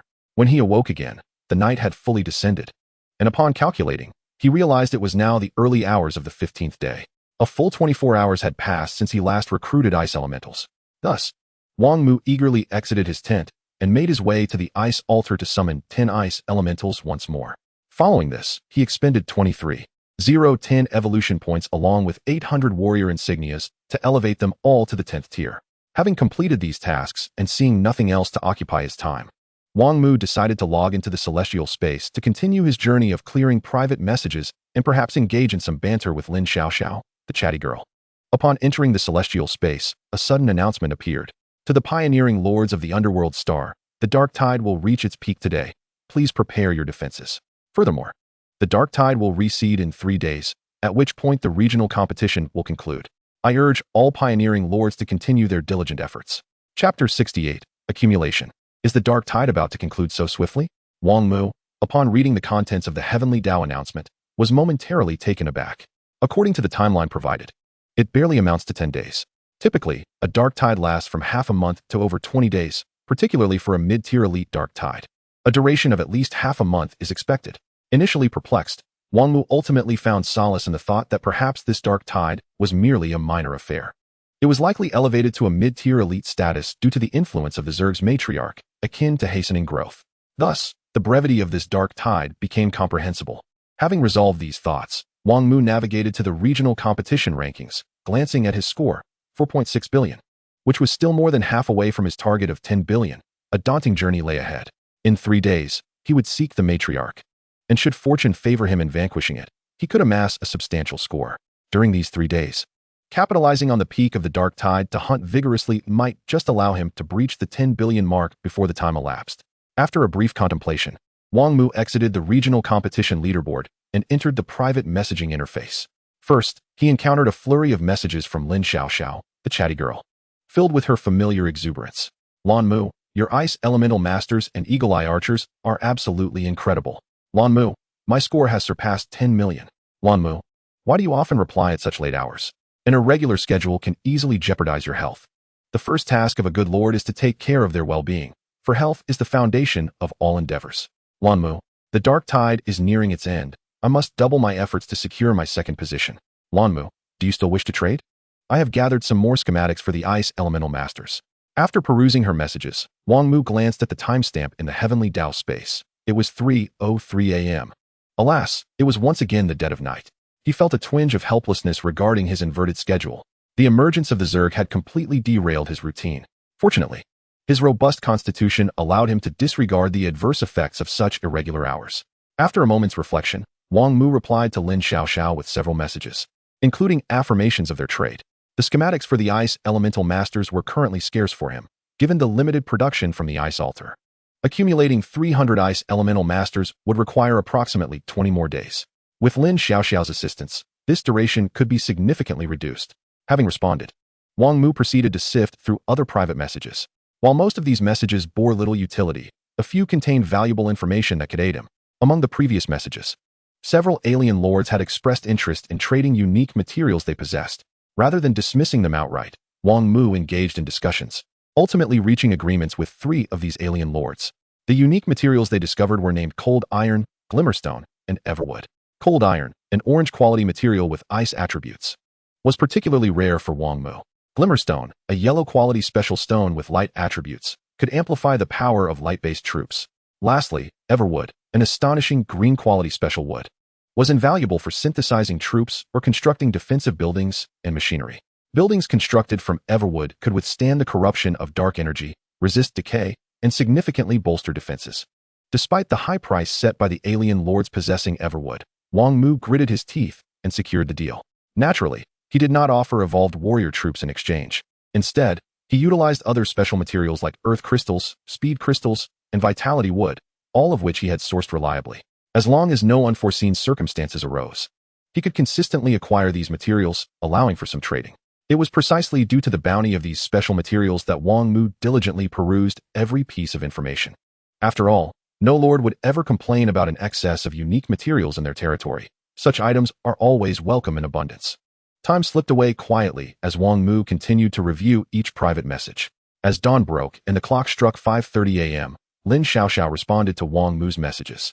After a brief exchange, they proceeded with their trade. Wang Mu successfully exchanged 5 7th-tier ice elemental masters for 15 schematics. To be precise, it was 20. As the 5 7th-tier ice elemental masters were synthesized from the schematics Lin Xiaoxiao had previously traded to him.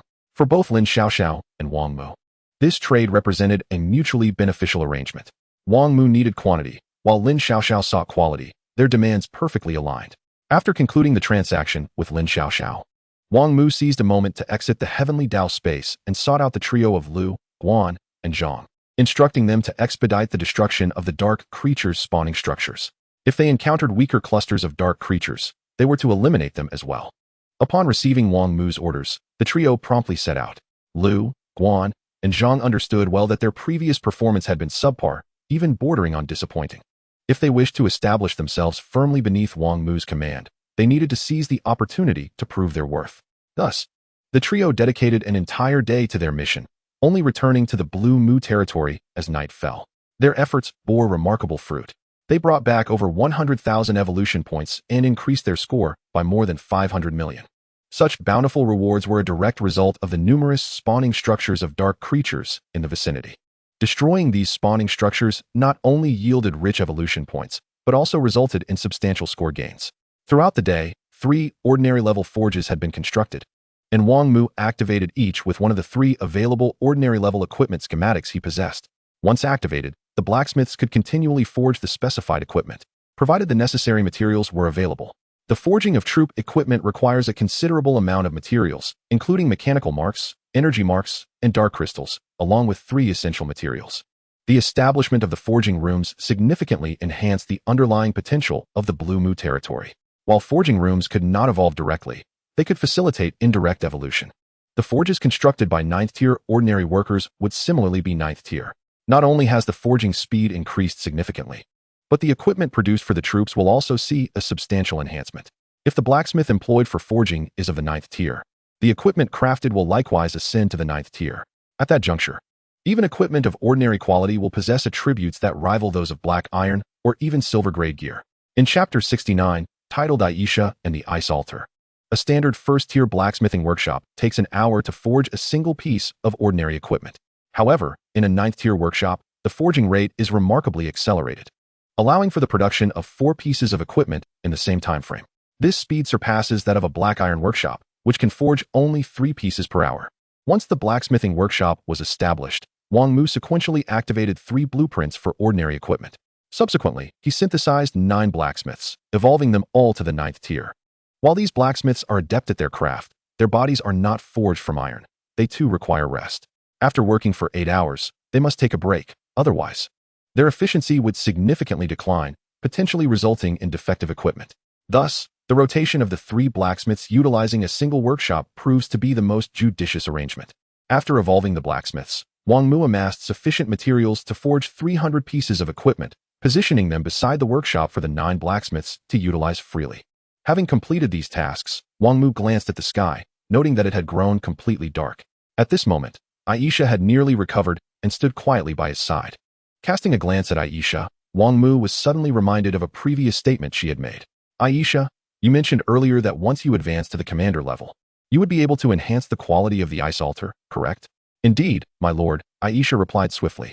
Then, aside from increasing the recruitment capacity for ice elementalists, does the commander-level ice altar possess any additional functions, such as recruiting other types of troops? Aisha gently shook her head in response.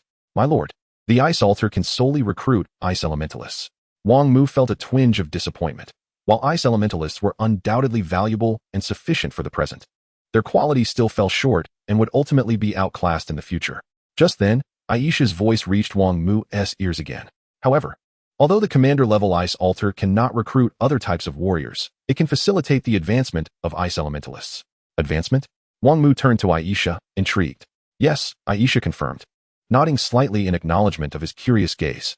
The commander-level ice altar can elevate ice elementalists to become frost children, a rank equivalent to that of earth children. Wang Mu was overjoyed upon hearing this. He had not anticipated such a formidable capability from the commander-level ice altar. Thereafter, he engaged Aisha in a thorough inquiry regarding this topic.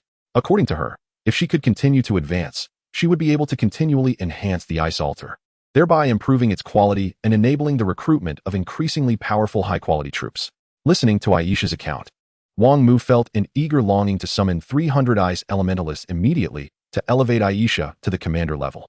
However, such aspirations remain mere thoughts, as achieving this would require at least several more days, contingent upon his ability to continuously procure ice elementalist blueprints from Lin Xiaoxiao.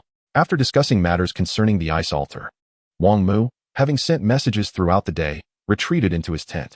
In the early hours of the 16th day of the expedition, he promptly utilized the ice altar to recruit ice elementalists. With the appearance of 10 new ice elementalists, he now possessed a total of 75, reaching 1/4 of his goal of 300. The days for upgrading the ice altar lay ahead, laden with challenges. Gazing up at the starry sky, which lacked brilliance, Wang Mu sighed softly before entering Aisha's tent. He roused her from slumber and escorted her back to his own tent. After imparting a few instructions to Aisha, he retrieved a vial of third-tier crimson life essence. Having nearly exhausted the effects of the second-tier essence, he was now ready to consume the third-tier one.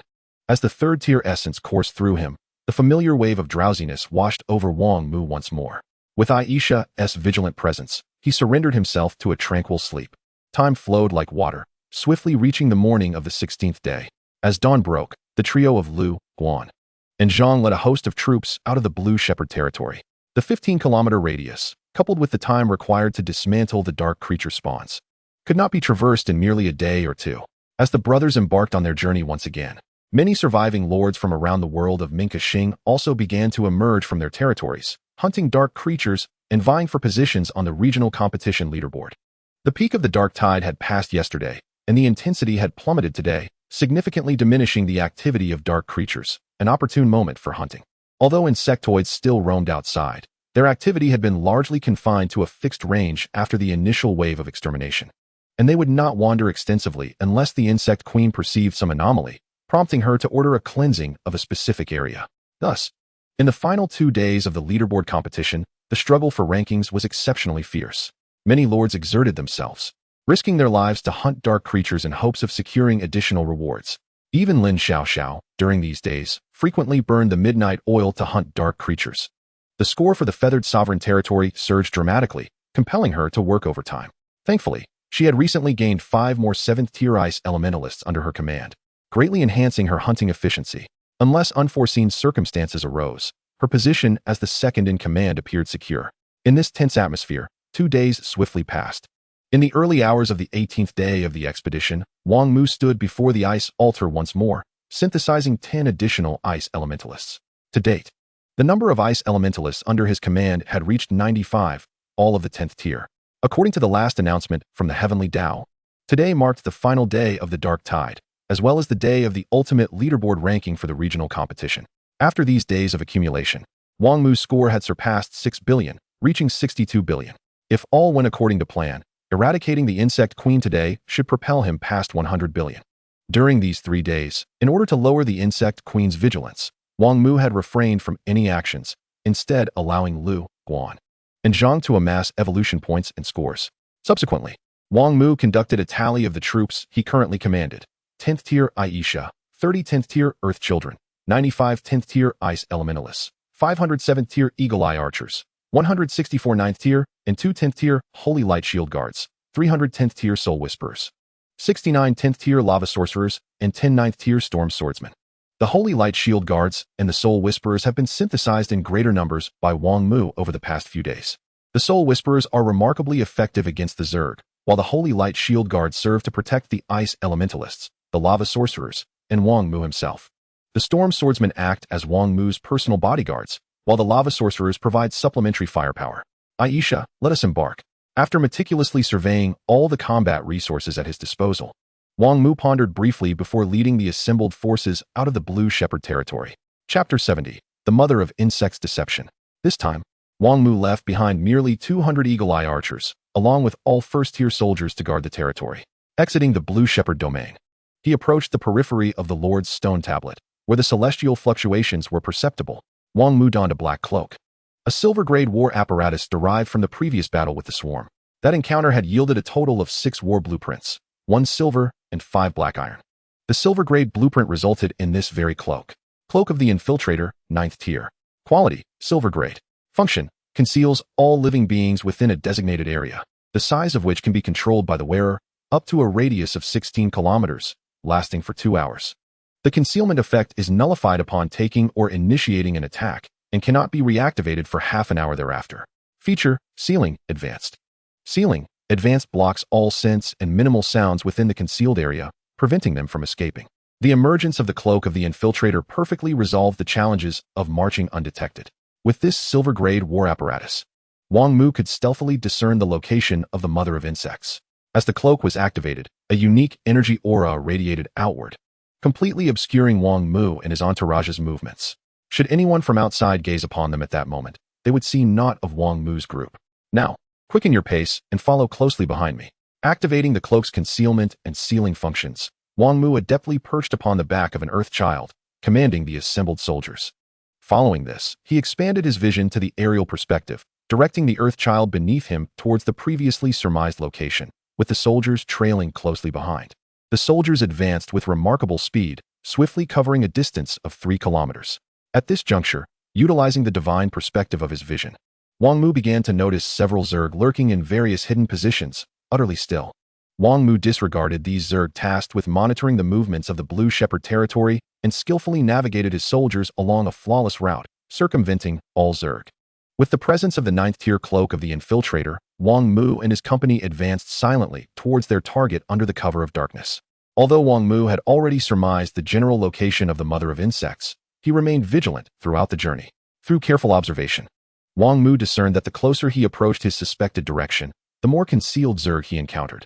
Moreover, the positions of these Zerg were exceedingly well hidden, with no signs of Zerg activity in the vicinity. All indications pointed to the validity of Wang Mu's earlier conjectures. It was highly likely that the Mother of Insects resided somewhere in this direction. To pinpoint the exact location, they would need to press onward. Under Wang Mu's guidance, the group traversed over 30 kilometers since entering the Zerg surveillance zone before finally halting. Ahead lay no path forward, as a dense mass of Zerg blanketed the terrain. Even though Wang Mu and his group remained concealed, passing through undetected was utterly impossible. It seems the clever approach can be employed only up to this point. Wang Mu lamented softly before turning to Aisha. Aisha, commence the operation. You and the 95 Ice Elementalists should unite to cast Frost Spread, swiftly immobilizing these ordinary Zerg. Once immobilized, we shall charge forth with utmost speed, leaving no opportunity for the Mother of Insects to react. Wang Mu gestured towards the most likely position of the Mother of Insects. At once, my lord. As Aisha's words fell, she immediately joined forces with the 95 Ice Elementalists to perform a joint spellcasting. A crystalline frost, imbued with lethal peril, surged forth from beneath her feet, racing towards the vast expanse of Zerg ahead. The appearance of the frost instantly drew the attention of the Zerg responsible for monitoring, who emitted urgent signals in unison. However, by this time, the frigid frost had already infiltrated the swarm, transforming countless Zerg into statues of ice. In no time, the frost had encased an area stretching 5 kilometers long and 1 kilometer wide, forming an expansive icy plain. Charge! At that moment, Wang Mu's voice rang out sharply through the night, prompting Aisha to cease her spell and lead the Ice Elementalists in an immediate charge. The soldiers, propelled by all their might, quickly traversed the 5 kilometers. At this point, the Zerg surrounding them had finally reacted, instinctively converging towards a common point, the very location Wang Mu had surmised as the likely residence of the Mother of Insects. Observing this scene through his vision, A glimmer of joy appeared on Wang Mu's countenance. No matter how astute the mother of insects may be, even the most meticulous plans can harbor vulnerabilities. Faced with the sudden appearance of Wang Mu and his group, the mother of insects instinctively believed her position had been compromised and hastily drew all Zerg towards herself. This action, however, inadvertently revealed her location, a result Wang Mu had sought.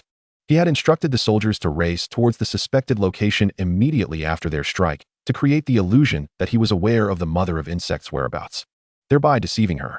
It seemed that Wang Mu's strategy had succeeded. Under his ruse, the mother of insects had thrown her own forces into disarray, exposing her position. As Wang Mu and his soldiers pressed forward, they followed the retreating Zerg. Yet, just as the Zerg had fallen back nearly a kilometer, they abruptly halted. It was at this moment that the mother of insects realized she had been ensnared. If the enemy truly knew her location, they would not be so passive as to observe her regrouping without action. In an instant, a furious chorus of cries echoed across the surrounding area for miles. Having realized she had been deceived, an overwhelming wrath surged within the mother of insects. Since her inception, her most cherished trait had been her unparalleled intelligence.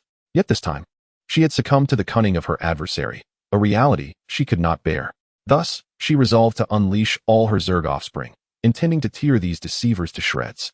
As the furious shriek of the mother insect reverberated through the air, swarms of insects within a radius of several dozen miles surged forth to launch an assault against Wang Mu and his comrades. Among these creatures were billions of lowly insects, alongside over 1 million elite low-tier insects. Additionally, thousands of ordinary high-tier insects and 36 elite high-tier insects emerged from the swamp where the mother insect concealed herself, joining the fray against Wang Mu and his allies. At last, I have pinpointed your location. Wang Mu, who had been utilizing the spirit of vision to survey the surroundings, observed as the high-tier insects burrowed from the swamp several kilometers away, confirming the exact position of the mother insect. Chapter 71. Eradicating the Minions. With urgent, piercing shrieks, the insect horde descended upon Wang Mu and his legion of warriors like a frenzied tide. Frost spread. As this chilling command echoed, translucent frost once again extended outward, instantly encasing the advancing insects in crystalline ice sculptures. Buzzing. Observing the ground assaults proving ineffective, countless flying insects descended from the heavens, blotting out the sun. Children of the Earth, construct a gravitational field. With this command, 30 children of the Earth immediately united their powers to create the gravitational field. In an instant, swathes of insects plummeted from the sky, subsequently transforming into exquisite ice sculptures upon impact. Realizing that the airborne insects were also unable to contend with these formidable adversaries, the mother insect shifted her strategy. Accompanied by a tremendous roar, an inferno erupted. Fireballs the size of millstones ascended, radiating terrifying heat as they tore through the air like falling meteors, hurtling towards Wang Mu. Ice wall. Once again, a crisp voice rang out as Aisha resorted to her tried-and-true method, summoning a thick ice wall to shield against the fireballs. The fireballs collided with the ice wall, generating a vast cloud of steam resembling white mist.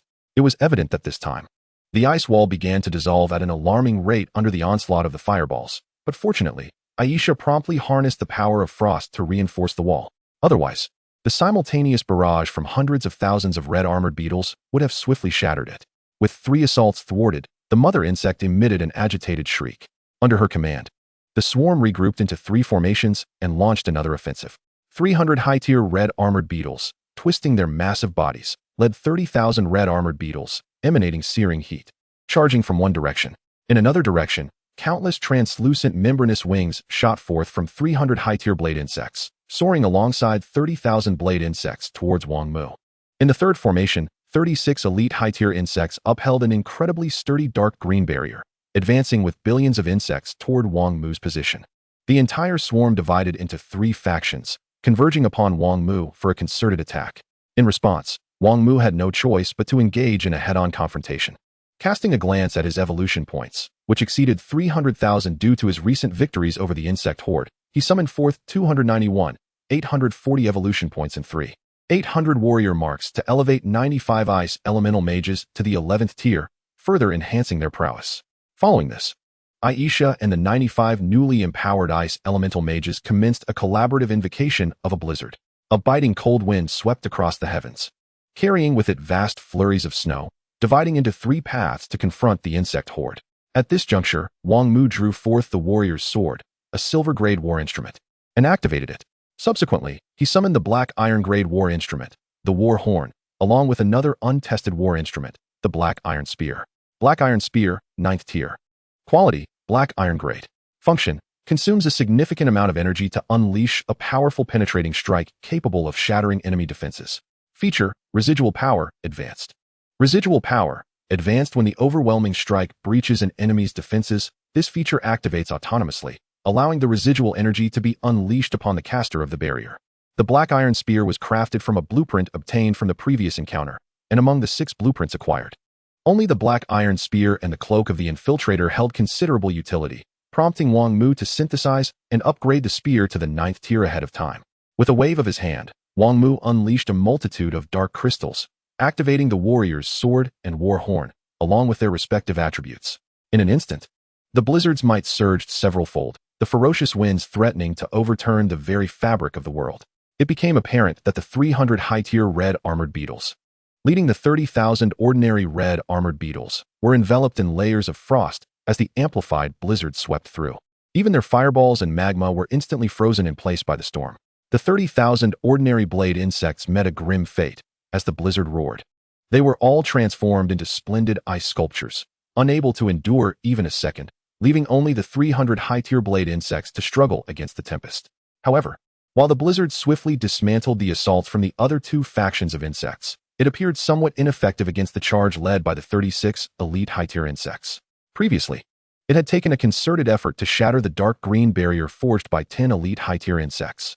This time, not only had the number of elite high-tier insects doubled, but the power of the blizzard had been partially diverted to contend with the other 2 waves of insects. In this exchange of strengths, the diluted blizzard was utterly incapable of penetrating the defenses of the dark green barrier.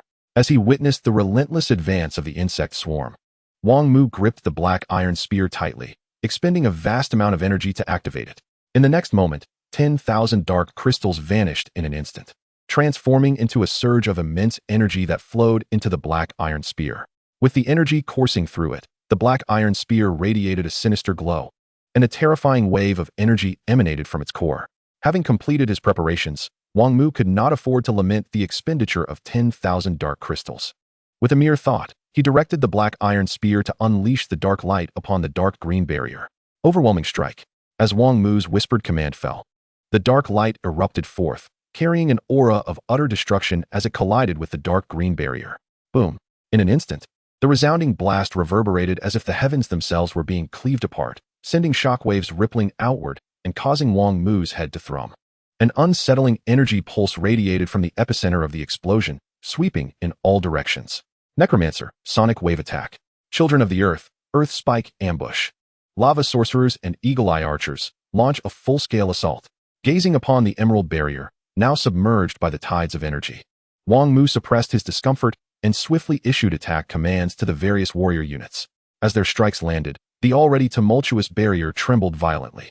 With a crisp crack, the Emerald Shield finally succumbed, dissolving into a myriad of luminous particles scattered across the vast expanse. In the aftermath, the icy storm surged forth like a famished wolf spotting a flock of lambs, howling as it charged into the swarm of insectoid foes. The ferocious power of ice converged, delivering a devastating blow that brutally struck down the 36 elite high-level insectoids at the forefront, instantly inflicting grievous wounds upon them. Chapter 72, Slaying the Insect Mother. Snowflakes danced in the wind, frost blanketed the ground. The fierce blizzard swept across the desolate landscape, leaving the once ferocious insectoids trembling in fear.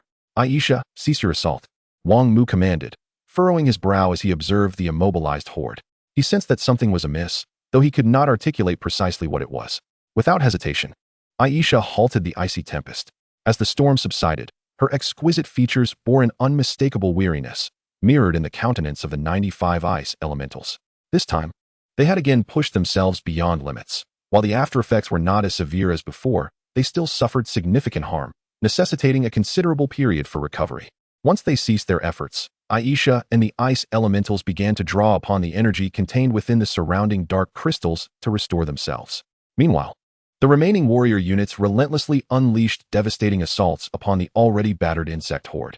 Yet, as wave after wave of insectoids fell, Wang Mu felt no exhilaration. A persistent sense of foreboding gnawed at him. Despite his unease, he refrained from ordering the warriors to stand down. The more insectoids they eliminated now, the greater their accumulation of evolution points would be. With sufficient evolution points, they would be better equipped to handle any unforeseen developments that might arise. Time flowed steadily. And just as the 36 elite high-level insectoids were on the brink of collapse, an abnormality occurred. Suddenly, the ground began to tremble violently, reminiscent of a colossal earthquake. Cracks tore through the earth, and the land groaned in anguish as the surrounding area shook fiercely. Enormous fissures appeared, rapidly spreading toward Wang Mu's position. Children of the earth, stabilize the ground. Though Wang Mu's form swayed with the tremors, his voice remained steady. At his command, 30 earth elementals united to cast a spell. A robust surge of earth elemental power emanated from beneath their feet, instantly solidifying the ground around them, preventing the fissures from encroaching. Amidst this chaos, a sudden buzzing sound pierced the air, startling Wang Mu as he regained his balance. Alert! Holy Light Shield Bearers, deploy the Holy Light Barrier. His expression shifted as he issued the command. At once, the Holy Light Shield Bearers conjured a radiant barrier, forming a protective dome that enveloped Wang Mu and his troops. In that very instant, a swarm of translucent insectoids, having approached unbeknownst to them, detonated in a brilliant explosion of white light. The resounding blast echoed across dozens of miles before gradually dissipating. At the moment of the translucent insectoid's self-detonation, a colossal creature emerged from the murky swamp several kilometers away from Wang Mu's position, towering at a height of 100 meters and exceeding a kilometer in length. It was the insect mother, its body cloaked in a crimson shell, adorned with thousands of sharp appendages, and possessing an enormous maw. The insect mother, a progenitor of various insectoids, harbored formidable combat prowess. Upon its emergence, it frantically propelled its myriad limbs toward Wang Mu's location. As it advanced, a thick emerald barrier rapidly enveloped its massive form. Despite its size, the insect mother moved with remarkable agility, covering several kilometers in mere moments, approaching within 100 meters of Wang Mu and his warriors. At this juncture, the dust raised by the self-detonation of the translucent insectoids had yet to settle, obscuring the insect mother's view of the situation before Wang Mu. However, confident in its understanding of the destructive potential of the insectoid's self-explosion, the insect mother believed its enemies must be gravely wounded, awaiting their fate beneath its might. The thought of finally avenging itself upon those who had previously plotted against it filled the insect mother with a sense of triumph. Although it had been deceived earlier by these loathsome foes, it now felt it had outsmarted them in return. These foolish adversaries could hardly fathom that it had deliberately sent its minions to their demise, a ruse that not only diverted their attention but also drained their strength. The losses incurred in this scheme mattered little to the insect mother. Given time, the recently sacrificed warriors would soon be resurrected. Unbeknownst to the insect mother, the enemies it presumed to have been severely weakened were, in fact, gazing back at it with cold smirks. Ultimate strike. As the insect mother approached, Wang Mu slowly raised his black iron spear. The pre-prepared 100,000 dark crystals were instantly consumed, transmuting into a colossal surge of energy that coiled around the spear's tip. This was the 9th-tier black iron spear, capable of absorbing the maximum number of dark crystals in a single strike. After previously vanquishing the insectoid reinforcements across the basin, Wang Mu had meticulously devised a plan to hunt the insect mother, initially contemplating how to deal with the emerald barrier. It was only after gathering the spoils that he discovered the synthesis blueprint for the black iron spear, allowing him to breathe a sigh of relief. As for the dark crystals, they had been collected during his recent private message checks. Otherwise, he would not have devoted several days to reviewing them. With a thunderous roar, the dark energy surged forth, akin to a black dragon, crashing into the insect mother's emerald barrier. Positioned a mere 100 meters away, the insect mother, cautious by nature, had been gathering energy within its vast maw, red magma swirling within.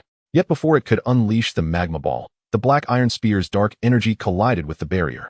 A tremendous sound resonated once more as the power of the 100,000 dark crystals proved overwhelmingly potent. The emerald barrier, released by the insect mother, shattered in less than a second. In the instant the emerald barrier shattered, the residual properties of the black iron spear were instantly activated, unleashing a terrifying surge of energy that struck the mother bug, inflicting grievous harm and causing its energy aura to become utterly chaotic. Boom! The magmasphere that had been accumulating within the mother bug's maw suddenly exploded, unleashing a torrent of ferocious fire elemental energy that wreaked havoc within its gullet, compounding the already severe injuries it had sustained. All the warriors of various factions immediately focused their attacks. Seizing this opportune moment, Wang Mu would not let it slip away. As his command resounded, all soldiers, including Aisha and the Ice Elementalist, launched a relentless onslaught on the beleaguered creature. Thorns, ice blades, magma spheres, and myriad attacks from the swordsman rained down, mercilessly slaying the mother bug on the spot, yielding a bountiful harvest of evolution points and an array of valuable treasures. Chapter 73. The mother bug's abundant contributions. Finally, it was dead. Witnessing this scene, Wang Mu exhaled deeply, a weight lifted from his heart. Until the mother bug's demise, he had remained in a state of tense anticipation, unable to relax for even a moment. The mother bug was notoriously formidable on the dark battlefield. Had it not been freshly spawned, killing it with such ease would have been nothing short of a fantasy. Nevertheless, Wang Mu's victory over the mother bug, while seemingly straightforward, was far from simple. First, the 9th-tier cloak of invisibility, a remarkably unique silver war apparatus, had facilitated his swift traversal over considerable distances. Following that, he had engaged in a battle of wits and valor with the mother bug, cunningly extracting its true location. Lastly, he had crushed the mother bug with sheer brute strength. Had even the slightest misstep occurred along this perilous journey, the entire hunting plan could have unraveled. Despite exercising utmost caution, Wang Mu nearly found himself in dire straits. The explosive damage from the transparent insects was exceedingly potent. Without the protective sanctuary of the Holy Light Domain, his survival would have been uncertain. Upon the mother bug's death, the remaining insects went into a frenzy, howling as they recklessly charged towards Wang Mu. Naturally, he welcomed this, as it was a veritable bounty of evolution points delivered on a silver platter. Most of the formidable insects had been eradicated prior to the mother bug's appearance, leaving only a handful of ordinary lower-tier insects. Once the sound wave attack from the Echo Sorcerer was unleashed, they stood frozen in place, allowing the faction warriors to strike without resistance. While the warriors eradicated the remaining insects, Wang Mu commanded the Spirit of Collection to gather the spoils from the fallen mother bug, inspecting each item with keen interest. Among the treasures, the dark crystals alone yielded over 10,000 units, somewhat compensating for the substantial losses he had incurred in that regard. It was essential to note that Wang Mu's expenditure on dark crystals had soared to over 100,000. To acquire such a staggering quantity of dark crystals, he had nearly depleted his reserves. Fortunately, with the first batch of fast-growing wheat now mature, the daily consumption of dark crystals in the blueing had significantly decreased, resulting in a considerable savings. In addition to the dark crystals, there were over 1,000 warrior marks, energy marks, and mechanical marks each. Even the war marks yielded over 100 in one go, while the Heavenly Dao marks produced 12. Most importantly, however, was the exceedingly rare soul mark. Gazing at the soul mark cradled in his palm, an irrepressible joy spread across Wang Mu's face. With this soul mark, he could summon another war general. He had already determined its destined recipient. Aside from the dark crystals and the soul mark, the mother bug had also revealed numerous blueprints. Among them were 4 equipment forging blueprints, all of commendable quality, 3 silver and 1 gold. The 4 blueprints included the Staff of Earth, gold, Boots of Quick Strike, silver, Necklace of Spirit, silver, and Scarlet Rock Armor, silver. Regrettably, these items were of such high quality that they could not be produced immediately and would have to be stored away to gather dust. Following the equipment blueprints, Wang Mu retrieved 3 blueprints for forging chambers, all of silver grade. In addition, he obtained a blueprint for a war apparatus, a gold-level item named Majesty of the King. The enhancements provided by the Majesty of the King were remarkably potent, granting a rare all-attribute boost. Even at the first tier, the Majesty of the King could amplify the attributes of any allied unit by 10%. However, there was a caveat. This war apparatus could only be utilized by the Lord. Furthermore, once crafted, it would bind itself to its creator, rendering it non-transferable. Beyond these blueprints, the mother bug also yielded several blueprints for defensive structures, along with a special card. The War Statue card, gold, would grant the activation of a war statue upon use.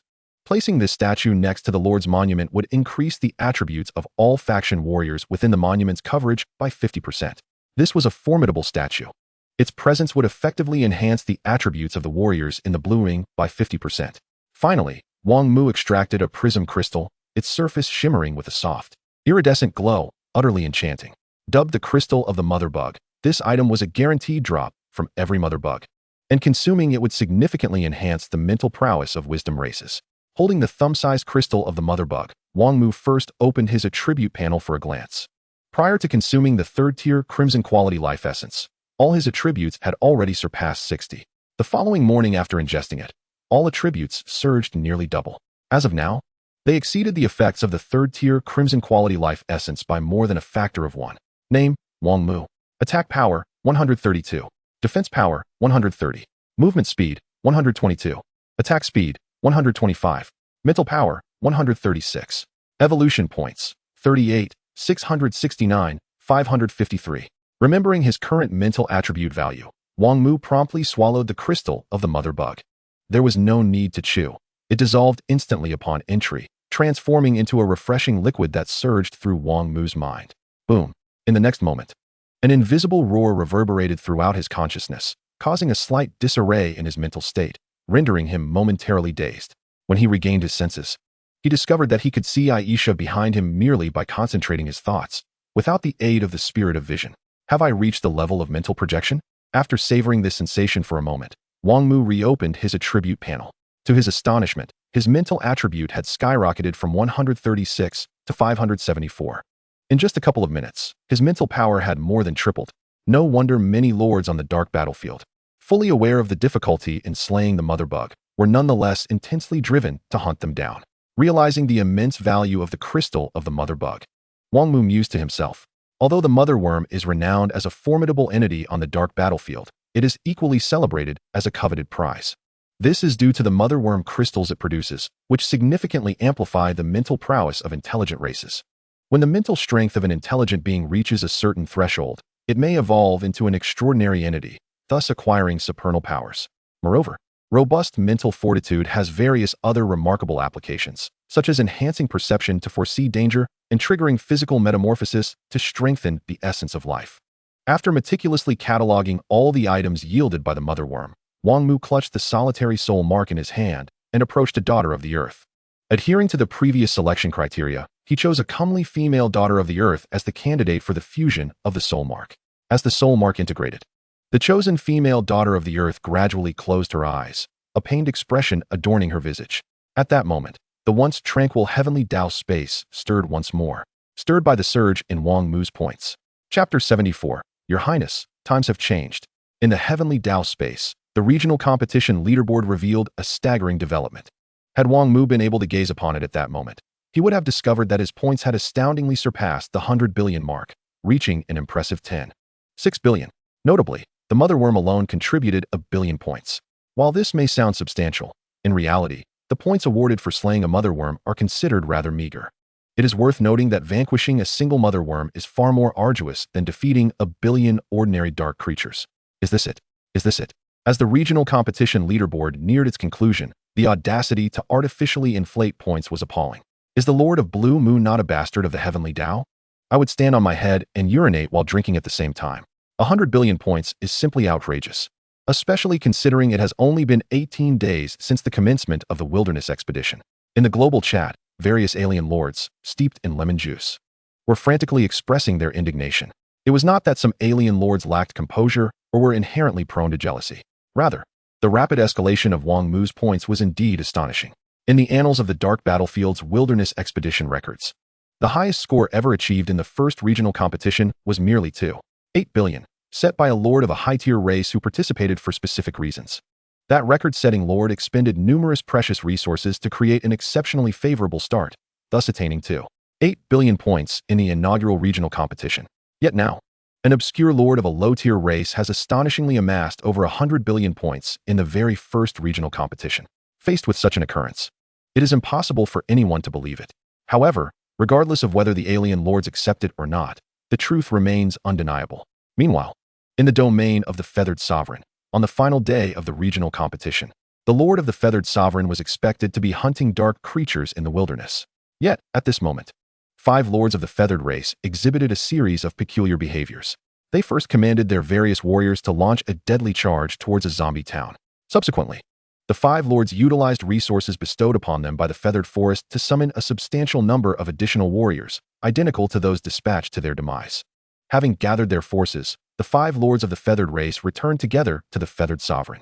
Upon their return, the 5 lords, already emboldened by the Feathered Forest, promptly sought out Yuhao. Why have you useless fools returned at this time? Hurry and go hunt dark creatures for me. If we fail to secure second place this time, you shall all face severe punishment. Yuhao had just exited the Heavenly Dao space, his mood soured by the recent surge in Wang Mu's points. Thus, upon seeing the 5 lords of the feathered race, he instinctively unleashed his signature ability, the Howl of Ineptitude. In previous instances, while facing Yuhao's rebuke, the 5 lords bore their grievances in silence. unwilling to exhibit any sign of dissent. Yet this time, the situation was markedly different. One six-winged lord of the feathered race stepped forward, fixing Yu Hao with a piercing gaze, and with a complex expression, sighed, "Ah? Times have changed, my esteemed prince." As the words fell, the lord's countenance abruptly shifted, becoming grotesque and menacing, brimming with murderous intent. "Die, you good-for-nothing who can only howl and bark." With those chilling words escaping the lips of the six-winged lord, 5 spectral figures emerged from the shadows of the 5 lords. "What do you intend to do?" Yu Hao gazed in disbelief at this scene, feeling an icy chill enveloping him, his limbs growing numb. He had never anticipated that these lowly-blooded creatures would dare to turn against him, a true scion of royal lineage. In the next moment, regaining his composure, Yu Hao attempted to summon nearby warriors for aid. However, as he opened his mouth, a hand as dark as ink swiftly covered his lips. Yu Hao struggled, seeking to break free from the shadow's restraint. His body had already undergone a strengthening with the crimson life essence, endowing him with considerable power. Given time, he might have escaped and cried out for help. Alas, the 5 alien lords would not grant him that opportunity. With a series of sickening sounds, Yu Hao's tendons in both hands and feet were severed simultaneously. Following this, a shadowy assassin struck him from behind, rendering him unconscious. "Quickly drag this waste into my courtyard," commanded the six-winged lord, stepping forward first to pull Yu Hao along. Meanwhile, the 5 shadowy assassins had already entered the courtyard, tasked with eliminating any lingering personnel inside. Beside Yu Hao, the shadowy assassin assigned to protect him lay lifeless on the ground. The 5 assassins overwhelmed the lone protector with lethal efficiency, failing to afford Yu Hao even a fleeting moment of respite. As the 5 lords dragged Yu Hao into the courtyard, the air was thick with the pungent scent of blood. Several disheveled female lords of the feathered race lay lifeless in a pool of blood, their eyes forever shut. Ignoring the gruesome scene, the 5 lords pulled Yu Hao into a room within the courtyard, where they swiftly severed his vocal cords, rendering him incapable of sound. Subsequently, they commanded the shadowy assassins to inflict a series of narrow, non-lethal wounds upon Yu Hao's body. Once these tasks were completed, the 5 lords ceased all activity, standing in silence as they observed Yu Hao. In the dark battlefield, to eliminate a lord without allowing the lord's mark within his warriors to transform into a mark of hatred requires a particular method. Thus, the method of assassinating the lord has been transformed into a mode of suicide. The approach is rather straightforward.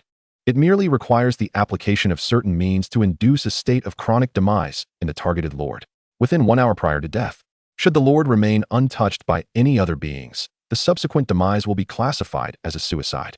This methodology is a potential rule derived by the cunning races of the dark battlefield after extensive exploration. The reasons behind the existence of such a rule remain shrouded in mystery. As the 5 lords of the Feather Clan awaited the self-inflicted death of Yu Hao, the second battle general-level intelligent unit of Wang Mu made its appearance. Earth Battle General, first tier. Can be upgraded. Prerequisite for advancement. The number of subordinate Earth Guardians exceeds 300. Quality, Battle General level. Attack power, 700.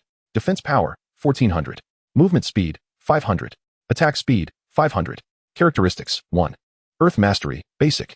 2. Joint Spellcasting, Master level. 3. Domain of Earth Command, Basic. 4. Wrath of the Earth, Basic.